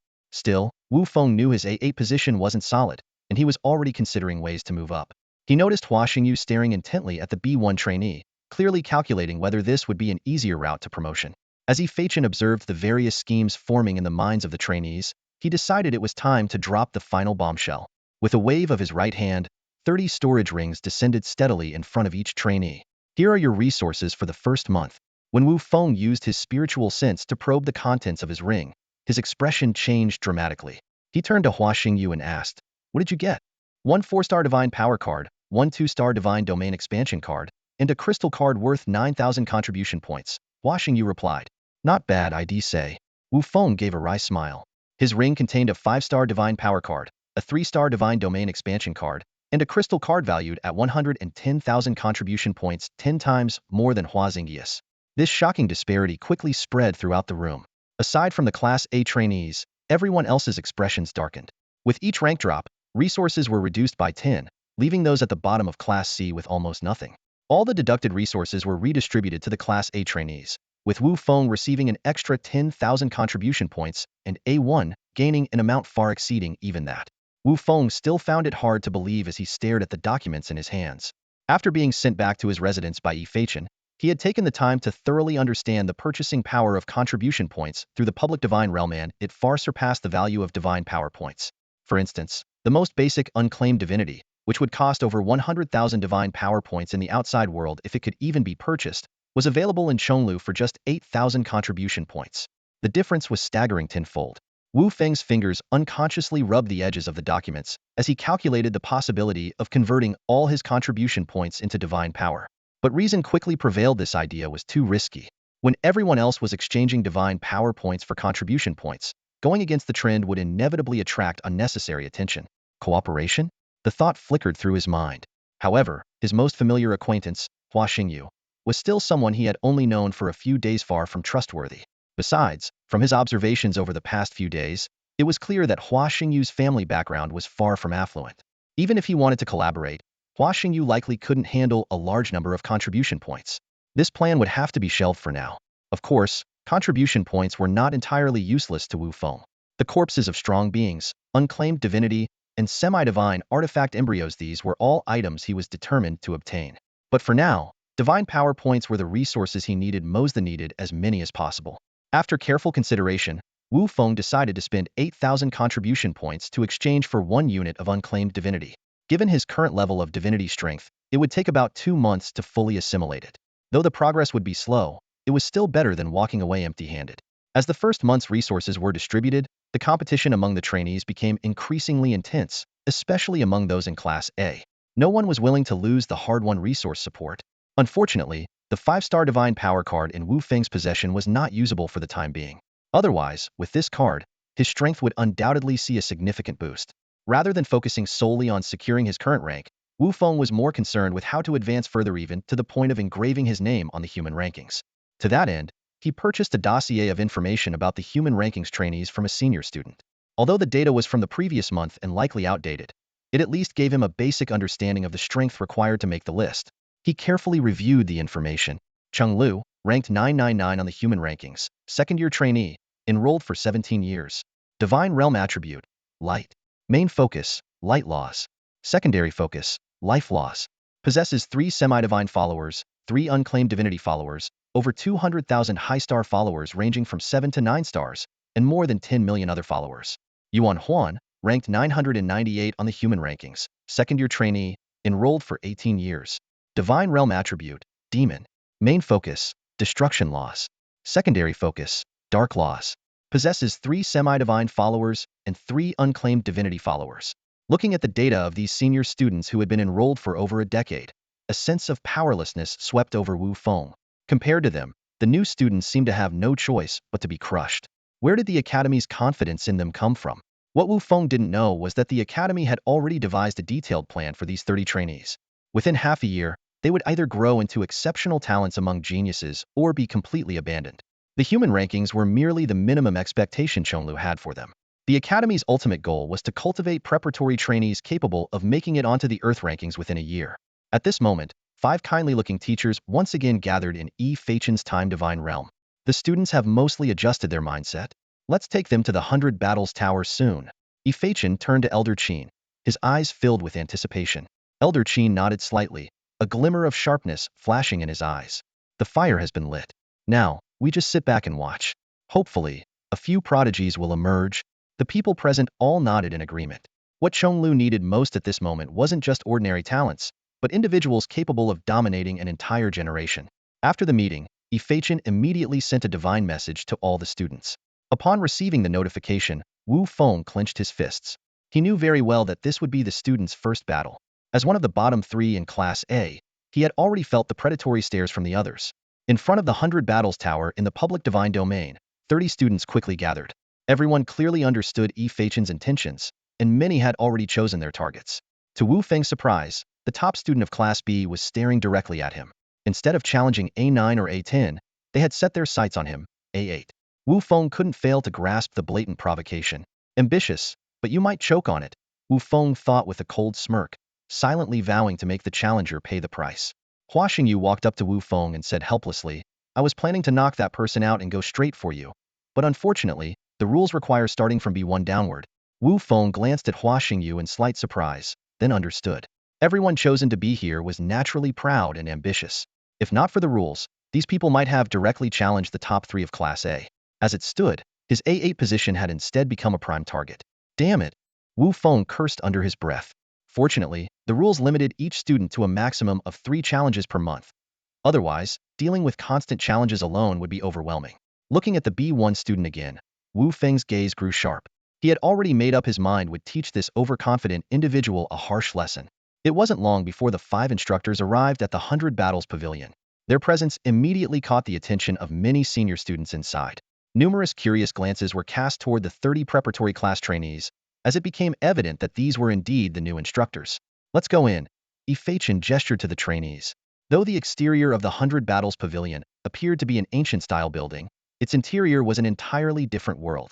Thousands of self-contained duel arenas were neatly arranged, most of them shrouded in thick mist.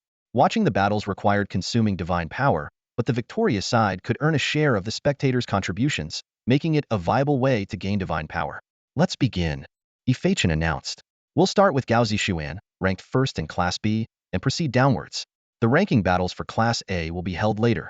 Before Ifachin's words fully landed, Gao Zishuan, ranked B1, eagerly declared, Instructor, I want to challenge Wu Feng, ranked A8. Wu Feng's expression remained composed, as though he had anticipated this challenge. With a nod from Ifachin, the two stepped into the duel arena together. Ifachin flew above the arena and waved his hand to disperse the mist enshrouding it. In a clear voice he asked, You both know the rules, right? Both nodded in unison. The 100 Battles Pavilion had only one ironclad rule: no revealing one's true form during combat. Beyond that, there were no restrictions. Begin. As Ifachin left the arena, a thick barrier of divine power instantly formed, isolating the duel arena from the outside world. As the first ranking match for the preparatory class of deities, this duel attracted a large audience. In no time, hundreds of senior students had gathered outside the arena. Some were itching to challenge other preparatory class trainees, but under Ifachin's stern reminder, no one acted recklessly. The moment the arena was sealed, both contestants activated their divine domains simultaneously. Armies of their followers surged forth like tidal waves. On Wu Feng's side, fewer than 10,000 emerged, while Gao Zishuan deployed a massive force of 30 Thesanda scale rarely seen among peers of their age. Gao Zishuan glanced at Wu Feng's significantly smaller army. Though surprised, he dared not underestimate his opponent. To achieve the A8 ranking with such a disadvantaged force, Wu Feng must have extraordinary abilities. Wu Feng, observing the stark contrast in military strength, calculated his next move. Although he could easily expand his forces with the power of Arthas, seeing that Gao Zishuan's domain was of the Nightmare Tipia unique domain that straddled the line between illusion and reality, rendering its followers immune to necromantic conversion, decided to hold back his trump card for now. After all, the real challenge lay ahead in the class of ranking battles. However, as for this overconfident challenger, Wu Feng was prepared to teach him a lesson, ensuring no one else would dare provoke him so recklessly in the future. Gao Shun, Zhang Jiao, present. Annihilate the enemy. Obey the divine decree. Wu Feng's decision to send only a few hundred soldiers to battle enraged Gao Zishuan, who laughed in disbelief. He felt deeply underestimated, unaware that this was precisely Wu Feng's strategy for absolute victory. As an A8 ranked powerhouse, Wu Feng's greatest asset was the unparalleled army soul technique of the Invincible Legion. This elite unit had once crushed an army of millions with fewer than 100 soldiers. How could they possibly fear a mere 30,000 strong Nightmare Legion? Although the Nightmare Legion was vast in number, it had fewer than 10,000 4-star or higher rank subordinates, only a few hundred 5-star units, and barely any higher star elites. In contrast, the Invincible Legion, now awakened with the army soul technique, was further empowered by the dual blessings of Gao Shun and Zhang Jiao. On the battlefield, 500 disciplined undead warriors clashed heat with tens of thousands of grotesque and diverse nightmare troops. As the radiant halos surrounding Gao Shun and Zhang Jiao activated, a series of leadership skills were unleashed, exponentially boosting the Invincible Legion's power.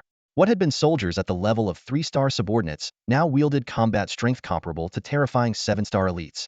The 500 invincible soldiers charged like a razor-sharp blade, cutting through the Nightmare Legion's central forces with unstoppable momentum. This astonishing scene left Gao Zishuan speechless on the battlefield, while even the 5 instructors observing from the sidelines began reassessing Wu Feng's capabilities.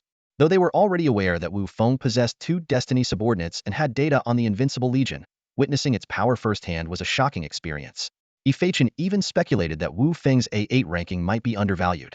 In truth, it was Renzining's submitted intelligence was based solely on Wu Feng's performance in the Blood Rain world, where he had only a single point of divinity at the time, significantly affecting his overall evaluation. In terms of real combat strength, Wu Feng was entirely deserving of an A5 ranking. Among the veteran students spectating from the sidelines, a strikingly handsome man in ornate attire caught the crowd's attention.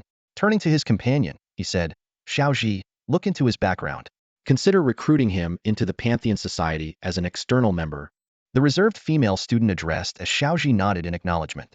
If anyone had the ability to see through the gray mist concealing their true forms, they would undoubtedly be astounded these two were none other than Haokong, ranked 7th on the heavenly rankings, and Fuji, ranked 19th on the earth rankings. Together, they had founded the Pantheon Society, the 3rd most powerful faction in Zhongluo Academy. Although the society's minimum membership requirement was a ranking on the human rankings, Wu Feng's performance had piqued their interest. Back on the battlefield, the Invincible Legion was now encircled by the numerically superior Nightmare Legion. Specializing in pure physical combat, the Invincible Legion faced challenges against the semi-ethereal nightmare creatures. Yet, with their overwhelming strength, they managed to hold their ground for the time being. For a while, it was impossible to determine a clear winner. Wu Feng watched the battlefield and had to admit to himself that he had indeed underestimated Gao Zixuan. On the battlefield, Gao Zixuan, seeing that his nightmare warriors had successfully pinned down the vanguard, immediately dispatched thousands of nightmare assassins to launch a sneak attack on Wu Feng. As the assassin army surged forward like a black mist, Wu Feng merely smirked disdainfully and waved his hand lightly. The Yin Yun 18 riders swiftly formed into a precise formation, their bowstrings instantly taut. Without the need for a command, they instinctively drew their bows and nocked their arrows. In the next instant, a rain of blood-red arrows poured down, so dense it seemed to obscure the sky. The nightmare assassins were shredded before they even reached the front lines. The sight left even Wu Feng in awe. The archery skills of the Yin Yun 18 riders shattered his expectations. They could fire more than 5 arrows per second, each arrow seemingly guided by an unseen will, piercing through at least 5 enemies with unerring accuracy. Although the nightmare kin had a natural resistance to certain physical damage, such an overwhelming disparity in strength rendered it meaningless. Not a single nightmare assassin could survive a second volley. Gao Zixuan's expression darkened. It was at this moment he truly grasped the insurmountable gap between his strength and Wu Feng's. Suddenly, a massive phantom blade tore through the battlefield, effortlessly cutting down all the nightmare warriors standing between Gao Zixuan and its source. The blade's aura was sharp and oppressive, stopping just short of striking Gao Zixuan. He looked up, meeting the piercing gaze of Gao Shun. "I concede," Gao Zixuan declared decisively. Though reluctant, he understood this was the wisest choice. Even with his hidden trump cards and the power of his laws, Wu Feng still had more than half of his forces untouched. Continuing the fight would only lead to greater losses. As soon as the words left his mouth, a mysterious force separated the two sides' forces. One of the rules of the 100 Battles Tower. The winner is Wu Feng. Ifeichen announced the result. As Wu Feng stepped out of the dueling arena, all the students, even the top-ranked ones from Class A, gazed at him with awe and respect. This was precisely the effect he had aimed for. However, the battle wasn't over yet. Just as Gao Zixuan was about to leave, Hua Xingyu called out to him. Before entering the arena, Hua Xingyu even gave Wu Feng a thumbs up as a gesture of gratitude. Surprisingly, despite losing a significant portion of his forces, Gao Zixuan still managed to narrowly defeat Hua Xingyu. At that moment, all the students truly understood that the rankings determined by the 5 instructors were by no means arbitrary. Although Gao Zixuan emerged victorious in the end, his strength was greatly diminished. Gasping for breath, he wiped the sweat from his forehead, fully aware that if the battle continued, it might cause irreparable damage to his foundation. Scanning the 8 remaining Class B students, he asked in a deep voice, "Who else wants to challenge me?" The 8 students exchanged hesitant glances, their eyes flickering with uncertainty. No one was willing to be the first to step forward. The 2 intense battles they had just witnessed served as a vivid lesson. Without a guarantee of victory and the ability to conserve strength, a reckless challenge would only turn them into stepping stones for others. However, Gao Zixuan's current weakened state failed to completely suppress everyone's ambitions. Eventually, the 3rd-ranked student in Class B stepped forward and declared his intention to challenge him. Unexpectedly, Gao Zixuan gave a knowing smile and chose to forfeit the match. This decision demonstrated his shrewdness. Rather than depleting his energy further, he opted to bide his time. After all, as long as he remained in Class B, the resource gap wouldn't be too significant. Following that, the 4th-ranked student in Class B also issued a challenge. Once again, Gao Zixuan forfeited, causing his rank to drop from B1 to B4. Yet, there was no trace of frustration on his face. Instead, he watched the others with keen interest, as if anticipating an entertaining spectacle. Sure enough, the situation unfolded just as he had anticipated. The B1 position changed hands 3 times, but not a single person dared to challenge Class A. Wu Feng's demonstrated strength had instilled fear in everyone. Amidst the chaos, Hua Xingyu unexpectedly seized the opportunity to become the new B1. This surprising turn of events was purely due to others exhausting themselves in their struggle for the top spot, allowing him to reap the rewards as the proverbial fisherman. When Hua Xingyu turned his gaze toward Wu Feng, the latter responded with a friendly smile. That smile instantly silenced the bold words Hua Xingyu had previously uttered. Not only did he refrain from challenging Wu Feng, but he also hesitated repeatedly before considering a challenge against A10. Despite his fatigue from the 2 rounds of intense combat, he ultimately gritted his teeth and decided to challenge A10. The battle ended quickly. Hua Xingyu was defeated, but to everyone's surprise, A10's strength seemed comparable to Gao Zixuan's. This realization left the audience deep in thought, especially the students ranked just above Wu Feng. They began to feel an unprecedented level of pressure. As the battles drew to a close, the The rankings of the remaining students continued to shift, though none seemed willing to engage in an all-out fight with Hua Xingyu. Thus, the Class B ranking battles gradually settled into an uneasy calm, leaving an air of subtle tension lingering among the students. After all, Hua Xingyu had quickly surrendered earlier when the situation turned unfavorable, managing to preserve his strength quite well. By the time the ranking battle for Class B concluded, Class A's lineup remained solidly intact, while Class B had undergone a complete reshuffle. Next up was Class C1, which launched a challenge against the last 3 members of Class B. The result was unexpected. Class C1 actually succeeded. Although they had strategically chosen opponents they could counter, this outcome highlighted a fact. The gap in strength between Class B and Class C seemed far less significant than the chasm between Class A and Class B. Thanks to earlier encounters, the divine domain attributes of Class B students had been thoroughly analyzed. The weaknesses of B8 through B10 were fully exposed and quickly exploited by the challengers from Class C. Long K was considered lucky, originally ranked B9. He had climbed to B7 in the previous challenge, narrowly avoiding Class C's target range. Otherwise, facing an opponent who countered his abilities, he might not have escaped the fate of being ousted from Class B. The ranking battle for Class C was arguably the most intense clash of this competition. These contestants, whom Wu Feng casually referred to as rookies, a term relative to someone as exceptional as Wu Feng would still be considered geniuses of the highest caliber in the outside world. Their fierce matches left Wu Feng thoroughly entertained.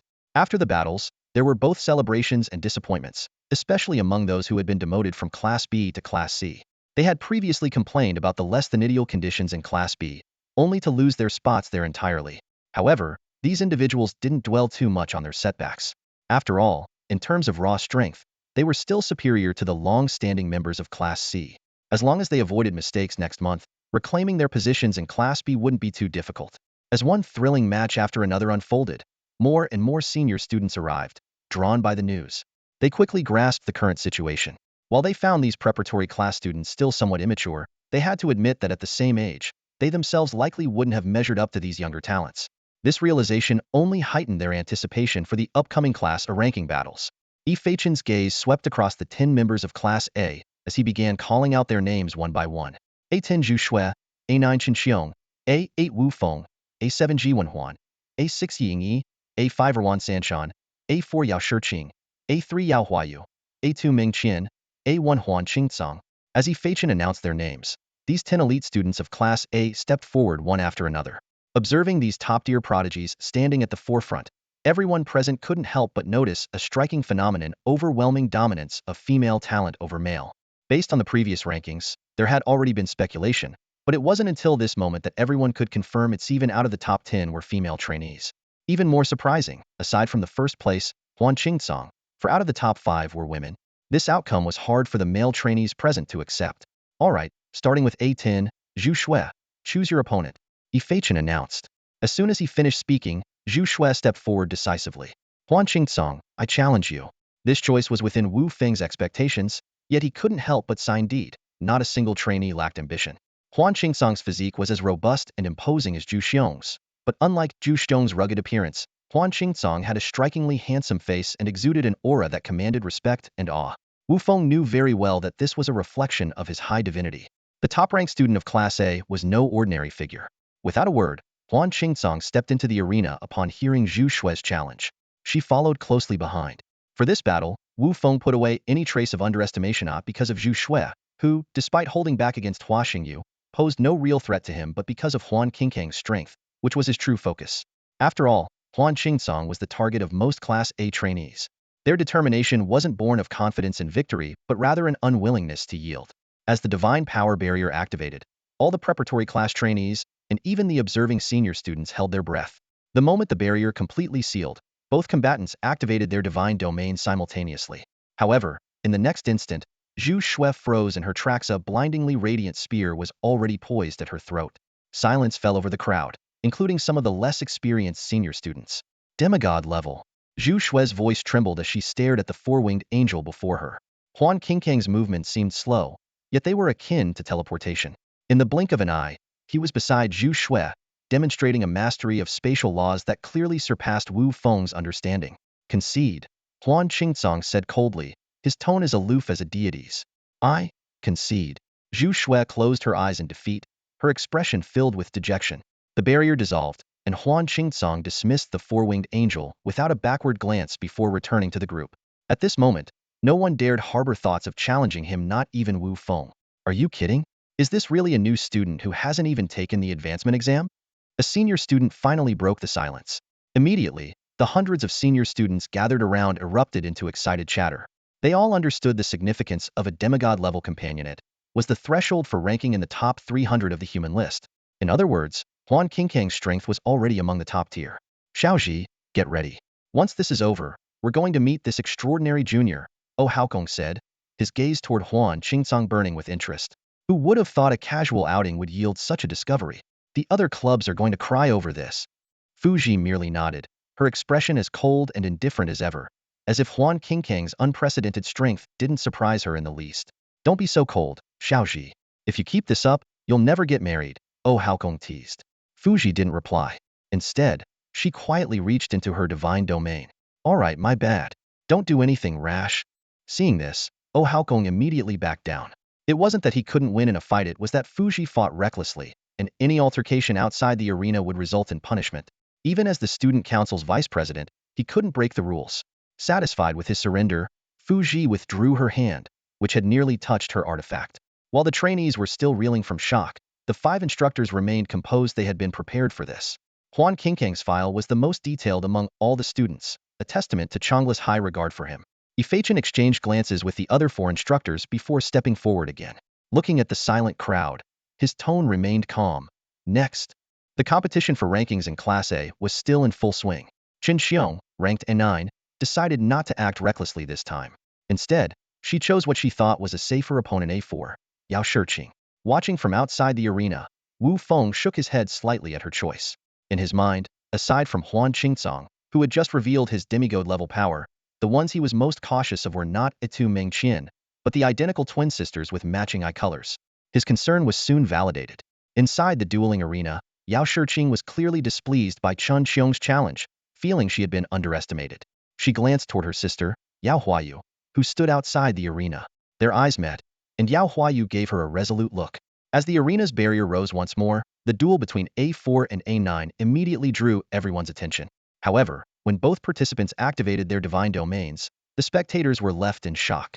Chen Xiong's celestial-type divine domain, while rare, was not unheard of in Chonglu. What Yao Shiqing revealed, however, was a stunning twist. What initially appeared as an ordinary fire-type divine domain suddenly split into 2 completely different domain gates. One blazing hot like the sun, the other cold as moonlight. Even more astonishing was that these 2 opposing domain gates began to merge, forming a singular, unprecedented, and peculiar gate. As the crowd struggled to comprehend what they were witnessing, Oh Haokong, his face obscured by gray mist, exclaimed in admiration, "Interesting. Aside from A1, there's another exceptional junior. Destruction and creation, what a perfect fusion of fire and water." These words suddenly enlightened the experienced students present. The laws of destruction and creation, as 2 of the highest-ranking superior laws, were always believed to be impossible to coexist within a single deity. Yet, Yao Shiqing was now flawlessly demonstrating their integration. What was even more shocking was the legion of familiars she summoned. Though they were merely elemental spirits of water and fire, their numbers reached an astonishing several 100,000, all maintaining at least a 4-star level of power. The final summoning revealed 2 towering elemental giants, each over 100 meters tall, possessing divine attributes. Faced with such an overwhelming lineup, Chen Xiong glanced at her own formidable celestial spirit saintess. After a moment of silence, she decisively conceded. This wise decision at least preserved her current ranking. As the barrier dissipated, Yao Shiqing immediately ran toward Yao Huayu and gave her a warm hug. Watching this, Wu Feng realized that the remarkable transformation of Yao Shiqing's divine domain was undoubtedly linked to Yao Huayu. These twins were, in essence, a single, inseparable unit. He couldn't help but smile wryly. Why are there so many overpowered people? How is anyone supposed to compete? As Chen Xiong walked out of the arena with a downcast expression, Hua Xingyu turned to Wu Feng. Wu Feng, you're up next. Have you decided who you're going to challenge? Yes, Wu Feng replied. Who? Hua Xingyu asked curiously. A2, Meng Qian. Wu Feng said calmly. Are you insane? Hua Xingyu exclaimed in shock. Can't you see that the top-ranked students are all monsters? Wu Feng pushed past Hua Xingyu, walking toward Meng Qian. Without looking back, he replied nonchalantly. Of course I see that. Then why would you pick her? Hua Xingyu pressed. Without turning around, Wu Feng answered with a smirk. Because, sorry to say, I'm a monster too. Meng Qian was an exceptionally peculiar young girl. Her appearance was pure and adorable, like a sleeping white lotus. This comparison was no exaggeration, as she had indeed been in a semi-dreamlike state since the ranking battles began. In this world, even high-level transcendents, let alone demigods, could go without sleep and still remain full of energy. Wu Feng walked up to Meng Qian and raised his voice slightly. "Wake up, it's time to go." "Go where?" Meng Qian mumbled vaguely, as if sleepwalking. Wu Feng turned helplessly to Feichin. "Teacher, I want to challenge A2 student Meng Qian." As soon as he said this, all eyes in the room immediately focused on him. "All right," Feichin said with interest, studying the two of them. He was clearly looking forward to the upcoming duel. Meng Qian still looked dazed until Feichin flicked her forehead. "Who hit me?" Meng Qian asked, holding her head with a pitiful expression that was both endearing and exasperating. "Go train. Do you even know what time it is?" Feichin said, pretending to be stern. It was clear he was well aware of her peculiar state. "Oh." Meng Qian vigorously shook her head, as if trying to force herself awake. Wu Feng waited silently, his curiosity about his opponent growing stronger by the moment. "Let's go. Let's get this over with quickly," Meng Qian finally said, returning to a more normal state. "You just want to finish quickly so you can get back to sleep, don't you?" Wu Feng said with a mix of amusement and disbelief as he walked into the dueling arena, eager to understand where her confidence came from.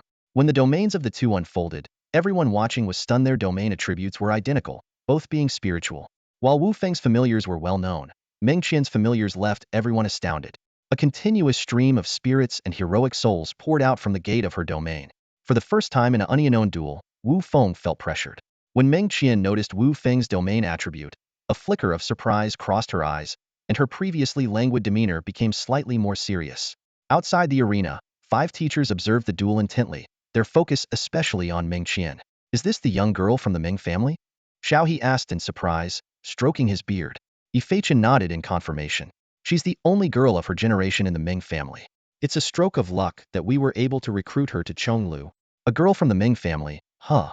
Well, I'd say there's no suspense in this match." Even the usually composed Elder Qin couldn't help but comment. The others nodded in agreement. The Meng family of spirit mediums, one of the most ancient divine clans, was renowned for their unique and formidable abilities.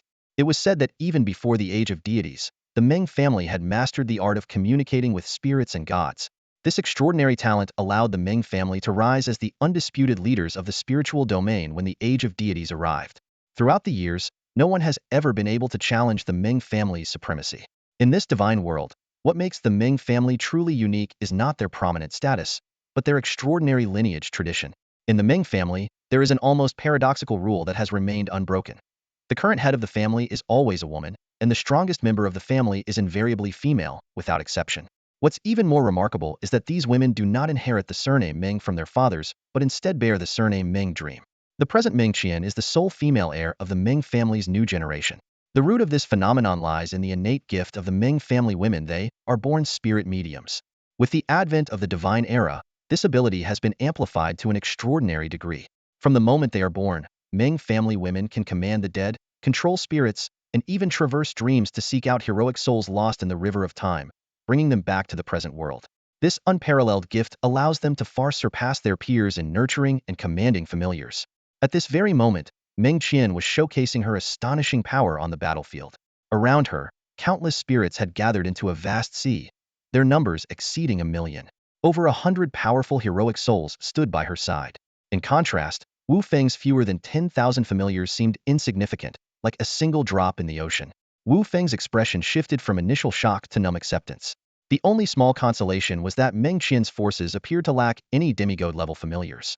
Nevertheless, she commanded 3 heroic souls imbued with divinity, each far surpassing the strength of 9-star familiars. "There's still a chance. Arthas, it's all up to you now." Wu Feng's words were the highest praise Arthas could hope to receive. Arthas immediately dropped to one knee, raising Frostmourne high and solemnly declaring, "Arthas will not fail." He then turned to the 18 riders of Yin Yun and gave a resolute order, "Mount up." And so, under the cover of Wu Feng's melee troops, this small cavalry unit of just 19 riders charged headlong into Meng Qian's seemingly endless army of 1,000,000 spirits. The most lopsided battle in the history of the ranking matches had begun. Watching Wu Feng take the initiative to attack, Meng Qian couldn't help but shake her head. As a medium, she could clearly see through the true nature of Wu Feng's retinue. Apart from the Death Knight riding a nightmare steed and the heroic spirit wielding a tiger-headed blade, the other entities didn't pose much of a threat to her. However, This underestimation quickly proved to be a fatal mistake. Meng Qian, who had been in a dreamlike state until now, was evidently unaware of Wu Feng's astonishing feat of leading 500 warriors to break through 30,000 nightmare creatures. Otherwise, she wouldn't have been so complacent. The moment the two legions clashed, the tide of the battle shifted instantly. The augmenting skills of Gao Shun, Chu Yi, Zhang Jiao, and Arthas activated almost simultaneously, surging like a tidal wave. Under the terrifying effects of these boosts, the combat power of the trapped camp, vanguard, and necromancer units multiplied exponentially. Even more shocking was the sight of 3,000 corpse dragonflies swirling in the sky, converging into a massive, venomous dragon that blotted out the sun. 3 destiny-bound retinues and a mythological-grade heroic spirit? How is this possible? Meng Qian's expression finally changed. The spectators outside the battlefield fell into a stunned silence, and even the 5 previously talkative instructors were rendered speechless. Mr. Qin, what were you saying just now? Yifei asked teasingly. Ahem. I didn't say anything earlier, Mr. Qin quickly deflected. Just make sure to find that girl Ranzining and tell her to report to me. What kind of trash intelligence did she submit? While the instructors could still manage to joke around, the students outside were in an uproar. Discussions erupted from every corner, and the entire viewing area buzzed like a bustling marketplace. Xiao Ji, the pre-college class seems to have too many monsters. I don't think we can handle this, Oh Haokong said with a bitter smile, glancing at Fuji beside him, only to receive a sharp glare in return. Shut up. You're so annoying, Fuji snapped, kicking him lightly before focusing intently on the duel. On the battlefield, the 2 retinue armies were locked in an intense struggle. Unlike his previous battle with Gao Zishuan, Wu Feng was now fighting with nearly all his strength, yet the situation remained deadlocked. Wu Feng, however, was in no rush, still had his trump card, but the timing wasn't right yet. It was Meng Qian who made the first move. Watching Gao Shun, Chu Yi, and the venomous dragon soul wreaking havoc on the battlefield, the 3 divine heroic spirits by her side finally took action. A true clash of generals and commanders was about to unfold. At the center of the battlefield, Gao Shun, who was slaughtering undead retinues, was suddenly ambushed. A long spear, glowing red, pierced through the air toward him. Fortunately, an elite soldier from the trapped camp stepped in to shield him, saving Gao Shun's life. However, the soldier's unique life-saving skill was triggered as a result. Gao Shun, with a swift kick, sent his already revived subordinate out of the combat zone, then brandished his blade to confront the spear-wielding heroic spirit who had launched the sneak attack. Gao Shun's seemingly unstoppable blade energy was effortlessly neutralized by his opponent, followed immediately by a spear thrust coming straight for him. Bang! The straight blade collided fiercely with the long spear, and the overwhelming force sent Gao Shun skidding back dozens of meters before he managed to steady himself. The scene was shocking. It was well known that with multiple augmentations, Gao Shun's attributes had surpassed 180 points, a level even most 9-star commander class followers could not reach. Yet, even with such power, he was forced back by this dual spear heroic spirit. Gao Shun quickly assessed the situation. Since he was at a disadvantage in terms of attributes, he had to go all out and use his ultimate move to settle the fight. He fixed his gaze on the steadily advancing spear-wielding spirit, took a deep breath, and slowly raised his straight blade. Don't die on me. In an instant, a massive blade shadow, as if capable of splitting the heavens and earth, appeared out of nowhere. On the battlefield, there were still over 300 fallen soldiers present, meaning this strike would unleash a terrifying force exceeding 3,000 of its usual power. Seeing this, Meng Qian's face turned pale, and she immediately began channeling divine energy. A torrent of spiritual energy surged into the dual spear heroic spirit, instantly boosting its strength by several levels. The law of spirit. Wu Feng, watching from the sidelines, couldn't hide his envy. Unfortunately, he lacked such abilities. Almost simultaneously with the dual spear heroic spirit's sudden power surge, Gao Shun's ultimate strike, carrying 3,000 of its strength, descended. The dual spear heroic spirit merged its 2 spears into one and unleashed a massive blood-red beam of energy to counter it. Boom! Though the beam was shattered by the blade's shadow, the follow-up slash left a scar that nearly split the battlefield in 2, obliterating tens of thousands of undead in an instant. But to Wu Feng's astonishment, when the dust settled, the dual spear heroic spirit was still alive, albeit with its spiritual form visibly unstable. Gao Shun wasted no time, immediately charging forward with his blade to press the attack. The ultimate strike was a one-time move, and he couldn't afford to give his opponent any chance to recover. The dual spear heroic spirit, fully aware it couldn't match Gao Shun in its heavily injured state, retreated toward the other 2 divine heroic spirits. Meanwhile, the battles on the other fronts were equally intense. Poison Dragon Soul, the weakest of the 3, had already lured its opponent toward Chu Yi's position. Despite facing 2 heroic spirits at once, Chui was managing to hold a slight advantage. It was no surprise, as his attributes had surpassed 200 points across the board, with his strength reaching an astonishing 300 points, a remarkable feat for someone who had only recently ascended to 5-star status. When the heavily injured dual spear heroic spirit arrived, Gao Shun and Chui exchanged a glance and immediately launched a Tun 3 assault. The battlefield remained locked in a stalemate, with Wu Feng's followers falling with each passing moment. While Meng Qian's forces suffered even greater losses, her undead army was immune to the plague cast by the necromancer healers. Otherwise, her army's overall strength would have dropped by 2 tiers. Realizing the situation was deteriorating, Meng Qian finally decided to act. Divine power surged around her once more, and in addition to the previously displayed law of spirit, she revealed her mastery over the law of ice and the law of gold. Under her relentless expenditure of divine energy, the tide of the battle began to shift. Under the enhancement of Meng Qian's law of spirit, her followers were clad in thick ice armor, and their weapons became significantly sharper. Most notably, their overall strength increased by a staggering 50%. Wu Feng couldn't help but click his tongue in amazement at the sight. Using the power of laws on such a large scale was indeed extravagant. Since the opponent had already revealed her trump card, he decided not to hold back either. He immediately unleashed the laws of blood and space. However, his comprehension of these laws was still shallow. His law of blood could only form blood armor, while his law of space was merely enough to rescue the wounded. Due to the disparity in their mastery of laws, the scales of victory seemed to tip once again in Meng Qian's favor.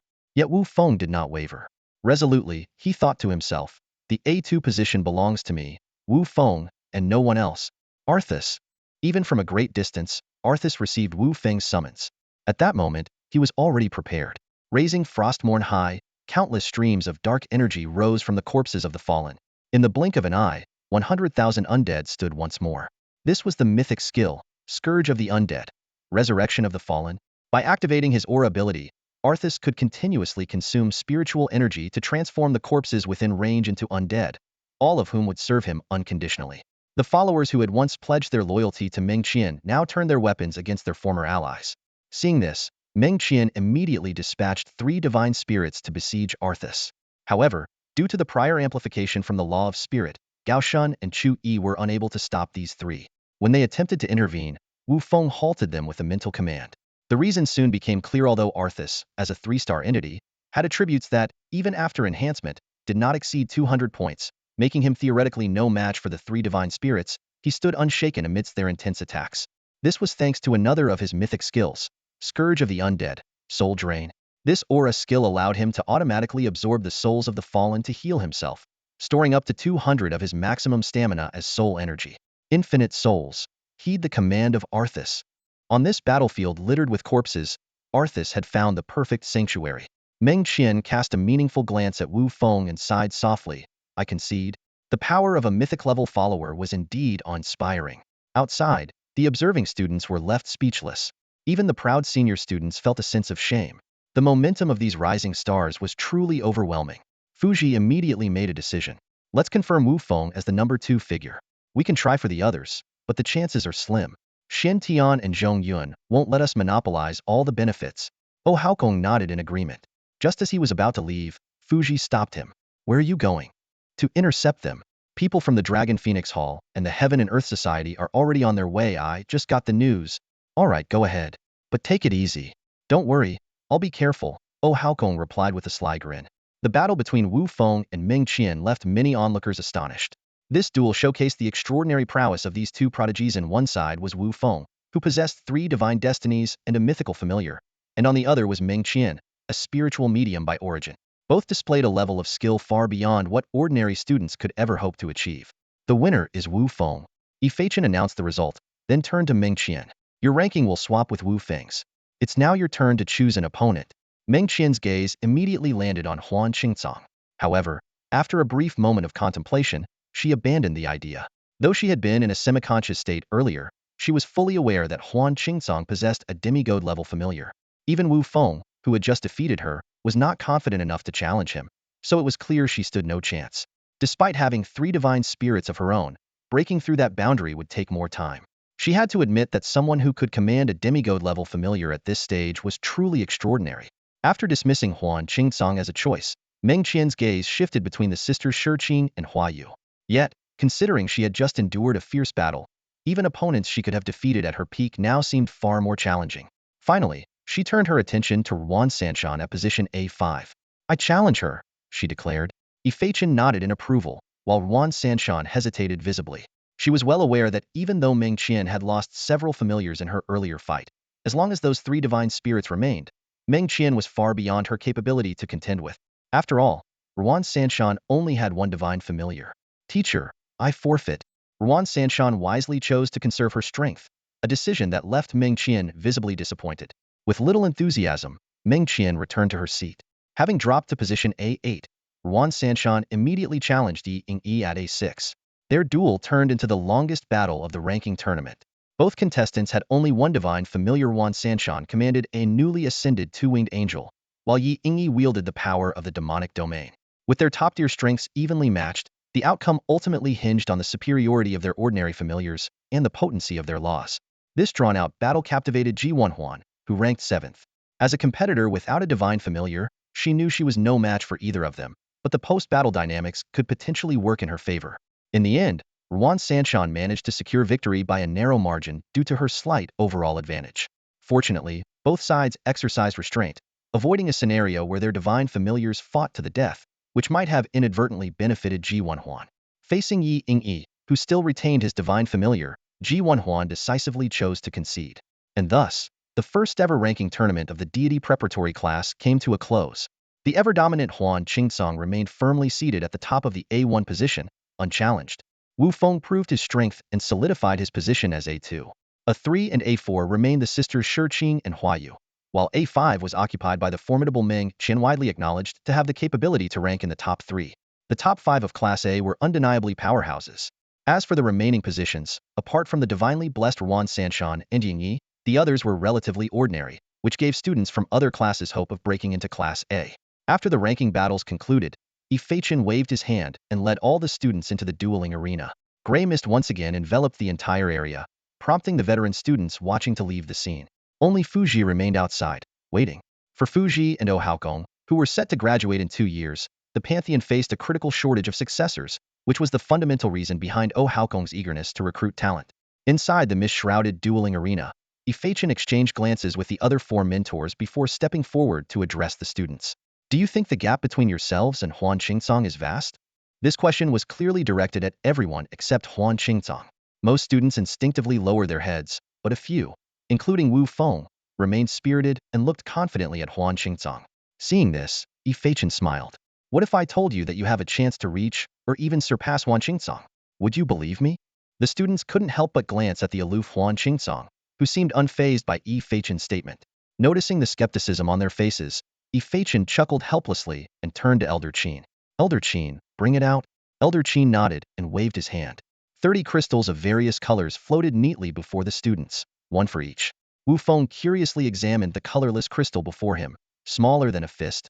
Sensing the pure spiritual energy within, he noticed that Meng Qian's crystal was also colorless, sparking a guess in his mind.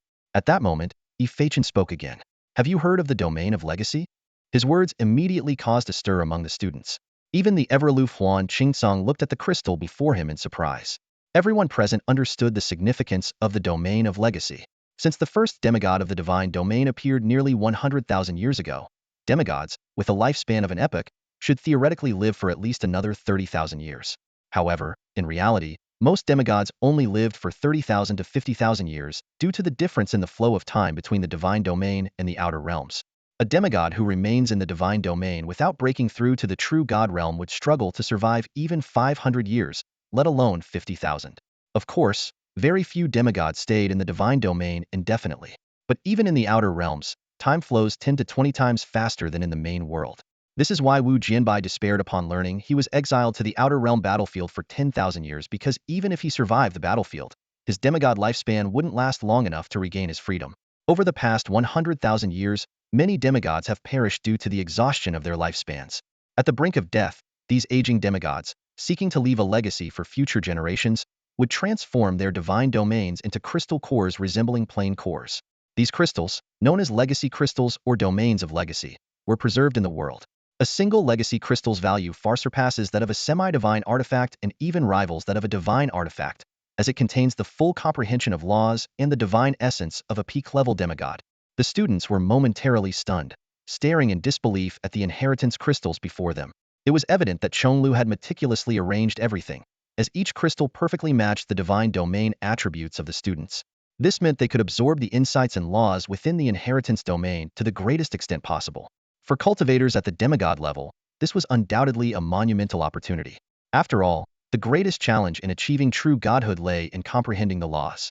Even Wu Feng, who had tirelessly practiced the laws of space, had only managed to reach a comprehension level of 2, and that was after relentless cultivation within his divine domain day and night.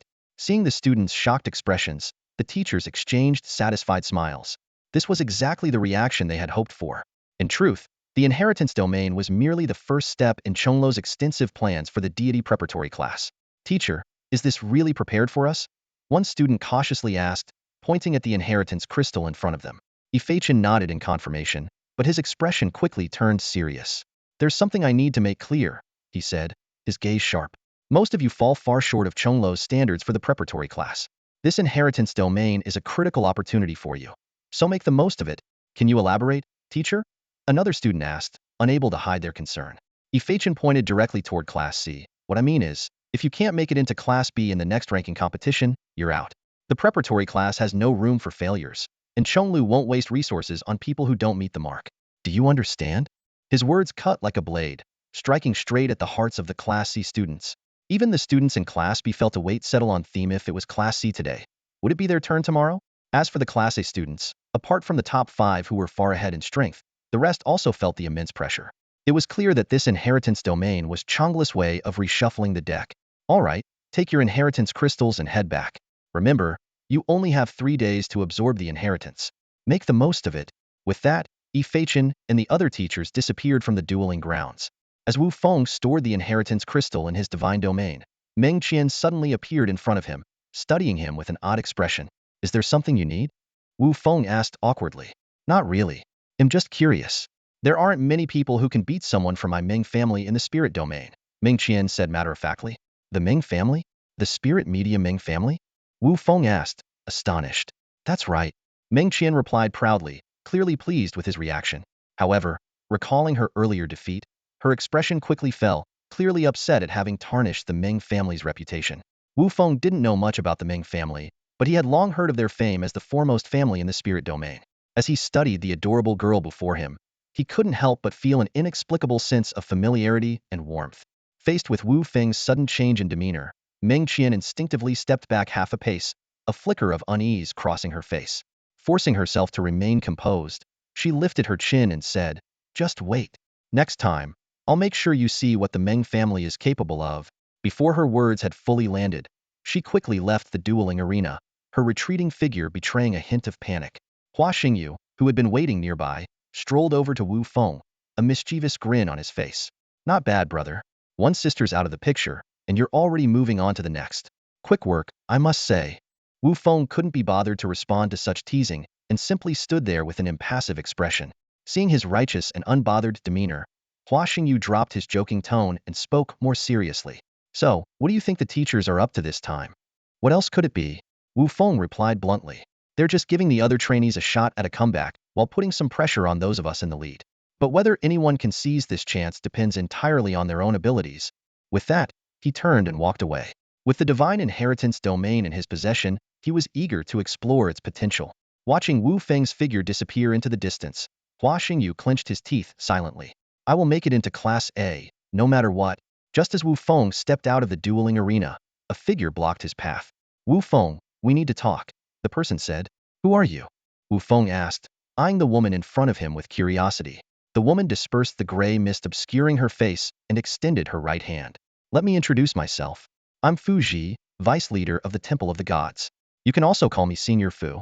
Seeing Wu Feng's puzzled expression, Fu Ji took the time to explain the hierarchical structure of the societies within Chonglu Academy. Though there were many societies, only 10 were officially recognized. Among them, the Dragon Phoenix Pavilion, Heaven and Earth Society, and Temple of the Gods consistently held the top 3 positions, earning them the title of the Three King Societies. So, what does Senior Fu want with me? Wu Feng asked, though his sentence was cut short as Fuji quickly picked up on his meaning.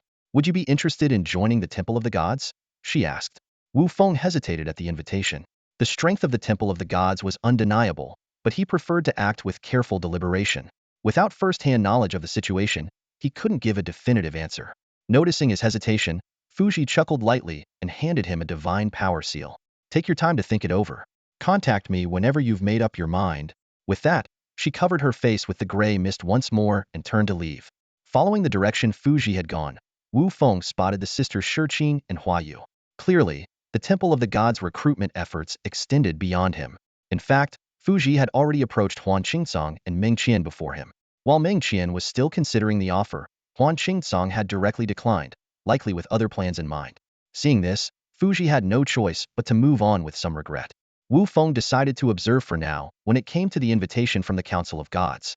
After all, his understanding of Chonglu was still too shallow, and with the rigorous schedule of the divine preparatory class for the upcoming year, he wasn't in a rush to join any organization. After leaving the 100 Battles Tower, Wu Feng returned directly to his divine domain. The recent intense battle with Meng Qian had indeed cost him greatly, as a significant number of his followers needed divine power to be resurrected. With his remaining divine power points nearly depleted, he was fortunate to still have a 5-star divine power card in hand. In a few days, once the residual toxicity from the last card was purified, he would gain another 1 million divine power points. Surveying his surroundings, Wu Feng's gaze fell upon the tens of thousands of undead gathered around Arthas. Although the strength of these undead had generally dropped by 1 or 2 stars, falling from their original 5 or 6-star levels to around 4 or 5 stars, they were still a considerable gain. However, these relatively weak undead not only had limited combat power but also consumed a significant amount of spiritual energy for maintenance. The Feng Monument had already begun to express its dissatisfaction with these uninvited guests competing for spiritual energy. Left with no other option, Wu Feng had to invest his faith energy to expand Fengdu's area to 5 times its original size. This expansion should ensure that the daily spiritual energy production of his divine domain would be sufficient to sustain the Feng Monument's recovery and the routine consumption of his followers. It had to be said that while Fengdu didn't seem very useful most of the time, without this spiritual energy powerhouse, amassing a million-strong undead army like Meng Qian's would require consuming at least 1 6-star spirit card per month. Given the limited slots for resource cards, this would clearly not be worth the cost. After dealing with the matters of his divine domain, Wu Feng picked up the Inheritance Crystal. Ready to leave. Using inheritance crystals was prohibited within divine domains to avoid triggering conflicts between domains. However, at that moment, the Feng Monument suddenly sent him a thought, suggesting that it could directly devour the crystal. This proposal left Wu Feng utterly shocked. Inheritance crystals had always been used to activate inheritance domains, allowing one to inherit the blessings of predecessors, and they could only be used once. Once activated, they would irreversibly dissipate in a short time. He had never heard of a method where an inheritance domain could be directly devoured. Still, trusting in the Feng Monument, Wu Feng placed the crystal in front of it. He believed that, as a divine artifact of creation, the Feng Monument might indeed bring about an unexpected surprise. Sure enough, a familiar scene unfolded. A phantom altar appeared in front of the Feng Monument.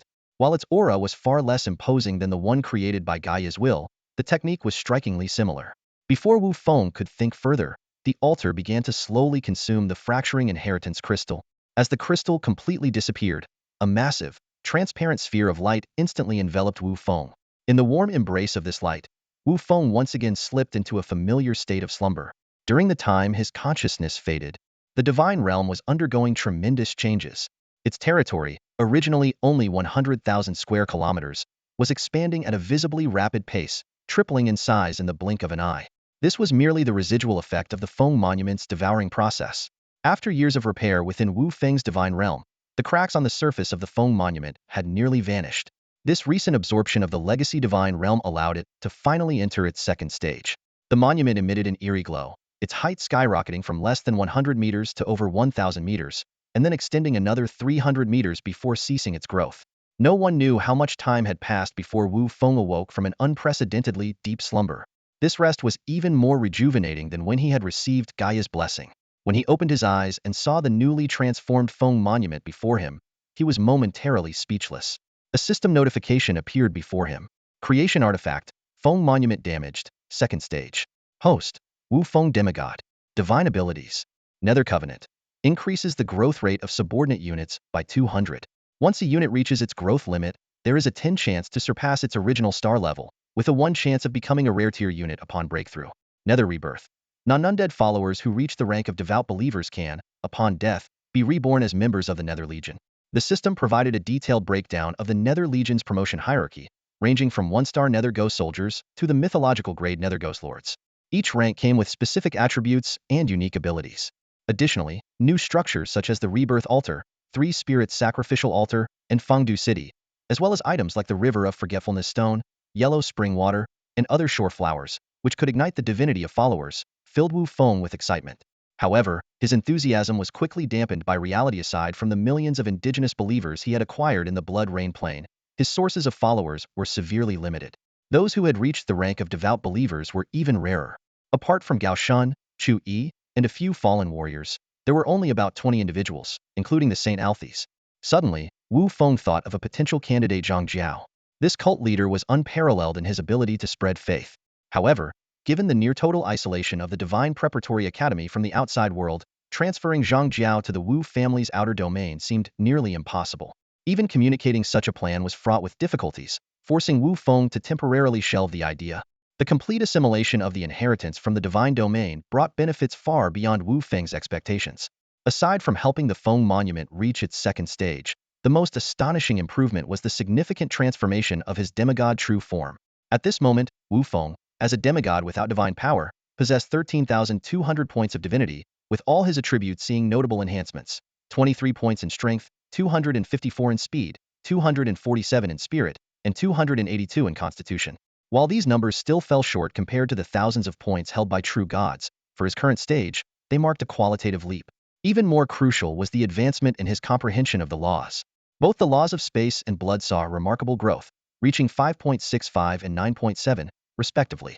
Moreover, his newly comprehended law of spirit had impressively reached 12.7, just a step away from the 20 threshold for minor mastery. This progress even surpassed the gains he had previously received from Gaia's gift. The discernment and resources of Zhongluo left Wu Feng in silent admiration. Finding an inheritance crystal so perfectly suited to him was clearly no coincidence. He firmly believed that as long as he maintained his advantage in the preparatory class and proved his worth, with Zhongluo's support, he would reach unprecedented heights within a year. This mindset wasn't unique to him. The extraordinary opportunity provided by the divine domain had ignited the determination of all the preparatory class students. 3 days later, when Immortal gathered everyone again, Wu Feng could clearly sense the changes in his classmates' demeanor. It was evident that they had all made significant strides thanks to the divine domain. "Have you all used your inheritance crystals?" Immortal asked directly. The students nodded in unison. 3 days had been sufficient for them to absorb this opportunity. "Excellent," Immortal said with satisfaction. "This should have significantly narrowed the gap between you and the senior students. It's now time for you to report to the respective towers." His words immediately sparked excitement among the students. The name Zhongluo was not only derived from it being an artifact of creation, but also from its unique system of 8 divine domains. The second tower, originating from the shadow plane 13,000 years ago. The third tower, from the demon plane 36,000 years ago. The fourth tower, emerging from the mechanical plane 47,000 years ago.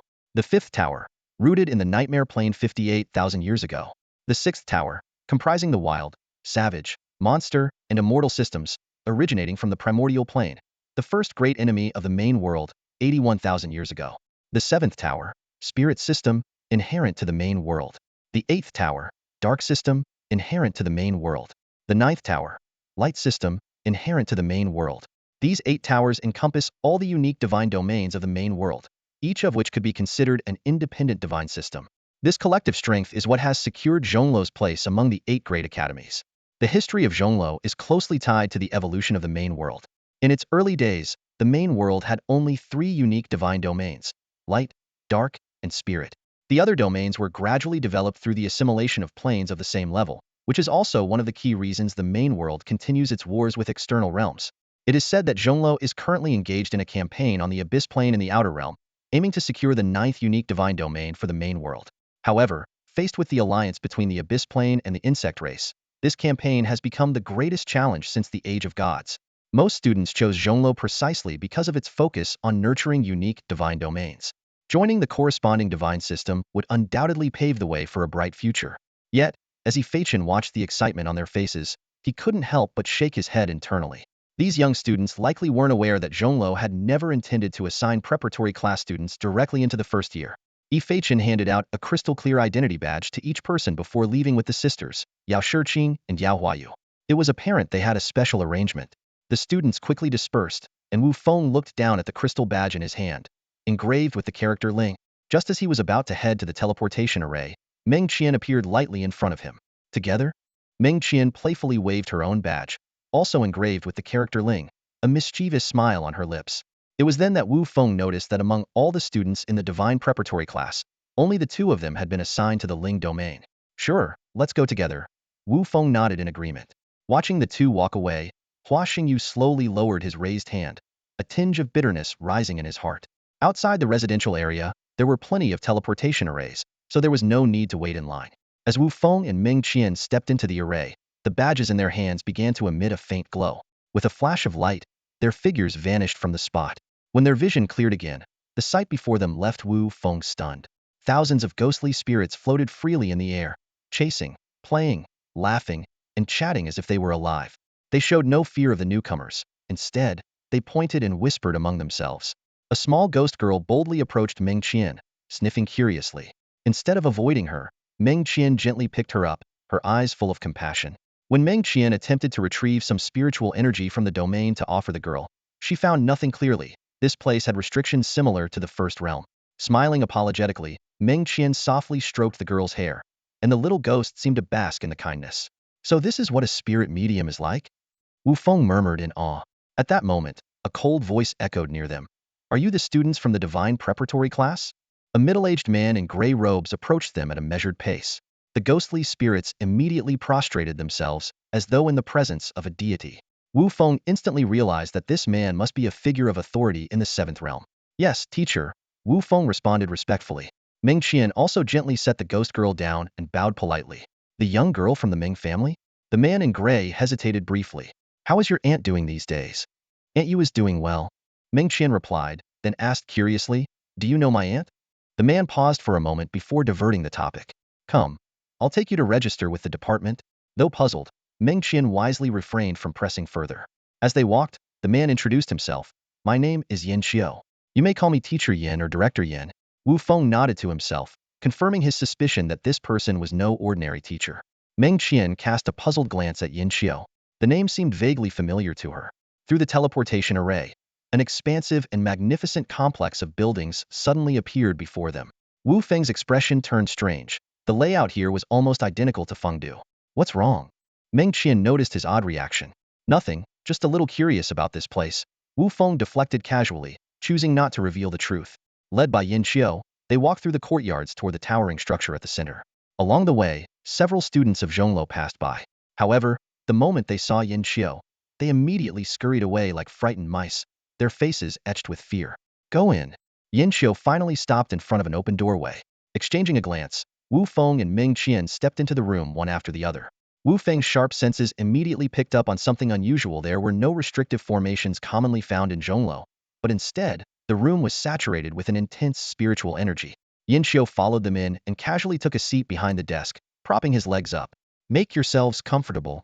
Wu Feng was about to pull out a chair when Meng Qian abruptly grabbed his arm. Following her gaze, he finally saw the truth.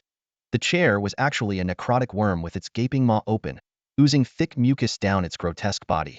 You chose not to sit. Don't blame me, Yin Xiao remarked nonchalantly. Before his words fully settled, an invisible pressure descended upon the room.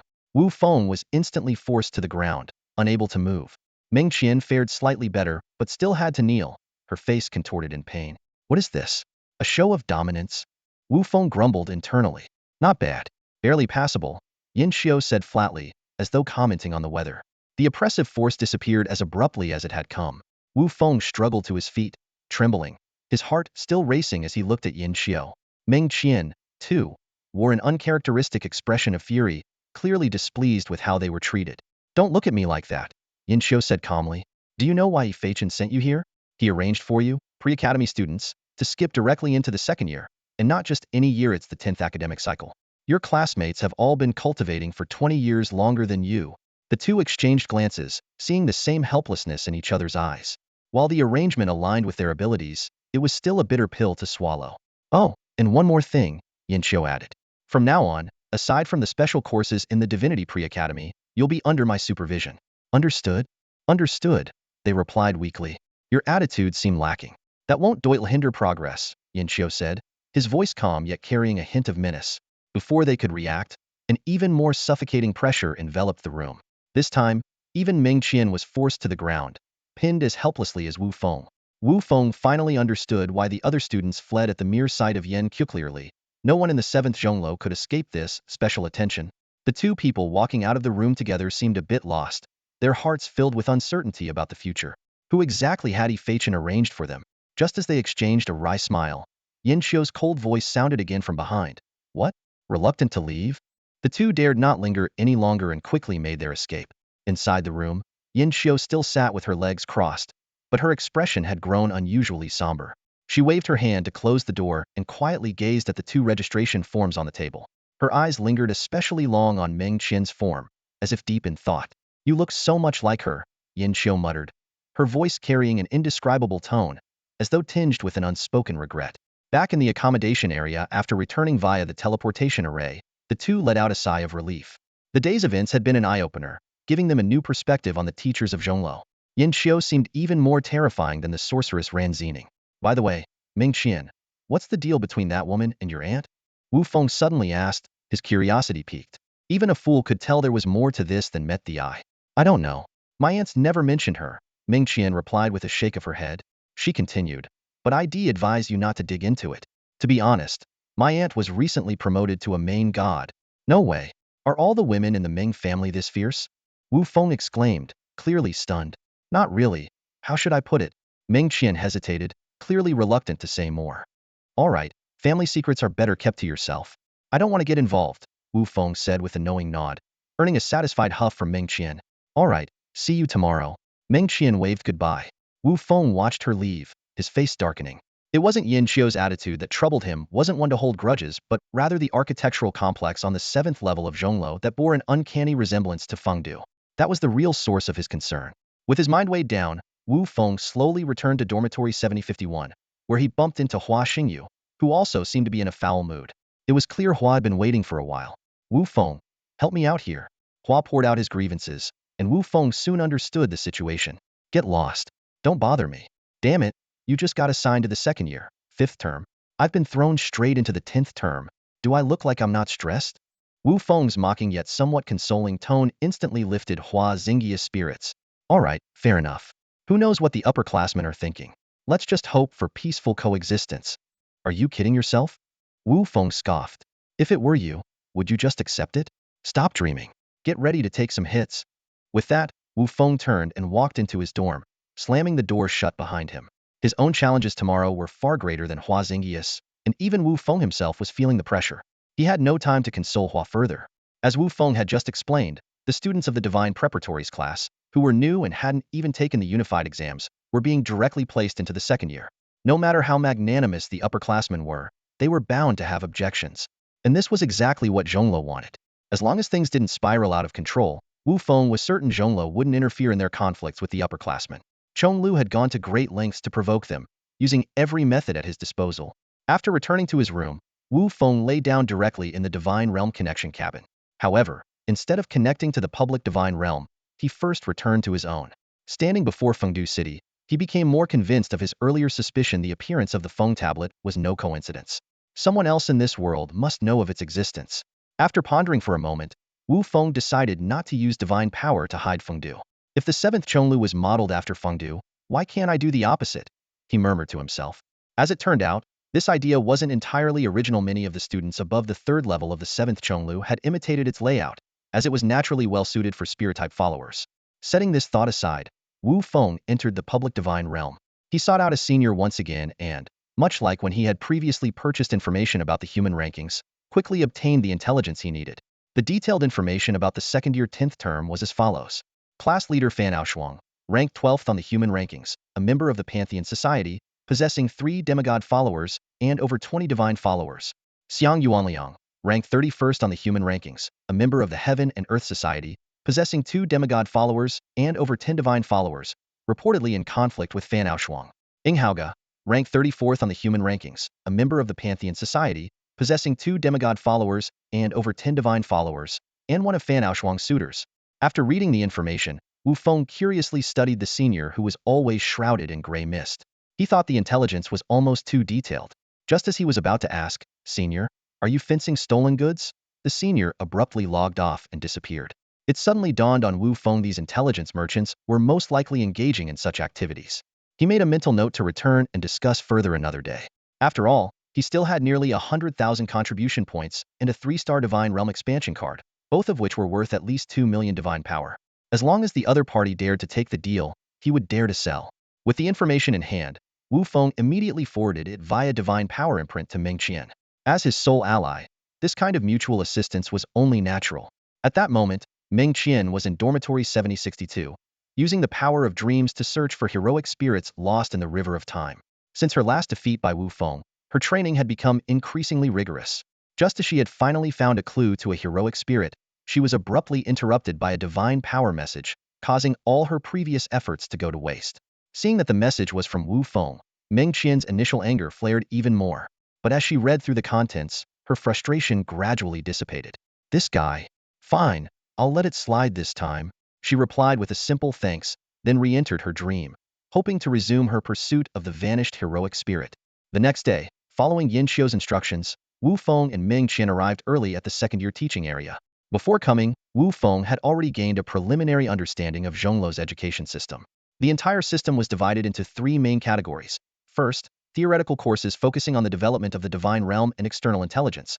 Second, training in Zhongluo's own resource dimensions, which, while relatively controlled in terms of risk, required contribution points and did not always guarantee rewards. And third, heading directly to the outer realm battlefield, the riskiest but most rewarding option, offering not only substantial earnings but also the chance to accumulate merits before graduation. Although the outer realm battlefield was typically the top choice for third-year and above students, there were always a few daring second-year students who participated.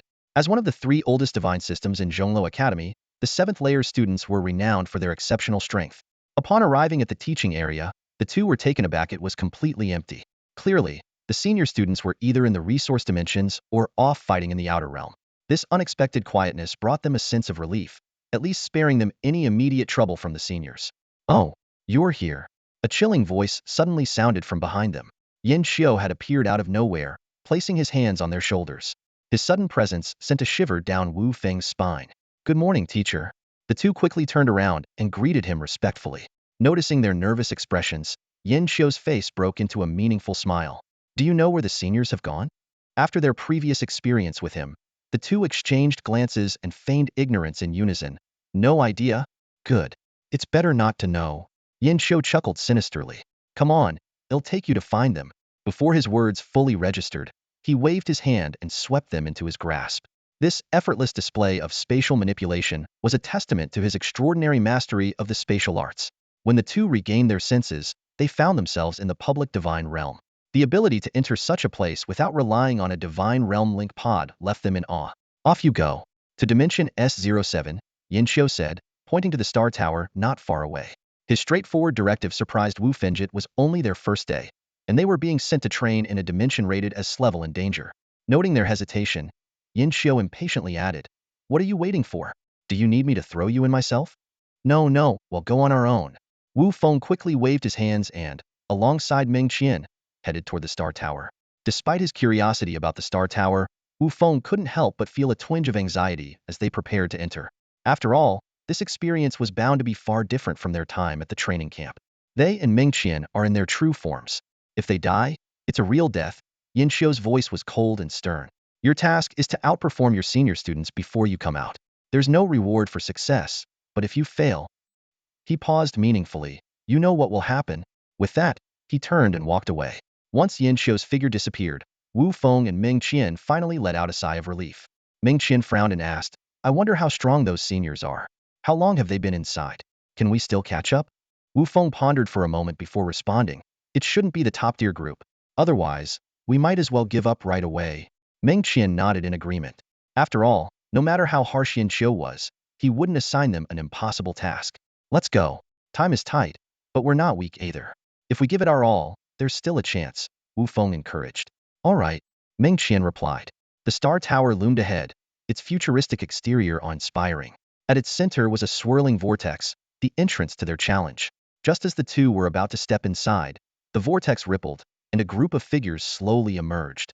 At first, Wu Feng paid no attention, but in the next moment, an overwhelming killing intent washed over him. It felt as though he were standing in the midst of a battlefield littered with corpses, surrounded by an endless sea of blood and destruction. He immediately activated his divine essence at full strength, barely managing to steady his mind. Tu Xiao, tone down your aura a bit. Look, you're scaring the juniors. The golden-haired man at the front spoke with a mocking tone. As soon as he finished speaking, the terrifying killing intent vanished in an instant. Wu Feng turned to look at Meng Qian and saw her face pale from the ordeal. This made his expression darken as he coldly stared at the 5 approaching figures. My apologies. We just got back from the outer battlefield. My friend here sometimes can't control himself, the golden-haired man said, though his tone carried an unmistakable arrogance. Wu Feng said nothing, merely casting a deep glance at the group before pulling Meng Qian toward the Star Tower. After the two disappeared into the vortex, the golden-haired man dropped his smile and said with a hint of reproach to the burly man beside him, Tu Xiao, you're slipping. You couldn't even completely suppress a couple of juniors. Young Master Wang, these pre-academy students are indeed no pushovers. I couldn't fully overwhelm them with just my aura. Please forgive me. Tu Xiao, who was as massive as a bear, replied obsequiously. Wang Xiao seemed to enjoy the flattery, a sinister smile spreading across his face. Fine, we'll find another chance later. Himph, the so-called Divine Pre-Academy. What a grand title. Let's see how long they can keep it up. Inside the Star Tower, Wu Feng was about to speak when he suddenly sensed a burst of killing intent from beside him. Startled, he quickly let go of Meng Qian's hand and apologized awkwardly. To his surprise, Meng Qian didn't blame him. Instead, she asked seriously, what was that group's deal? Don't tell me you didn't notice they were definitely doing it on purpose. Wu Feng sighed. It's probably because of our identities. After the last ranking competition, our information isn't exactly a secret. Being recognized by the senior students is expected. His expression then turned icy. But those guys definitely crossed the line. Don't act recklessly. We need to play the long game, Meng Qian advised. Wu Feng nodded in agreement. He was well aware that he wasn't a match for those people yet. Even the seemingly insignificant Tu Xiao had mastered the laws of killing to such an extent, let alone the golden-haired leader. But Wu Feng silently vowed that, given enough time, he would make them regret everything they had done today. After stepping into the vortex, Wu Feng realized it wasn't merely a simple teleportation point but a passageway. He hadn't walked far before encountering dozens of exits labeled with different numbers, ranging from S1 to C10, each leading to a unique resource plane. The two of them headed straight to the exit marked S7, only to be stopped by a mechanical voice. Access to the current resource plane requires 50,000 contribution points. Would you like to proceed with payment? Wu Feng frowned slightly. He had anticipated that entering a resource plane would require payment, but this price was steep. 50,000 contribution points could be exchanged for 600,000 divine power. Chong Lu, that sly old fox, really knows how to do business, he muttered under his breath. Nevertheless, he paid the fee without hesitation. At this moment, Meng Qian showed a troubled expression. Wu Feng, I used up my contribution points earlier when I was shopping. How much are you short? Wu Feng asked, his face expressionless. 30,000. Meng Qian put on a pitiful act. After some haggling, Wu Feng finally traded 4 4-star divine power cards to cover Meng Qian's entry fee. This was a rather favorable deal in the black market. 10,000 contribution points would cost at least 120,000 divine power. Though this significantly lowered Meng Qian's impression of Wu Feng, he couldn't care less. In his mind, the gleaming divine power cards were far more valuable than any woman. If Hua Xingyu were present, he might have been so infuriated by Wu Feng's mindset that he'd strangle him on the spot. The S07 resource plane was a mining realm that Chonglu had plundered in his earlier years. It was renowned for its abundant divine mineral deposits, making it an ideal place for forging artifact embryos. Although the native true gods had long been eradicated, numerous demigod-level inhabitants still roamed the area, which was one of the reasons it was classified as an S-level plane. Since this was their first time descending in their physical forms, Wu Feng and Meng Qian exercised extreme caution. They refrained from flying and chose to proceed on foot. It wasn't until nightfall that they stumbled upon a small native settlement. The nighttime in Fire Rock City was eerily quiet. Most residents were already asleep, with only a few lingering patrons still loitering in taverns. One particularly unfortunate drunkard became Wu Feng's target. In a dimly lit alley, Wu Feng released his grip on the native's neck, casually tossing him aside. He then began speaking in the local language, though his words were clumsy and awkward. This state lasted for less than 3 minutes. Wu Feng quickly mastered the tongue-twisting and unpleasant native language, and Meng Qian was not far behind. The two exchanged a knowing glance, quietly left the alley, and melted into the night, leaving behind 2 foam-mouthed, no imbecilic drunkards sprawled on the ground. From the memories extracted from the drunkards, Wu Feng learned that Fire Rock City and its surrounding area within a radius of 1,000 kilometers had no valuable mineral veins worth their attention. It wasn't worth staying any longer. However, their efforts weren't entirely fruitless. One key memory revealed the existence of a city called Fuguang City, located 3,000 miles to the north, known for its abundant production of Fuguang iron. To Wu Feng, Fuguang iron, a fundamental material for crafting divine artifacts, wasn't unfamiliar. Although each kilogram was worth only slightly over 100 contribution points and wasn't particularly rare, the profits could be substantial if collected in large quantities. With their target determined, the two immediately set off for Fuguang City. To save time, they decided not to conceal their movements and use divine power to fly directly. This decision was informed by another crucial piece of information from the drunkard's memories. This region was resource-poor and rarely visited by demigods, who were referred to locally as divine envoys. While they made their way to Fuguang City, another scene unfolded in a massive city on the eastern side of the continent. For trainees were besieging a native demigod whose body had turned to rock. The entire process seemed effortless. If not for their attempts to conserve divine power, the demigod, who had ascended through extraordinary means, would have already been dead. The leader of the group, seeing that the city's natives had been slaughtered by their followers, urged, "Hurry up. This guy has already sent out a distress signal. I don't want to face a swarm of native demigods again." The other three nodded in agreement, recalling the harrowing experience of being chased by over a dozen native demigods for an entire day and night. If not for the team's spatial law specialist, that incident could have ended in disaster. With the combined effort of the four, the native demigod couldn't hold out for long. Once his divine power was depleted, his true form, which was comparable to a semi-divine artifact, was effortlessly pierced by a semi-divine spear. One of the trainees immediately searched the body, only to exclaim in frustration, "Damn, what a pauper. Just 3 points of divinity, not even enough to split." "Forget it. We weren't here for these native demigods anyway," another said. "Let's check the city's mineral storage. Hopefully it won't disappoint. Otherwise, this trip will have been a complete waste." They dismissed their followers and headed into the city. If Wu Feng had seen this group, he would have recognized them immediately. The leader was Ji Yushan, who ranked slightly above average in the 10th academic year, while the other three were Zhu Rui's, Jinzan, and Zhao Wan, all trailing at the bottom of the class. This wasn't surprising, as the truly capable trainees had followed top students like Fan Aoshuang and Xiang Yuanliang to the outer battlefield to earn merits. Outside the city of Fuguang, Wu Feng and Meng Qian stood before the towering gates, gazing up at the imposing grandeur of the massive city. Compared to Huayan City, this place was even larger in scale, hinting at the possibility of greater rewards. However, Wu Feng's brows furrowed slightly. Had already sensed the dense divine aura emanating from within the city, indicating the presence of a demigod-level being. "I'll scout out the situation," Wu Feng said, noticing the concern in Meng Qian's eyes. He smiled lightly and added, "Don't worry. While my mastery of spatial laws isn't great, I'm more than capable of keeping myself safe." With that, Wu Feng immediately concealed himself using divine power and slipped quietly into the city. Following the trail of divine energy, he quickly identified the target structure. Gazing at the residence that unabashedly exuded divine energy, Wu Feng couldn't help but inwardly mock. These indigenous demigods raised by major powers don't even know how to conceal their aura. They're practically inviting disaster. After carefully scouting the area several times, Wu Feng confirmed that there was only one demigod in the city. He then summoned Meng Qian to join him. "Should we act now, or wait until nightfall?" Meng Qian asked eagerly as soon as she arrived. "This isn't theft, it's a raid. Why wait for nightfall?" Wu Feng retorted as he unfolded his divine domain, summoning a horde of undead minions. Not to be outdone, Meng Qian summoned an even larger army of followers. When Arthas appeared, leading tens of thousands of subordinates, a flicker of surprise crossed her face. The commotion caused by their actions immediately alarmed the entire city, drawing the attention of the indigenous demigod. "Foreign gods, courting death." A furious roar erupted from deep within the residence. In an instant, a figure soared into the sky, transforming into a massive stone giant over 10 meters tall. Wu Feng and Meng Qian exchanged a glance and simultaneously revealed their true forms. Compared to the exaggerated appearance of the indigenous demigod, their divine forms appeared far more elegant and regal, exuding the undeniable aura of deities. At this moment, Wu Feng acutely felt the difference in strength between himself and Meng Qian. The divine halo behind her was noticeably brighter, radiating a far greater intensity of divine power.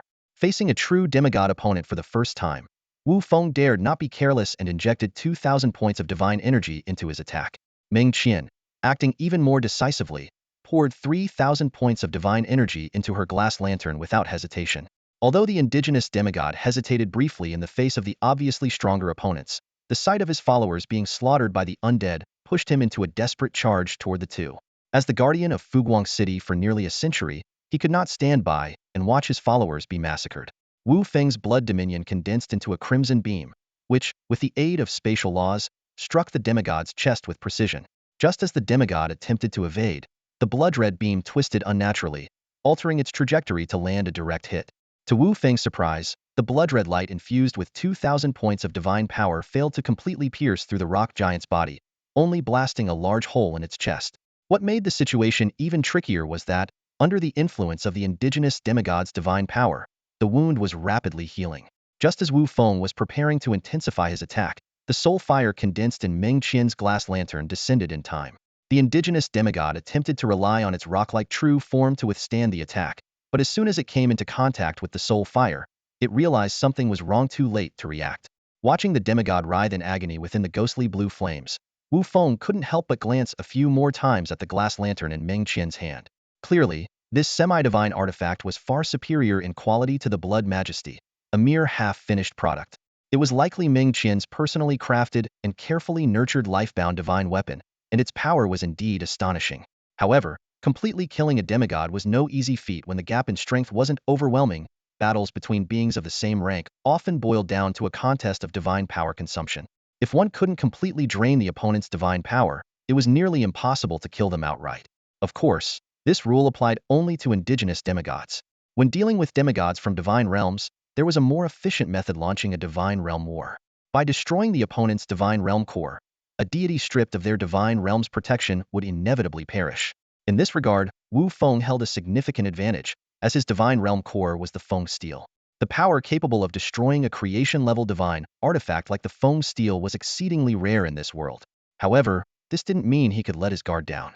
If an enemy managed to break through to the Feng Steel itself, it would only be a matter of time before death came for him. By comparison, dealing with indigenous demigods was much easier.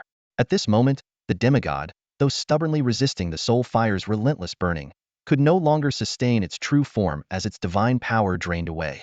Without the dual protection of divine power and its true form, the demigod was instantly reduced to ashes within Meng Qian's soul fire, leaving behind only 8 faintly glowing points of divinity. Meng Qian gathered the divinity into her palm and nodded in satisfaction. Not bad. At least we didn't lose anything. Wu Feng nodded in agreement while staring longingly at the divinity in Meng Qian's hand.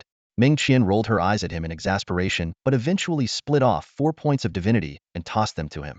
With the indigenous demigodons their greatest obstacle out of the way, Fuguang City was now firmly in Wu Feng and Meng Qian's grasp. However, when they located the mineral storage, the sight before them was nothing short of disappointing. Although the storage was piled high with ore, it was all unrefined raw material, and the amount of usable Fuguang iron that could be extracted was likely less than 1/10 a cent. Something's not right, Wu Feng muttered, frowning at the towering heaps of raw ore. Doesn't Fuguang City refine its own Fuguang iron? Why don't we grab a high-ranking native and ask? Meng Qian suggested. Wu Feng nodded in agreement and immediately ordered Gao Shun to capture a high-ranking local alive from the battlefield. The captive, trembling on his knees, repeatedly kowtowed and begged for mercy. Without hesitation, Wu Feng began a soul search.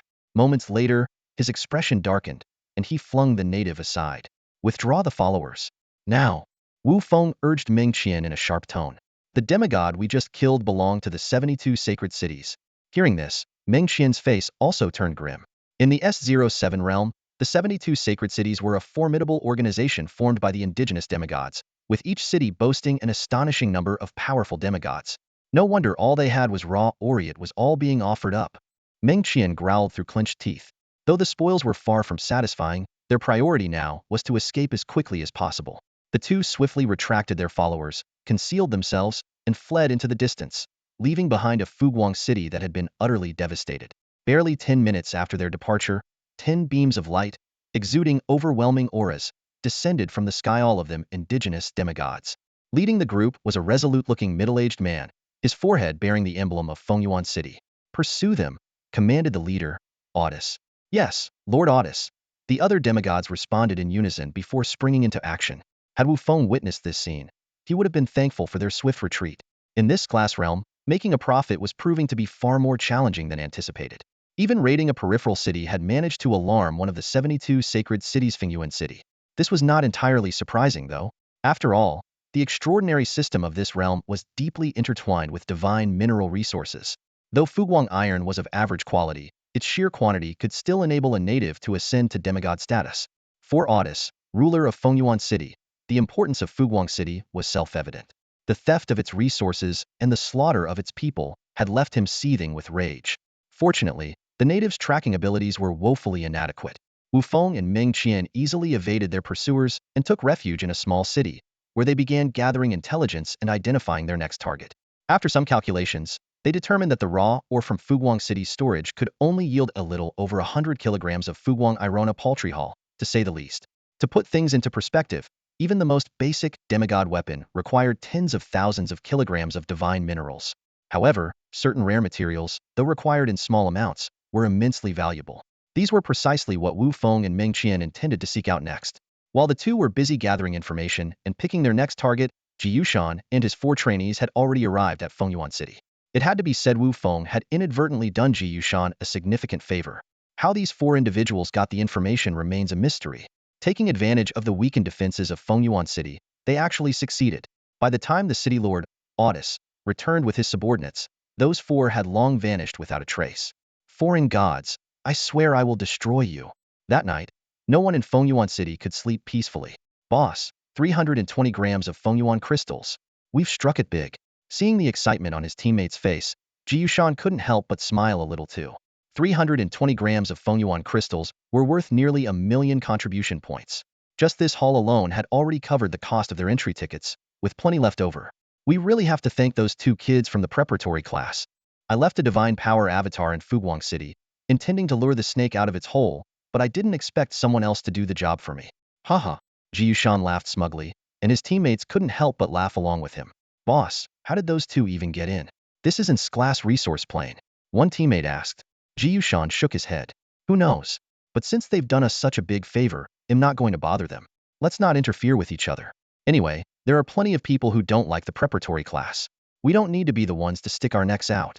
Everyone agreed with Ji Yushan's reasoning. Compared to these promising preparatory class students, it was better for them, the underachievers of their class, to stay out of trouble and observe from the sidelines. At this moment, Wu Feng was completely unaware that his and Meng Qian's presence in this plane had already been discovered by some senior students. Luckily, these seniors bore no ill intentions. Otherwise, completing Yin Xiu's task would have been a lot harder for them.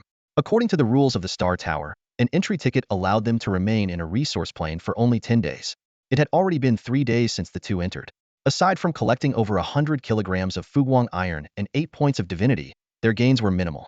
However, through information gathering over these few days, Wu Feng had stumbled upon a crucial piece of intelligence. As for how he obtained it, well, it was rather amusing. The beautiful Meng Qian had been harassed by a local playboy in the city. The outcome for those individuals didn't need much elaboration. Suffice it to say, Wu Feng concluded it was best not to provoke Meng Qian in the future. When she lost her temper, it was genuinely terrifying. Still, intending not to let anything go to waste, Wu Feng decided to use a soul-searching technique on the unrecognizable playboy. To his surprise, this led to an unexpected discovery. And so, a not yet fully formed plan began to take shape. Are you really going to do this? Isn't it too risky? Meng Qian frowned after hearing Wu Feng's plan. If we want to make a big profit, we have to take some risks, don't we? Seeing Wu Feng's confident expression, Meng Qian reluctantly agreed. Relax, relax, Wu Feng said as he stood up, ready to leave. Wait, Meng Qian suddenly called out, removing one of the many bracelets from her wrist. Rental fee, 400,000 divine power. Seeing the sly glint in Meng Qian's eyes, Wu Feng wasn't about to fall for it. No thanks, you keep it for yourself. He turned to leave. Fine, no rental fee, you stingy jerk, Meng Qian muttered, shoving the bracelet into Wu Feng's hand. Wu Feng chuckled. He had expected this. Trying to get divine power back from me. Wu Feng? Dream on. That said, when Wu Feng saw the bracelet's attributes, he couldn't help being startled. Shinling Guardian Semi-Divine Artifact. Nourishment level, 54. Divine skill, Shinling Shield. Unbreakable below true god level. Duration, 10 minutes. Usable once per natural day. Activation requires the Law of Spirit. Leixiao City, one of the 72 sacred cities in the S07 dimension, is renowned for its abundant deposits of Leixiao stone. This divine mineral is so valuable that it is measured in grams each gram, worth a staggering 2,000 contribution points. By comparison, materials like floating iron are as insignificant as coal slack. As night fell, Wu Feng stood silently on a hill overlooking Leishao City. Inside the city, 20 distinct divine auras surged into the sky, causing him to swallow hard. As one of the most formidable among the 72 sacred cities, Leishao City's sheer number of native demigods was indeed intimidating. However, Wu Feng understood well that the most dangerous places often concealed the greatest opportunities. If he could obtain at least 50 grams of Leishao stone, the cost of his entrance fee would be recouped. Although his decision to target Leishao City was carefully considered, it was the actions of a certain arrogant playboy who had harassed Meng Qian that ultimately pushed him to act. With a wave of his arm, Wu Feng opened the gate of the divine realm. 18 figures emerged in an orderly procession and knelt before him. It was none other than the Yin Yun 18 riders. As he gazed at these elite followers, destined for certain death, a ripple of emotion stirred within him.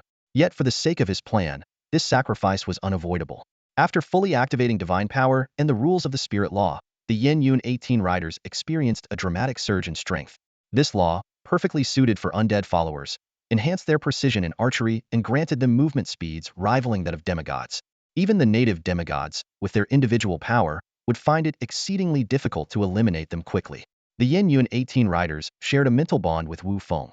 Even knowing this mission would end in their deaths, they mounted their horses silently, awaiting his command. This elite unit, born of a 4-star altar, was chosen as bait because their ability to resurrect while retaining their elite status was a unique advantage, one that elite infantry or assault troops lacked. Move out, Wu Feng commanded, his voice firm. Time was of the essence, as the spirit law's enhancements would only last for 30 minutes. At his order, one of the Yin Yun riders broke formation and galloped directly toward Leishao City. They made no effort to conceal their approach, quickly drawing the attention of the city's guards. As the guards on the city walls responded, the Yin Yun riders unleashed a barrage of arrows, forcing the defenders to take cover. Even high-level extraordinary individuals who attempted to retaliate were swiftly struck down by the riders' enhanced precision. Wu Feng's gaze shifted to the opposite side of the city, where Meng Qian was lying in wait. Faced with such a terrifying offensive, the indigenous demigods within Leishao City could no longer sit idly by. A towering stone giant, nearly 10 meters tall, rose into the air from within the city. Its massive form cast a vast shadow under the sunlight as it charged toward the Yin Yun cavalry. Prepared for this, the Yin Yun riders avoided direct confrontation, quickly dispersing and retreating. The indigenous demigod followed in hot pursuit, moving at incredible speed. Once the giant's figure disappeared into the distance, another rider broke away from the main group and galloped toward Leishao City. Arrows rained down like a storm, soon drawing out another indigenous demigod. The same scenario repeated itself. However, when the third Yin Yun rider took action, Leishao City remained eerily still. Wu Feng let out a cold laugh. Since the enemy refused to take the bait, he decided to up the ante. At his command, 3 riders split off from the remaining 15, joining the previous cavalry to form a 4-pronged assault, charging directly into the city. This forced the indigenous demigods to take action, mobilizing 8 powerful warriors to counter the attack. The moment had come. Without hesitation, Wu Feng deployed all the remaining Yin Yun cavalry. Chaos engulfed the city. Although 7 Yin Yun riders were lost in the process, they successfully lured the 8 indigenous demigods out of the city. Wu Feng then revealed his true form and descended into the city. His arrival set the battlefield ablaze. A golden giant, radiating with crackling lightning, led nearly 10 indigenous demigods in an attack against him. Without a word, Wu Feng summoned his divine power to confront them, but under immense pressure, he soon began a strategic retreat. At this point, only the city lord and 2 indigenous demigods remained inside Leishao City. This was the perfect opportunity Wu Feng had orchestrated for Meng Qian. Inside the city, the Leishao City lord narrowed his eyes, scrutinizing Meng Qian, whose divine presence surpassed his own. He immediately joined the 2 demigods to launch a coordinated assault. Meng Qian fought with all her might, unleashing several divine artifacts. Supported by the laws of spirit, her 3 divine retainers managed to hold their ground against the indigenous demigods. For a time, Meng Qian, fighting 3 against 1, gained the upper hand. In a critical moment, the Leishao City Lord revealed his trump card, summoning a powerful indigenous demigod second only to himself. Yet, upon seeing this demigod, Meng Qian's lips curled into a knowing smile. Meanwhile, in the city's most secure underground temple, where the Leishao stones were supposed to be guarded by the deputy city lord, the chamber was shockingly empty. From the shadows, a humanoid figure gradually materialized. It was Jing Kuo. He swiftly stashed the stone box containing the Leishao stones into his storage ring and vanished into the shadows without a sound. 1,000 miles away, Wu Feng, who had been relentlessly pursued, finally breathed a sigh of relief. He cast a disdainful glance at the indigenous demigod still chasing him before activating spatial laws to disappear. Upon receiving Wu Feng's signal, Meng Qian also disengaged from the battle and retreated immediately.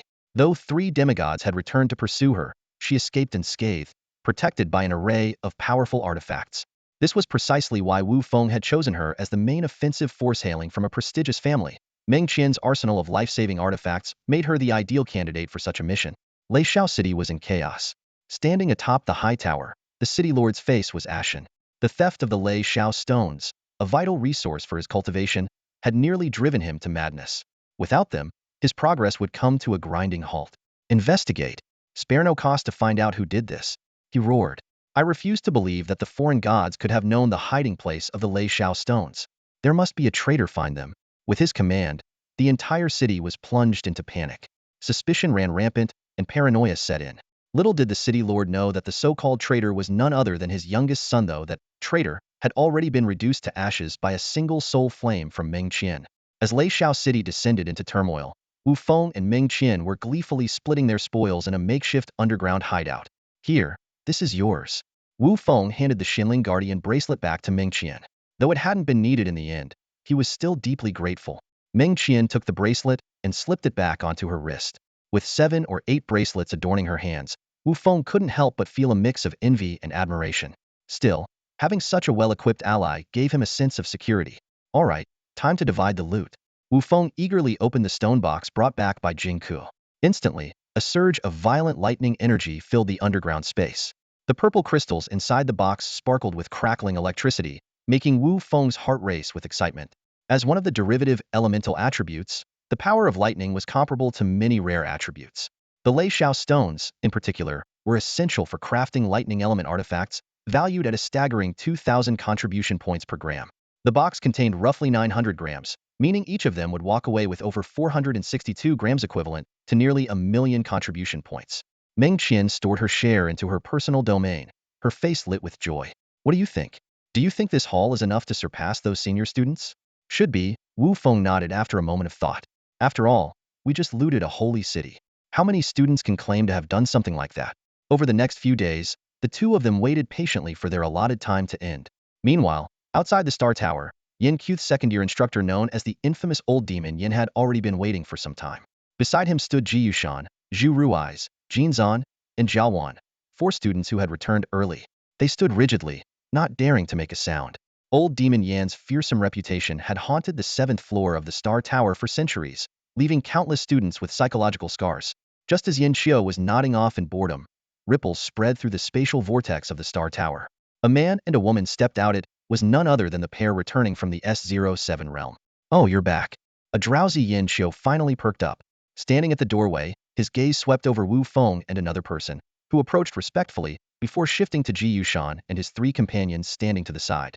Show me what you've gained this time, Yin Qiu said calmly, and those with less had better prepare themselves mentally in advance. This statement sent a shiver down everyone's spine, especially Ji Yushan and his group, who were well aware of Yin Qiu's methods. Ji Yushan silently regretted his decision. Had he known the old demon Yin would play such a game, he would never have allowed Wu Feng and his companion to act on their own. But now that things had come to this, he still held on to some confidence. After all, they had just plundered a holy city. Ji Yushan stepped forward and laid out their haul: 320 grams of wind source crystals, along with some scattered divine materials, totaling a value of 1.12 million contribution points. Even Yin Qiu's eyes narrowed slightly in surprise, revealing a trace of unexpected admiration. Yin Qiu knew full well that, apart from Ji Yushan, who ranked mid-tier on the human leaderboard, the other 3 were essentially bottom-tier nobodies, a disgrace to the 10th-tier students.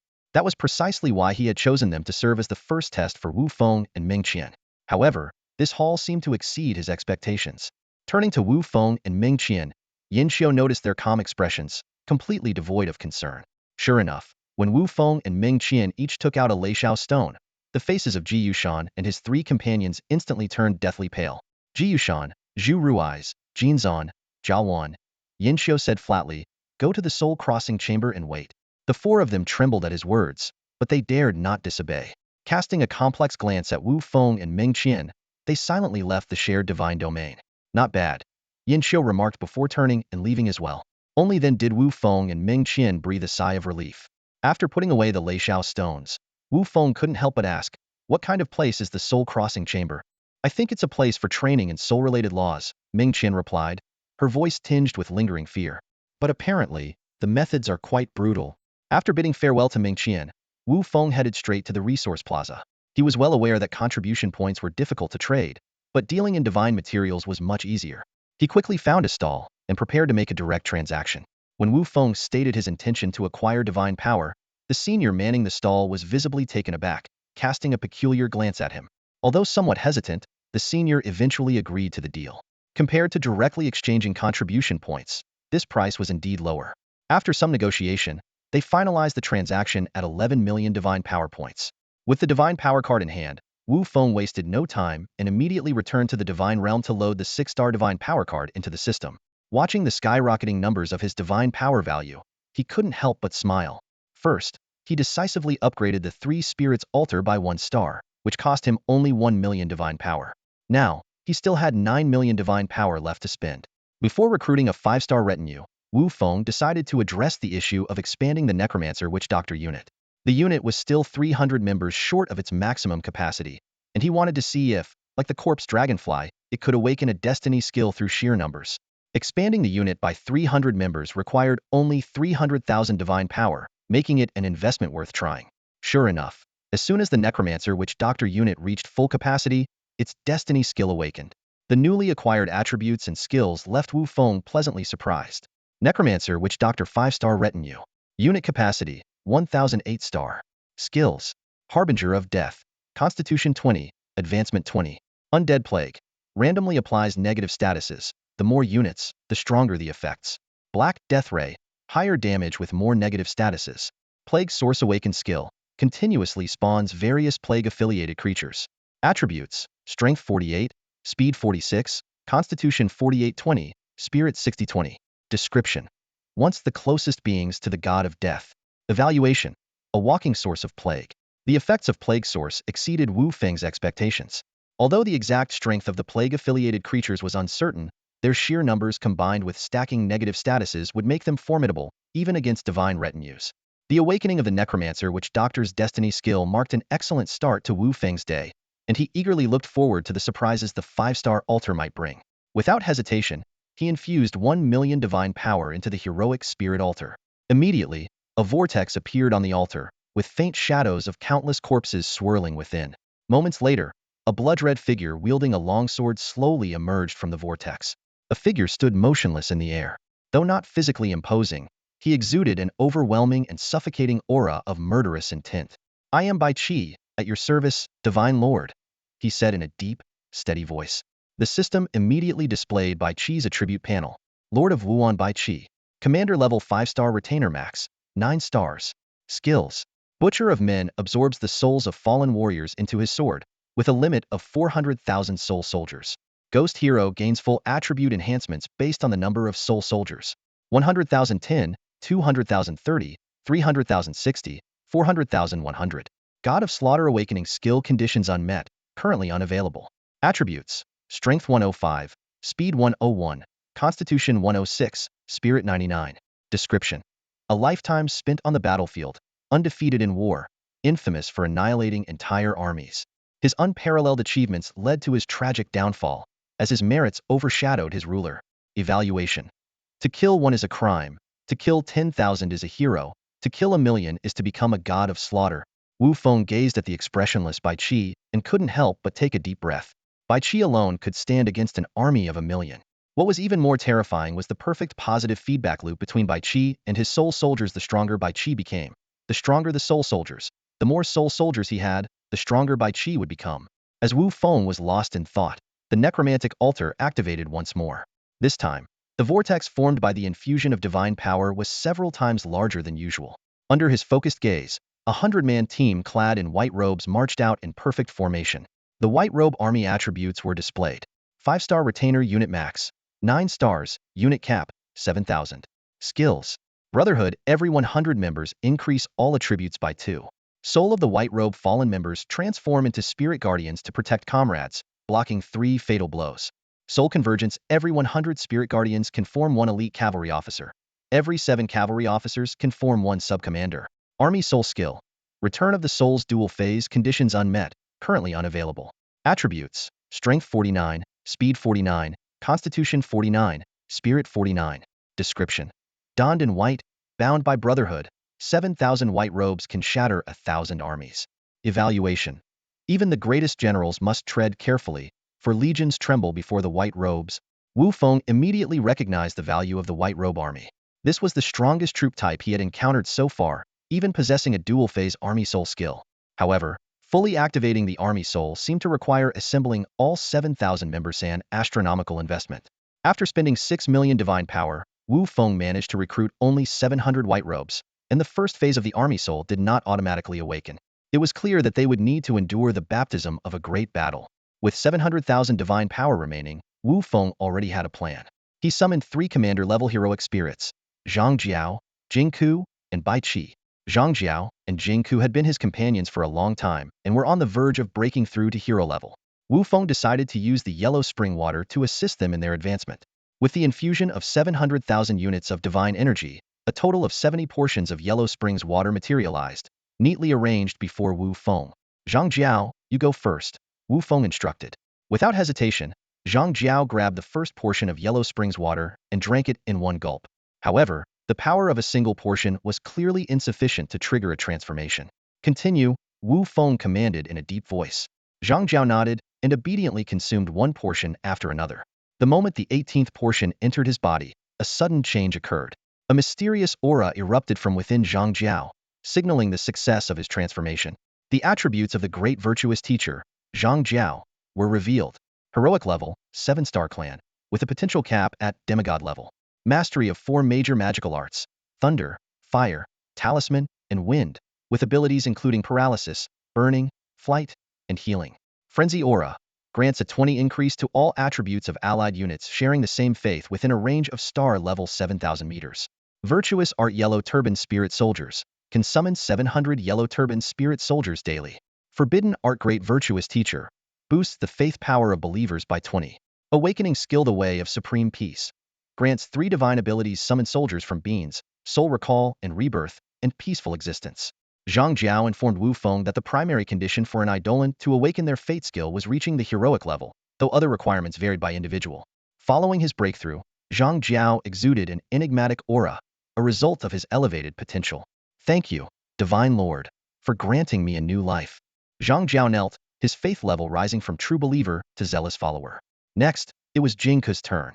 As Wu Feng's longest-serving eidolon, Jing Ku consumed over 30 portions of Yellow Spring's water before achieving her breakthrough. Her attributes were revealed as follows. Heroic level, 7-star clan, with a potential cap at demigod level. Skill Shadow, enhanced stealth capabilities, with star level 4 in detection avoidance. Skill Blade, critical strikes deal double damage with a chance of instant lethality. Awakening skill condition, must assassinate a divine being alone. With over 20 portions of Yellow Spring's water remaining, Bai Qi's actions were about to deliver an unexpected surprise to Wu Feng. Lord Wuan, Bai Qi, this heroic 6-star familia, possesses a demigod-level skill called Slaughterer. He can absorb the souls of those who die in battle into his sword, with a maximum capacity of 400,000 soul soldiers. These soul soldiers can be summoned, their strength determined by Bai Qi's star level -2. For every 10,000 soul soldiers, one elite personal guard, a ghostly warrior, is created.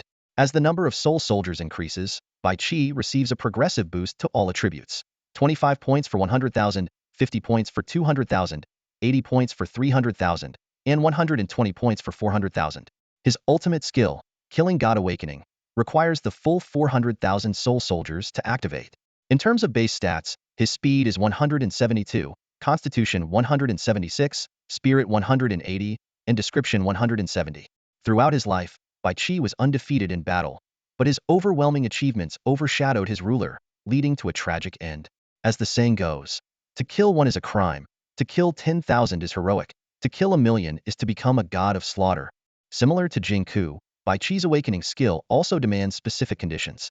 However, Bai Qi's requirement is relatively manageably a large-scale battle, is enough to accumulate 400,000 soul soldiers. By this point, Wu Feng had exhausted his 10 million divine power, but the gains were substantial. He was confident he could secure a spot in the mid-tier of the human leaderboard. Just as Wu Feng was considering testing his strength on the human leaderboard, his divine power mark suddenly transmitted a message. After reading it, his expression turned peculiar. He left the divine realm and headed straight for the battle tower in the public divine domain. Inside the battle tower, a crowd of divine pre-academy students and senior students had already gathered outside a dueling arena. Su Ruo from Class B, a fellow mechanical divine domain student alongside Hua Xingyu, quickly approached Wu Feng. "You're finally here." Wu Feng nodded and asked about the situation, but Su Ruo merely pointed toward the dueling arena. Spending 100 divine power for spectator access, Wu Feng witnessed the brutal scene inside. Hua Xingyu was struggling to fend off attacks from all directions, surrounded by heaps of mechanical debris. He continuously used mechanical force to reassemble the wreckage, but the newly constructed machines were quickly dismantled again. This cycle repeated endlessly, yet Hua Xingyu stubbornly refused to admit defeat. Watching Hua Xingyu's unyielding determination in the dueling arena, Wu Feng sighed. The senior students had finally made their move against them. However, what puzzled Wu Feng was why Hua Xingyu hadn't surrendered despite the dire situation. With this question in mind, he turned to Su Ruo. Su Ruo sighed and began to explain the situation in detail to Wu Feng. It turned out that after the divine system assignments, Hua Xingyu, Su Ruo, and another Class C student were sent to train in the resource divine realm. Although it wasn't in rank realm, the rank realm they were assigned to was still considered appropriate for fifth-year students. The three of them initially believed that with their abilities, they could complete the tasks assigned by their teacher. However, during a resource competition, they found themselves simultaneously targeted by several teams of senior students. Those seniors not only seized all the resources the trio had worked hard to obtain, but also hurled insults at them, mocking them with comments like, "So this is all the divine pre-class has to offer." Hua Xingyu wanted to retaliate on the spot, but due to the strict rules of Zhongluo, which prohibited students from initiating divine realm wars, and the fact that they were outnumbered, the trio had no choice but to swallow their pride and wait until the training ended. Upon returning to the public divine realm, Hua Xingyu immediately began investigating those senior students. When he discovered that their abilities were not particularly impressive, he wasted no time in challenging the weakest team among them. Unexpectedly, the opposing team not only accepted the challenge without hesitation but also proposed a bet of 100,000 divine power points. After a brief moment of consideration, Hua Xingyu agreed to the wager. At first, he was cautious, worried that the opponents might have some hidden tricks. However, he quickly realized he was overwhelmingly superior in strength. After winning the first match and claiming the 100,000 divine power points, the opposing team provoked him again, demanding a rematch. Although he sensed something might be off, Hua Xingyu, driven by adrenaline, agreed. The second match ended with another easy victory for Hua Xingyu. At that moment, the opposing team suddenly upped the stakes, raising the wager to 1 million divine power points. They also stipulated that if Hua Xingyu lost, he would have to publicly admit that the divine pre-class was worthless. After assessing their strength and feeling confident in his chances, Hua Xingyu accepted the bet. However, he overlooked a critical loophole: the agreement did not prohibit the use of external reinforcements. After the contract was signed, a high-ranking senior from the Ren list, who had been secretly waiting, suddenly appeared. Fortunately, Hua Xingyu had set the challenge as a best-of-3 match. Upon realizing the opponent was a formidable Ren list expert, he immediately sent a request for help to Wu Feng. After hearing Su Ruo's account, Wu Feng shook his head. It was obvious that this was a carefully orchestrated trap set by the seniors, yet Hua Xingyu had fallen right into it. Watching Hua Xingyu in the dueling arena, refusing to admit defeat, Wu Feng understood that for Hua Xingyu, this fight was no longer just about the 1 million divine power points. Hua Xingyu knew very well that if he admitted defeat, he would have to utter those words that would leave him with no standing in the deity preparatory class. It was precisely because of this that he gritted his teeth and held on, refusing to give in. As he clumsily manipulated the scattered mechanical wreckage to reassemble it, he silently prayed in his heart, "Wu Feng, when are you going to get here?" At that moment, a familiar voice echoed in his ears, "Admit defeat. I'm here." Hearing Wu Feng's voice, Hua Xingyu let out a long sigh of relief. To minimize losses, he had already withdrawn his main forces, leaving only some mechanical fragments barely holding the field. Although the rules allowed this, it was undeniably unsightly. "I admit defeat," Hua Xingyu shouted loudly. With his declaration, the forces on both sides were automatically separated under the rules of the duel arena. As Hua Xingyu walked out of the arena looking utterly defeated, Wu Feng didn't even have the heart to scold him. The most pressing matter now was figuring out how to resolve the earlier bet, as Hua Xingyu had already lost one match and couldn't afford to lose again. Wu Feng's arrival immediately caused a stir among the senior students. They had long anticipated that Hua Xingyu might call for outside help, and the reason they agreed to a best-of-3 format was simply to have the chance to teach a lesson to a few overconfident preparatory students. After all, there were plenty of senior students who couldn't stand the arrogance of the preparatory class. No matter how talented the preparatory class is, how strong can they really be? Someone scoffed. However, when they learned that the newcomer was Wu Feng, their attitudes became noticeably more cautious. Wu Feng's performance in the ranking matches had been witnessed by many, and it was clear that he had reached the level of the human leaderboard. The senior student who had just defeated Hua Xingyu furrowed his brows upon seeing Wu Feng, clearly uneasy about facing this opponent. Brother Liang, should we get someone else to step in? One of Wei Chenliang's companions whispered nervously. This suggestion immediately drew a sharp rebuke from another teammate nearby. What nonsense are you spouting? Brother Liang is a human leaderboard expert. Why would he be afraid of a freshman? If you're scared, that's your own problem. Don't assume everyone else is as cowardly as you. Scared? I call it being cautious. And watch your damn mouth. The first student shot back angrily. Seeing his teammates bickering, Wei Chenliang impatiently cut in. Stop arguing. I have to take this match myself. I want to see for myself what makes this Wu Feng, the second ranked in the preparatory class, so special. After a brief pause, he added, but just in case, I'll Wei. Send a message to young Master Wang and ask him to send a stronger player over. Got it. Wei responded immediately. After asking Hua Xingyu for details, Wu Feng gained a clear understanding of the opponent's strength. For divine clans, all belonging to the troublesome demon-affiliated divine domains, indeed posed a significant challenge. At that moment, Wei Chenliang strode up to Wu Feng with a disdainful look in his eyes. Wu Feng, right? I hope you have some real skills and won't just waste time like that useless guy. With that, he turned and walked into the dueling arena, casting a pointed glance at Hua Xingyu as he left. Hua Xingyu, realizing the remark was aimed at him, felt anger boiling inside but could only suppress it, knowing his strength was lacking. Wu Feng noticed this and reassured him. Don't worry, I'll make things right. But honestly, don't act so impulsively next time. After speaking, he also headed into the arena. Watching Wu Feng's back, Hua Xingyu felt a mix of guilt and self-reproach, regretting his rash actions. Inside the dueling arena, neither of the two wasted any words as they opened the gates of the divine domain. With their respective armies of followers quickly assembling, the atmosphere on the battlefield grew tense in an instant. This was Wu Feng's first encounter with a senior student and his initial glimpse at the true strength of Changli's upperclassmen. Ranked 892 on the human leaderboard, Wei Chenliang commanded an army of followers surpassing 10 million in numeric gap that a freshman couldn't easily bridge. Yet Wu Feng showed no fear. His followers had never fought an evenly matched battle before. To play it safe, he first sent out the Yin Yuan 18 riders, who had returned from the necromancer's altar, to test the waters. Facing the arrow barrage of the Yin Yuan 18 riders, Wei Chenliang sneered and deployed over 10,000 armored giant demons to shield the front of his massive demon army, completely cutting off the riders' attack routes. Wu Feng, is this all you've got? How do you plan to fight my army of 10 million demons? Wu Feng ignored the taunts. Defeating Wei Chenliang wasn't the hard part. The real challenge was minimizing losses while keeping his true strength hidden, as there was another tough battle awaiting him afterward. Seeing Wu Feng remain passive, Wei Chenliang grew impatient and led his 10 million strong demon army forward like an unstoppable tide. This played right into Wu Feng's hands. Gao Shun, Chu Yi, Zhang Jiao, step up. Hold off all incoming enemies. The three generals answered the call. Arthas, do what you need to, and try to ease the pressure on the front lines, Wu Feng added, channeling a huge amount of spiritual energy into Arthas to help awaken the undead. The battle erupted in an instant. Even when faced with an enemy army several times their size, Wu Feng's followers showed no fear. With layers of buffs enhancing them, the combat power of the undead followers surged dramatically. The sudden increase in pressure on the front lines shocked Wei Chenliang. So this is the power of destiny followers and mythical followers?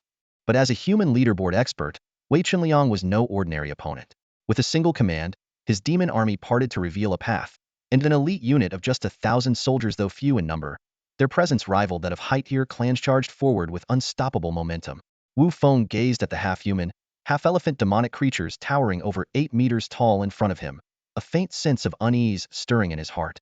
As expected, the moment these elephant demons entered the battlefield, they crushed tens of thousands of undead soldiers with ease, like toppling a line of dominoes. What was even more shocking was that these massive beings suddenly grew larger, each swelling to nearly 20 meters in height. They resembled moving mountains, exuding an unstoppable aura as they charged directly toward Wu Feng. Against these elephant demons, who had unleashed their destiny skills, the undead warriors resurrected by Arthas were as fragile as paper, disintegrating into dust with the slightest touch. These destiny-blessed creatures, pushing their power to its limits, forcibly carved a massive breach in Wu Feng's defensive formation. A flood of demon soldiers surged in behind them, pouring toward the central army like an unstoppable tide. Realizing the danger, Gao Shun immediately took to the skies, intending to intercept the elephant demons. However, Wei Chenliang had anticipated this. His four divine destiny-blessed subordinates simultaneously engaged Gao Shun, Chu Yi, Arthas, and Zhang Jiao. Although Zhang Jiao, now promoted to hero rank, had seen a significant boost in strength and could hold his own with his enhanced attributes and buffs, his mastery of talisman techniques rivaling that of Gao Shun and Chu Yi, the undead army, without the guidance of its 4 commanding generals, was unable to withstand the charge of the elephant demons. Witnessing this, Wei Chunliang burst into laughter, confident of his victory. Even those watching from the sidelines, such as Hua Xingyu and his companions, couldn't help but feel a pang of worry for Wu Feng. It was clear to them that while Wu Feng had a considerable number of destiny-blessed creatures, they appeared underdeveloped. In contrast, Wei Chunliang's army of a mere 1,000 elephant demons had all reached the pinnacle of 9-star destiny-blessed ranks. Yet, the vanguard warriors refused to accept defeat. Facing these elephant demons, whose strength had skyrocketed after activating their destiny skills, nearly 1,000 vanguard death warriors stepped forward without hesitation, engaging them unknown while activating their ultimate desperation technique, City Breaker. Although using this technique would leave them utterly drained, the terrifying power they unleashed in a short burst was something even Chu Yi dared not underestimate. Among them, the 20-plus elite vanguard warriors stood out.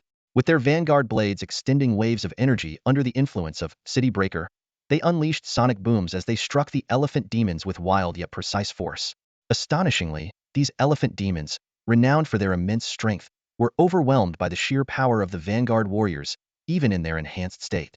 The elephant demons facing ordinary vanguard warriors suffered shattered organs and severe injuries, barely clinging to life. But those unfortunate enough to encounter the elite vanguards faced a far worse fate. The battlefield erupted with over 20 crimson bursts as these mountain-like creatures were obliterated by the ferocious attacks of the elite vanguards. Seeing this, Wei Chunliang's eyes burned with rage.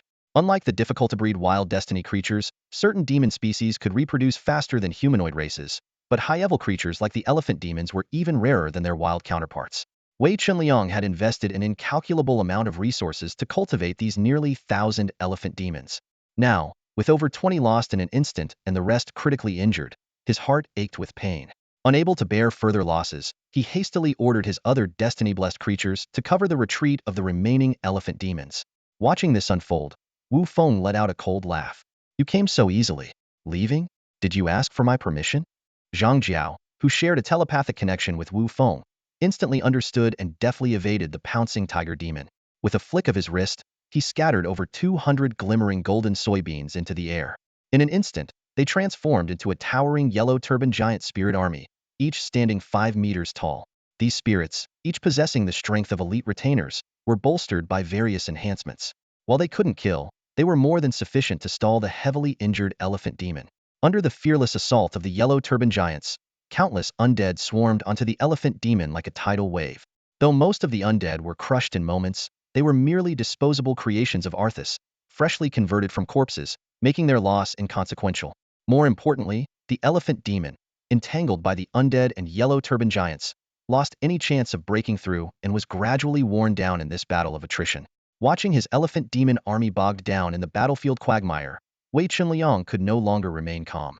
Surrounded by halos of various divine laws, he channeled nearly 1,000,000 divine power to elevate the overall strength of his tens of thousands of demon troops by 2 tiers. The situation now turned unfavorable for Wu Feng. Previously, they had barely managed to hold their ground relying on the formidable strength of their individual retainers and Arthas' support. However, with the enemy army's sudden surge in power, Arthas could no longer revive undead quickly enough to keep up with the pace of the battlefield. As the undead army was on the verge of being overwhelmed by the demon horde, Wu Feng let out a cold smile, his gaze shifting to the source of the plague beside him, now expanded to a colossal size of over 1,000 meters. Since the beginning of the battle, the undead shamans had been gathering strength in the rear, waiting for this critical moment. Suddenly, an unending torrent of snakes, insects, rats, and ants erupted from the source of the plague, surging toward the demon ranks like a breached flood. These plague minions were innumerable, and with the support of 1,000 undead shamans, they would continue to pour forth as long as the source of the plague remained intact. Wei Chunliang was initially startled by this development, but soon he exhaled in relief. These plague minions, shrouded in dark energy, appeared numerous but posed little threat. They couldn't even defeat the weakest demon soldiers, let alone the stronger demon generals or commanders. However, he overlooked one critical detail: these plague minions did not dissipate upon death.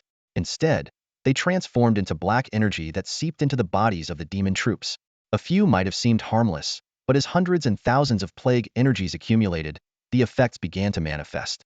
Ordinary demon soldiers were the first to fall, followed by demon generals and commanders. Even the mighty destiny-bound elephant demons, his pride and joy, began to falter under the relentless plague's corrosion. In an instant, vast swathes of demon forces collapsed on the battlefield.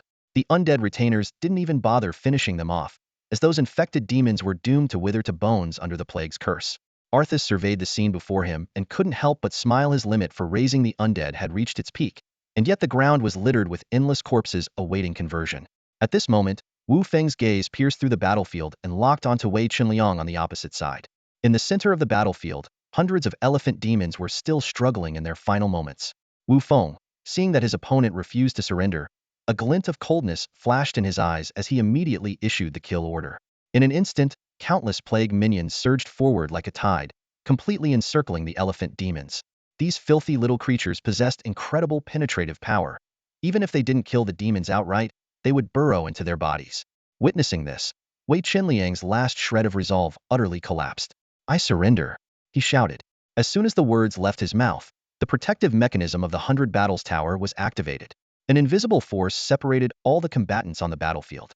Wu Feng turned to look at Bai Qi beside him, who was gently stroking his blood-red longsword, and gave a slight nod. Outside, news of Wei Qinliang's surrender spread rapidly, eliciting vastly different reactions. Hua Xingyu couldn't contain his excitement and cheered, while the senior student's side fell into a deathly silence.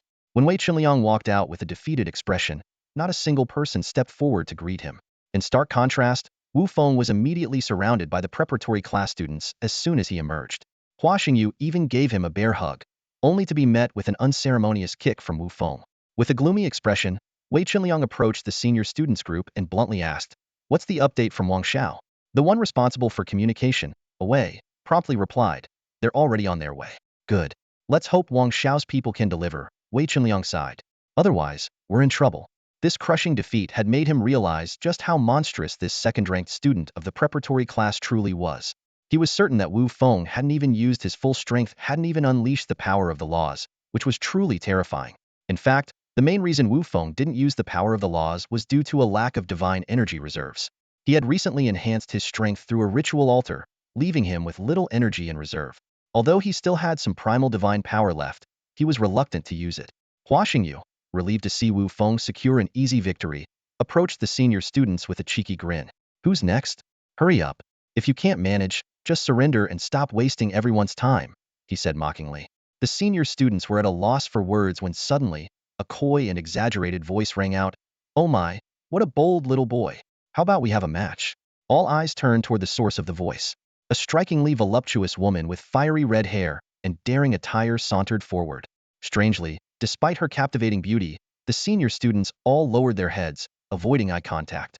It wasn't just her formidable strength that intimidated them. It was her identity. Yin Man, one of Wang Luan's lovers. The preparatory class students, unaware of her background, curiously observed her alluring figure. Yin Man, on the other hand, seemed pleased with their attention. She addressed provocatively precisely to draw gazes, though most students refrained from staring out of fear of Wang Luan. Wu Feng, however, frowned as soon as he saw her. He recognized her as one of the 5 people who had returned from the Outer Realm battlefield that day. It seemed the mastermind behind the plot against Hua Xingyu was someone else entirely. Indeed, this was true. The senior student's scheme to target Hua Xingyu had been a casual order from Wang Luan.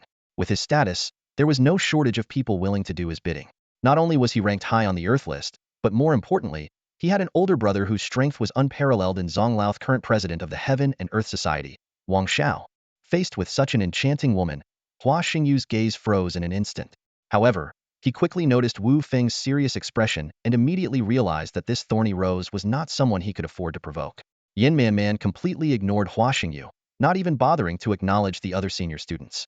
She walked straight up to Wu Feng, a deliberately crafted smile on her face. "Wu Feng, right? We meet again."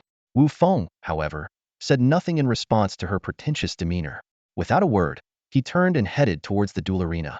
His blatant disregard caused a flicker of anger to flash through Yin Man's eyes. While Wang Luan might see her as nothing more than a decorative vase relying on her beauty, she was nonetheless a skilled fighter ranked among the top on the human leaderboard.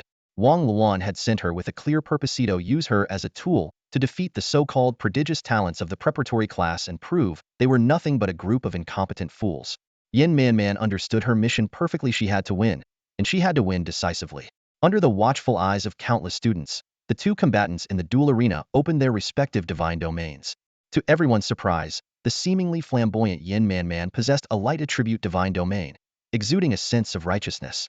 Seeing this, Wu Feng furrowed his brow, realizing her intent his undead familiars were indeed vulnerable to being countered by light-based familiars. As both sides summoned their familiars one after another, Wu Feng's heart sank deeper. 12 divine familiars. This indicated that her strength was nearing the top 300 of the human leaderboard. In fact, Yin Man was ranked 342, making her one of the top contenders in the second year. Seeing her confident, victorious expression, Wu Feng simply shook his head lightly. It's not over yet. The outcome is still uncertain. He glanced at Bai Qi, who nodded in understanding. As the battle erupted, Wu Feng was forced to give it his all. Zhang Jiao, Bai Qi, Jing Ku, and Gao Shun each held off one enemy. Meanwhile, Arthas and Chu Yi took on two enemies apiece. Despite their efforts, for divine familiars still wreaked havoc on Wu Feng's undead army. The situation was becoming increasingly dire. Watching his familiars fall one after another, Wu Feng finally made up his mind. Bai Qi, the time has come. At his command, Bai Qi unsheathed a blood-red sword that trembled with an ominous energy. In an instant, 400,000 spectral soldiers descended from the sky, and an endless crimson light erupted from Bai Qi's body. The heavens and earth seemed to shift. The surrounding 100 miles were engulfed in a blood-red hue. The two-winged angel that had been suppressing Bai Qi suddenly panicked and fled in terror, but Bai Qi paid no heed to the escaping enemy. Blood completely consumed Bai Qi's eyes, turning them a deep crimson. He turned around to face the soul soldiers behind him and bowed deeply. At that moment, the killing god's awakening technique activated, nurturing the soul soldiers with murderous intent, while the soul soldiers, in turn, coalesced into divinity through that same intent. Without any command, the soul soldiers, like swallows returning to their nest, instantly merged into Bai Qi's body. This phenomenon left Wu Feng utterly stunned. As the killing god, Bai Qi now exhibited a unique pseudo-divine state lacking divine power and divinity, yet possessing a divine office. To Wu Feng's understanding, this was unprecedented. No one had ever been able to manifest a divine office without relying on divinity or divine power. But the reality before him shattered that belief. The moment Bai Qi completed his transformation, an unexpected figure suddenly appeared in the dueling arena. Immortal. He had broken through the restrictions of the 100 Battles Tower, staring at Bai Qi in utter disbelief. Even with Immortal's knowledge far surpassing Wu Feng's, this situation was entirely beyond his comprehension. Granted special privileges by Zhongluo, Immortal was not supposed to be detected by anyone. These family members, who had not yet reached the demigod realm, should have been completely oblivious to his presence. Yet, at this moment, Bai Qi, clad in blood-red armor, abruptly raised his gaze skyward. That single glance was enough for Immortal to realize his presence had been exposed. Although Wu Feng, connected to Bai Qi's mind, sensed something, he could not actually see Immortal. Nonetheless, he trusted Bai Qi's judgment completely. After a brief moment of thought, Wu Feng chose not to dwell on the matter further. He had already guessed that the intruder was either Immortal or Old Demon Yin. Clearly, the academy was not entirely indifferent to the preparatory class students. Bai Qi, let me witness the power of the killing god. Wu Feng's gaze shifted to Yin Man, whose face had turned pale. Without wasting any words, Bai Qi appeared behind Yin Man almost instantaneously, his blood-red longsword pressed against her neck. The scene was reminiscent of Huan Qingsong's four-winged angel, but Wu Feng believed that the current Bai Qi surpassed even that moment of Huan Qingsong's power. Faced with Bai Qi, who had already reached demigod-level strength, and bound by the dueling arena's rules that prohibited demigod students from intervening, Yin Man had no choice but to surrender decisively. From the moment the killing god descended, the outcome had already been decided. Outside the dueling arena, the senior student and Yin Man silently walked away, their figures disappearing around the corner of the Baijian Tower. Wu Feng watched them leave, knowing deep down that this conflict was far from over. However, he wasn't overly concerned. Even if the senior student felt resentful, he wouldn't dare to act recklessly within Chonglu. After all, while the higher-ups tolerated some conflicts between students, there were always boundaries. Hua Xingyu approached Wu Feng and handed him the 5-star divine power card they had won. Wu Feng accepted it without hesitation, calculating in his mind. Though these two intense battles had cost him significantly, the astonishing transformation of Bai Qi made the price seem trivial in comparison. After a brief farewell to his preparatory class classmates, Wu Feng immediately returned to the divine realm, eager to check on Bai Qi's latest condition. Meanwhile, those who had witnessed Bai Qi's stunning performance were left speechless, their hearts filled with shock. Yet they tacitly chose not to discuss it further. Only Immortal remained at the scene. Earlier, during Wu Feng and Yin Man's duel, the 5 preparatory class instructors had gathered once again. Immortal used his time divinity to recreate the duel scene. When Bai Chi's chilling, god-slaying demeanor reappeared, the experienced instructor Qin immediately identified it. This is a false god. Under the curious gazes of the other four instructors, Instructor Qin elaborated. False gods, as recorded in Changla's ancient texts, are unique beings. In certain low-tier planes without established divine systems, individuals can achieve unparalleled mastery in a particular domain. Without relying on divine power, they can comprehend laws and even condense a divine role. Such beings are called false gods, and once they accumulate enough divinity, ascending to true godhood is only a matter of time. It seems we need to raise Wu Feng's evaluation criteria, Yi remarked thoughtfully. Instructor Qin nodded in agreement. Indeed, we should. I propose listing him alongside Huan Qingsong and Ming Qian as its class seed. The other four instructors unanimously agreed. With their collective approval, Wu Feng's promotion to class was now certain. This ranking would grant him access to abundant resources, enough to make even upperclassmen envious. It was precisely these resources, typically reserved for senior students, coupled with the fact that the preparatory class had already claimed 2 rare spots in the primeval secret realm, that fueled Wang Luan's dissatisfaction with the preparatory class. As a third-year student in his final year, missing this opportunity would mean losing any chance to access the primeval secret realm. And with Wu Feng's class promotion, the number of slots available to senior students might diminish by yet another. Back in the divine realm, Wu Feng immediately summoned Bai Qi. Seeing Bai Qi restored to his usual state, Wu Feng couldn't help but marvel. Initially, Wu Feng's goal for the human ranking list was to secure a position outside the top 300. However, with Bai Qi as his trump card, he began to believe that breaking into the top 300 might not be impossible. Yet, after some testing, Wu Feng discovered a significant flaw in Bai Chi's destiny skill compared to his self-consolidated divine roles. Bai Chi's god of killing state was time-limited. Once activated, the soul soldiers within him would gradually dissipate, and when their number dropped below 200,000, the god of killing state would automatically deactivate. This realization led Wu Feng to decide to reserve Bai Qi as his ultimate fallback. After fully understanding Bai Chi's capabilities, Wu Feng used a teleportation array to arrive at the Chonglu Sky Tablet. While selecting opponents, a familiar name suddenly caught his eye. Huan Qingsong, ranked 156th on the human ranking list. This ranking surprised Wu Feng greatly. Though Huan Qingsong was undeniably powerful, achieving 156th place upon entering the rankings was truly astonishing. As Wu Feng continued browsing, Huan Qingsong's ranking changed yet again, this time to 99th. Wu Feng could no longer remain calm. Breaking into the top 100 meant Huan Qingsong possessed at least 2 semi-divine familiars, revealing a strength far beyond what was apparent. This dispelled any thoughts Wu Feng had of challenging him, prompting him to focus instead on opponents ranked between 200 and 300. Using the detailed information he had previously purchased, Wu Feng quickly identified several targets. Hong Wu, ranked 224th, from the Desolate Divine Domain, with 1 semi-divine familiar and over a dozen divine familiars. Li Liang, ranked 208th, from the Beast Divine Domain, with a setup similar to Hong Wu's. Zhang Yuan, ranked 205th, from the Demon Divine Domain, with comparable power levels. To be cautious, Wu Feng also selected a few lower-ranked backups. He then headed straight to the 100 Battles Tower, paying 100,000 divine power to issue a challenge. The rules were straightforward. Wait for the opponent to respond within 1 hour. The loser forfeits their divine power to the winner, while the winner retains their payment. Wu Feng first chose to challenge the highest-ranked Hong Wu, but after an hour, there was still no response. At that moment, Hong Wu, stationed in the S02 resource plane, frowned at the challenge notification. Though he was reluctant to target a preparatory class student, the opportunity for fame was tempting. Unfortunately, he was too preoccupied to respond. After issuing 3 consecutive challenges, someone finally accepted. However, the responder was not one of Wu Feng's originally chosen targets. Even more surprising, the opponent arrived at the 100 Battles Tower almost at the last moment of the 3-hour deadline, and they didn't come alone. Instead, they appeared with a large entourage in tow. Seeing this group of aggressive senior students, Wu Feng couldn't help but frown slightly. Their intentions were all too obvious. They just wanted to make a name for themselves by stepping on him. To such a wishful scheme, Wu Feng could only respond with a cold sneer. Fame was inevitable, but whether it would be good or bad depended on their abilities. So, you're Junior Wu Feng, huh? Haha, you've got some guts to challenge the rankings so soon. Gao Kaihong, ranked 235 on the leaderboard, said with a fake smile.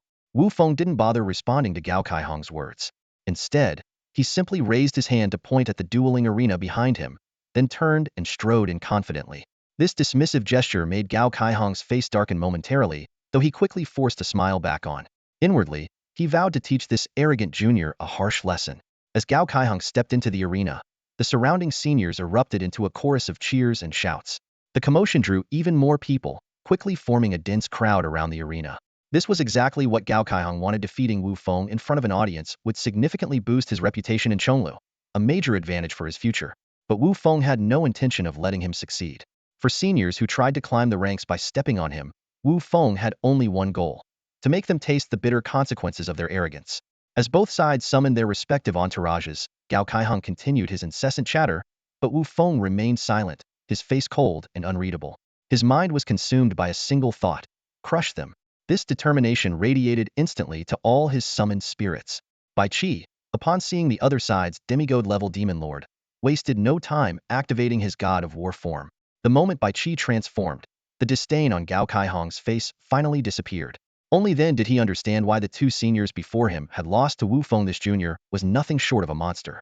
To be fair, Gao Kaihong's initial underestimation wasn't entirely without reason. While news had spread about Wu Feng defeating Wei Qinliang and Yin Man Man, the details of those battles hadn't yet circulated. Gao Kaihong assumed Wu Feng lacked demigod-level summons, but he hadn't expected Wu Feng to possess something even more terrifying: a heroic spirit far beyond a demigod. As the battle erupted, Gao Kaihong began to grasp the gravity of the situation. If he didn't give it his all, he might lose his ranking entirely. Regret for drawing such a large audience came too late. Had no choice but to fight with everything he had. Otherwise, his self-inflicted humiliation would make him the laughingstock of Chonglu. The thought sent a shiver down his spine as he immediately began burning divine energy and channeling laws, hoping to leverage his numerical advantage in summons to claim victory. However, while Wu Feng's entourage was smaller in number, each member was an elite. As long as he weathered the initial onslaught, with Arthas and the Death Witch Doctor on his side, Wu Feng had no fear of a prolonged battle. The only thing that concerned Wu Feng was Gao Kaihong's 14 divine summons. Even with Arthas and the others intercepting them, these summons inflicted significant damage on his undead army. Just as Wu Feng was strategizing a countermeasure, Jing Ke delivered an unexpected surprise. Despite sustaining heavy injuries, Jing Ke managed to personally slay one of the divine demons to help Wu Feng turn the tide. Wu Feng's long-awaited assassination skill finally awakened. At this moment, the awakening skill No Return erupted, and Jing Ke, embracing the resolve to face death, unleashed a devastating strike that pierced through the underworld. This attack was guaranteed to hit, guaranteed to critically strike, and its base damage was astonishingly increased by 500. Seeing Jing Ke gravely injured, Zhang Jiao acted swiftly. He immediately channeled a massive amount of spiritual energy and used talismans to completely restore Jing Ke's condition. Reborn with renewed vigor, Jing Ke activated his destiny skill, instantly transforming into the Grim Reaper of the enemy forces. With seamless coordination from his teammates, Jing Ke melded into the shadows like a phantom and launched wave after wave of deadly ambushes. Within mere minutes, 3 divine demons fell to his blade, including the one he had taken down earlier on his own. Jing Ke had already claimed the lives of 4 divine beings. The tide of battle clearly shifted in Wu Feng's favor. Watching the demon army not only fail to gain the upper hand but also suffer heavy losses, Gao Kaihong could only pin his last hopes on the demon lord locked in combat with Bai Qi. However, the scene that unfolded next shattered his expectations entirely. Bai Qi, clad in blood-red armor and wielding a crimson sword, moved with agility around the towering demon lord. Each strike from him elicited agonized roars from the demon lord, who could not even graze Bai Qi's cloak. It was nothing short of a one-sided humiliation. It seemed Bai Qi had grown tired of toying with his opponent. When the demon lord's monstrous arm struck out, Bai Qi cleaved it apart with a single crimson slash, then instantly appeared atop the colossal figure, towering 50 meters high. Raising his blood-red sword, Bai Qi allowed countless soldier spirits within him to dissipate, channeling their essence into a single, god-slaying blow. In an instant, the entire world was dyed red by the sword's radiance. When Bai Qi finally sheathed his sword, the demon lord had been split in two, its very soul obliterated by the overwhelming killing intent in the crimson light. This scene utterly broke Gao Caihong's sanity. In a frenzy, he charged straight at Wu Feng. But at that moment, a blinding white light suddenly illuminated the dueling arena, freezing him in place, unable to move even a finger. Gao Caihong's heart sank into despair, knew all too well the dire consequences he would face in his final school year without the demon lord. As soon as the binding spell of the 100 Battles Tower took effect, the arena automatically declared the outcome. Wu Feng said nothing, quietly dismissed his divine companions, and turned to leave the 100 Battles Tower. Behind him, Gao Kaihong was left standing there, his face ashen and his expression lost in defeat. After Wu Feng left, the atmosphere inside 100 Battles Tower became suffocatingly tense. The gathered senior students remained silent, and even Gao Kaihong had to be supported by a few friends as he left, his face pale and his expression dazed. Losing his demigod-level companion was clearly a blow too heavy for this prodigy to bear. Seeing Gao Kaihong in such a state cast a shadow over the hearts of the onlooking senior students. After witnessing Wu Feng's strength firsthand, they finally understood the cost of opposing such monstrous talents. First, there was Huan Qingcong, who had broken into the top 100 of the human ranking. Now, Wu Feng had emerged. This forced most of the senior students to acknowledge the Academy's decision to establish a preparatory class. The incident caused an uproar throughout the Academy. Unlike Huan Qingcong's previous private challenges, Wu Feng's duel with Gao Kaihong, due to its unique nature, spread across the entire campus. This feat triggered a chain reaction, inspiring several preparatory class students who deemed themselves strong to follow suit. Within just 2 days, Ming Qian, the Yao sisters Shi Qing and Hua Yu, and Ruan Sanshan all made it onto the rankings. Though their positions were low, and Ruan Sanshan's was particularly precarious, the attempts of other students failed entirely, exposing the foundational gap between them and the senior students. But this gap was about to be bridged. The Academy's annual dual secret realms Primal Secret Realm and Primeval Secret Realm were about to open. The Primal Secret Realm offered only 10 spots, while the Primeval Secret Realm had 99. These coveted spots were traditionally the exclusive domain of Earth ranking students and the top 10 of the human ranking. However, this year saw a dramatic shift. Every preparatory class student was granted a spot in the Primeval Secret Realm, with 3 additional slots reserved for them in the Primal Secret Realm. The announcement sent the senior students into an uproar. All preparatory class students who had made it onto the rankings were summoned to the 100 Battles Tower to face a relentless series of challenges from the senior students. When Wu Feng returned to the tower, he noticed Huan Qingcong still calm and composed, which earned his silent approval. In truth, both Wu Feng and Ming Qian were unfazed after all. The rules allowed only lower-ranked challengers to challenge higher-ranked individuals.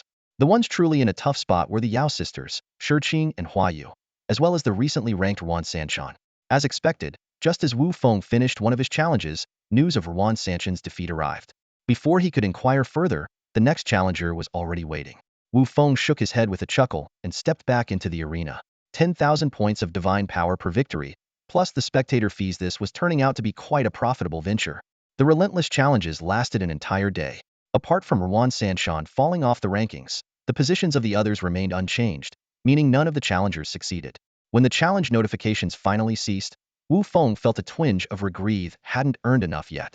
Glancing at Huan Qingcong, he saw that no challengers remained for him either. Clearly, the senior students had come to their senses. Challenging those 2 monsters was tantamount to giving away free points. However, Ming Qian and the Yao sisters were still battling. The senior students evidently believed these 3 were still exploitable. This made Wu Feng want to shout to the heavens, "If you've got guts, come at me. Picking on girls, what kind of skill is that?" Unfortunately, the senior students had already decided to steer clear of him entirely. Wu Feng arrived at Ming Qian's dueling arena, but he froze at the entrance. The ticket price was a staggering 1,000 divine power points. He couldn't help but regret his earlier decision. If he'd known, he wouldn't have set his own arena's ticket price at just 800 points. Despite the pain of spending so much, his curiosity about Ming Qian's strength compelled him to grit his teeth and pay. As the gray mist cleared, the scene in the arena gradually came into focus. Watching the battles unfold, Wu Feng quickly noticed something peculiar. Ming Qian, that cunning individual, wasn't using her full strength. Instead, she deliberately left her challengers with a glimmer of hope. This strategy earned Wu Feng's admiration but also left him feeling frustrated. Why hadn't he thought of doing something similar? Unable to discern Ming Qian's true strength, Wu Feng decided to shift his attention to Yao Shiqing's dueling arena. The ticket price here was much more reasonable, just the base rate of 100 divine power points. Clearly, the sisters had no intention of making a fortune from ticket sales, which Wu Feng found a bit of a missed opportunity after all. His earlier earnings had already allowed him to synthesize a 6-star divine power card. Although the income had dwindled now that the older students had wised up, it was still enough to make him quite pleased. Once seated in the spectator area, Wu Feng was taken aback by the sight before him. In the center of the arena stood a colossal elemental spirit, towering over 100 meters tall. One half of its body flowed with water, while the other half blazed with fire. Though the elemental spirit had not yet reached a demigod level, its power was astonishing. A casual strike from it could instantly obliterate an opponent's divine familiars. Turning his gaze slightly, Wu Feng spotted Yao Huayu nearby, her face focused and adorably determined. In that moment, he realized the truth. The sisters were employing a combined battle tactic. They cleverly staggered their challenge times, leading outsiders to believe they were individually formidable, when in reality, they were teaming up to overwhelm their opponents. After watching for a while, Wu Feng left. The performances of these top students in the preparatory class gave him some reassurance. At the very least, he felt confident about maintaining his current ranking. However, his thoughts drifted to Huan Sanson's unfortunate experience. Being eliminated in the very first match was undoubtedly rough, but given that her ranking had been tenuous to begin with, it made sense that she couldn't hold her ground against an opponent with a countering attribute. It was an outcome that was, unfortunately, within expectations. Since there were no challenges from senior students, Wu Feng was preparing to leave when a commotion caught his attention. The noise came from the arena where Ming Qian was competing. Ming Qian had actually lost. This outcome sent a shock through Wu Feng's heart. With Ming Qian's strength and ranking, it was hard to imagine any student capable of defeating her. Just as he was about to step forward to investigate, the system notification sounded. Wu Feng received another challenge invitation, but when he saw the challenger's name, his expression darkened. Wen Tingyu, ranked 16th on the former rankings. According to the rules, Wen Tingyi's rank was far above Wu Feng's, and he shouldn't have been allowed to issue a challenge. But this was clearly a tactic by the senior students, deliberately lowering their rankings to cause trouble. With this realization, Wu Feng instinctively scanned the surroundings, searching for Huan Qingcong. Sure enough, he spotted Huan Qingcong also heading toward the dueling arena, evidently having received a challenge as well. Inside the arena, Wu Feng faced the handsome young man across from him, letting out a bitter smile. Wen Tingyu, upon seeing Wu Feng, gave an apologetic smile and said, "Sorry, Junior. I have my reasons. Please, let me take your ranking." As he spoke, he summoned his army of familiars. Seeing the half-divine mechanical familiars that resembled a fortress in another dimension, Wu Feng didn't hesitate and chose to forfeit. Against such a disparity in strength, he had no chance of winning. Wu Feng's pragmatic decision brought a sigh of relief to Wen Tingyu had no desire to provoke these young prodigies. Though often called a prodigy himself, Wen Tingyu felt unworthy of the title compared to these top pre-academy students. After conceding, Wu Feng couldn't help but feel puzzled. If those targeting him were ranked 16th, then who would Huan Qingcong be up against? Meanwhile, at another arena, Huan Qingcong was facing a similar dilemma. Standing before him was a man exuding a godlike presence, making Huan Qingcong waver for the first time.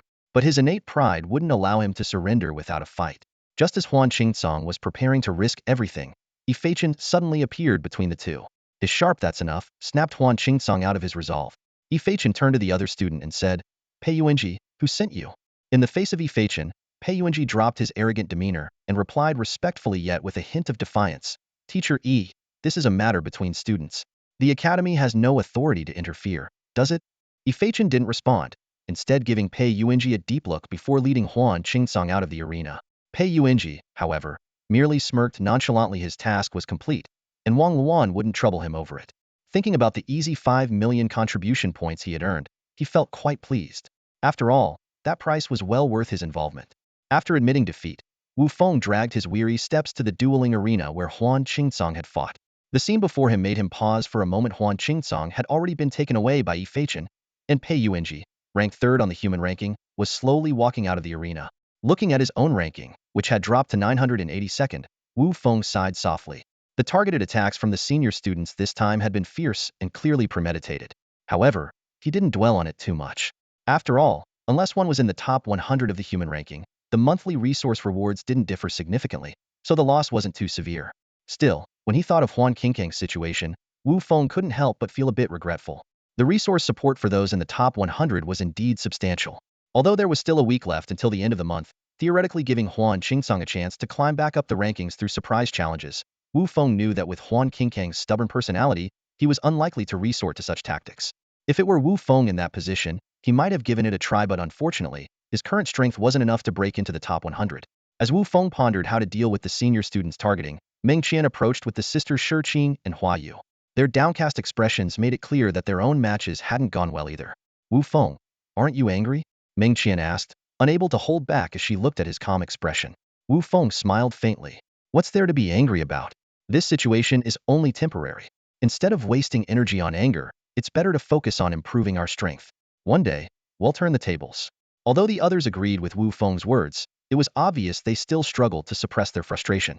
Yao Shiqing, in particular, had a fiery temper, and her already crimson eyes now seemed to blaze with fury. In contrast, Yao Huayu appeared much calmer, her demeanor consistent with her aversion to conflict. Seeing the girl's reactions, Wu Feng could only shrug helplessly.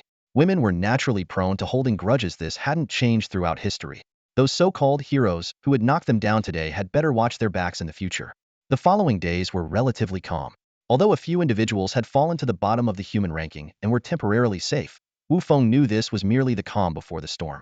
With the imminent opening of the primitive realm and the primeval realm, the hostility from senior students toward the preparatory class had reached its peak, especially among those whose spots had been snatched away. During this time, Wu Feng devoted himself to studying divine domain knowledge within the 7th loft system while keeping a close eye on updates about the two realms. Unlike the resource realm, which was open year-round, these two realms opened only once a year. Traditionally, the top 10 on the Earth ranking gained access to the primitive realm, while the remaining Earth ranking students and the top 10 on the human ranking competed for access to the primeval realm. However, due to the inclusion of the preparatory class, the number of available spots had been nearly halved. Though the senior students couldn't alter the Academy's decisions, they directed all their anger toward the preparatory class students. The situation grew increasingly dire. Every day, preparatory class students returning from the resource realm shared accounts of being targeted whenever they encountered senior students. They were besieged, and several incidents had nearly escalated into disasters. If not for the fact that most senior students still retained some restraint, serious conflicts would have already erupted. Even Wu Feng and the most powerful among them, Huan Qingcong, were powerless in the face of such hostility. As top representatives of the preparatory class, they received even more attention, which was one of the reasons Wu Feng had recently avoided visiting the resource realm. To better prepare for the challenges ahead, Wu Feng spent a considerable sum to purchase a detailed report from an information broker. Only then did he learn that the primitive realm and the primeval realm were essentially the same in nature, differing only in the magnitude of their rewards. These two realms were forged from the fused essences of 5 devoured top-tier planes and the main world's essence, containing the source power of all unique divine domains. Even Zhongluo had paid a hefty price to establish these realms, sacrificing a significant portion of its merits from the outer region battlefield. However, the results were remarkable each year. Zhongluo cultivated talents who ascended to become true gods, a feat inextricably linked to the two realms. While Wu Feng patiently awaited the opening of the realms, the headmaster's office of Zhongluo received an unexpected visita joint delegation from the Academy's 3 major societies.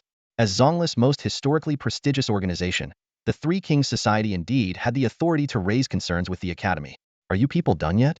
How many times do I have to tell you? The old man already gave instructions not meeting you, so stop bothering me.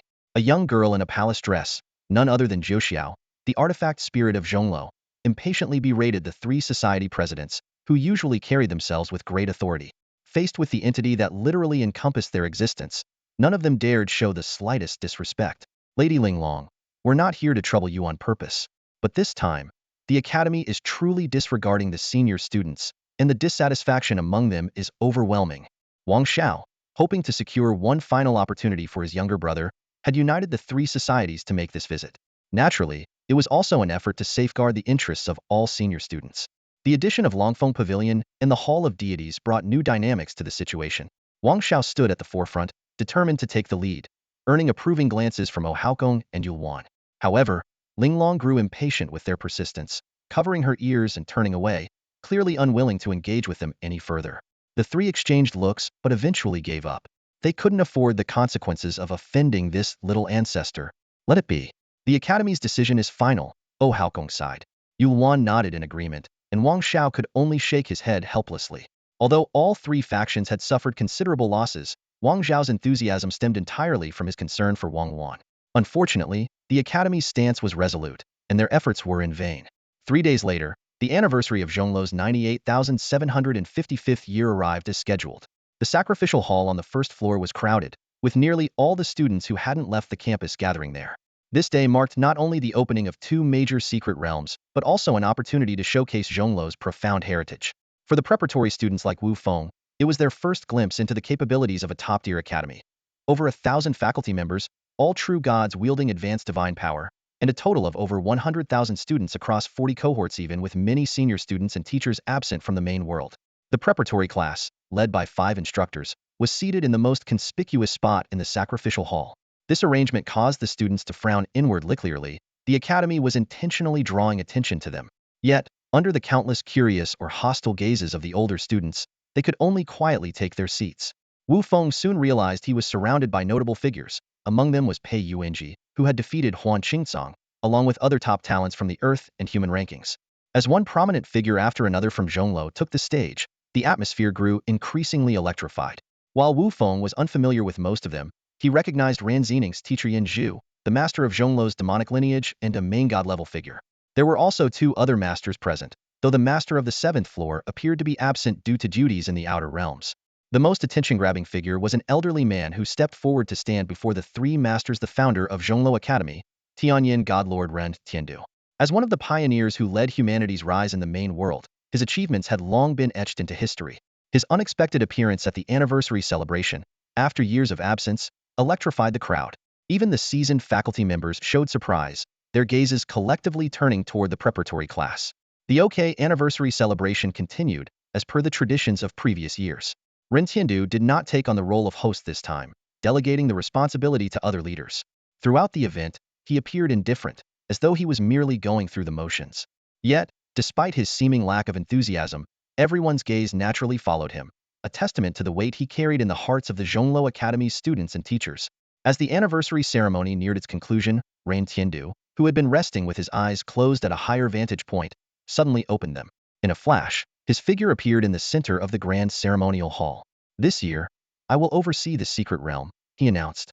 His calm tone betrayed no emotion, yet it sent a ripple through the crowd, leaving the students and teachers visibly stirred. No sooner had he spoken than the ground at the center of the ceremonial hall began to rise slowly. Wu Feng had already noticed the distinctiveness of this spot, etched with intricate, mysterious patterns. Now, he finally understood that this was the entrance to the two great secret realms. With a soft but commanding shout from Ren Tiandu, two massive spatial vortices emerged. Preparatory class students, top 60 from the Earth ranking, and top 10 from the human ranking enter, he ordered.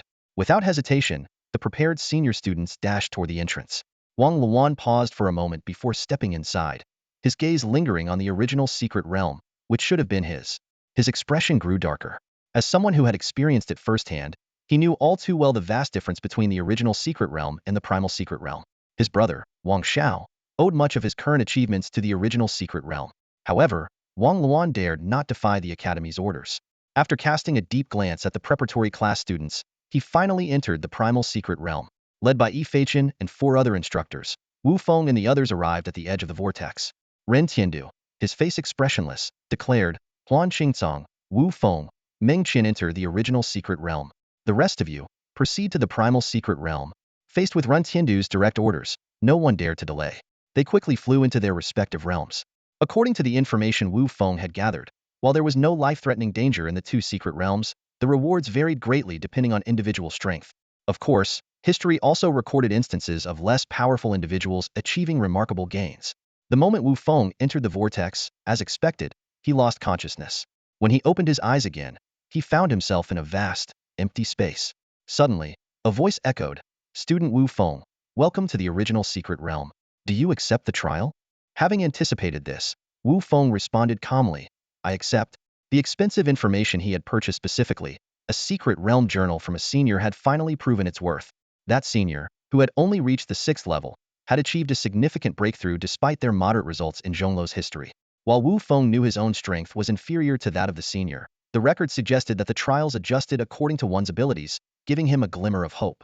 Under Wu Feng's steady gaze, the void around began to shift dramatically, and a vivid scene of a desolate wasteland unfolded slowly before Wu Feng's eyes. Even as he unleashed his divine power to probe the surroundings, he couldn't detect the slightest flaw, as if he had stepped into a real world. Divine power restriction activated. The first trial of the primal secret realm begins. The mysterious voice rang out once more. Not daring to delay, Wu Feng immediately opened the gate of the divine domain. As expected, the moment the gate was activated, a figure abruptly appeared 100 meters away. The figure's face was indistinct, but their movements were swift. While opening their own divine domain gate, they swung a long sword, unleashing a massive sword aura imbued with the destructive laws of annihilation. Despite being on guard, the sudden assault still sent a chill through Wu Feng's heart. He quickly utilized the laws of space to evade, but without the support of divine power, the scope and frequency of his spatial maneuvers were severely limited. Of course, his opponent seemed to face the same constraints. Otherwise, that sword aura would not have been so easily dodged. Seeing the ambush fail, the opponent refrained from launching another reckless attack. Instead, they cautiously retreated a few steps, clearly wary of a potential counterstrike from Wu Feng's spatial laws. Such calculated behavior made Wu Feng chuckle to himself. This was clearly not a real person, but the intelligence displayed was truly impressive. Once both sides had gathered their armies of followers, Wu Feng closely examined his opponent's forces and noticed something unexpected. The other side had neither semi-divine followers nor divine level ones. Although their numbers were comparable and their star levels slightly higher, Wu Feng found the lineup laughably weak. It turned out that this was a projection created by the primal secret realm, adjusted to match Wu Feng's current strength. Past participants who entered the realm were far more powerful than Wu Feng, so to maintain fairness, the realm had significantly weakened the projection strength. That's it. Wu Feng breathed a sigh of relief. However, to show respect and truthfully, out of concern for unforeseen challenges, he adopted a serious demeanor. He dispatched Arthas to lead the Yin Yun 18 riders and 100,000 undead soldiers, while Zhang Jiao, Gao Shan, and Chu Yi cast various enhancement spells on the undead. Although these followers were merely projections and couldn't be revived by Arthas, minimizing losses was still preferable. As the battle commenced, Wu Feng didn't remain idle. He commanded 1,000 undead shamans to gather the source of plague, preparing to summon an endless swarm of snakes, insects, rats, and ants. Against Arthas's undead legions and the Yin Yun 18 riders' blood-red arrows, the once proud Chosen One stood no chance. Even as he desperately activated his laws, the lack of divine power rendered his efforts futile. In the end, as the former prodigy clung to life with his semi-divine constitution, Wu Feng made a subtle gesture. Jing Ke silently approached and delivered a deadly backstab, bringing the battle to a decisive end. First trial, Wu Feng emerged victorious. The moment Jing Ke eliminated the projection, the voice of the primordial secret realm echoed once more. First stage cleared, rewards have been distributed. Cadet Wu Feng, you have 1 hour to adjust. Before the words faded, a small orb of light, no bigger than a fist, appeared before Wu Feng. The surface of the orb radiated with primordial energy, causing every cell in his body to tremble. Unable to suppress his desire, he reached out to grab the orb. In an instant, the primordial energy surged into Wu Feng's body like a tidal wave. His attributes underwent a dramatic transformation. Demigod title, no divine power. Divinity, 1,524,002 points added from primordial energy, 4 points self-condensed. Base attributes, speed 306, spirit 302, constitution 314. Law mastery, space law, 309. Blood law, 6.42. Spirit law, 10.61. Soul law, 18.33 newly acquired. Seeing the sharp increase in his spirit law and the newly obtained soul law, Wu Feng finally grasped the terrifying potential of the primordial secret realm. The rewards from merely the first stage were so generous that they far surpassed the feedback he had received after the Feng Monument absorbed the inheritance of the divine domain. Taking a deep breath, Wu Feng began adapting to the sudden enhancement of his physical attributes and mastery over the laws.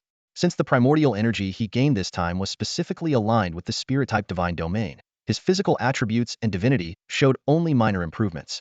However, the 2-point increase in divinity was enough to leave him elated. Although his blood law and space law were less compatible with the primordial energy of this realm, Wu Feng was unperturbed. To him, the spirit law and soul law were of utmost importance. These two laws, which were the most compatible with the spirit-type divine domain, not only broadened his developmental path but also raised his potential ceiling. Of course, this also meant that the threshold to becoming a true god would be higher, requiring even greater effort. Meanwhile, other prodigies participating in the trial had also successfully cleared the first stage. Even cadets from Class C managed to complete the trial. Although the primordial energy they received was far less than the rewards from the primordial secret realm, it was still a substantial gain. For the third-year seniors about to graduate, these rewards were particularly valuable. Many top-ranking students on the Earth leaderboard were just one step away from mastering their primary laws. If the subsequent rewards remained as abundant, it was certain that someone would advance their primary law to mastery within the secret realm. These geniuses understood well that no one could become a true god by mastering just a single law.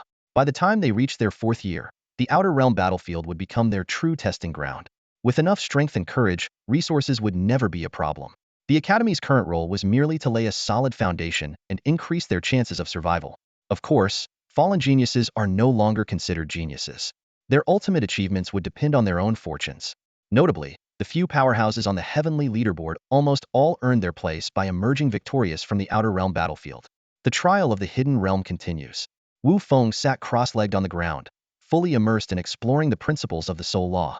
For an hour, he delved into the connection between the spirit law and the soul law. These two laws were inherently intertwined, making his progress in mastering the soul law significantly more efficient. Gradually, Wu Feng realized he could barely manage to fuse the spirit law with the soul law. This breakthrough marked a qualitative leap in his strength. While both laws were considered top-tier, they might individually fall short compared to the likes of space, time, creation, or destruction laws. However, when fused, their combined power could surpass these supreme laws. Unlike the spirit law, which leaned more toward support, the soul law carried a strong offensive nature, significantly boosting Wu Feng's combat capabilities. Furthermore, the soul law could assist Bai Qi in storing soul weapons, meaning Bai Qi could now unleash his killing god power without restraint, turning it into a routine combat technique. When Wu Feng emerged from his meditative state, the prompt from the primal hidden realm chimed in, signaling the start of the second round of trials. This time, the primal hidden realm seemed to have learned its lesson. Instead of summoning the projection directly next to Wu Feng, it appeared at a relatively distant location. Seeing this, Wu Feng sighed helplessly and gestured for the encircling vassals to retreat. He couldn't help but mock the primal hidden realm for its lack of fairness. Its projection could ambush him, but he wasn't allowed to do the same in return. If the primal hidden realm had consciousness, it might have been infuriated to the point of collapse at this moment. But Wu Feng paid no mind to such thoughts, as he had an even more ruthless strategy in mind by now. The plague source beside him had expanded to a massive 10,000 meters. Faced with an enemy force of hundreds of thousands of vassals, Wu Feng's plague army surged forward like an unstoppable tide. The opposing vassals crumbled rapidly in this war of attrition, soon falling apart entirely. Watching this unfold, Wu Feng sneered in disdain. He even began to suspect whether the strategy guide he had purchased was fraudulent after all. The senior's journal clearly described the trial as extremely challenging, so why did it seem so effortless for him? Finally, as the projection continued its futile resistance within the encircling plague, Wu Feng waved for Jingku to finish it off. Thus, from the beginning to the end of the second trial, it took less than 10 minutes for the second projection to meet its demise. Unlike Wu Feng's ease, most of the students who had entered the two great secret realms were now locked in fierce battles. Even though they still held the upper hand, none could resolve their opponents as effortlessly as Wu Feng did. Not even the strongest from the preparatory class, Huan Qingcong, or the top-ranked prodigies of the Earth list. This proved that while the two secret realms were rigid in their design, they upheld a principle of fairness. At this moment, Huan Qingcong had just concluded an intense fight, thoroughly defeating the projection before him. As the rewards for clearing the stage appeared, he unhesitatingly absorbed them into his body to begin refining. Like Wu Feng, Huan Qingcong primarily focused on the light laws and the laws of creation within the divine domain, while also supplementing his training with the laws of space. However, compared to Wu Feng's novice level, Huan Qingcong's mastery was far more advanced. His comprehension of the light laws had surpassed 30, and after absorbing this latest source reward, his laws of creation had reached the minor accomplishment stage at 20. Huan Qingcong's achievements were closely tied to his illustrious family background. The Huan family, one of the oldest noble families in the primary world, might not have been as renowned as the Ming family, but its foundation ran deep. However, the Huan family was now facing an unprecedented crisis. Their founding ancestor, a god-level deity, was nearing the end of his lifespan. Once this pillar of stability passed away, countless forces coveting the Huan family would undoubtedly swarm in. To prepare for this eventuality, the Huan family had begun their plan centuries ago. Yet, despite their efforts, the direct descendants dwindled, and no prodigy capable of ascending to the god level had emerged until Huan Qingcong's arrival. A genius born with over 30 points of divinity, he became the Huan family's last hope. His name, personally chosen by the ancestor, symbolized his role in supporting the family's precarious future. From birth, Huan Qingcong was deprived of a normal life. He rarely saw his parents and was raised entirely under the tutelage of the ancestral god. Every aspect of his education and cultivation was directly overseen by this god-level figure. While this rigorous upbringing granted him achievements far beyond the reach of ordinary people, it also deprived him of the chance to experience friendship, love, or even familial warmth. In the Huan family, elders never treated him as one of their own, and his peers never regarded him as a friend. It wasn't until he arrived at Chonglu Academy that Huan Qingcong first encountered these unique emotions. However, 18 years of habit made him instinctively avoid them.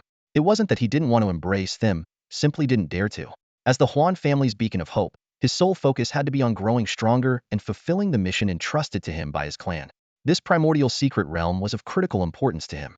According to his family's intelligence, the difficulty and rewards of the subsequent stages would increase significantly. Huan Qingcong's target was the 7th stage, where he would have the chance to obtain a crucial artifact. Meanwhile, Wu Feng, after refining the rewards from the 2nd stage, saw his divinity rise to 30 points, along with an improvement in his physical attributes. But what thrilled him the most was that his mastery of the laws of spirit had reached the minor accomplishment stage, and his comprehension of the laws of soul was on the verge of a breakthrough. According to the diary's notes, the 3rd stage promised even greater surprises. I have to say, the quality of this year's students is indeed impressive. In previous years, there were always students who failed as early as the 2nd round, but this time, not a single one has fallen at that stage.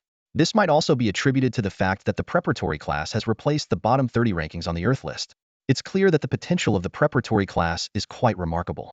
However, the 3rd round might not be as forgiving. Whether one can surpass ordinary geniuses and reach the level of extraordinary talent will be determined here. This third round is the critical dividing line. As the third round commenced, many students looked tense, with some even showing signs of despair. The strength increase of their opponents this time was simply too overwhelming. Take Long K as an example. Within the preparatory class, his strength was considered average. After relentless effort, he finally managed to obtain his first divine progeny. Yet, his opponent in this round had not one but two divine progenies, along with a significantly larger number of other progenies. Rationally, Long K knew he had no chance of winning. However, having tasted success in the first two rounds, he was unwilling to give up. He remembered the promise he made to Wu Fenghe. Long K would definitely make it into Class A. With an unwavering determination to win, he began this battle that would decide his fate. But some things can't be achieved through sheer willpower alone. Long K's foundation was simply too weak. Like him, many others refused to give up, but most of them failed as well. Outside, following the conclusion of the anniversary celebration, most students and teachers had left. However, a small number of students stayed behind. Many of them were freshmen who had just enrolled and, like the preparatory class, were witnessing the anniversary celebration and the opening of the two secret realms for the first time. Among the older students who stayed, aside from friends of those entering the secret realms, most had come to catch a glimpse of a legend Ren Tiandu. For many students who had been at the academy for over a decade, this was their first time seeing the living legend, and they were eager to take a good look. After all, it would make for a great story to tell after graduation. Ren Tiandu remained seated cross-legged above the entrances to the two secret realms, eyes closed in meditation. In truth, every year when the two realms opened, a main god-level powerhouse was required to stand guard. Even though Ren Tiandu himself didn't believe anyone would dare to disrupt Zhongluo, the two secret realms were vital to the academy's prosperity and could not be left unprotected. The 5 preparatory class teachers also stayed behind, guarding Ren Tiandu. To be honest, apart from the eldest, Old Qin, the others were considered part of the new generation among the faculty and hadn't had many opportunities to meet Ren Tiandu. Suddenly, amidst the students' exclamations, a figure flew out from the primordial secret realm. Surprisingly, the person's expression didn't look good. The older students, however, were unfazed. Compared to previous years, the first eliminated student had lasted quite long this time. With the appearance of the first eliminated student, it was as if a switch had been flipped. In no time, one student after another was ejected from the primordial secret realm, including both older students and preparatory class members. Long K was among them. After returning to the outside world, Long K sat down beside Yi Feichen with a sullen face. The other students eliminated before him also wore similar expressions, their faces dark and their silence heavy. Yi Feichen, of course, knew what had happened but didn't bother to offer comfort. Zhongluo had provided the opportunity. If they couldn't seize it, they had no one to blame but themselves. As time passed, the number of eliminated students quickly rose to over 50, meaning more than half of the students in the primordial secret realm had already been disqualified. Inside the secret realm, the assessment continued. None of the remaining preparatory class students were from Class C, and even most of Class B had been eliminated. Compared to Class A, their foundations were indeed lacking. However, the Class B students who managed to stay would undoubtedly become strong competitors for Class A in the future. Hua Xingyu was one of them. To be honest, his success in passing the third round was largely due to luck. The projection he faced was slightly stronger than him, but its divine domain happened to be countered by his own. By relying on mechanical restructuring and enduring heavy losses, Hua Xingyu managed to outlast his opponent. While the primordial secret realm was filled with intense battles, the original secret realm remained relatively peaceful. The most relaxed of all, however, was none other than Wu Feng, the cunning trickster. He had perfected the art of exploiting his ultimate ability.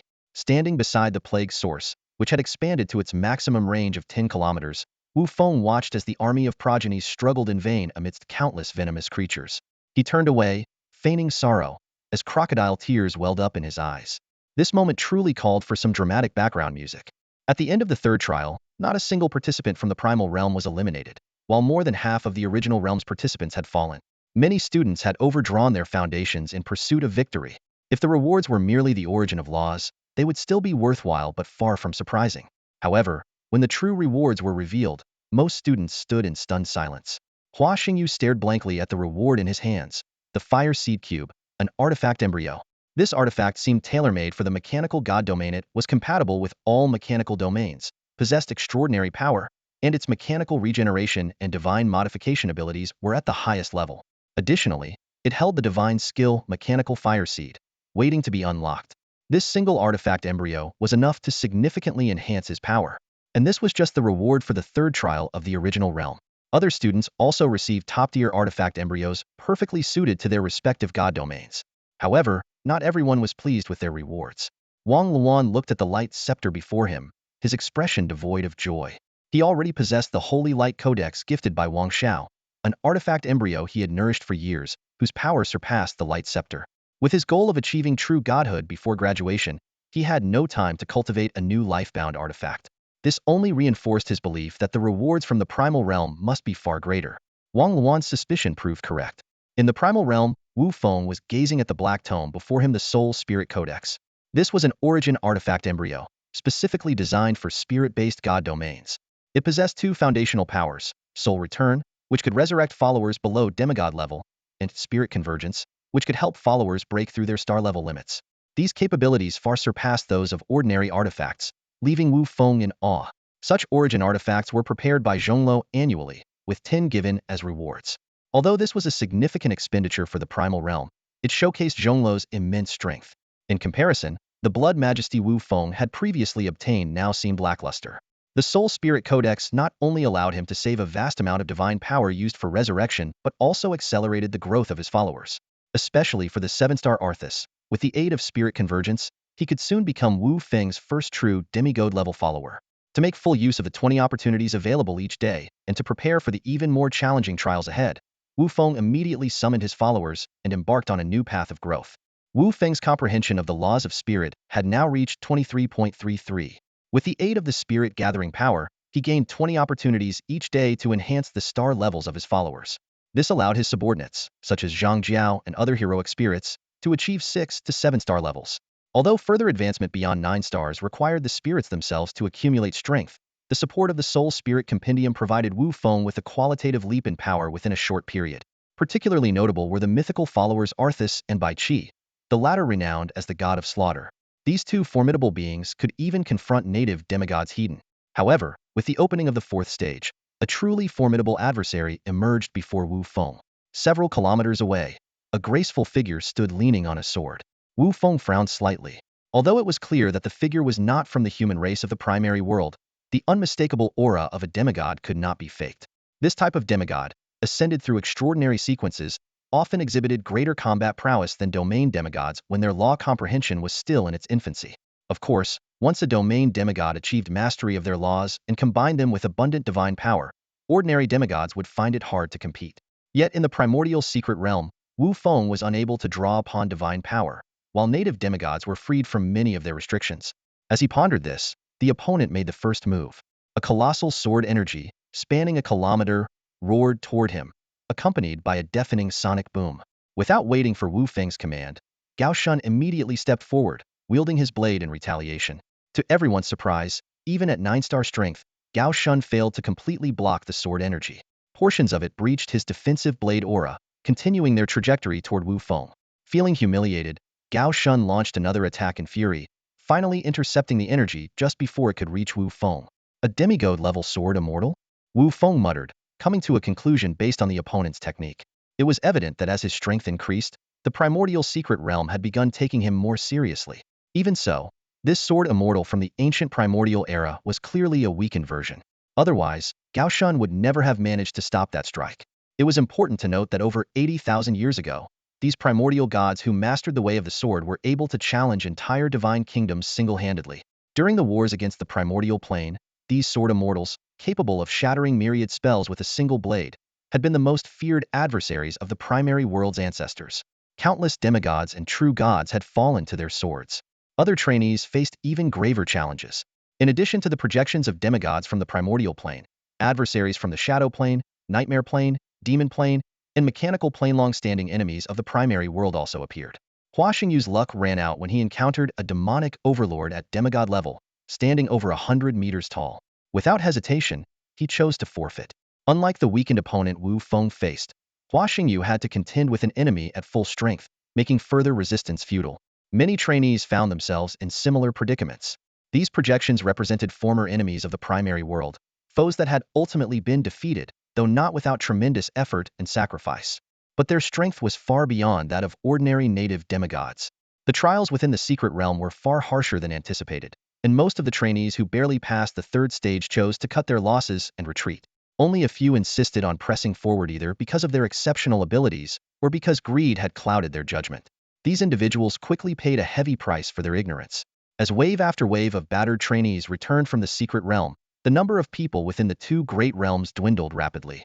Many of the returnees were not only severely injured themselves, but had also suffered devastating losses among their companions.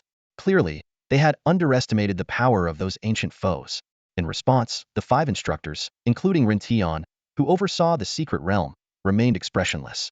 They knew all too well that while the secret realm offered a way out, the brutal battlefields of the outer realms allowed no room for mistakes. One wrong step meant no return.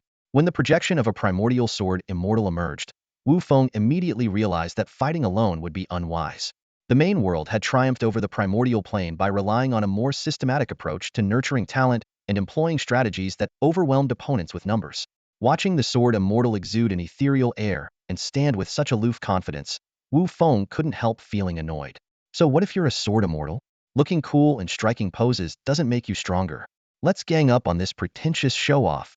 At Wu Feng's command, Gao Shun was the first to charge forward, determined to reclaim his honor after the earlier clash. The others tactfully slowed their pace, giving him the opportunity. Gao Shun knew full well he was no match for the opponent, but at this moment, he couldn't afford any hesitation. Even if it's the king of the heavens, this strike must be taken. In an instant, the indomitable spirit of the invincible army surged through Gao Shun, pushing his momentum to its peak. The combined power of 500 elite warriors coalesced into a devastating strike, the shadow of a 1,000-meter-long blade slicing through the sky. For the first time, a flicker of emotion appeared in the sword immortal's previously indifferent gaze. Although he was merely a projection crafted from the primordial essence of the secret realm, the sword immortal's heart remained intact. Confronted with this earth-shattering strike, his sword heart stirred once more. Die! Gao Shun roared, his blade cleaving through the heavens with such force that even Arthas was moved. Yet the sword immortal remained utterly motionless. A barely perceptible flash of white light appeared, and the seemingly unstoppable blade shadow shattered instantly. With a deafening crash, Gao Shun looked down at the sword wound across his chest before collapsing to the ground. That single strike had claimed his life. Wu Feng was stunned by the scene before him. Before he could issue another order, Arthas had already charged toward the sword immortal, only to halt abruptly as he neared, gazing at the opponent with something akin to reverence. In that moment, Wu Feng finally understood the fear of those who came before him when faced with a swordmaster capable of annihilating everything in their path, who wouldn't feel a deep sense of awe. By now, the sword immortal's projection had begun to dissipate, transforming into specks of light. In his final moments, he cast his gaze toward the fallen Gao Shun and, with the solemn dignity of a sword immortal, silently offered his acknowledgement. The sword immortal's fearless determination, even at the cost of mutual destruction, left a profound impression on Wu Feng. However, the most pressing matter now was reviving Gao Shun. Time was of the essence. Both Zhang Jiao's soul-calling technique and the Soul Spirit Codex's soul return ability had strict time limits.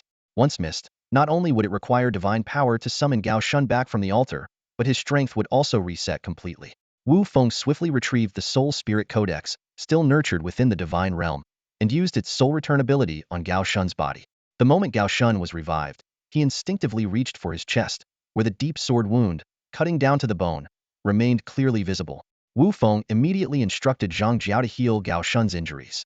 Shifting his attention to the rewards of the fourth trial, Wu Feng found them somewhat underwhelming. Still the essence of laws, albeit in greater quantities than the previous trials. Without delay, Wu Feng sat cross-legged to meditate and began refining this newfound power. Moments later, he opened his eyes and nodded slightly as he observed the progress in the soul laws, now surpassing the 20 threshold. The spirit laws also saw a 5 increase, making the gains from this trial quite significant. However, as expected, advancing laws became increasingly difficult in the later stages, and the same applied to divinity.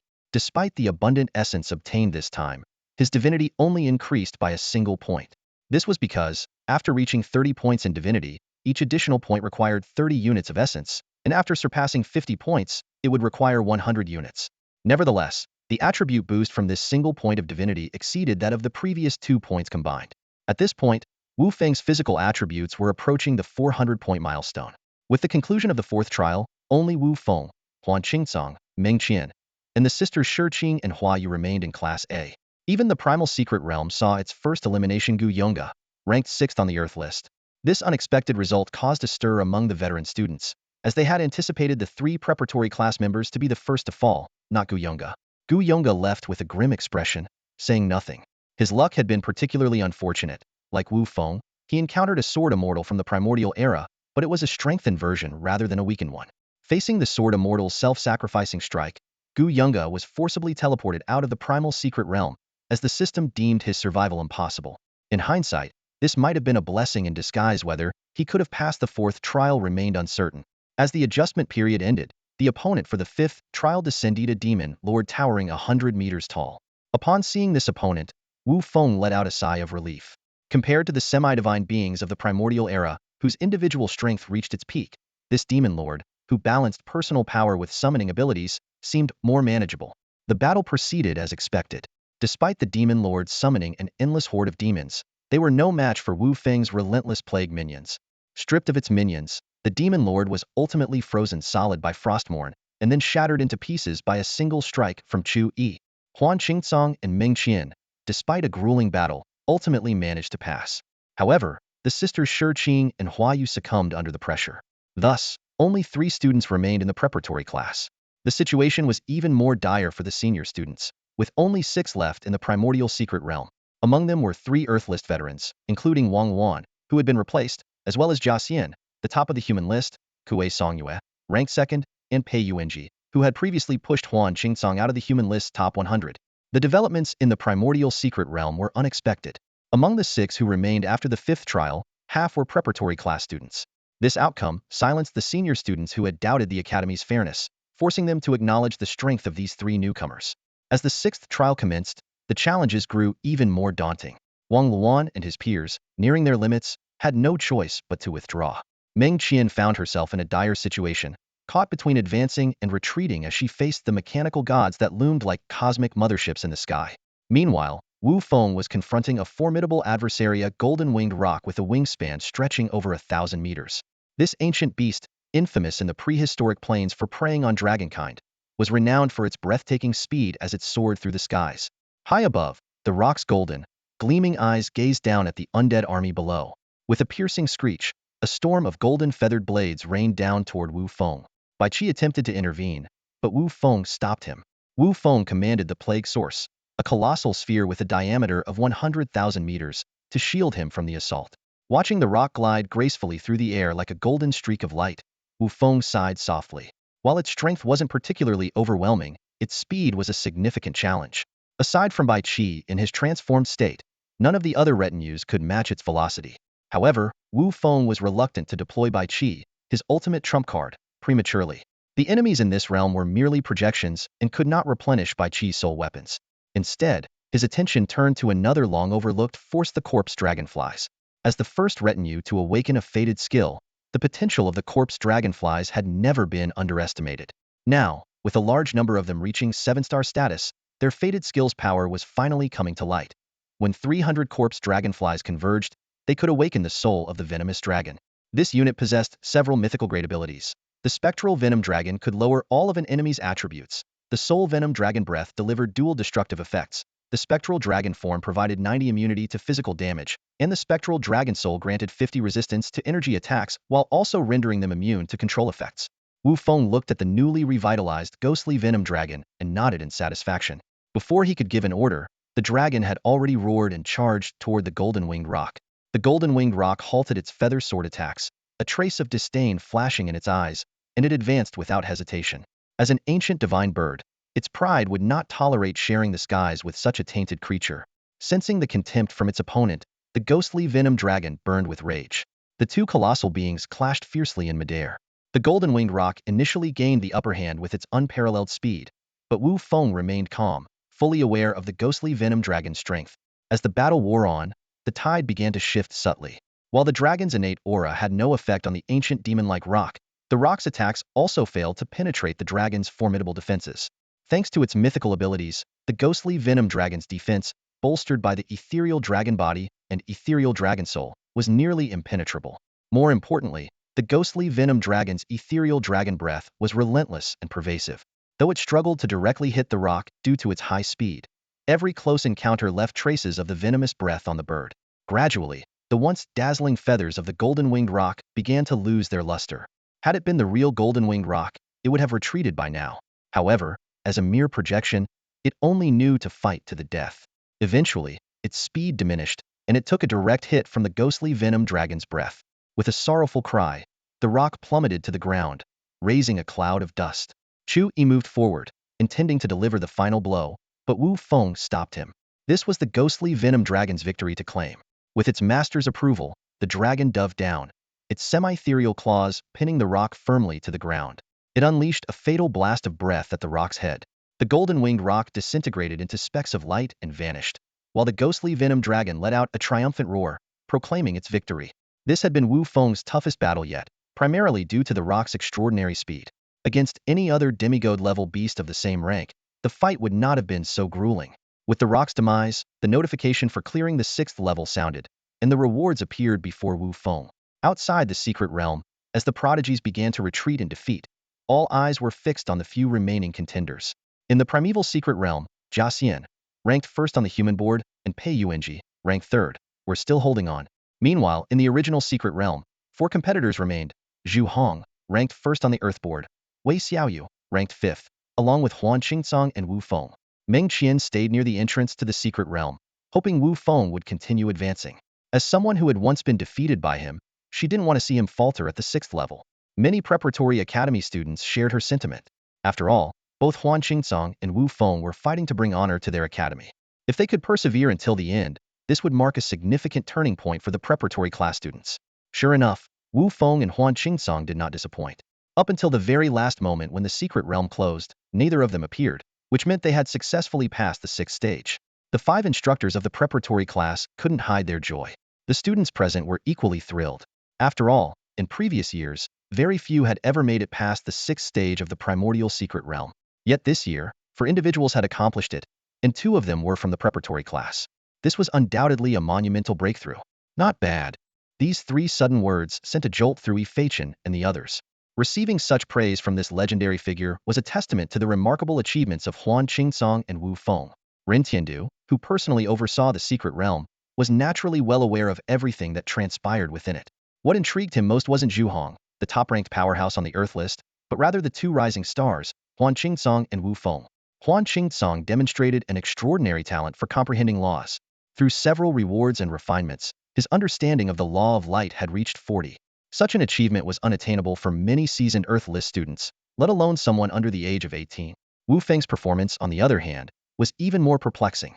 Even Ren Tiandu found himself momentarily lost in thought. This young man exhibited traits of 7 different bloodlines favored by Destinia phenomenon far beyond what mere luck could explain. However, with Ren Tiandu's level of enlightenment, he had long viewed opportunities and fortunes with detachment. After all, he himself had acquired Zhongluo during the later stages of his true god realm. Thus, he harbored no envy towards Wu Feng. Instead, he felt a sense of responsibility to guide and protect him. Ren Tiandu wouldn't mind seeing another pillar of strength rise within Zhongluo. If Wu Feng knew of Ren Tiandu's high regard for him, he would likely feel overwhelmed, as the weight of such expectations would be far too heavy for him to bear. As the enemy projection completely vanished, Huan Qingcong finally let out a sigh of relief, though the cold sweat on his forehead had yet to fully dissipate. The 6th challenge had placed far greater pressure on him than he had anticipated, leaving him deeply apprehensive about the upcoming 7th challenge. Yet, he had no choice but to press forward. Taking a deep breath, he focused his attention on the reward before him. Like the reward from the 3rd challenge, this time it was not a source of law but a mysterious orb radiating a dazzling spectrum of colors. Though he had never encountered such an artifact before, he could unmistakably sense the immense power contained within it. As he carefully held the orb in his hand, a stream of information surged into his mind.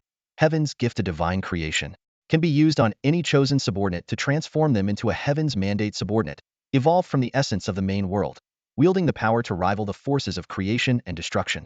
Usage limit, 33. The revelation made Huan Qingcong's breathing quicken. As a powerful figure who had yet to possess any heaven's mandate subordinates, he understood all too well what this meant. Thinking of individuals like Wu Feng, who already had heaven's mandate subordinates, this artifact capable of artificially creating such entities was nothing short of a divine blessing. With 3 uses, this treasure could lead to a qualitative leap in his strength, significantly increasing his chances of overcoming the 7th challenge. Meanwhile, Wu Feng also received the same heaven's gift, but his reaction was entirely different. As he gazed at the radiant, multicolored orb in his hand, his first thought was, I wonder if the Academy allows us to sell this? Although the Academy had not explicitly forbidden it, no one had ever attempted such a thing. For Wu Feng, whose subordinates had either already awakened or were on the verge of doing so, it seemed somewhat redundant. Moreover, the subordinates he recruited from the altar possessed top-tier Heaven's Mandate abilities, far surpassing ordinary Heaven's Mandate subordinates. In contrast, the senior participants from the primordial realm, who received a single-use Heaven's gift, were nonetheless thrilled.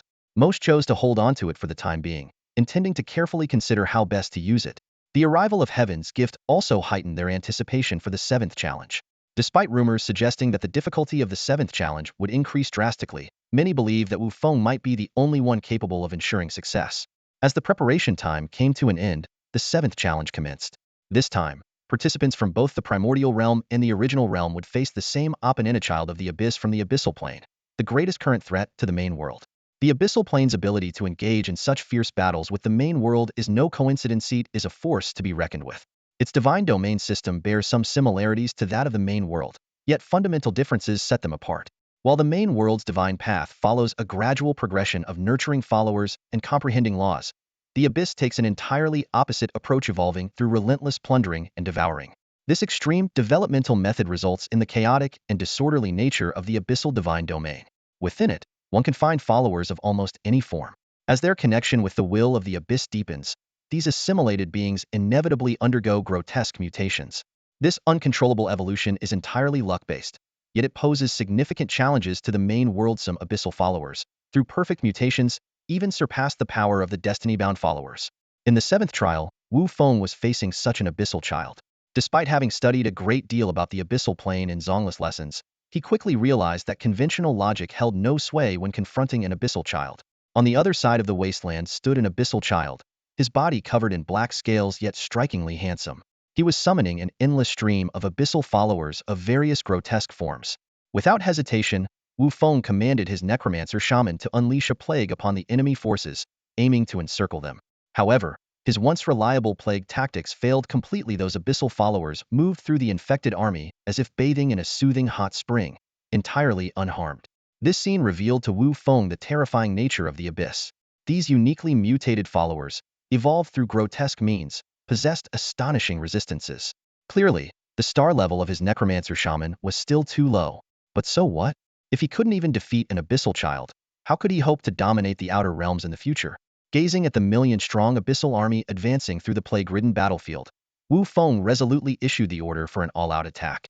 Arthas led the undead army at the forefront, breaking through enemy lines, storming forward, and holding the middle ranks in perfect formation.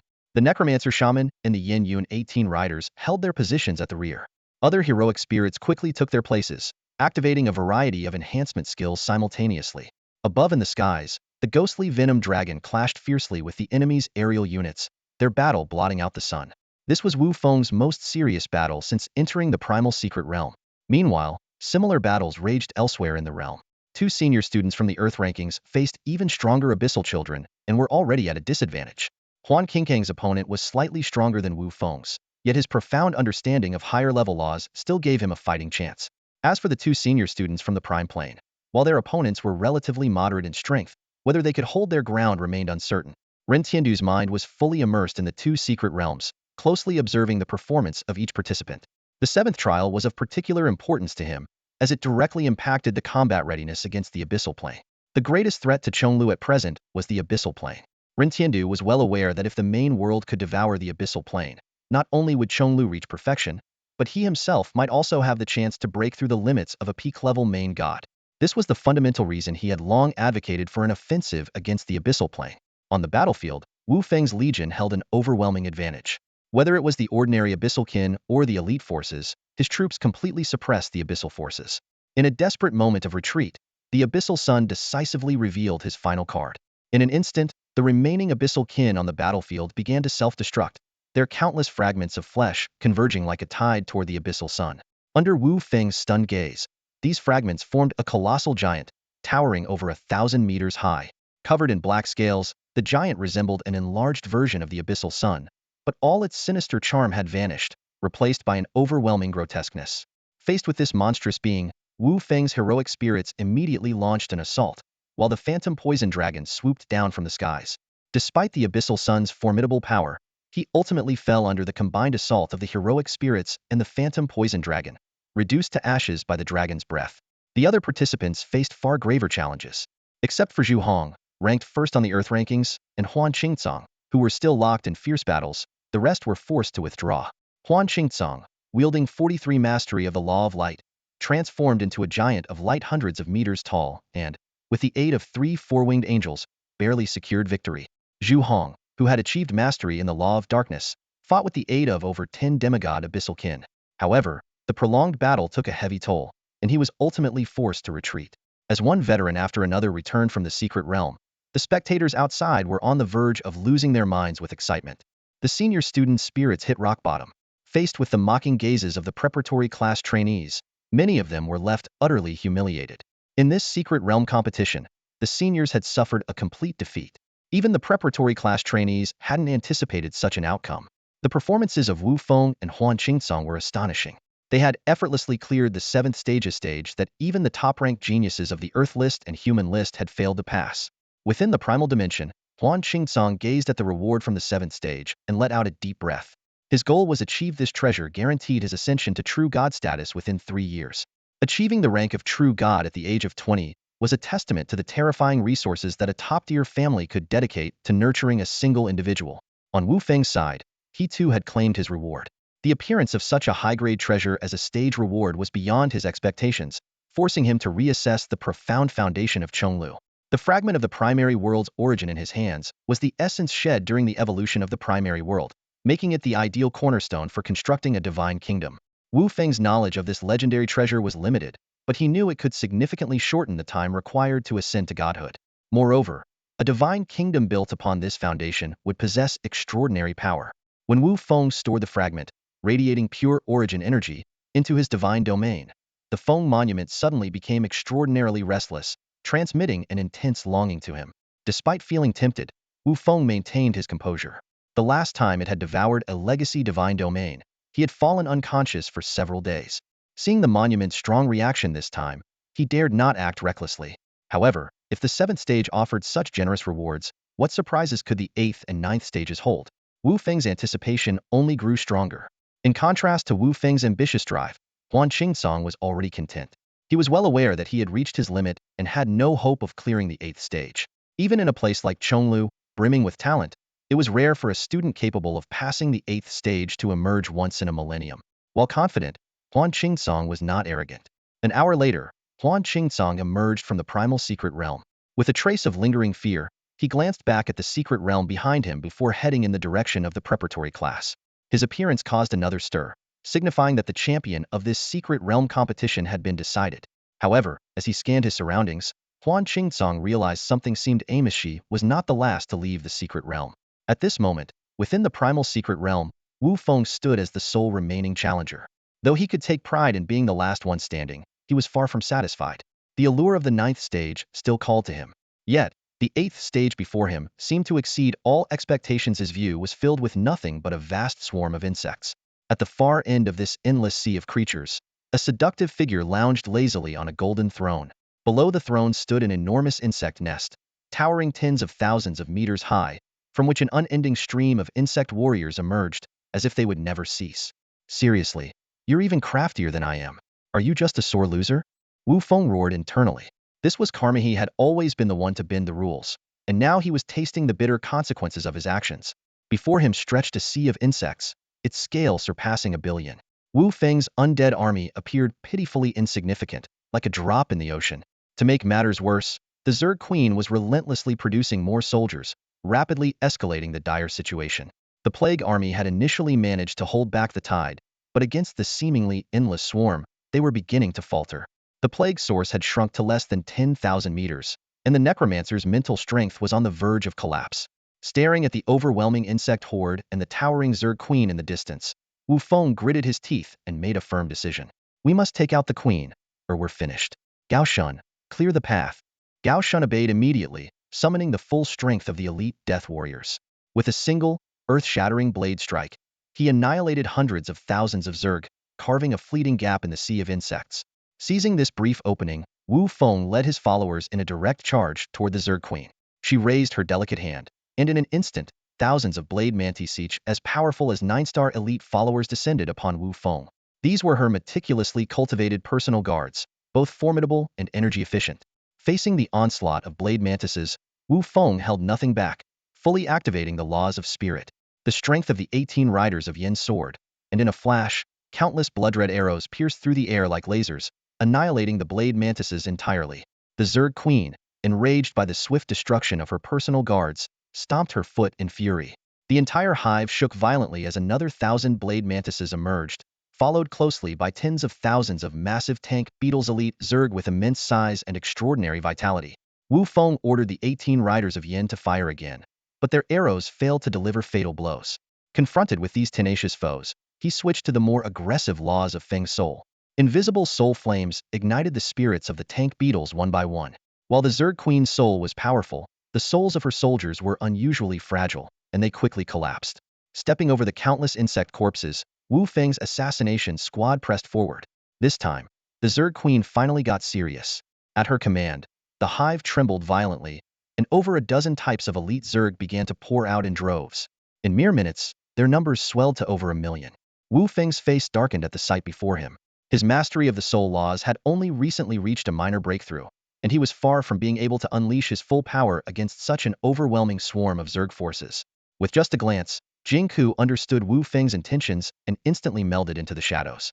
On the battlefield, the impenetrable wall formed by 1,000,000 elite Zergs forced Wu Feng to halt his advance. The Zerg Queen, observing this, curled her lips into a faint smile. If she could successfully hold off her enemy, victory would undoubtedly be hers. But suddenly, the Zerg Queen's expression shifted. A black dagger, imbued with the power of the netherworld, was already hurtling toward her core. While the location of a Zerg Queen's core is always random, to an assassin as skilled as Jingku, this was hardly a challenge. The moment of truth arrived, and Jingku activated his ultimate awakening skill. With a resolve to sacrifice himself, he unleashed a fatal strike that pierced through the netherworld itself. This attack was guaranteed to hit, would critically strike, and had its base damage amplified by 500.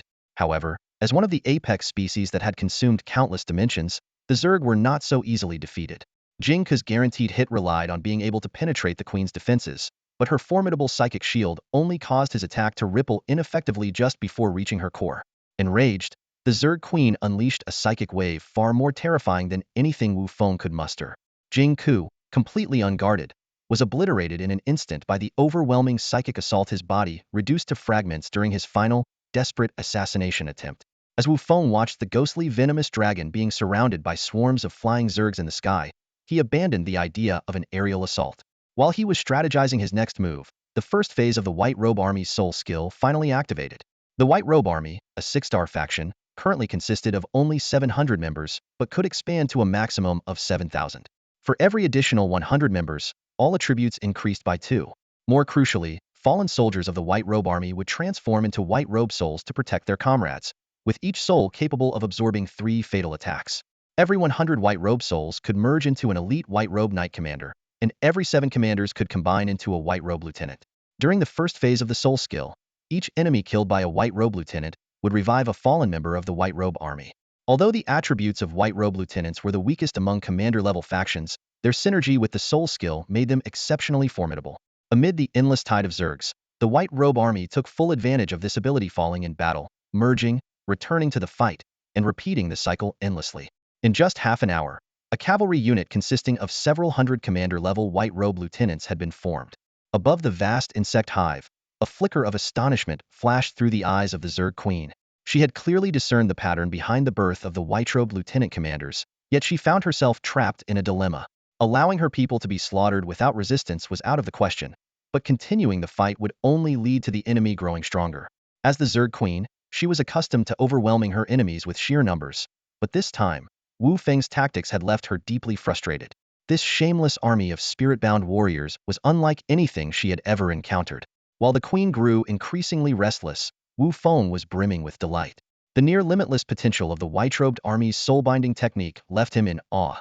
And this was only the beginning. When all 7,000 White-Robed soldiers gathered, the results would undoubtedly be even more extraordinary. As the battle progressed, the number of White-Robed lieutenant commanders continued to grow.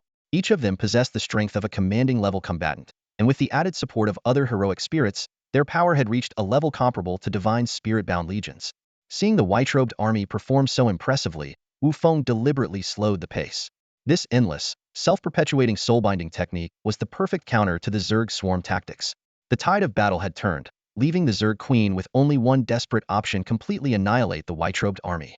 Yet, what seemed like a straightforward objective was nearly impossible to achieve. Until ascending to true divinity, the Zerg relied on quantity rather than individual strength.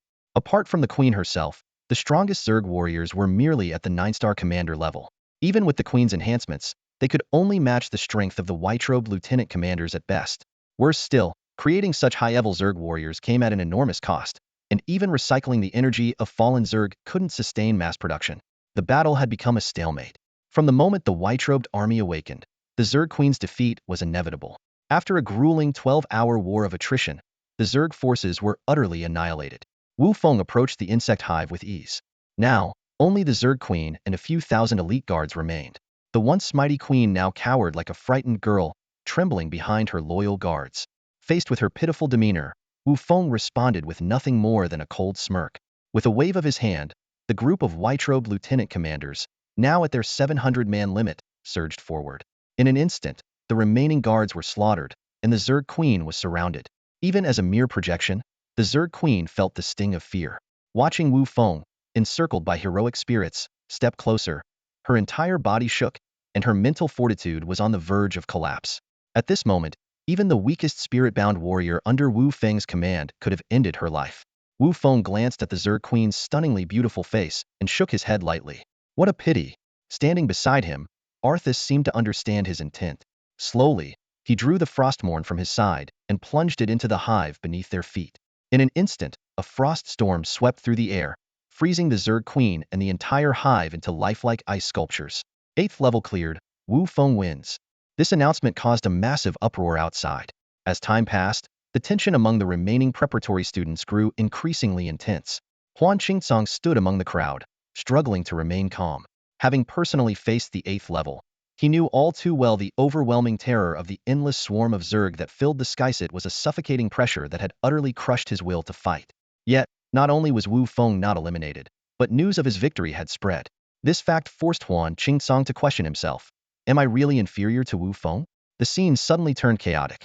The older student's expressions shifted to one of exceptional excitement, and even the usually composed Wang Luan's face became uncharacteristically complex. As the news spread, the senior students who had previously left returned to the ceremonial hall, and even those who usually showed no interest in the trials were drawn in. They all understood the significance of passing the 8th level. A millennium prodigy was about to emerge, and that person was none other than the new recruit of the divine preparatory class, Wu Feng. Meanwhile, within the primal secret realm, Wu Feng remained unaware of the commotion outside. His full attention was on the massive fragment of the main world's essence in front of him, several times larger than the one from the 7th level. Magnificent, truly grand, he exclaimed with genuine admiration, a smile unconsciously appearing on his face as he carefully stored the fragment into his divine domain. Turning to the remaining 700 white-robed lieutenants, Wu Feng could sense their auras weakening by the moment. Without the timely intervention of the White Robe Army's spirit, even if he had managed to win, he would likely have been too spent to take on the 9th level. At this point, his undead army had suffered heavy losses in the fierce battle against the Zerg. Whether it was the Vanguard, the Death Battalion, or the Necromancer healers, only a few remained. Fortunately, with the Soul Spirit Codex and Zhang Jiao's summoning abilities, he could barely restore a fraction of his undead followers. Ren Tiandis' divine sense had been observing Wu Feng closely. He was thoroughly impressed by the young man's performance, but when it came to the 9th level, Ren Tiandu wasn't so confident. No one understood the terror of the 9th level's guardians better than he did. Even he couldn't claim he could defeat those monsters at the same level. Wu Feng, this will be tough, Ren Tiandu sighed inwardly. The adjustment period quickly came to an end. Wu Feng composed himself and shifted his gaze into the distance. There, a young boy was observing him with great interest. His eyes were filled with curiosity, as if surprised that Wu Feng had managed to reach this place. The scene left Wu Feng momentarily stunned. Unlike the usual blurry projections of the other students, the boy's face was strikingly vivid, almost shockingly real. It was the first time Wu Feng had encountered such a lifelike projection. Something's not right, Wu Feng thought to himself. Logically, the challenges should grow increasingly difficult, but this 9th stage felt oddly out of place. With his level of strength, students of the same rank posed no threat to him. Apart from the Zerg Queen from earlier, who had given him some trouble, the rest of his opponents had been easily defeated. As Wu Feng mulled over this, the boy suddenly spoke. What year is it now? The question took Wu Feng by surprise.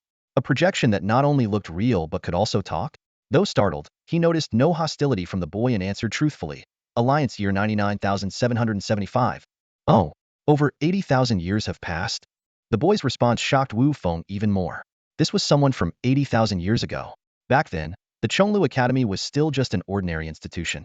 Could this boy have lived during the same era as Ren Tiandu? As his thoughts raced, Wu Feng began to feel uneasy. Could this be the projection of some legendary figure? His suspicion was soon confirmed. The youthful face before him was one that few people today would recognize.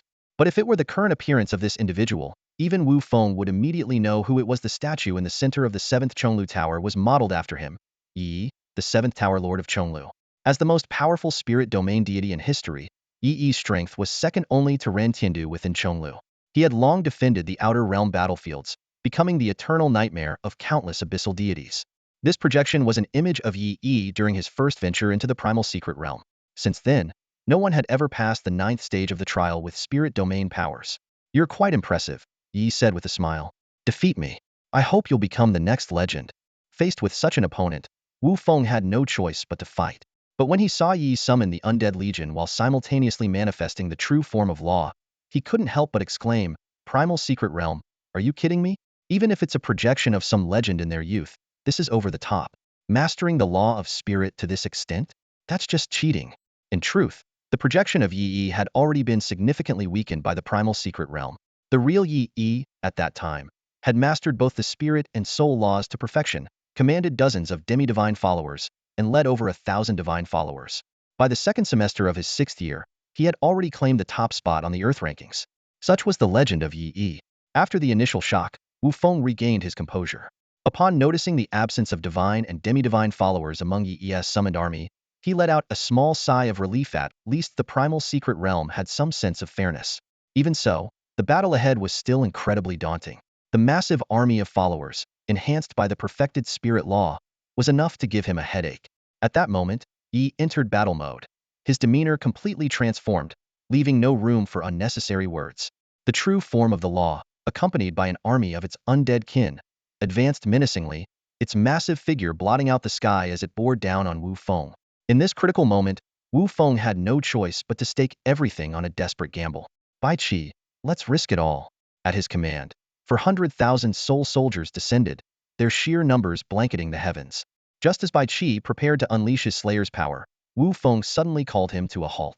Under the astonished gaze of Yi, Wu Feng decisively infused all the soul and spirit law power within him into the 400,000 soul soldiers. The soul and spirit were intrinsically one, and the instant these two laws merged, they acted like a catalyst, unleashing an extraordinary force. The aura of the 400,000 soul soldiers surged to an overwhelming level. This was Wu Feng's ultimate gamble. If his own power couldn't match Yi's true form of the law, he might as well go all in.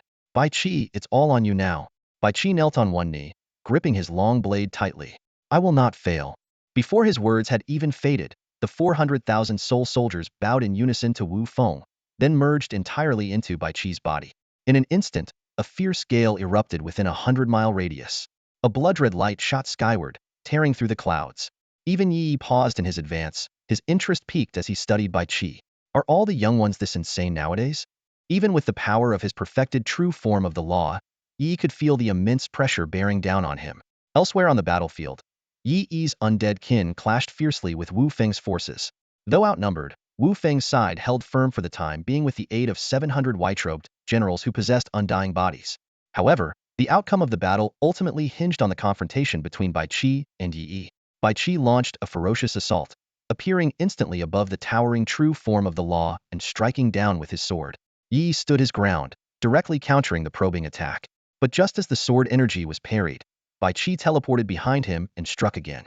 This pattern repeated, leaving Yi furious yet helpless. While the true form of the law was immensely powerful, it lacked agility. Amid the stalemate, Bai Qi noticed the soul soldiers within him were gradually being extinguished. He realized that the longer the fight dragged on, the worse it would be for him. Gritting his teeth, he made a decisive choice.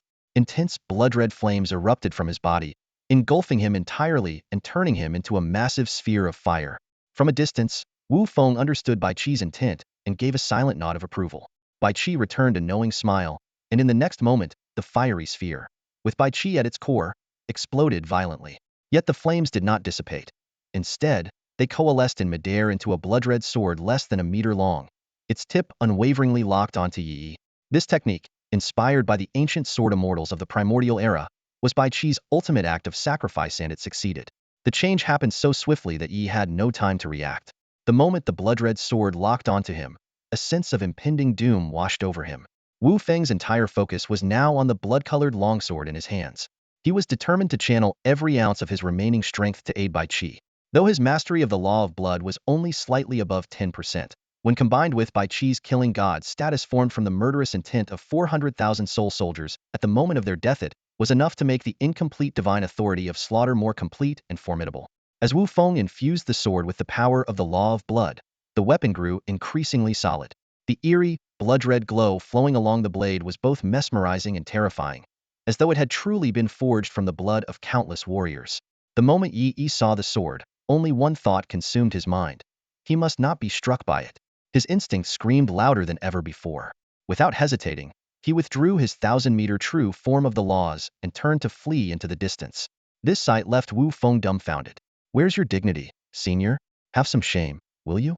What Wu Feng didn't know was that this projection of Yi's memory was stuck at an earlier stage of his existence, a time when Yi excelled at defeating stronger opponents through any means necessary.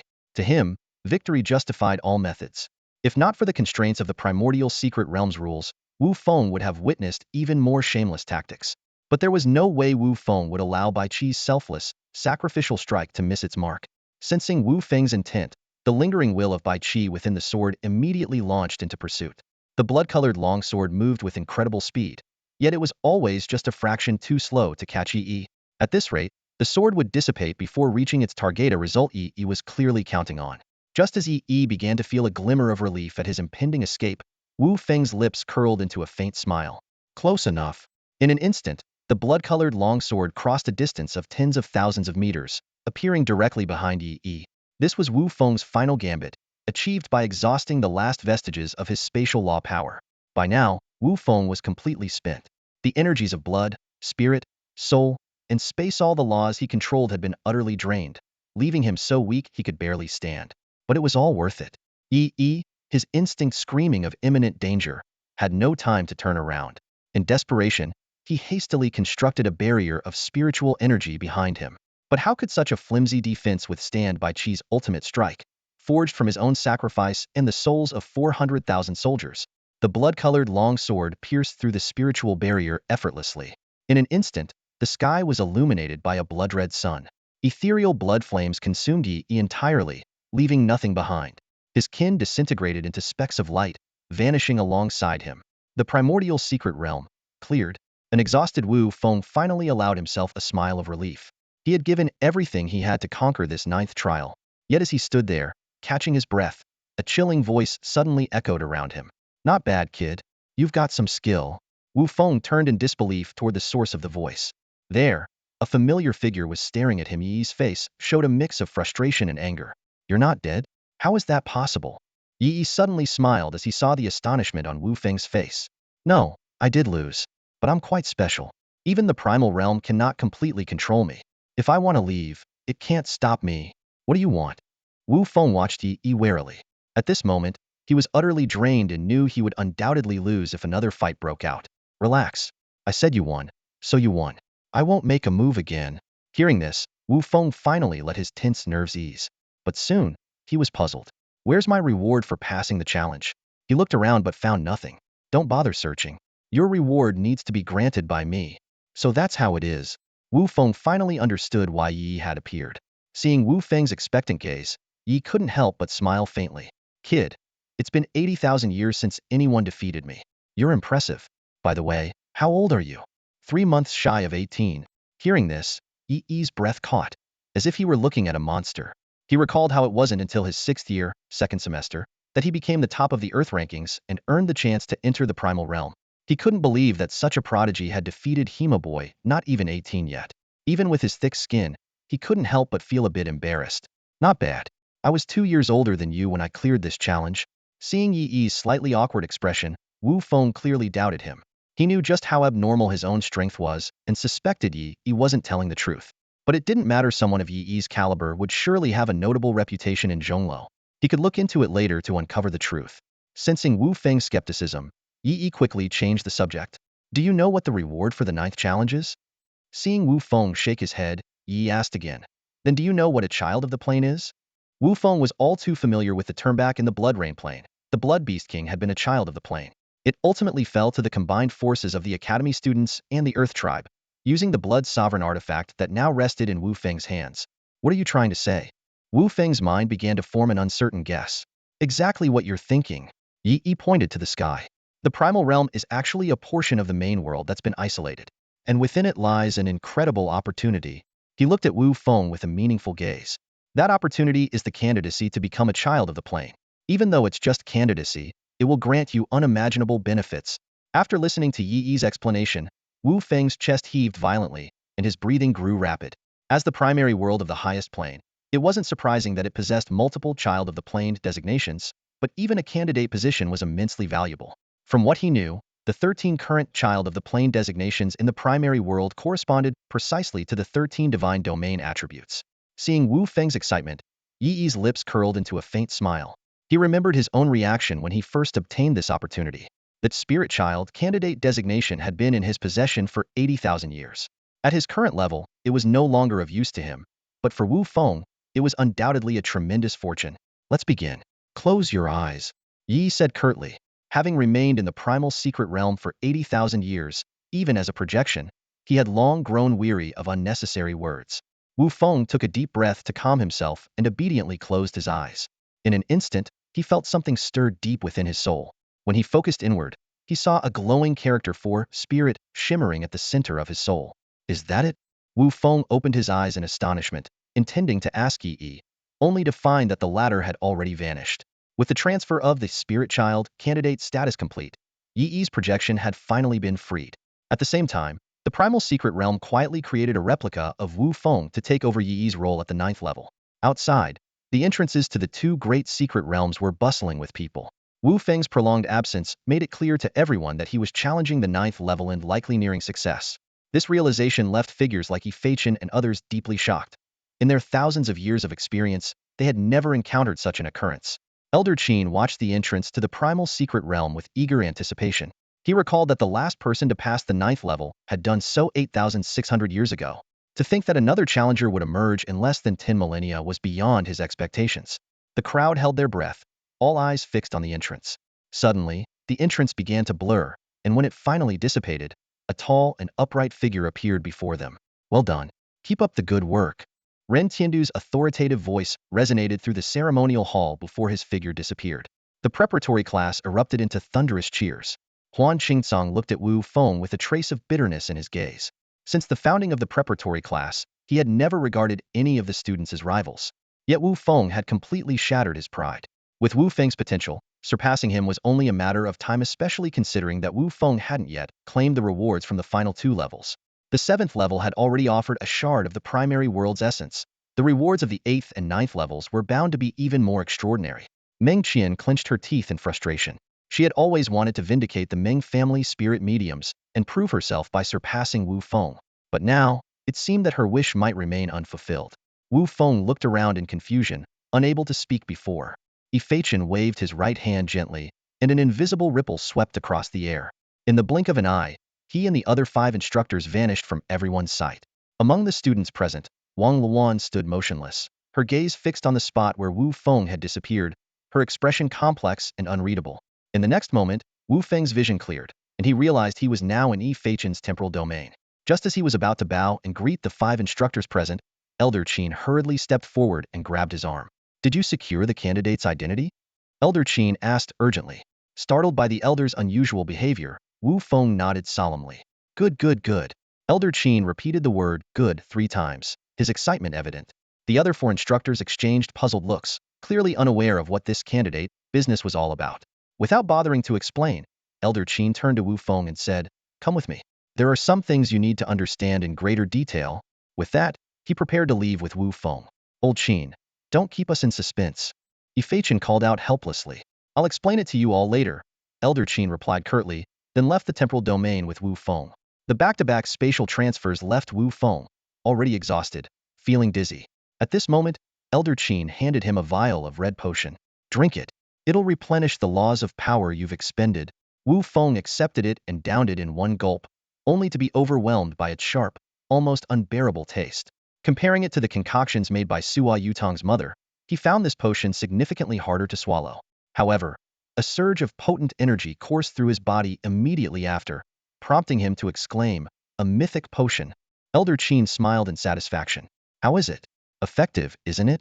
As a creation deity practitioner who had lived for tens of thousands of years, crafting mythic potions was second nature to him. Wu Feng expressed his gratitude repeatedly, though he couldn't help but marvel at the extravagance. After all, a single mythic potion was worth 10 times the value of a legendary potion, and even a legendary potion already cost 100,000 units of divine power. "No need to thank me," Elder Qin said seriously. "The ninth trial you encountered Yian, didn't you? He's the master of Yi Tower, isn't he?" Wu Feng was taken aback. "Does the Tower Master know about this?" "Don't worry, Yian has no knowledge of what transpired with that projection," Elder Qin explained. "In fact, the Tower Master has always hoped for a student to defeat him. After all, leaving the position of candidate for the Child of the Plane in his hands is a waste. But for the past 80,000 years, no suitable candidate has appeared." "You did well." Embarrassed by the praise, Wu Feng scratched his head and smiled humbly. "Now then," Elder Qin's expression grew serious, "what I'm about to tell you is critical. You must listen carefully, it concerns your future." Wu Feng nodded firmly. He knew these precious insights were not to be missed. Wu Feng returned from Qin Lao's place with his mind in a daze. The elderly man, who held the divine role of creation, had shared an overwhelming amount of critical information with him. This included details about the chosen of the planes and fragments of the prime world's origin, as well as many obscure secrets that were rarely known. The insights into the chosen of the planes were particularly eye-opening for Wu Feng. Among the 13 known chosen, only the positions of the spirit chosen and the primordial chosen remained vacant, while the other 11 had already been identified. Each chosen, corresponding to a divine domain, had multiple candidates. For instance, with regard to the spirit chosen, there were 5 candidates in total, including Wu Feng himself. Every one of these candidates was an exceptional talent, such as the formidable Yi. However, Yi's overwhelming strength had ironically hindered the emergence of a true spirit chosen for years.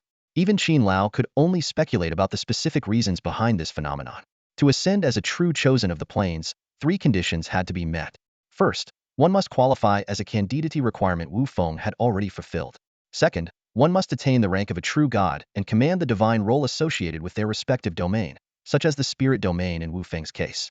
The third and most challenging condition was to defeat all other spirit-chosen candidates under the witness of the Prime World's will. Every 1,000 years, the Prime World gathered the candidates, both to bestow benefits and to facilitate the ascension of a true chosen.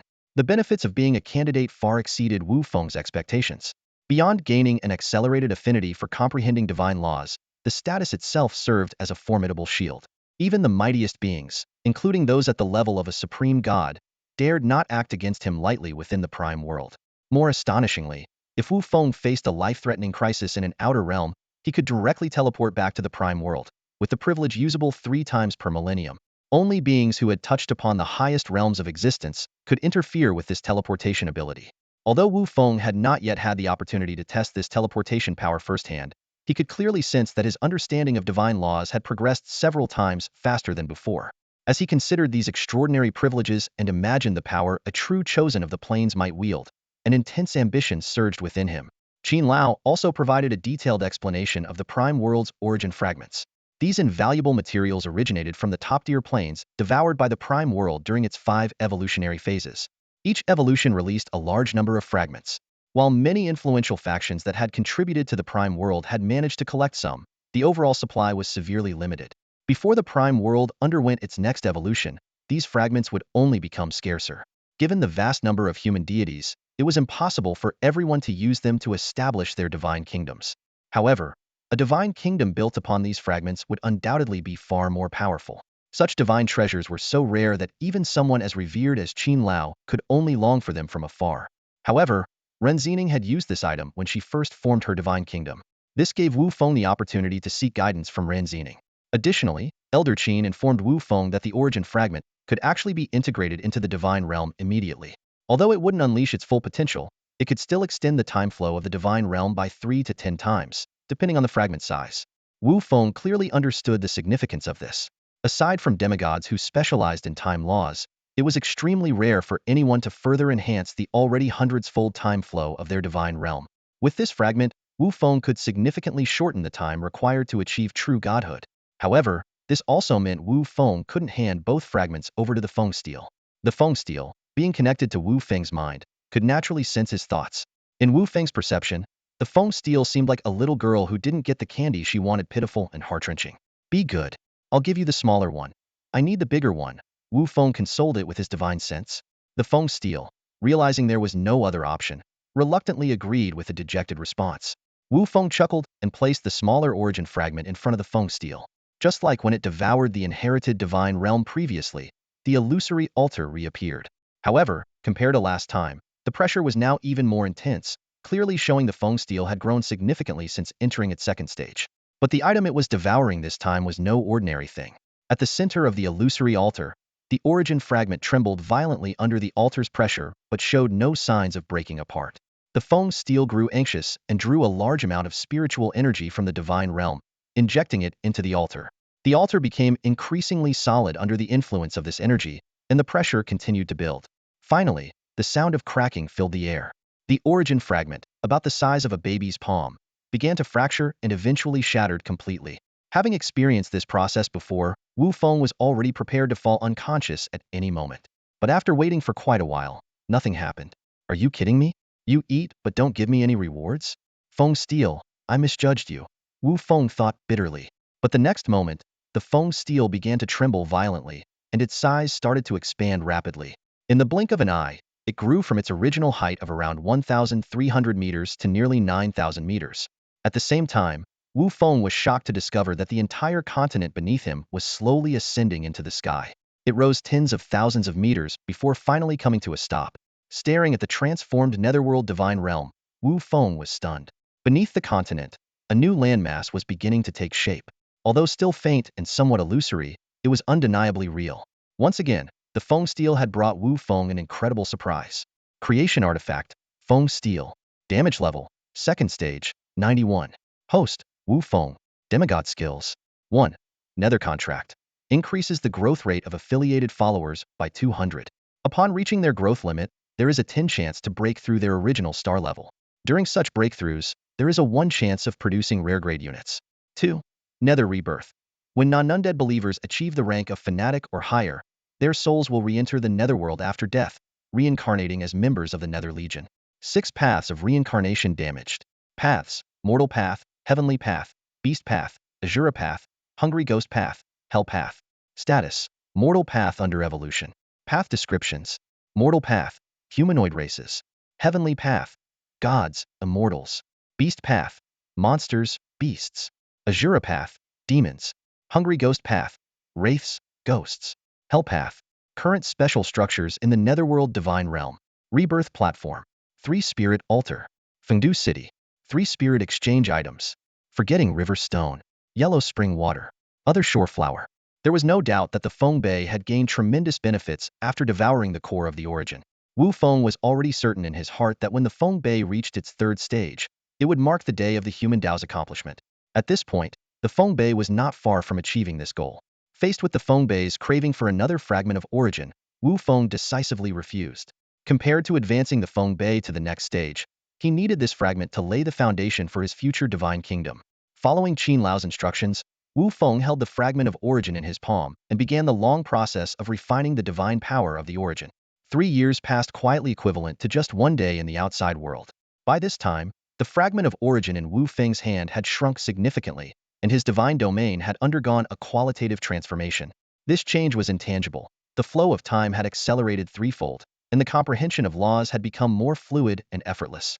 However, these were merely secondary effects of the fragment of origin. Its true power would only reveal itself when Wu Feng began to condense his divine kingdom. Initially, Wu Feng planned to fully refine the fragment of origin before taking action, but time waited for no one. The preparatory class had already been running for over a month, and the second ranking battle was about to begin. This time, Wu Feng had only one goal in Minda 1. The moment Wu Feng appeared in the 100 Battles Tower, he immediately drew the attention of the preparatory class students. Feeling slightly uncomfortable under their respectful gazes, Wu Feng glanced around. Immortal had been waiting for him and had cast a spell to obscure the area, clearly unwilling to make this ranking battle public. When Wu Feng arrived, Immortal gave a slight nod. Through Qin Lao, He had learned of Wu Feng's status as a candidate for the chosen one of the plane. Now, the five of them held greater expectations for Wu Feng than even for Huan Qingzong. Soon, the students gathered one after another. The rules remained the same as the first battle, starting from B1 and moving up to Class A. The elimination mechanism ensured that this battle would be fiercely contested, especially between Class B and Class C. In just 1 month of preparatory class training, every student had made significant progress and tasted the benefits of their hard work. For the sake of a better future, they were determined to give it their all. Hua Xingyu stepped out from the Class B lineup. As B1, his ambition was to challenge for a spot in Class A. His gaze unconsciously drifted toward Wu Feng, but upon meeting Wu Feng's gentle smile, he quickly looked away. Challenging Wu Feng was tantamount to seeking defeat.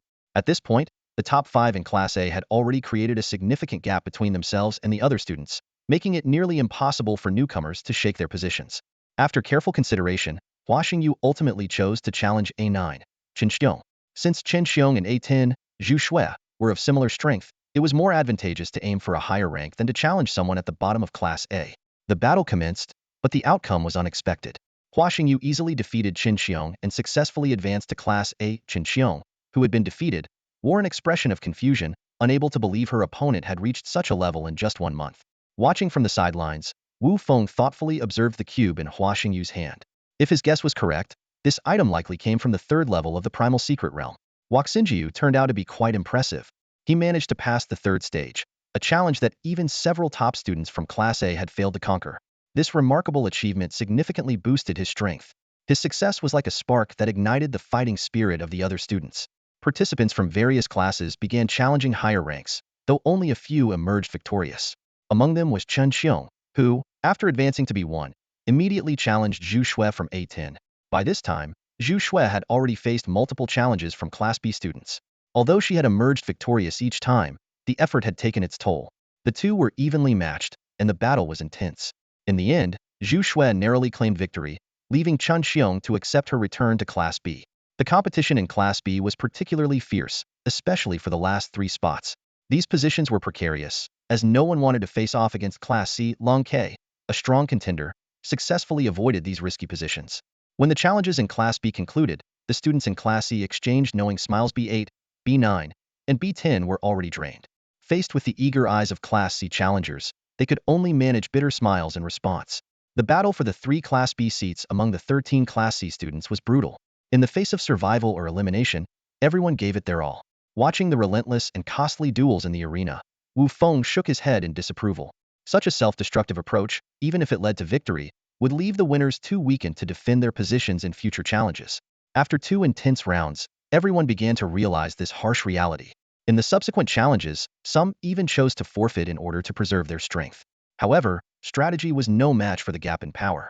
Despite nearly everyone exhausting their 3 chances to challenge, the stronger 3 ultimately secured the remaining Class B spots, while the rest returned to Class C in disappointment, awaiting their eventual elimination. When it came to the ranking battles in Class A, the atmosphere was entirely different. Zhu Shui, at the bottom of the class, opted for a conservative approach, while Hua Xingyu displayed a bit of recklessness, skipping over A7 and A8 to directly challenge Yuan Sanshan at A6. This bold decision cost him dearly. Yuan Sanshan, who had also passed the 3rd stage and acquired an artifact embryo, had grown significantly stronger. In the end, Hua Xingyu was defeated. Ji Wanhuan at A8 and Yi Yingyi at A7 both chose to play it safe, while Yuan Sanshan, after much hesitation, ultimately refrained from challenging the top 5. The relatively calm and harmonious atmosphere in Class A stood in stark contrast to the cutthroat battles in Classes B and C. However, the fight for the top 5 positions in Class A was an entirely different story. Meng Qian, long dissatisfied with her A5 rank, finally decided to challenge Yao Shiqing. This battle between the unique pair of sisters was nothing short of spectacular. Meng Qian showcased her abilities as a spirit medium, summoning a newly acquired demigod-level spirit. Yet the sisters were no ordinary opponents. Their combined water and fire elemental spirit revealed power on par with that of a demigod-level entity. For the first time, Wu Feng witnessed the sisters' full strength in battle, and he noticed something extraordinary. Perhaps, this fusion of water and fire could indeed pave the way to an unparalleled path to greatness. That's all for today. Thank you so much for watching. I hope you guys enjoyed. If you wish to have another part of this recap, please give us at least 1,000 likes. Please don't forget to comment and subscribe to our channel for more content like this. Until next time.